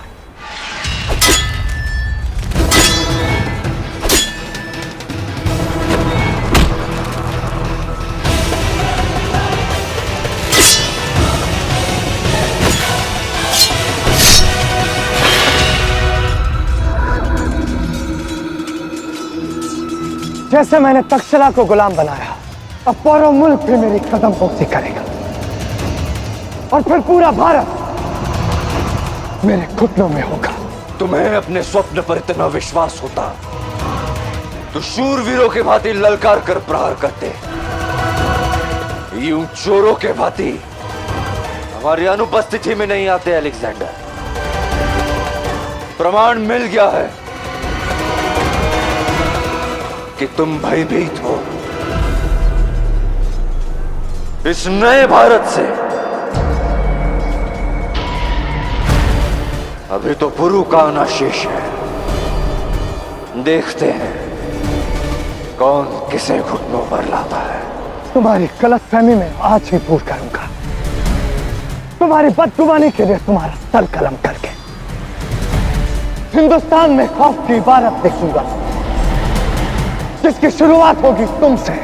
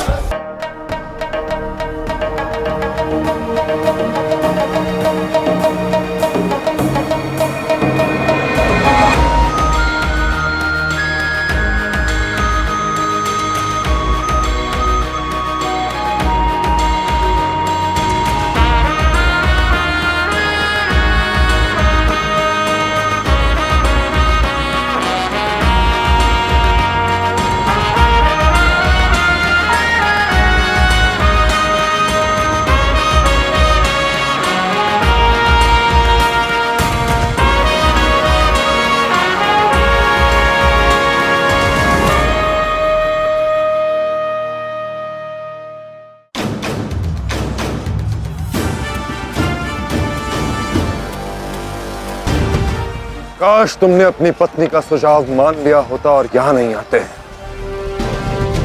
वो तुम्हारे साथ अपना पूरा जीवन बिताना चाहती थी, किंतु अब तुम्हारी अंतिम स्मृतियों को स्मरण करने से भी डरेगी वो। काश तुमने रॉक्सेन की बात मानकर सुलह कर ली होती और खुदा के सामने खड़े होने की जरूरत नहीं की होती।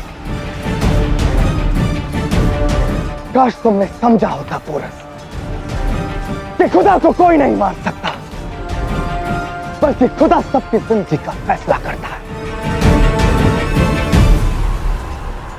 और आज के इस खुदा अलेक्जेंडर का फरमान है कि आज का दिन तुम्हारी जिंदगी का आखिरी दिन होगा।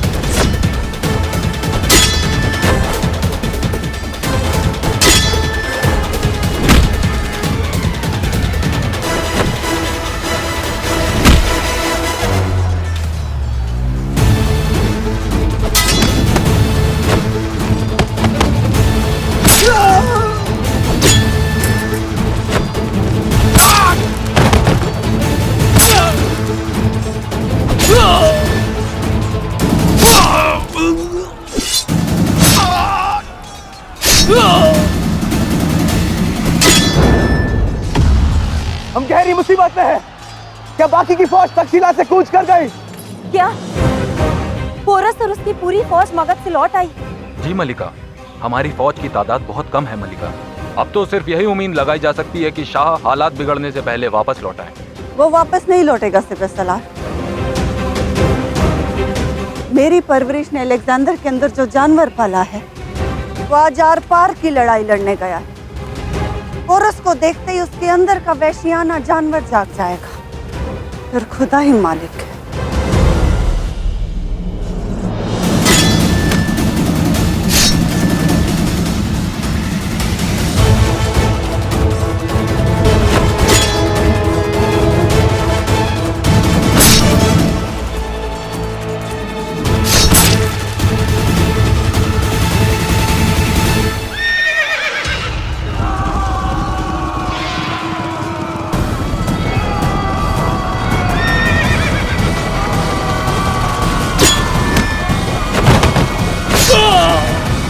कौरवों की तादाद बढ़ती जा रही है।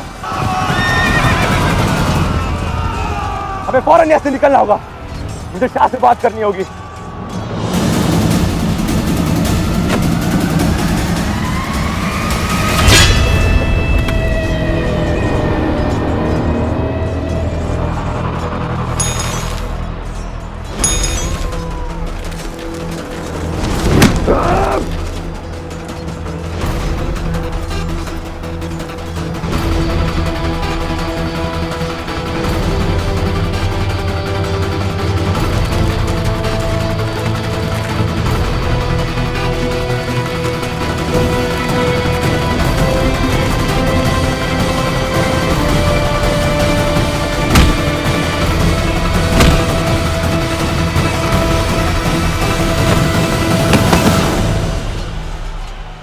गुरु और अलेक्जेंडर के मध्य होने वाला ये युद्ध अत्यंत मनोरंजक होगा और मनोरंजन मुझे अत्यधिक सुख देता है।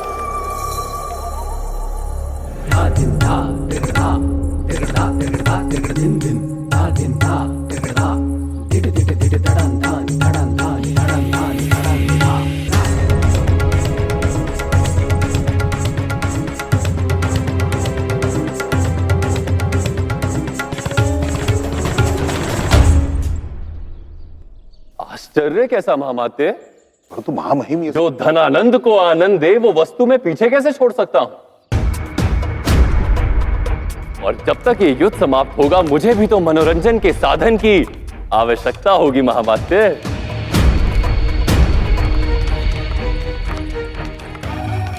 महामहिम, एक सूचना देना चाहूंगा आपको कि मैंने हमारी सेना में 30,000 सैनिक सम्मिलित कर दिए हैं,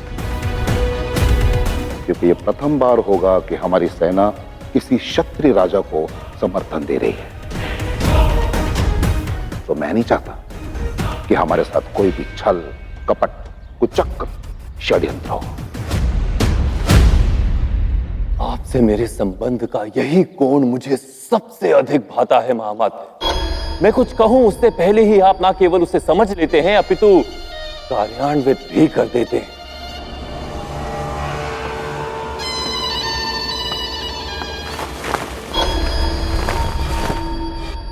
अब देखना यह है कि पुरु और अलेक्जेंडर के मध्य इस युद्ध का परिणाम क्या होता है। यदि पौरव राष्ट्र को वास्तव में सहायता चाहिए तो मगध हाथ आगे बढ़ाएगा। यदि उन क्षत्रियों ने हम नंदों को छलने के विषय में सोचा भी तो मगध पौरव राष्ट्र को स्वयं ने समेट लेगा।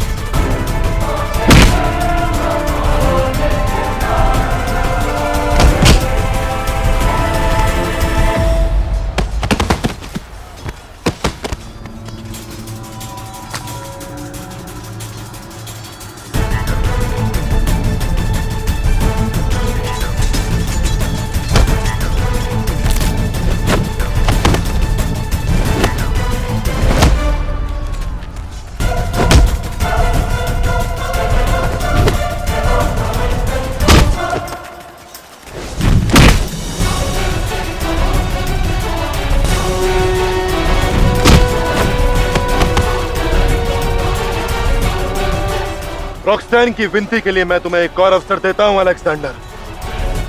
उनकी भावनाओं का सम्मान करता हूं, इसलिए कहता हूं लौट जाओ, अन्यथा तुम्हारी मृत्यु निश्चित है।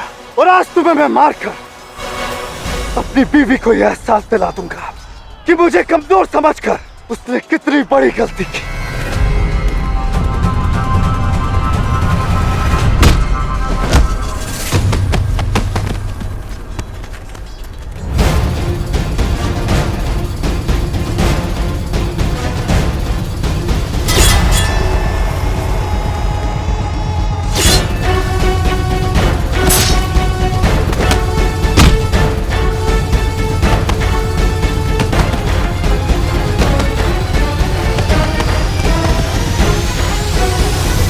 मुझे बहुत बुरे ख्याल आ रहे हैं मलिका, जैसे कुछ बेहद खौफनाक घटने वाला है।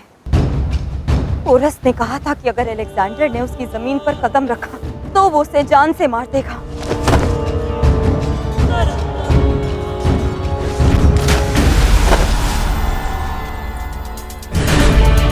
हमें जल्द से जल्द कुछ करना होगा। अलेक्जेंडर के पास ज्यादा फौज नहीं है, हमें कुछ भी करके उसे यहाँ वापस लाना होगा। अलेक्जेंडर की जितनी फिक्र तुम्हें है रॉक्सन, उतनी फिक्र मुझे भी है। लेकिन अलेक्जेंडर यूं ही वापस नहीं लौटेगा, और उसकी वजह है तुम्हारा पोरस के पास जाकर उसकी जान की अमान चाहना। आज अलेक्जेंडर के लिए मसला जीत का नहीं, बल्कि अपनी बीवी की नजरों में उसके रुतबे का है।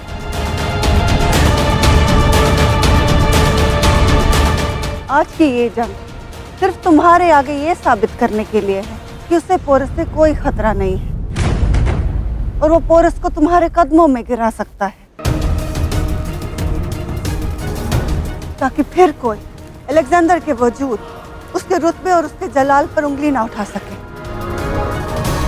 आज मुझे मैं तुम तो क्या रॉक्सन, खुद खुदा भी नहीं रोक पाएगा।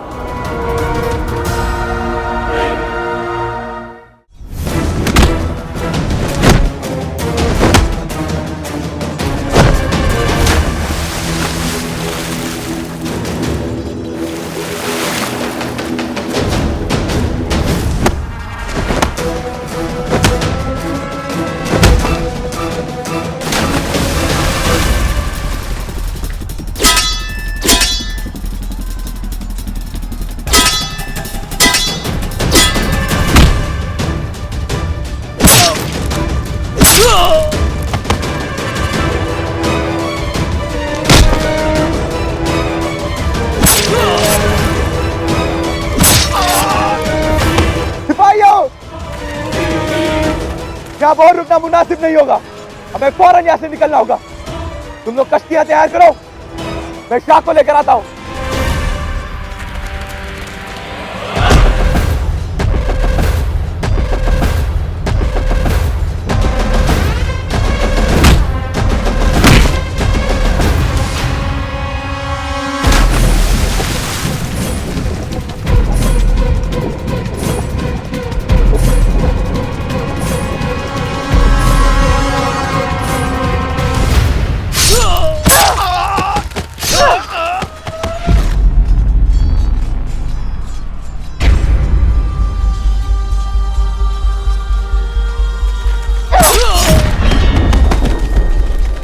लाची, यवन सेना के पांव उखड़ चुके हैं। पौरव राष्ट्र अब सुरक्षित है, परंतु पौरव राष्ट्र का जो भविष्य तुम्हारे गर्भ में पल रहा है, उसकी सुरक्षा का दायित्व तुम पर ही है। अभी इसी समय राजमहल लौट जाओ। नहीं आचार्य, अलेक्जेंडर ने मेरी माँ और मेरे बाबा दोनों की हत्या कर दी है। उसने मेरी आंखों के सामने मेरे पूरे दस्युलोक का अंत कर दिया है। पर मैं इनसे प्रतिशोध लूंगी और मेरा शिशु एक स्वतंत्र भारत में जन्म लेगा आचार्य। और आवश्यक है कि वो माँ की कोख से ही सीख कर आए। इस स्वतंत्रता सस्ती नहीं होती।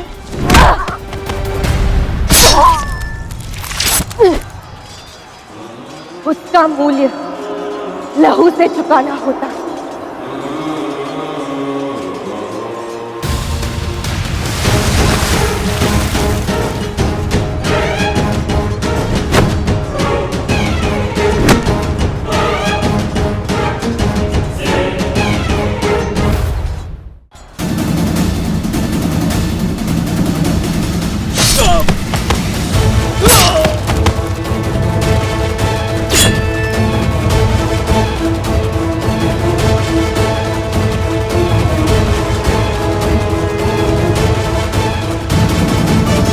अलेक्जेंडर, आज के इस युद्ध के समापन के साथ ही तुम्हारा और तुम्हारी यवन सेना का समय भी भारतीय भूमि पर समाप्त। नहीं, अलेक्जेंडर को कुछ नहीं हो सकता।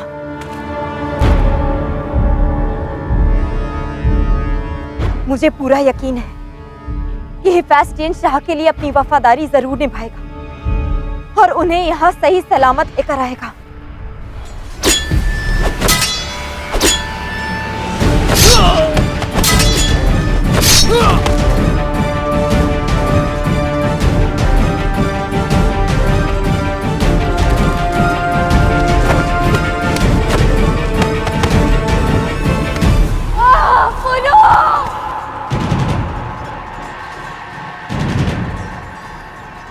लाची!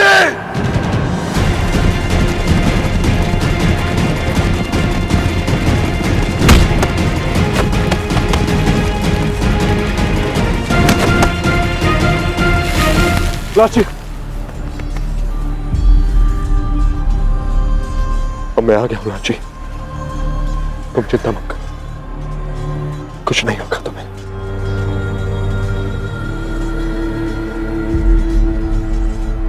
मेरे रास्ते से हट जाओ हिफेस्टियन। माफ कीजिए शाह, लेकिन अब मेरे पास कोई और रास्ता नहीं बचा। सिपाहियों! चलो लेके चलो इनको। छोड़ दो मुझे, वरना कत्ल कर दूंगा सबका।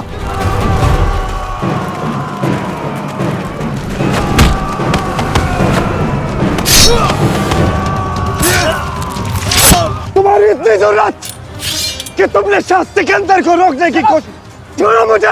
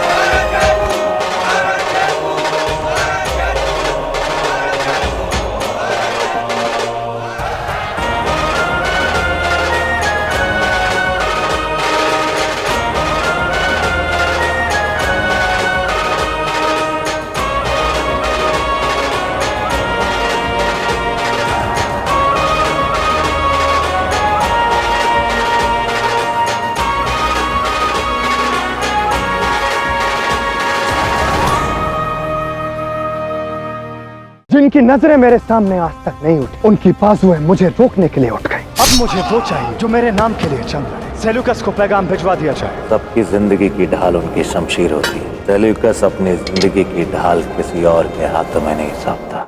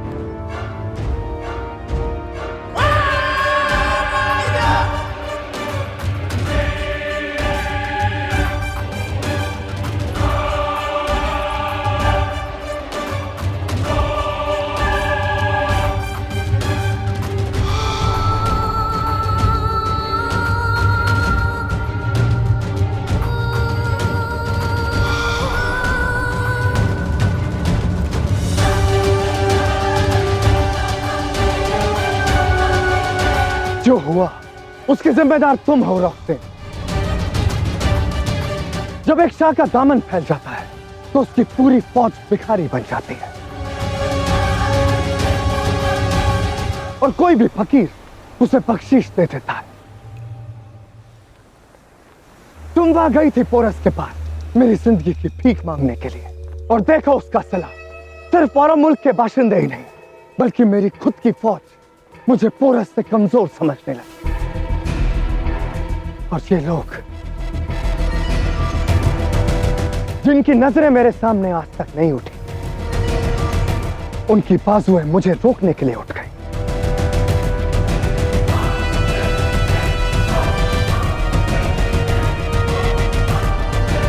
और इनकी सोच का बीज इनके सहन में तुमने बोया है मलिका हुसैन। अलेक्जेंडर, मेरी बात अभी खत्म नहीं हुई और ना ही ये किस्सा, पर यह सिलसिला दोबारा से नहीं दोहराया जाएगा।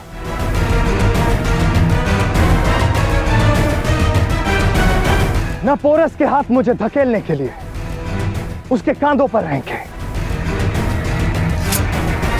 और ना ही मेरे हुक्म के गुलामों के हाथ मुझे रोक पाने के लिए।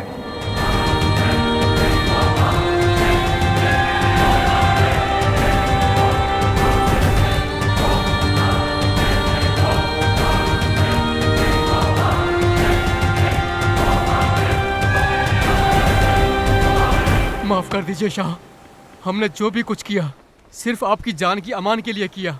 हमें माफ कर दीजिए शाह। किसने कहा कि मैं तुम्हें मौत देने वाला हूं? मैं तो तुमसे वो बाजुएं छीनूंगा जिनमें मुझे रोकने का ताप पैदा हुआ।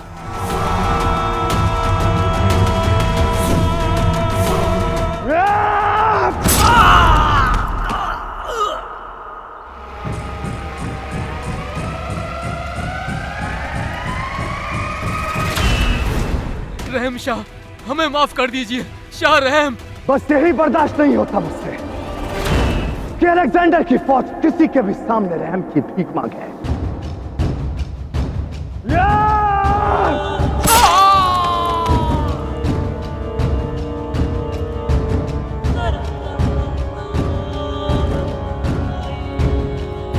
मलिका, अब आप ही कुछ कीजिए। पहले क्लीटस और अभी फेस्टियन। अगर ऐसा हुआ तो गदर मच जाएगा। इस वक्त एक आप ही हैं जिसकी बात अलेक्जेंडर मानेगा। सिर्फ आप ही उसे रोक सकती हैं। गौर से देखो रॉक्सन।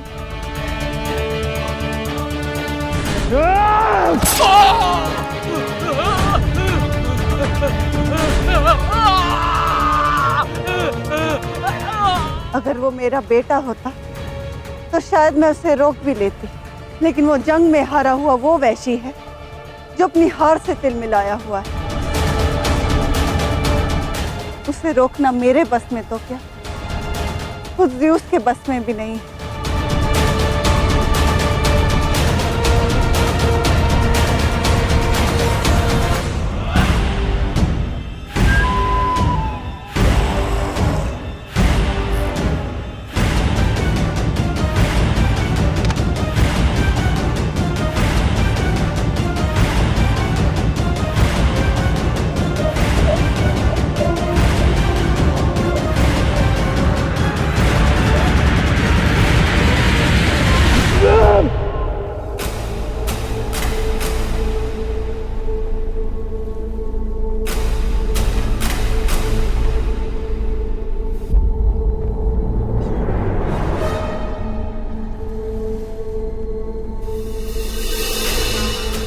मत समझना है फेस्टियन कि तुम्हें बख्श दिया जाएगा, बस तुम्हारी सजा कुछ और होगी।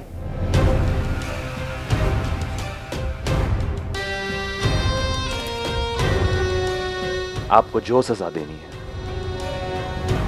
मुझे मंजूर है शाह, लेकिन फिर भी मेरे लिए आपकी जान से ज्यादा अहम और कुछ नहीं। और अगर जिंदगी ने मुझे फिर कभी इस मुकाम पर ला खड़ा किया तो मैं तब भी वही करूंगा जो मैंने आज किया है। तुम्हारी इसी सोच पर मुझे अफसोस है फेस्टियन। तुमने आज तक मेरे साथ हर जंग लड़ी, पर तुम मेरे जंग लड़ने का तरीका नहीं समझ पाए। जंग जज्बातों से नहीं, इरादों से जीती या लड़ी जाती है। पोरस की मौत के आगे तुम्हारे जज्बात आ गए और मैदान जंग से खाली हाथ मुझे लौटना पड़ा। अब मुझे कोई ऐसा चाहिए जिसकी सोच छोटी ना हो, बल्कि जिसकी मुट्ठी इतनी बड़ी हो जिसमें पूरा आसमान समा सके। और तुम्हारी सजा यह है कि आज से तुम मेरे लिए किसी जंग की अगुवाई नहीं करोगे।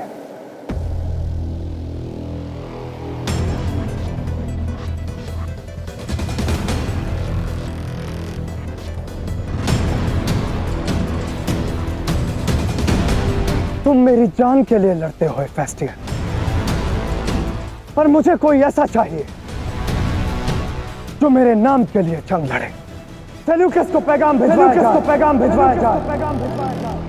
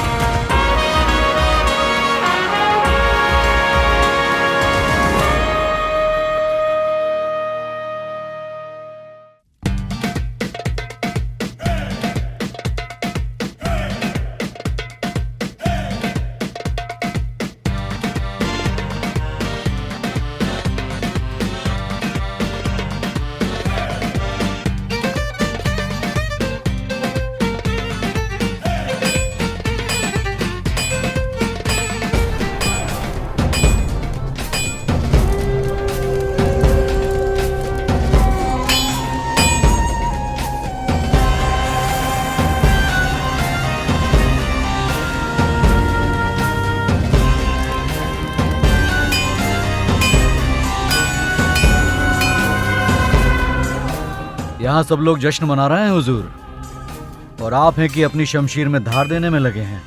आपकी तलवार को तो कोई भी धार दे देगा। आखिर आप हमारी फौज के सिपे सालार जो ठहरे। सिपे सलार हो या सिपाही, सबकी जिंदगी की ढाल उनकी शमशीर होती है, और सेल्यूकस अपनी जिंदगी की ढाल किसी और के हाथों में नहीं सौंपता। आज का दिन बहुत खास है अलेक्जेंडर, बहुत जल्द शिकस्त खाने वाला है। नाचो, गाओ, जश्न मनाओ। अभी अभी खबर आई है अलेक्जेंडर की अपनी बीवी उसकी जान की भीख मांगने पोरस के पास गई थी। अब पहले अलेक्जेंडर झुकेगा और फिर कुछ दिन बाद सेल्यूकस को भी यहाँ से जाना होगा। फारस फिर से आजाद होगा।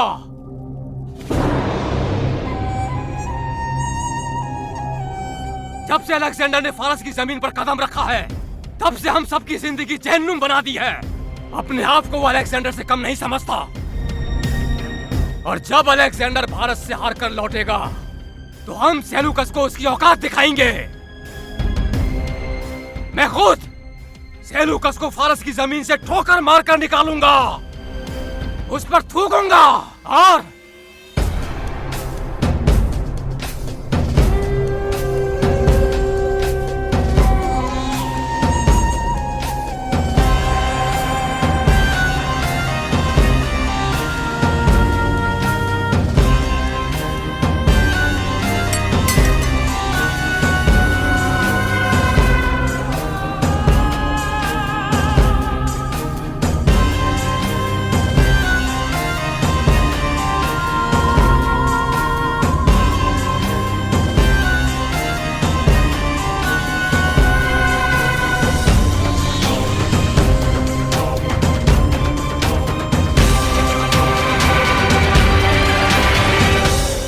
राजा फरमाया तुमने।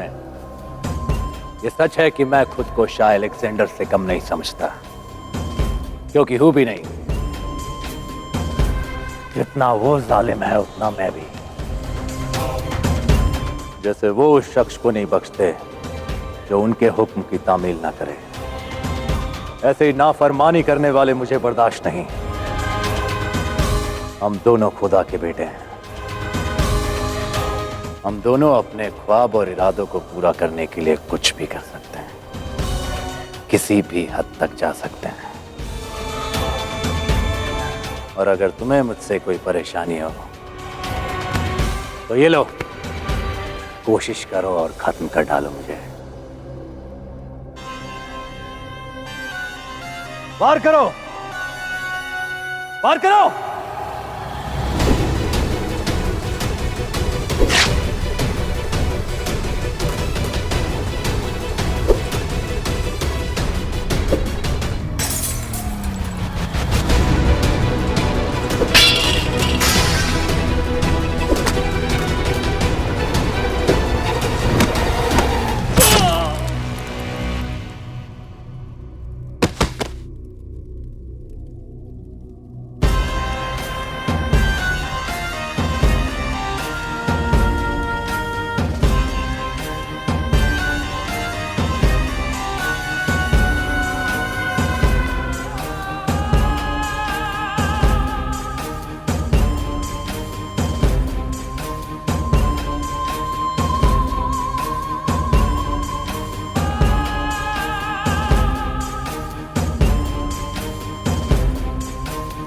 तो अब समझ में आया कि मैं अपने शमशीर को धार खुद क्यों देता हूं। ये खत मेरे लिए लाए हो ना?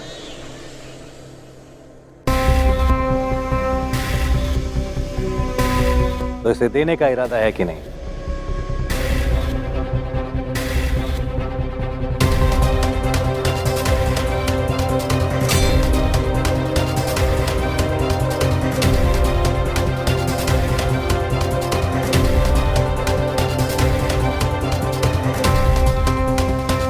शाह ने पैगाम भेजा है।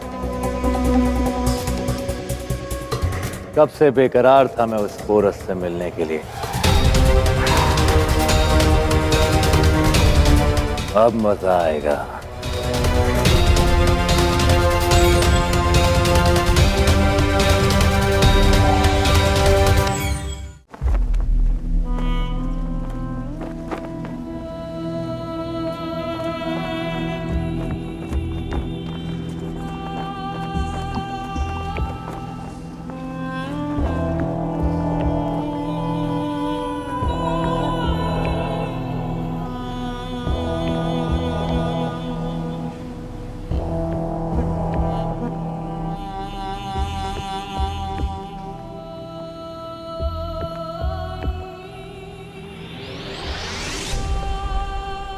आज सांझ है पौरव राष्ट्र के एक स्वर्णिम अध्याय की।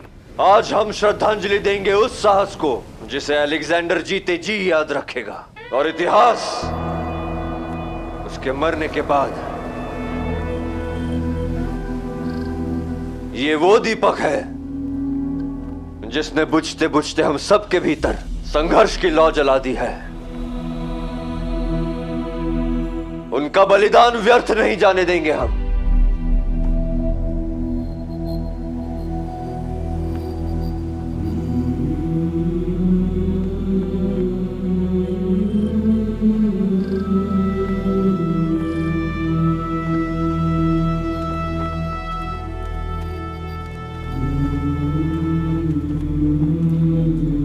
और जीवित रहेंगे आपके प्रयास भारत को फिर से एक करने के।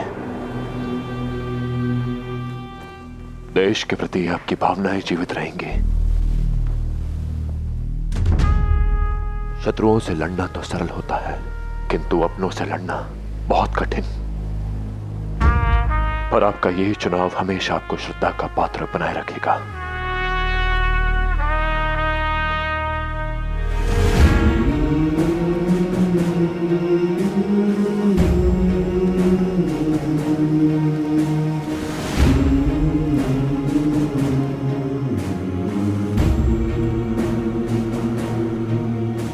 आपने मुझे संभाला जब मेरे पास परिवार नहीं था। मुझ पर इतना विश्वास किया कि अपने जीवन की सबसे बड़ी पूंजी लाची मुझे सौंप दी।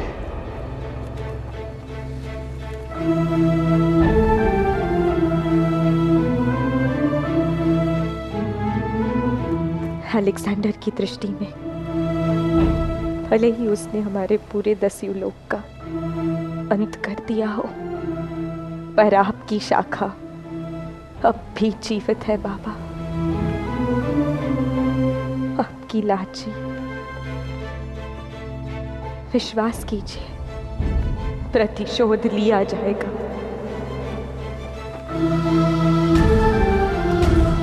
आप निश्चिंत होकर मां के पास जाइए और उसे कहिए कि हताश ना हो। आप दोनों का अधूरा काम आपकी ये बेटी पूरा करेगी।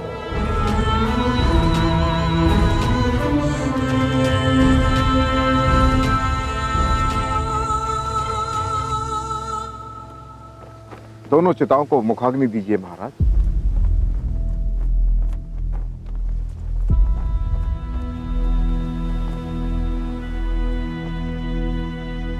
नहीं राजगुरु जी, दस्युराज की चिता को मुखाग्नि मैं नहीं दूंगा।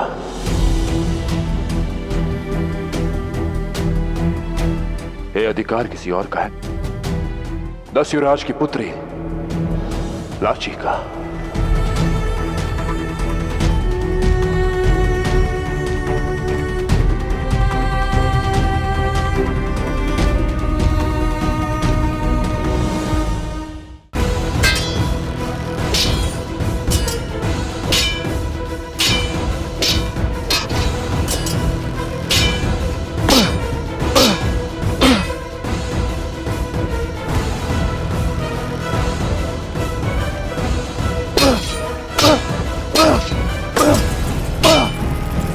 जो कहने आए हो कहो, वरना दफा हो जाओ यहां से। सम्राट, जानता हूं जो कुछ हुआ आप उससे प्रसन्न नहीं, किंतु मैं आपके साथ, हम दोनों मिलकर उसे नष्ट कर देंगे।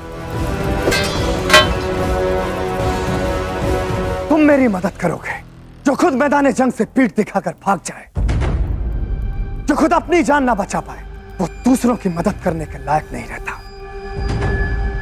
वो लड़की पेट से थी, तुम उसे ना हरा पाए और हमारी फतेह का तोहफा लाने की बात करते हो। बेहतर यही होगा कि जितना हुक्म दिया जाए बस उसे बचाना हो।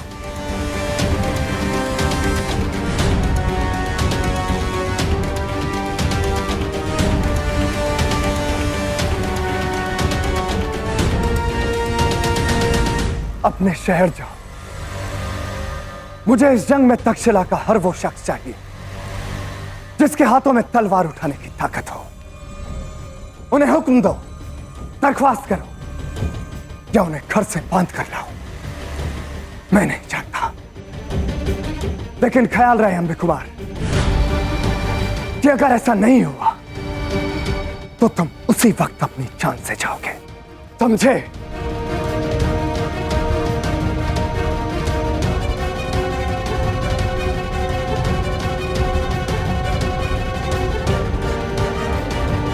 हम बहुत जल्द मिलेंगे पोरस, और इस बार तुम्हारे पास बचने का कोई रास्ता नहीं होगा।